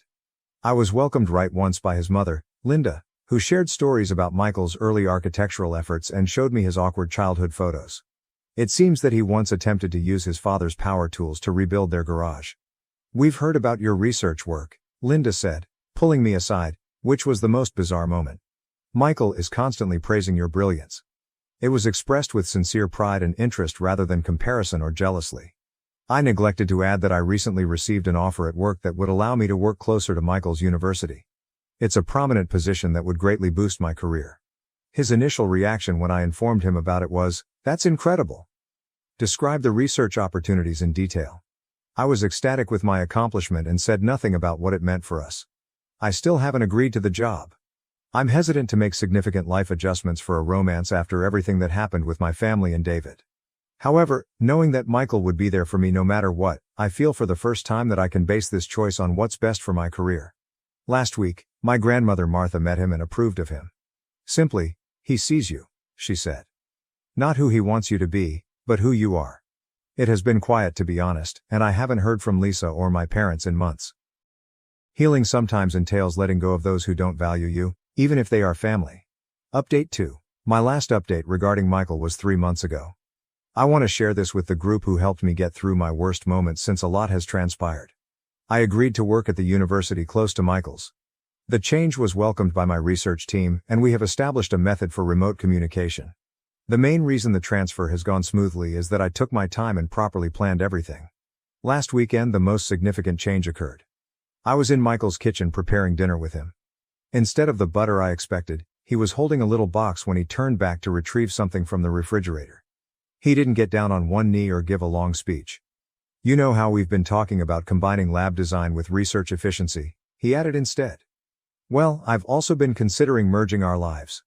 What are your thoughts?" The ring was very different from the gaudy one David had given me. It was exquisite and simple. Michael's following statement, "I know your work is important to you," truly touched me. A matching desk lamp is included with the ring for use during late-night research sessions. "Yes," I said, simultaneously crying and laughing. We are invited to an engagement celebration by Michael's parents. Regarding it, Linda has been really kind, often asking if I'm okay with the plans. Michael immediately offered that we forgo the party entirely when I hesitated. However, we're having a small gathering. Just close friends and family, because I don't want my past to control my future. Richard, the ex-husband of my former sister, sent me an unexpected email. He said he's doing well with his new companion and praised me. He appears content now that the divorce is official. Hearing from him was strangely therapeutic.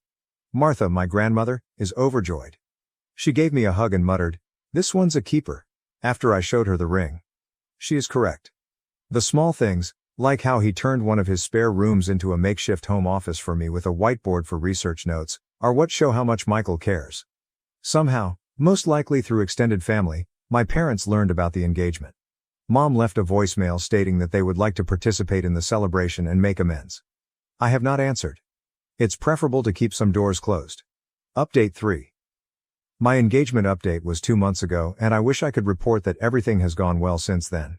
I must convey the unexpected turn the wedding preparations have taken. At the lakefront home of Michael's family, we were organizing a small ceremony. Linda has been fantastic. She has always respected our wishes while assisting with arrangements. Only family members, close friends and coworkers who truly support us were on the carefully picked guest list. Then I got an email yesterday that really chilled me. According to what my mother wrote, she and Dad decided to invite Lisa to the wedding. Their logic? She's your only sister, and family should be together on special days. I called Michael right away. Whatever you want to do, I'm with you, he answered before I could even articulate my panic. We have the day, not them. I was able to think clearly thanks to his cool backing. When I told my grandmother Martha, she became enraged. After everything they've done, she said, they have no right. I knew I had to deal with this on my own, but she offered to run interference. Before sending it, I wrote and revised my response multiple times. Mom and Dad, I made it very plain that I didn't want Lisa to attend my wedding. This cannot be discussed. You won't be accepted either if you're unable to respect this barrier. Elena. Their reaction was expected. About family togetherness, Mom called in tears. Dad wrote a long email about forgiving others and letting go. They even had some family members contact them on their behalf. Michael has had tremendous support from his parents during this time. Linda called to reassure me that only those invited would be allowed entry to the location due to security measures. Michael's brother James volunteered to deal with any unwelcome visitors directly. My research team's support was the most unexpected. They offered to surround me with a protective circle during the wedding after I brought up the matter in a lab meeting, looking agitated. My department director, Dr. Anderson, even offered to accompany me on my wedding. Last night, Michael and I went over our wedding arrangements. If it made me feel safer, he proposed that we alter the location, the date, or even go on an elopement. However, I no longer wish to allow my family's behavior to dictate my decisions. Therefore, we're sticking to our original intentions while taking extra safety measures. Individual QR codes will be included in the invitations, security will be in place at the location, and most importantly, our chosen family and real friends will be present to support us. Last weekend, my grandmother assisted me in choosing my wedding gown. She said something that made me cry as I stood in front of the mirror. Dear, you're gleaming. Because you're at last free to be who you are, not because of the outfit. Though I'm more resilient than I was previously, I'm still anxious about what Lisa might try. There is more to our wedding than just Michael and I becoming husband and wife. It's about choosing genuine love over poisonous familial relationships, happiness over drama, and tranquility over upheaval. Update 4. It took place. Lisa appeared to my wedding wearing an outfit that looked to be meant to attract attention and was obviously pregnant, despite all of our safety procedures and security measures. She had somehow entered through a service entrance thanks to our parents. Linda hurried in with a pale face when I was in the wedding room. I'm very sorry, Elena, she was brought by them. Your mother made a fuss about not excluding an expectant woman when we attempted to stop them. She didn't have to complete. My parents had already put Lisa in the front row, but Michael sent his brother James to deal with the problem right away. I felt sick to my stomach when I saw the same smug expression on her face that I had witnessed at my engagement party with David. I inhaled deeply and turned to face the mirror. My wrist was adorned with a handcrafted bracelet fashioned by my research team, the exquisite clothing grandmother Martha had assisted me in selecting, and Michael's first present to me, a lovely necklace including a little microscope pendant. What do you want to do? When I called Michael, he inquired. They can still be taken out, or we can put it off. I support you no matter what you decide. I realized then that I had allowed them to dictate my happiness all my life. Not today. We're getting married, I stated confidently. They can stay, but I'm done letting them write my story. The ceremony got underway. Dr. Anderson, the director of my department, escorted me down the aisle with pride. Everything else vanished when I saw Michael waiting for me with love and compassion in his eyes. We exchanged vows that we had written ourselves. Everyone laughed when Michael pledged to constantly support my scientific endeavors, adding, even if it means converting more rooms into lab space. From peer reviews to late-night science talks, I vowed to be his partner in everything. The reception followed. I believed I was ready for anything, but I was surprised by what transpired next. Lisa pretended to be the maid of honor and got to her feet, holding a glass of champagne. She began by describing how she had saved me from making terrible mistakes, and how she was always looking out for her big sister. Beneath the table, I felt Michael's fingers clasp mine. I noticed my research team stiffening up, poised to step in. Linda was getting up from her chair a little. However, for the first time in my life, I was able to fight my own fights without assistance. Calmly and professionally, as I would have addressed a lecture hall, I stood up, holding my own glass. "I think it's time for the bride to make a toast of her own," I replied. What came next? Well, that merits an update of its own. Let's simply say that speaking your truth with dignity might sometimes be the best form of retaliation rather than being silent. Update 5. Here is what transpired when I made my toast after my previous update regarding Lisa attending my wedding. As I stood there, staring at my sister's arrogant face, I experienced an odd feeling of peace. I'd been lecturing academically for years, so I knew how to control a room. I started by saying, "For those who don't know me well, I'm a scientist. We work with truth and facts. So allow me to share some family-related truths." There was a silence in the room. My sister, who was married at the time, was in bed with my then-fiancé 3 years ago. My parents were more concerned with preserving Lisa's reputation than with my wounded heart when I found them. At last, Lisa's smile wavered. Tom, her husband, whom she had brought as a sign of family unity, suddenly got to his feet. His voice was tight as he asked, "The baby, Tom? Is that why you've been avoiding the paternity test?" There was an overwhelming quiet in the room. Lisa placed a protective hand over her growing tummy. I went on, speaking steadily.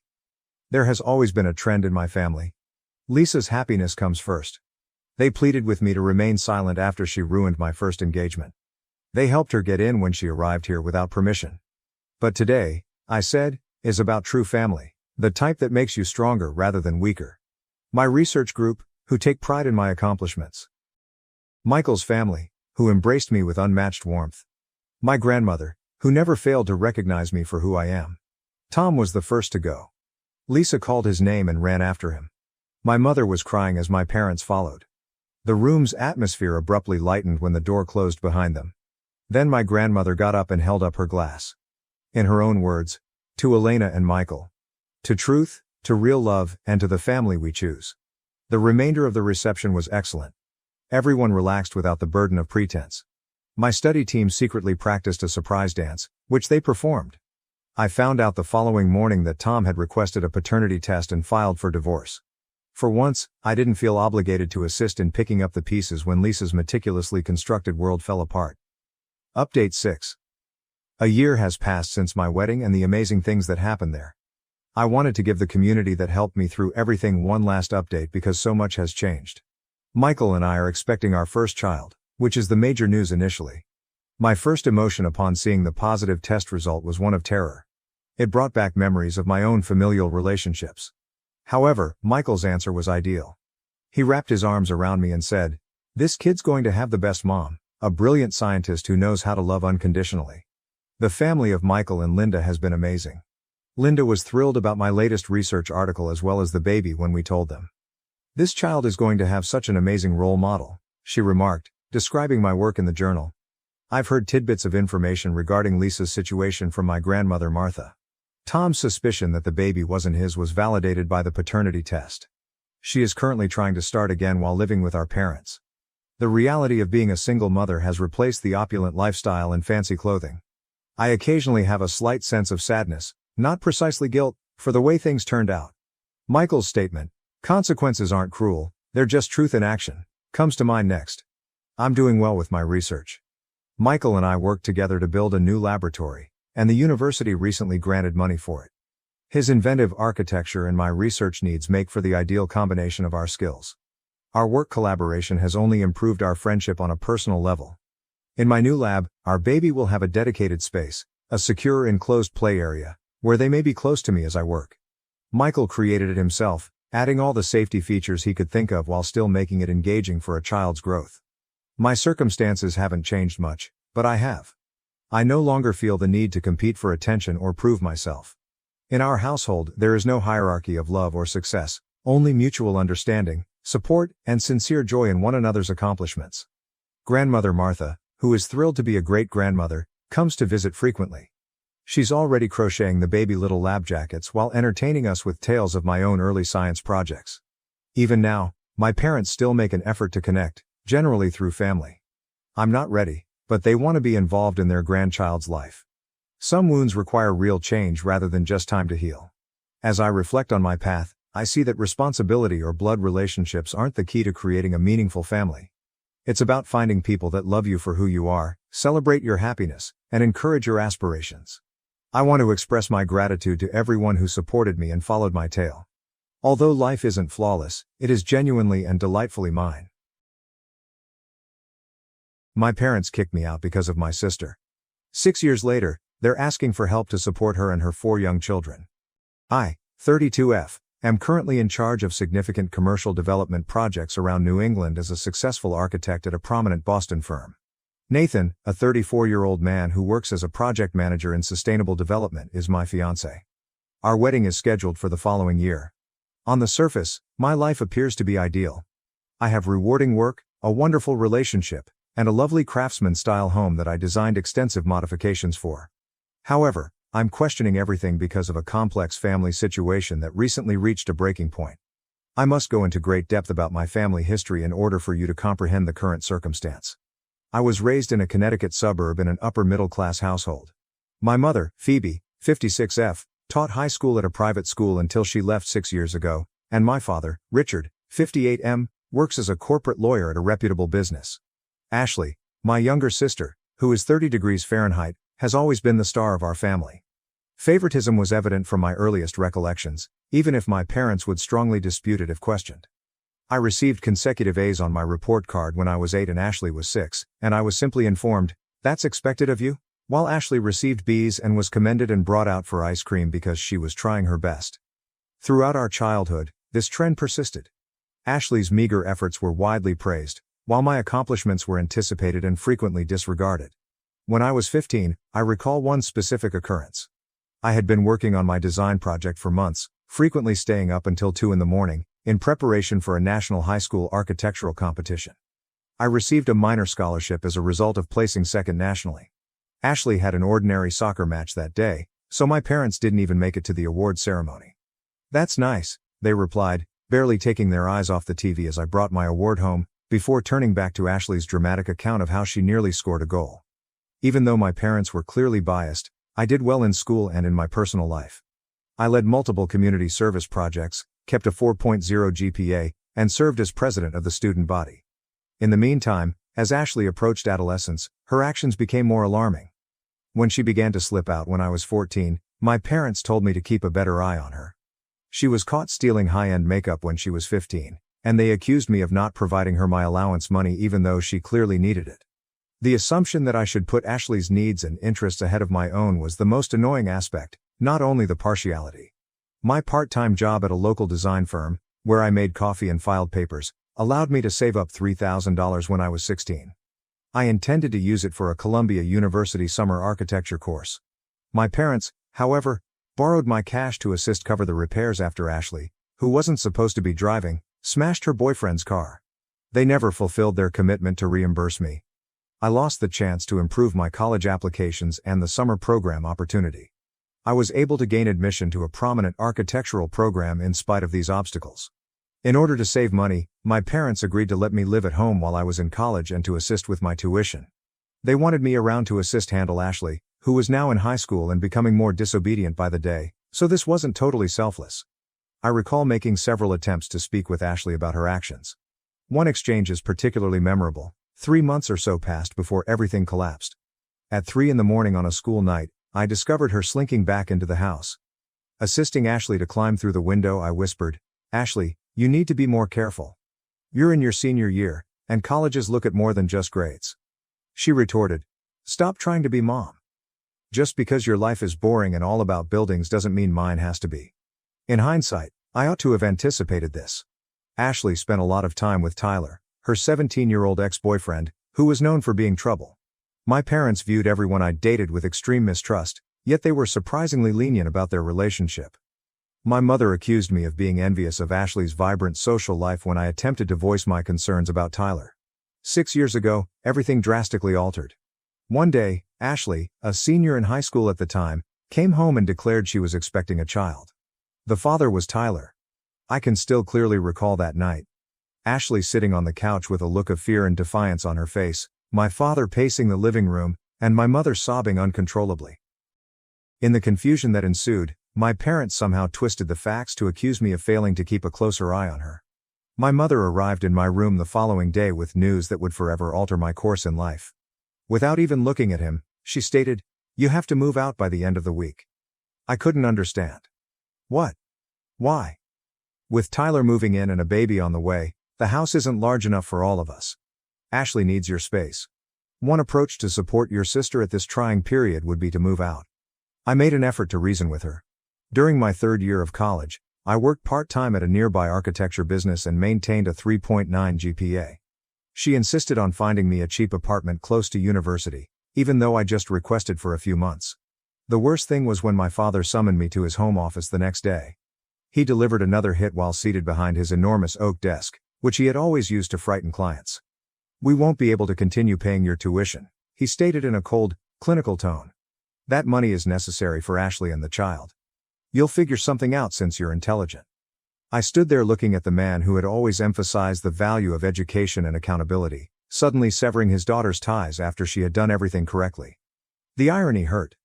I packed my things that evening. My father stopped me in the driveway as I was packing the final box into my car. I briefly believed that he might reconsider. Rather, he gave me a piece of paper with a list of local women's shelters on it. He said, "Just in case," and went back inside. The next phase of my life was the darkest. For 4 months, I lived in my car and, for safety, parked every night in a different Walmart lot.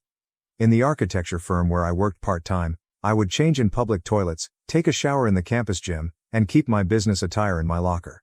I took a second job working as a late-night barista, frequently juggling multiple jobs while attending classes. I asked a few family members for assistance, but they all turned me down. My 53-year-old Aunt Susan, who had always expressed her pride in my accomplishments, informed me that she didn't want to become embroiled in family strife. According to my grandparents, they were too old to handle the matter. I occasionally went days without eating a decent meal, barely making it on protein bars and coffee. I frequently slept off at my desk while working on my homework in the college library, which was open 24 hours a day. I kept my GPA the same in spite of everything. My escape was architecture. I put all of my suffering and willpower into my designs. My parents never once called to see whether I was still alive during this time. Ashley didn't either.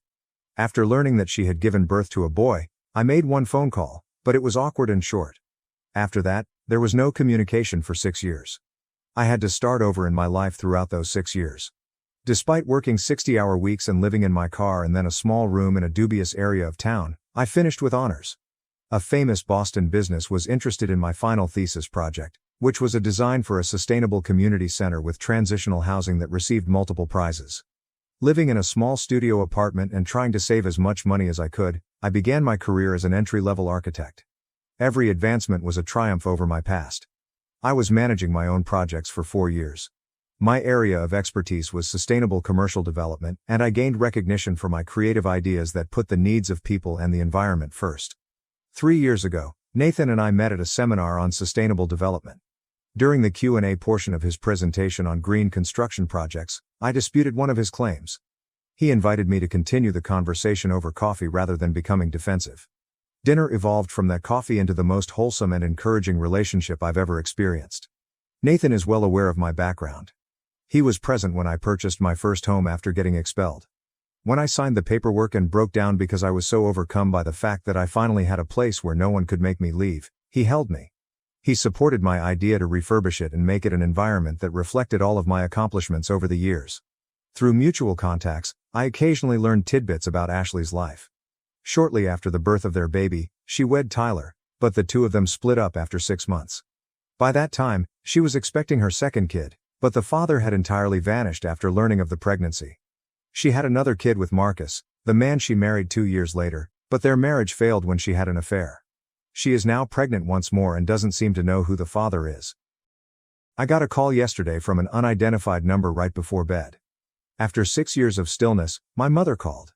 She initially pretended nothing had happened, inquiring about my life and showing interest in my accomplishments. I briefly felt like that young child again, excited to tell my mother about my achievements. I even began to tell her about my recent promotion to senior architect and my engagement. Then she revealed the true reason she had called. In order to assist Ashley and her kids, my parents want me to return to Connecticut. They say they're too old to care for 4 small children, and my father will shortly be retiring. They even had the gall to claim that, as the successful sister, it is my duty to support the family. My mother said, "You've always been the responsible one," with that cunning tone I so vividly remembered in her voice. Now more than ever, Ashley needs her big sister. Family must remain united. A chilly chuckle erupted within me. Family have to stick together? I said it again. When I was sleeping in my car, where was this family? When I was barely eating and working 2 jobs? When there was nobody for me to turn to? I went on despite my mother's attempt to stop me. "You absolutely abandoned me, kicked me out, and stopped paying for my schooling in order to help Ashley. You expect me to sacrifice my life, career, and relationship in order to clean up your mess once more now that she has continued to make bad decisions and you're sick of dealing with the fallout?" I hung up after telling her that I would never again risk my life for Ashley. Since then, family members who turned down my request for assistance 6 years ago have been bombarding my phone with messages accusing me of being callous and asserting that family helps family. Nathan completely agrees with my decision to uphold my boundaries, but other people argue that since they are still family and retaliation won't mend old hurts, I should at least have a meeting with them. But this doesn't seem like vindictiveness to me. I saw it as defending the life I created on my own, after being deserted by those who were meant to keep me safe. Update 1. First of all, I want to thank everyone for their tremendous support and wisdom. My phone has been buzzing nonstop with messages from extended family members for the past 48 hours, which has been very taxing. The circumstances have changed in unexpected ways. My mother wrote me a long email detailing Ashley's children's daily problems, along with comprehensive pictures of my nieces and nephews. The oldest, who is currently in kindergarten, is exhibiting early behavioral problems. The second child's health issues necessitate regular medical care. Another is on the way, while the third is still a toddler. A communication from an old family friend who teaches at Ashley's old high school was what really got to me. She informed me that in order to pay for Ashley's costs and medical bills, my parents have been taking out loans. My father has delayed his retirement indefinitely, and they have already remortgaged their home. Ashley personally sent a direct message, which was the most unexpected development.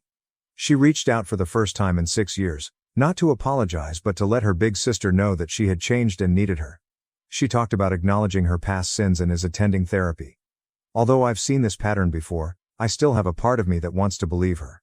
In order to keep both physical and emotional distance from the family, my fiancé Nathan proposed a compromise, providing financial support for the kids' schooling through a trust fund. It's an intriguing idea that would enable me to assist the defenseless kids without being embroiled in the family strife. All of this is still registering in my mind. Seeing those pictures of the children, who are innocent in all of this, has made me feel conflicted, even though my logical side knows I owe them nothing. When I make a choice about Nathan's suggestion, I'll provide another update. I need some time right now to process everything without having to deal with family pressure all the time. Update 2. Over the last 24 hours, everything has drastically changed. My mother called me in an emergency last night. Ashley had been involved in a severe vehicle accident. Another automobile ran a red light and collided with her car while she was driving alone. The situation was dire because she was pregnant. I got into my car and drove to Connecticut for 4 hours without giving it any thought. It felt unreal to enter that hospital. As he paced the corridor in his faded suit, my father appeared to be much older than his years. When she saw me, my mother lost it all. I hadn't actually seen them in person for 6 years. Although Ashley's injuries were not life-threatening because of the airbags, the doctors added, they had to perform an emergency C-section in order to save the baby. With a questionable prognosis, the premature baby is currently in the NICU. My biggest surprise was going back to the house I grew up in. I grudgingly complied with my parents' request that I remain rather than book a hotel. Entering my former room felt like entering a time portal. My old desk was still in its original condition, my architecture designs were still attached to the walls, and even my high school trophies were still neatly arranged. Everything was just as I had left it 6 years prior. Then it dawned on me that they hadn't actually converted my room into an area for Ashley. The whole needing the room pretext had been nothing more than a pretext. Another unanticipated emotional moment was meeting my nieces and nephews. I was astonished to hear Charlie, 6 million, the oldest, say, "Aunt Rebecca, I know you from the pictures." My parents had apparently informed them about their aunt, who constructs stunning structures, in spite of everything. After I assisted them in building a block tower, the smaller ones, Ava, 4F, and Lucas, 2M, who had been timid at first, quickly warmed up. After 3 days here, I'm learning new things that make my emotions even more complicated. I discovered a stack of unsent letters from my father while searching through some old documents for Ashley's insurance information. They were letters of apologies that he never mailed, all addressed to me and dated throughout the previous 6 years. Tears appeared to have soiled several of them. Yesterday, Nathan flew in to help me get through this. I became aware of how much these children deserve to be free from the chaos they were born into as I watched him engage with my nieces and nephew, using play to teach them basic engineering concepts. Ashley is still in and out of consciousness, but she is stable presently. The baby's condition is still dire. Although I've taken an emergency leave of absence, I have some important project deadlines to attend to in Boston next week. How I feel about things is still a mystery to me. My fury is still there, but it's mixed up with other feelings I can't quite put my finger on. The youngsters who somehow know about me, the preserved chamber, and the unsent letters are all making me rethink how I perceive the previous 6 years. I have to return to the hospital right now to get an update on the baby's health. Next week, when I return to Boston, I will write more. I'm just attempting to live day by day for the time being. Update 3. After spending another week in Connecticut, this time with Nathan, I just got back to Boston. It was a complex experience. Ashley asked me to invite him expressly because she wanted to meet the person who makes her sister happy. The dynamics were revealing and unpleasant. I made a startling discovery while we were there. I discovered years' worth of Ashley's treatment records while assisting my mother with organizing some medical paperwork. My parents never disclosed to me that she had been dealing with bipolar disorder since she was in her teens. Manic episodes occurred at the same time as the numerous pregnancies and relationship problems. This information adds another level of complexity to the process, but it does not justify the way they treated me. The most pivotal event occurred when I spoke with Ashley privately in her hospital room. She was more lucid than I had seen her in years, most likely as a result of taking her medications as prescribed following the accident. She acknowledged that, even in high school, she had envied my success and security. "You made everything look so easy," she stated. And I felt like the family disappointment in comparison. Neither of us missed the irony. Nathan's presence proved to be quite important. I was too deeply invested to notice what he saw. One evening at supper, he pointed out that my father was unable to look me in the eye, displaying signals of intense embarrassment instead of the apathy I had always imagined. Additionally, he saw my mother's tense tendency to begin statements and then stop them quickly, seemingly out of fear of saying the wrong thing. The children now play a big role in my emotional equation. Charlie, 6 million, my oldest nephew, showed me his architectural drawings, which were sloppy but sincere attempts to replicate images of my work that my parents must have shown him. When the younger ones, Ava, 4F, and Lucas, 2M, begin referring to Nathan as uncle, it has a deeper impact on him than he anticipated. The infant will need to remain in the NICU for at least another month, although her condition has stabilized. My parents have been sleeping in the waiting area on shifts, refusing to leave their grandchildren alone, according to a nurse who spoke to us during one of our hospital stays. They appear emotionally and physically worn out. I've made some sensible choices. A family therapist with expertise in intergenerational trauma is what I'm setting up. I've also discussed working remotely for a few days every month with my company. I haven't changed my mind about returning to Connecticut though. I now live and work in Boston. On the way back to Boston, Nathan and I had a lengthy conversation. His statement, "Sometimes the hardest part of healing isn't forgiving others. It's forgiving yourself for still caring," really resonated with me. I've been feeling bad about not being able to control my rage in its purest, protective form, so this really spoke to me. I have a crucial client meeting tomorrow, so I must concentrate. Strangely, at the moment, routine work duties feel both anchoring and inconsequential. After our first family therapy appointment, which is set for next week, I'll provide another update. Update 4, something important happened during my parents' trip to Boston last weekend, so I had to write this update. You read correctly, they traveled to Boston ostensibly to talk about important issues pertaining to the family situation.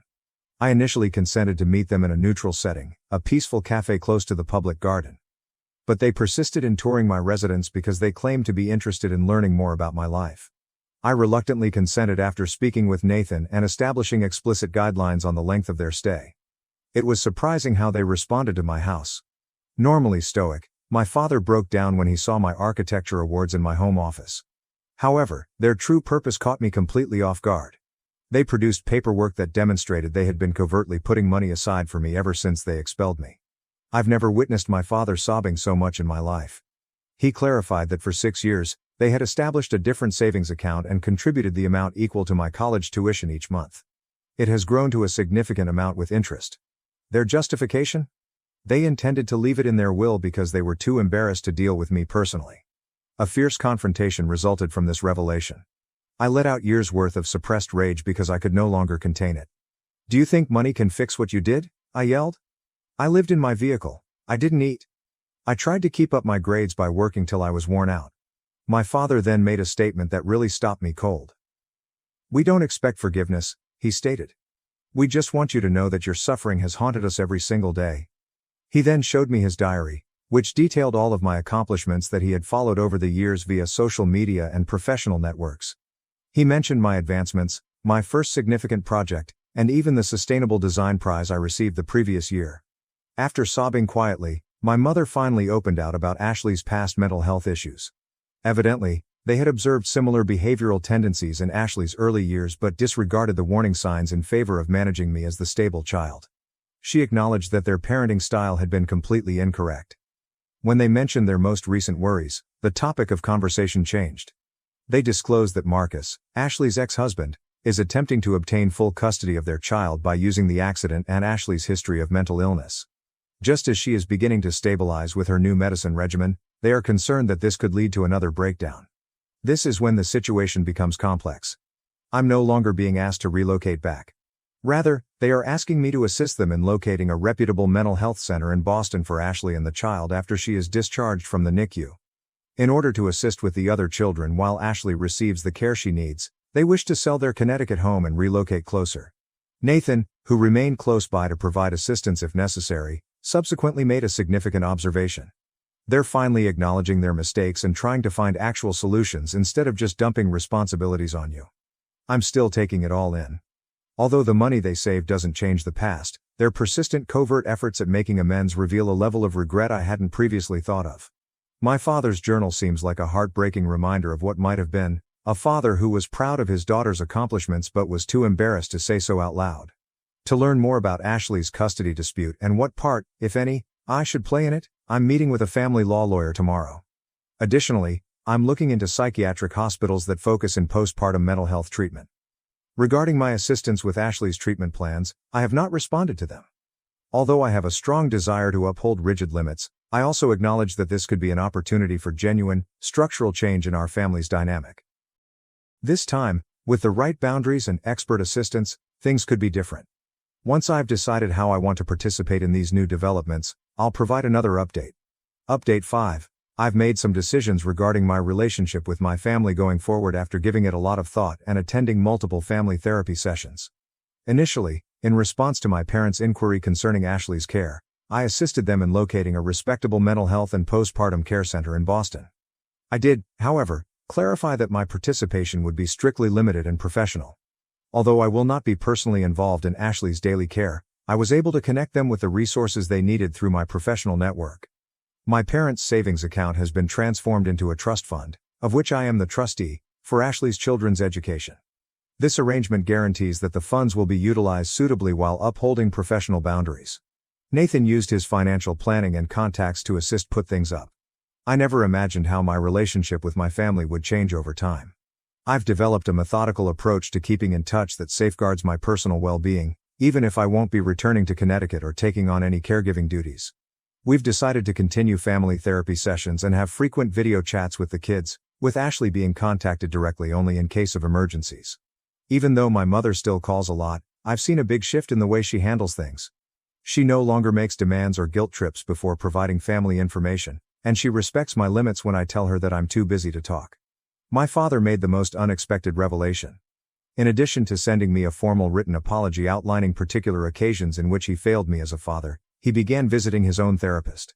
Instead of the cliched, "I'm sorry for everything," I had anticipated, I received a considerate acknowledgement of particular negative behaviors and how they affected my life.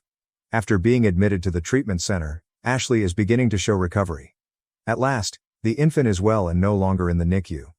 I've made arrangements for a child psychologist to work with her older children to help them deal with these changes while I keep an emotional distance. I've decided not to include my family too much in our wedding arrangements, which Nathan and I are moving forward with. Although they will be invited as guests, friends who helped me through my darkest moments will play the customary family roles in the wedding. I am content with my choices as I look to the future. It's a carefully planned relationship that safeguards my mental health while recognizing the intricacy of familial ties, even though it's not the total reunion some might expect for. I've discovered that taking care of family members doesn't have to mean compromising my own health or giving into toxic relationships. There isn't a tidy, happy ending to my story where everything is forgiven and forgotten. Rather, it ends realistically, with relationships being reframed on better terms, professional assistance being sought, and boundaries being upheld. That's the best we can do at times, and that's acceptable. My last update will be this one. We are grateful to everyone who helped and counseled us along the way. I was able to strike a balance between self-preservation and compassion because of your ideas. My father crushes my dreams to protect the golden child and refuses to pay for my tuition, but I get my sweet revenge. I have a younger brother, 28, and we were raised by our dad, 56, ever since we were in middle school. My dad has always favored my brother over me, and with time, I got used to it. I was never the kind of son that my dad wanted because, unlike him, I had no interest in sports or doing the typical macho stuff that boys do. I was always more into more typically feminine things, which is why I was a huge mama's boy growing up. I loved everything to do with the kitchen, reading books, and even singing.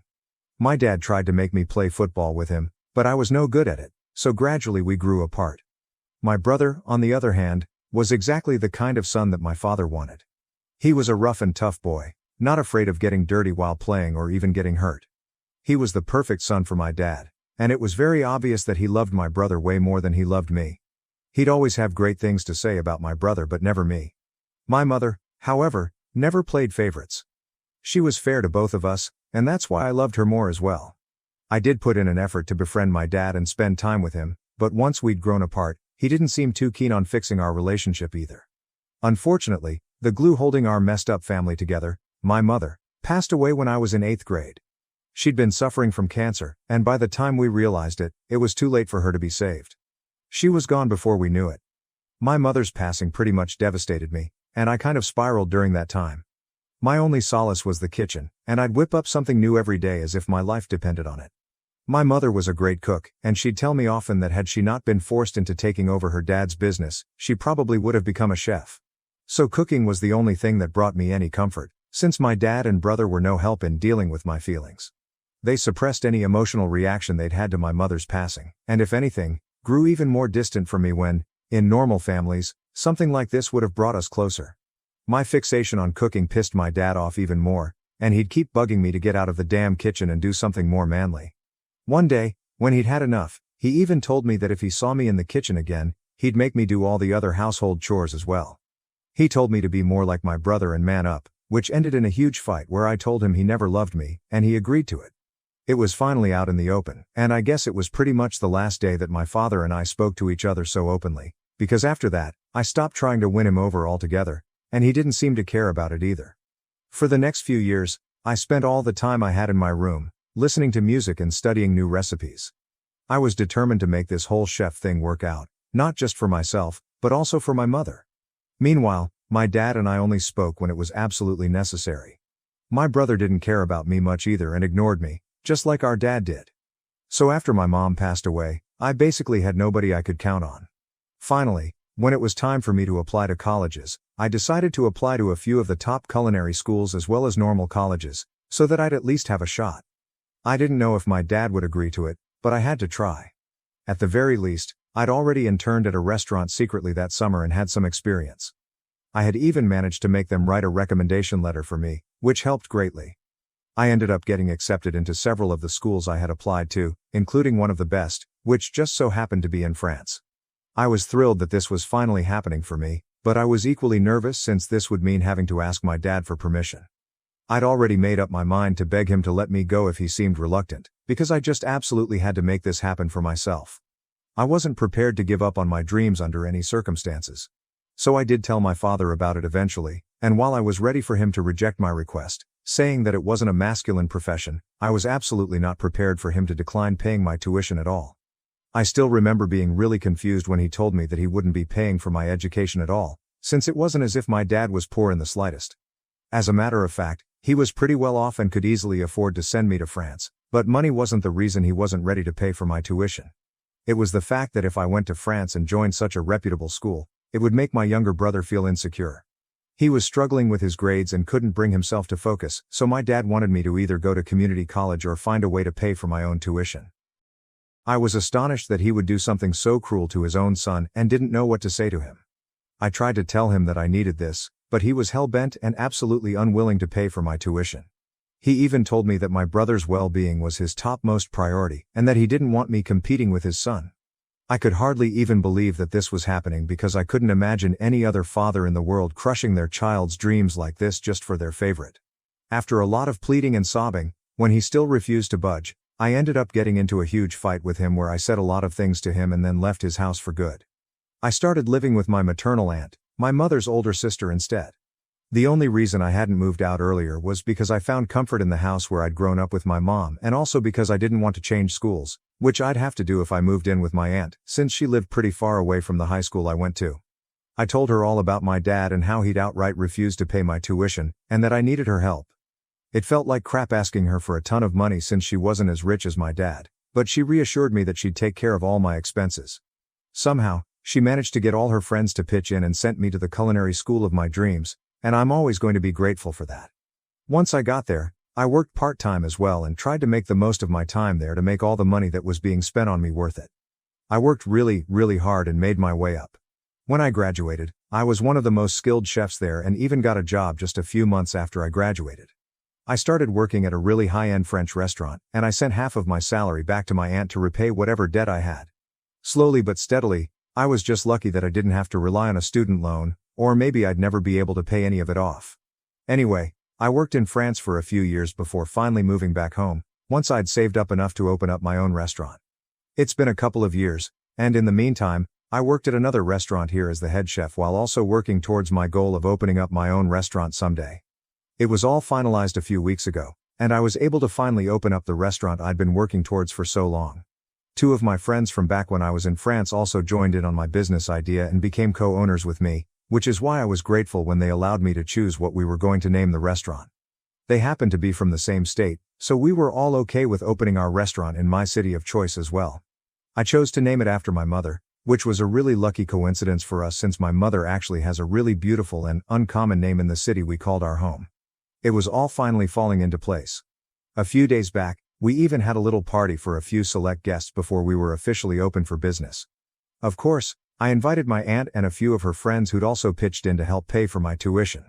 I also invited some of my friends back from school, but that was pretty much it. I didn't invite my father and brother because of obvious reasons. Even if I'd wanted to, I couldn't have since I hadn't spoken to them ever since I'd left home, and neither had they bothered to ever get back in touch with me. I guess all of us were better off this way, but I should have known that they would definitely show up to piggyback on my success someday. And that's exactly what happened. At the party we threw, they showed up an hour before the party was due to begin but weren't stopped by security since we shared the last name. They claimed that they were here to surprise me, and at least that bit was true. I was definitely surprised when I saw them. My dad and brother greeted me like nothing awful had ever happened in the past and were really warm towards me, probably for the first time in my entire life. I was shocked to see them, so I just froze when they first entered the restaurant. My buddies noticed that something was off, and after politely greeting my family, they left us on our own. I'm thankful that they were able to pick up on my discomfort. I still hadn't recovered from the shock of seeing them again when they dropped another bomb on me and showed me a gift that they'd brought for me. It was a portrait of my mother, and my dad even told me that he commissioned it for me to hang up in my restaurant. As soon as he'd heard that a new fancy restaurant with this name was opening up in our city, he'd known that it was definitely none other than his son. He even told me that he'd always known that I had it in me. My brother, too, was jumping on the bandwagon and praising me, telling me that he was immensely proud of me. I couldn't believe my ears and knew instantly that something was very strange about all of this. I didn't say much and kept waiting for them to get to the point because I knew there must have been a reason for them to be here. I let them speak, and eventually, they did get to the reason they were here. Apparently, my brother was working as a bartender now, and even that was possible just because my dad had managed to convince a friend of his to give him a job at his club.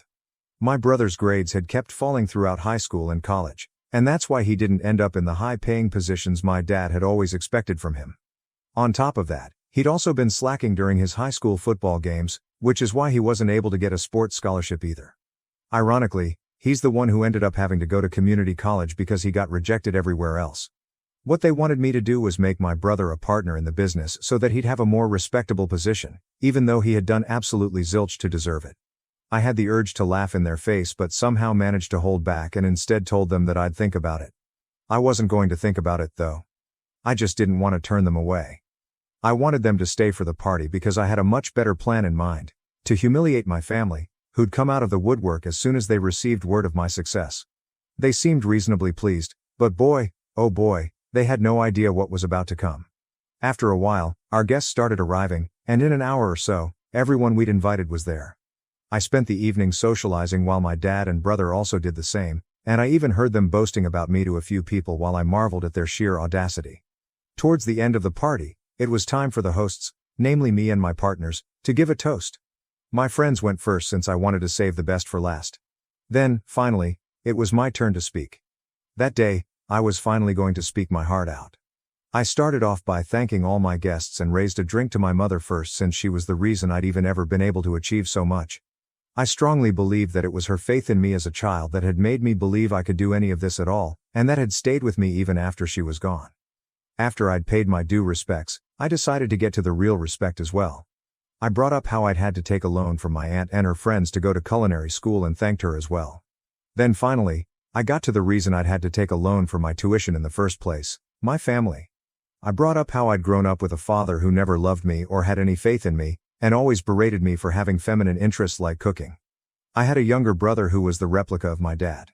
I told them all about how my dad had refused to pay for my tuition out of fear that I'd end up becoming more successful than my younger brother, who was his golden child. This is why I ended up leaving home, but despite all odds, I was able to rise and become who I am today. So in a way, they did deserve some credit for creating all the hardships I've had to face. Otherwise, I never would have found out how resilient I was.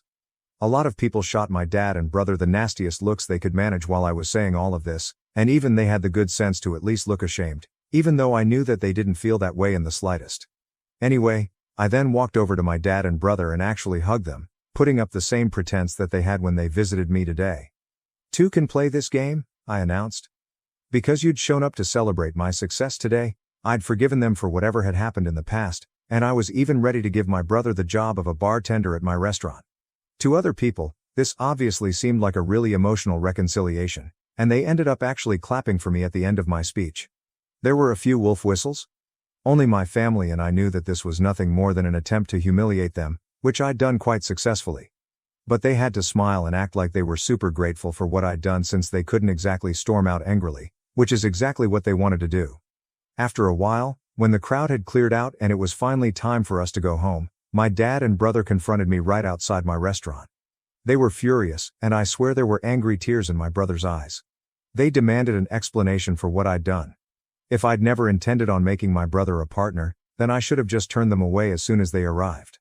I just laughed and told them that this was my form of paying them back for everything they'd done for me over the years. "This is exactly what you deserve." Then I walked away and didn't bother to look back, even when I heard my brother crying about how this was the cruelest thing, and even yelling after me to tell me that I'd regret this. But I didn't care since I was already in my car and was driving away. That happened a couple of days ago, and I haven't heard from them since. My aunt thinks that I might have gone a little too far with this one and should have just kicked them out at first, but I don't agree with her. This was well deserved. I'd had enough of humiliating my father and brother. Update 1. Hey, I decided not to reach out to my family to apologize, in spite of what my aunt had said about me being way too harsh. I don't feel sorry about what I did, so I'm not going to pretend I do and go out of my way to say so. They could have taken the opportunity to apologize to me when they visited me, but they didn't. I explained this to my aunt as well, and while she still believes I shouldn't have done what I did, she hasn't said much about it. I guess this is just one of those areas where we agree to disagree, and I'm okay with that. In other news, my brother has made sure that he goes behind my back to talk crap about me to all our friends from school. It's unfortunate that we went to the same high school, since this just means that random strangers from school are now texting to confirm the rumors that I'd humiliated and then kicked out my dad and brother from my restaurant after feeding them 3-day-old food on purpose. Yeah, he exaggerated the story to make himself seem like the victim, which is pretty unsurprising. Ordinarily, I wouldn't care about petty rumors, but I don't want potential customers taking these rumors seriously. So, I've texted my brother that if he doesn't stop spreading lies about me and my restaurant, then I'll make sure that he loses the job he has right now too.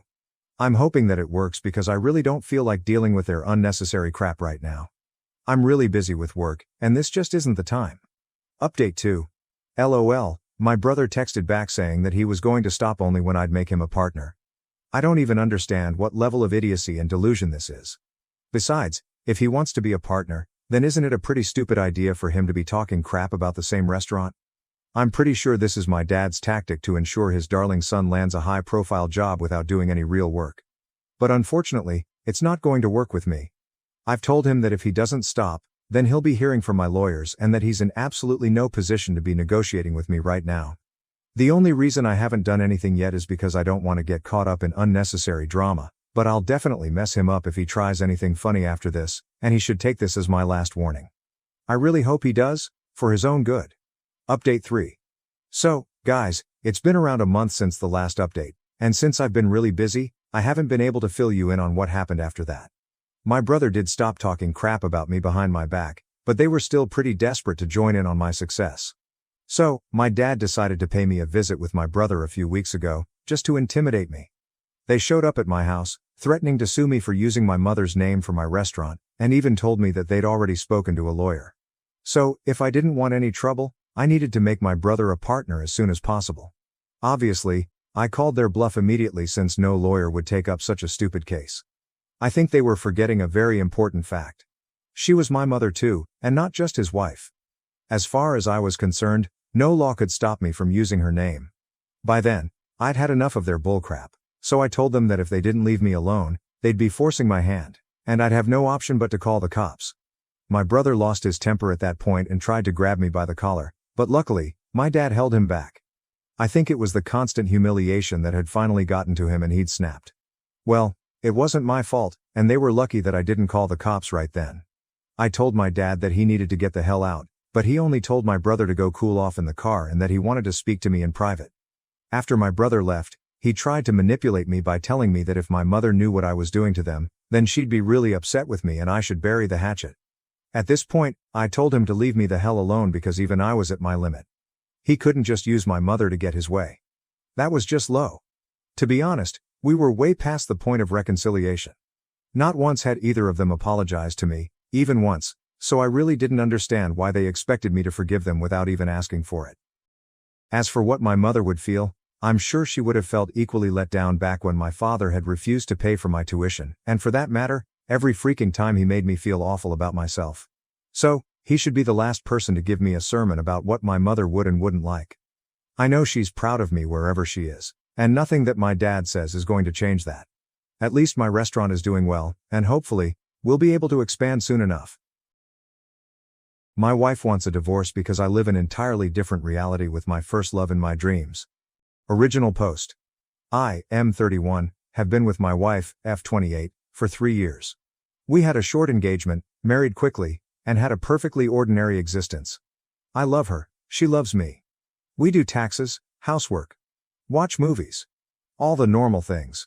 No physical cheating on either side as far as I know. But here's the thing. I am a lucid dreamer, which means I can, to an extent, control my dreams, which is something I find cool as it allows me to go on adventures while asleep. It also makes scary dreams not so bad because I can just wake myself out of them. Over the last year or so I've been having a recurring dream about my ex, my first love, F29. Truth be told, I never got over her. We were together for 5 years from 15-17 to 2022. We broke up after I graduated from college because she didn't want to move from New York to South Carolina with me, which is where the biggest industry for my field is. I was crushed but moved on, and we've spoken sporadically over the years, although we never crossed any lines. I will admit that I've kept up with her own social media a bit, but nothing stalkerish. Well, a year ago she announced she was getting married and I experienced a resurgence of feelings for her, although I never acted on them or told her. That same night, I dreamed about her for the first time in years. In the dream she showed up at my door and asked me if I wanted to get coffee. I said yes, of course. The dream, which was not a lucid dream, ended there. It felt so real, I couldn't shake the feeling once I woke up. It felt like we were actually reconnecting. Since then I've dreamed about her several times a week and I've practiced becoming lucid, so I've been able to control the outcome more times than not. We've lived a whole life together over the past year. Everything from dates to a trip to Paris together, which we visited while in college. We even rewalked the same paths we did in real life. It got to the point I was looking forward to going to sleep to be with her. Fast forward to today, my wife told me she felt distant from me. And I started to feel guilty because I thought what I was doing was harmless, but she's obviously noticed a change in me. So I confessed. About all of it. At first she said that I was joking, but when she realized I was serious, she accused me of cheating on her and told her mom and sisters, who are calling me a cheating weirdo. She even threatened to tell my ex so she'll know what a fucking loser I am. Now I get that it's not anything a woman would want to hear, but it's not like I physically cheated. I don't want to lose my wife, but I don't think she can forgive me for this. TLDR, I live an entirely separate life with my ex in my dreams, and now my wife wants to divorce me. But I really love her and don't want to lose her. Do we have a chance? Relevant comments. Sulangelic. Yeah, no, I think this might be a lost cause. I would certainly consider this cheating, and I think that it does indeed warrant a divorce.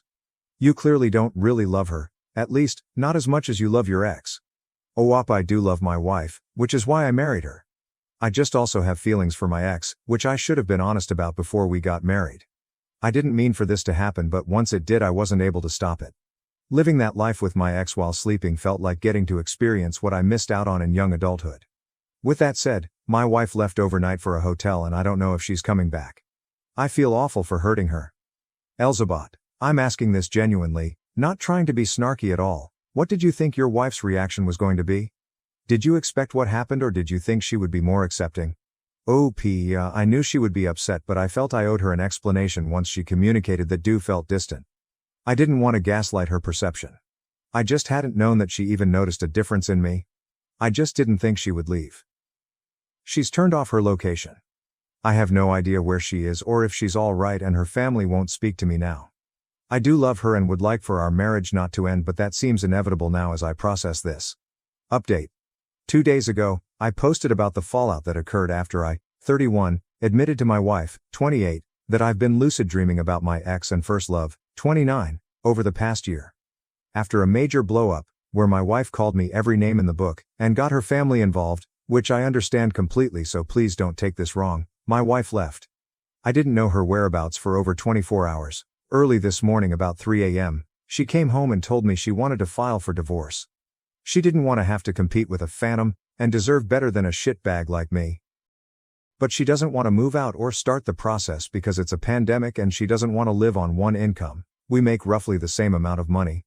Me $90,000 a year after taxes, and her $85,000.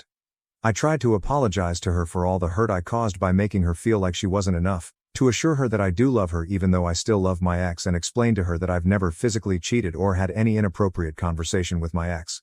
But she won't budge. She doesn't want me anymore. I can't blame her. I was selfish and I shouldn't have carried on what I now accept to be a one-sided emotional affair. So I agreed to stay together, for financial purposes, for 2 years, or until the pandemic is over, whichever comes first. But she kicked me out of our bedroom and basically claimed the second floor for herself. There's so much tension in the house right now, so I left as soon as the sun came up and went to a coffee shop to do some work. While there, I received a message on IG from my ex that my ex-wife sent her a long message from her own account telling her about everything that I told her.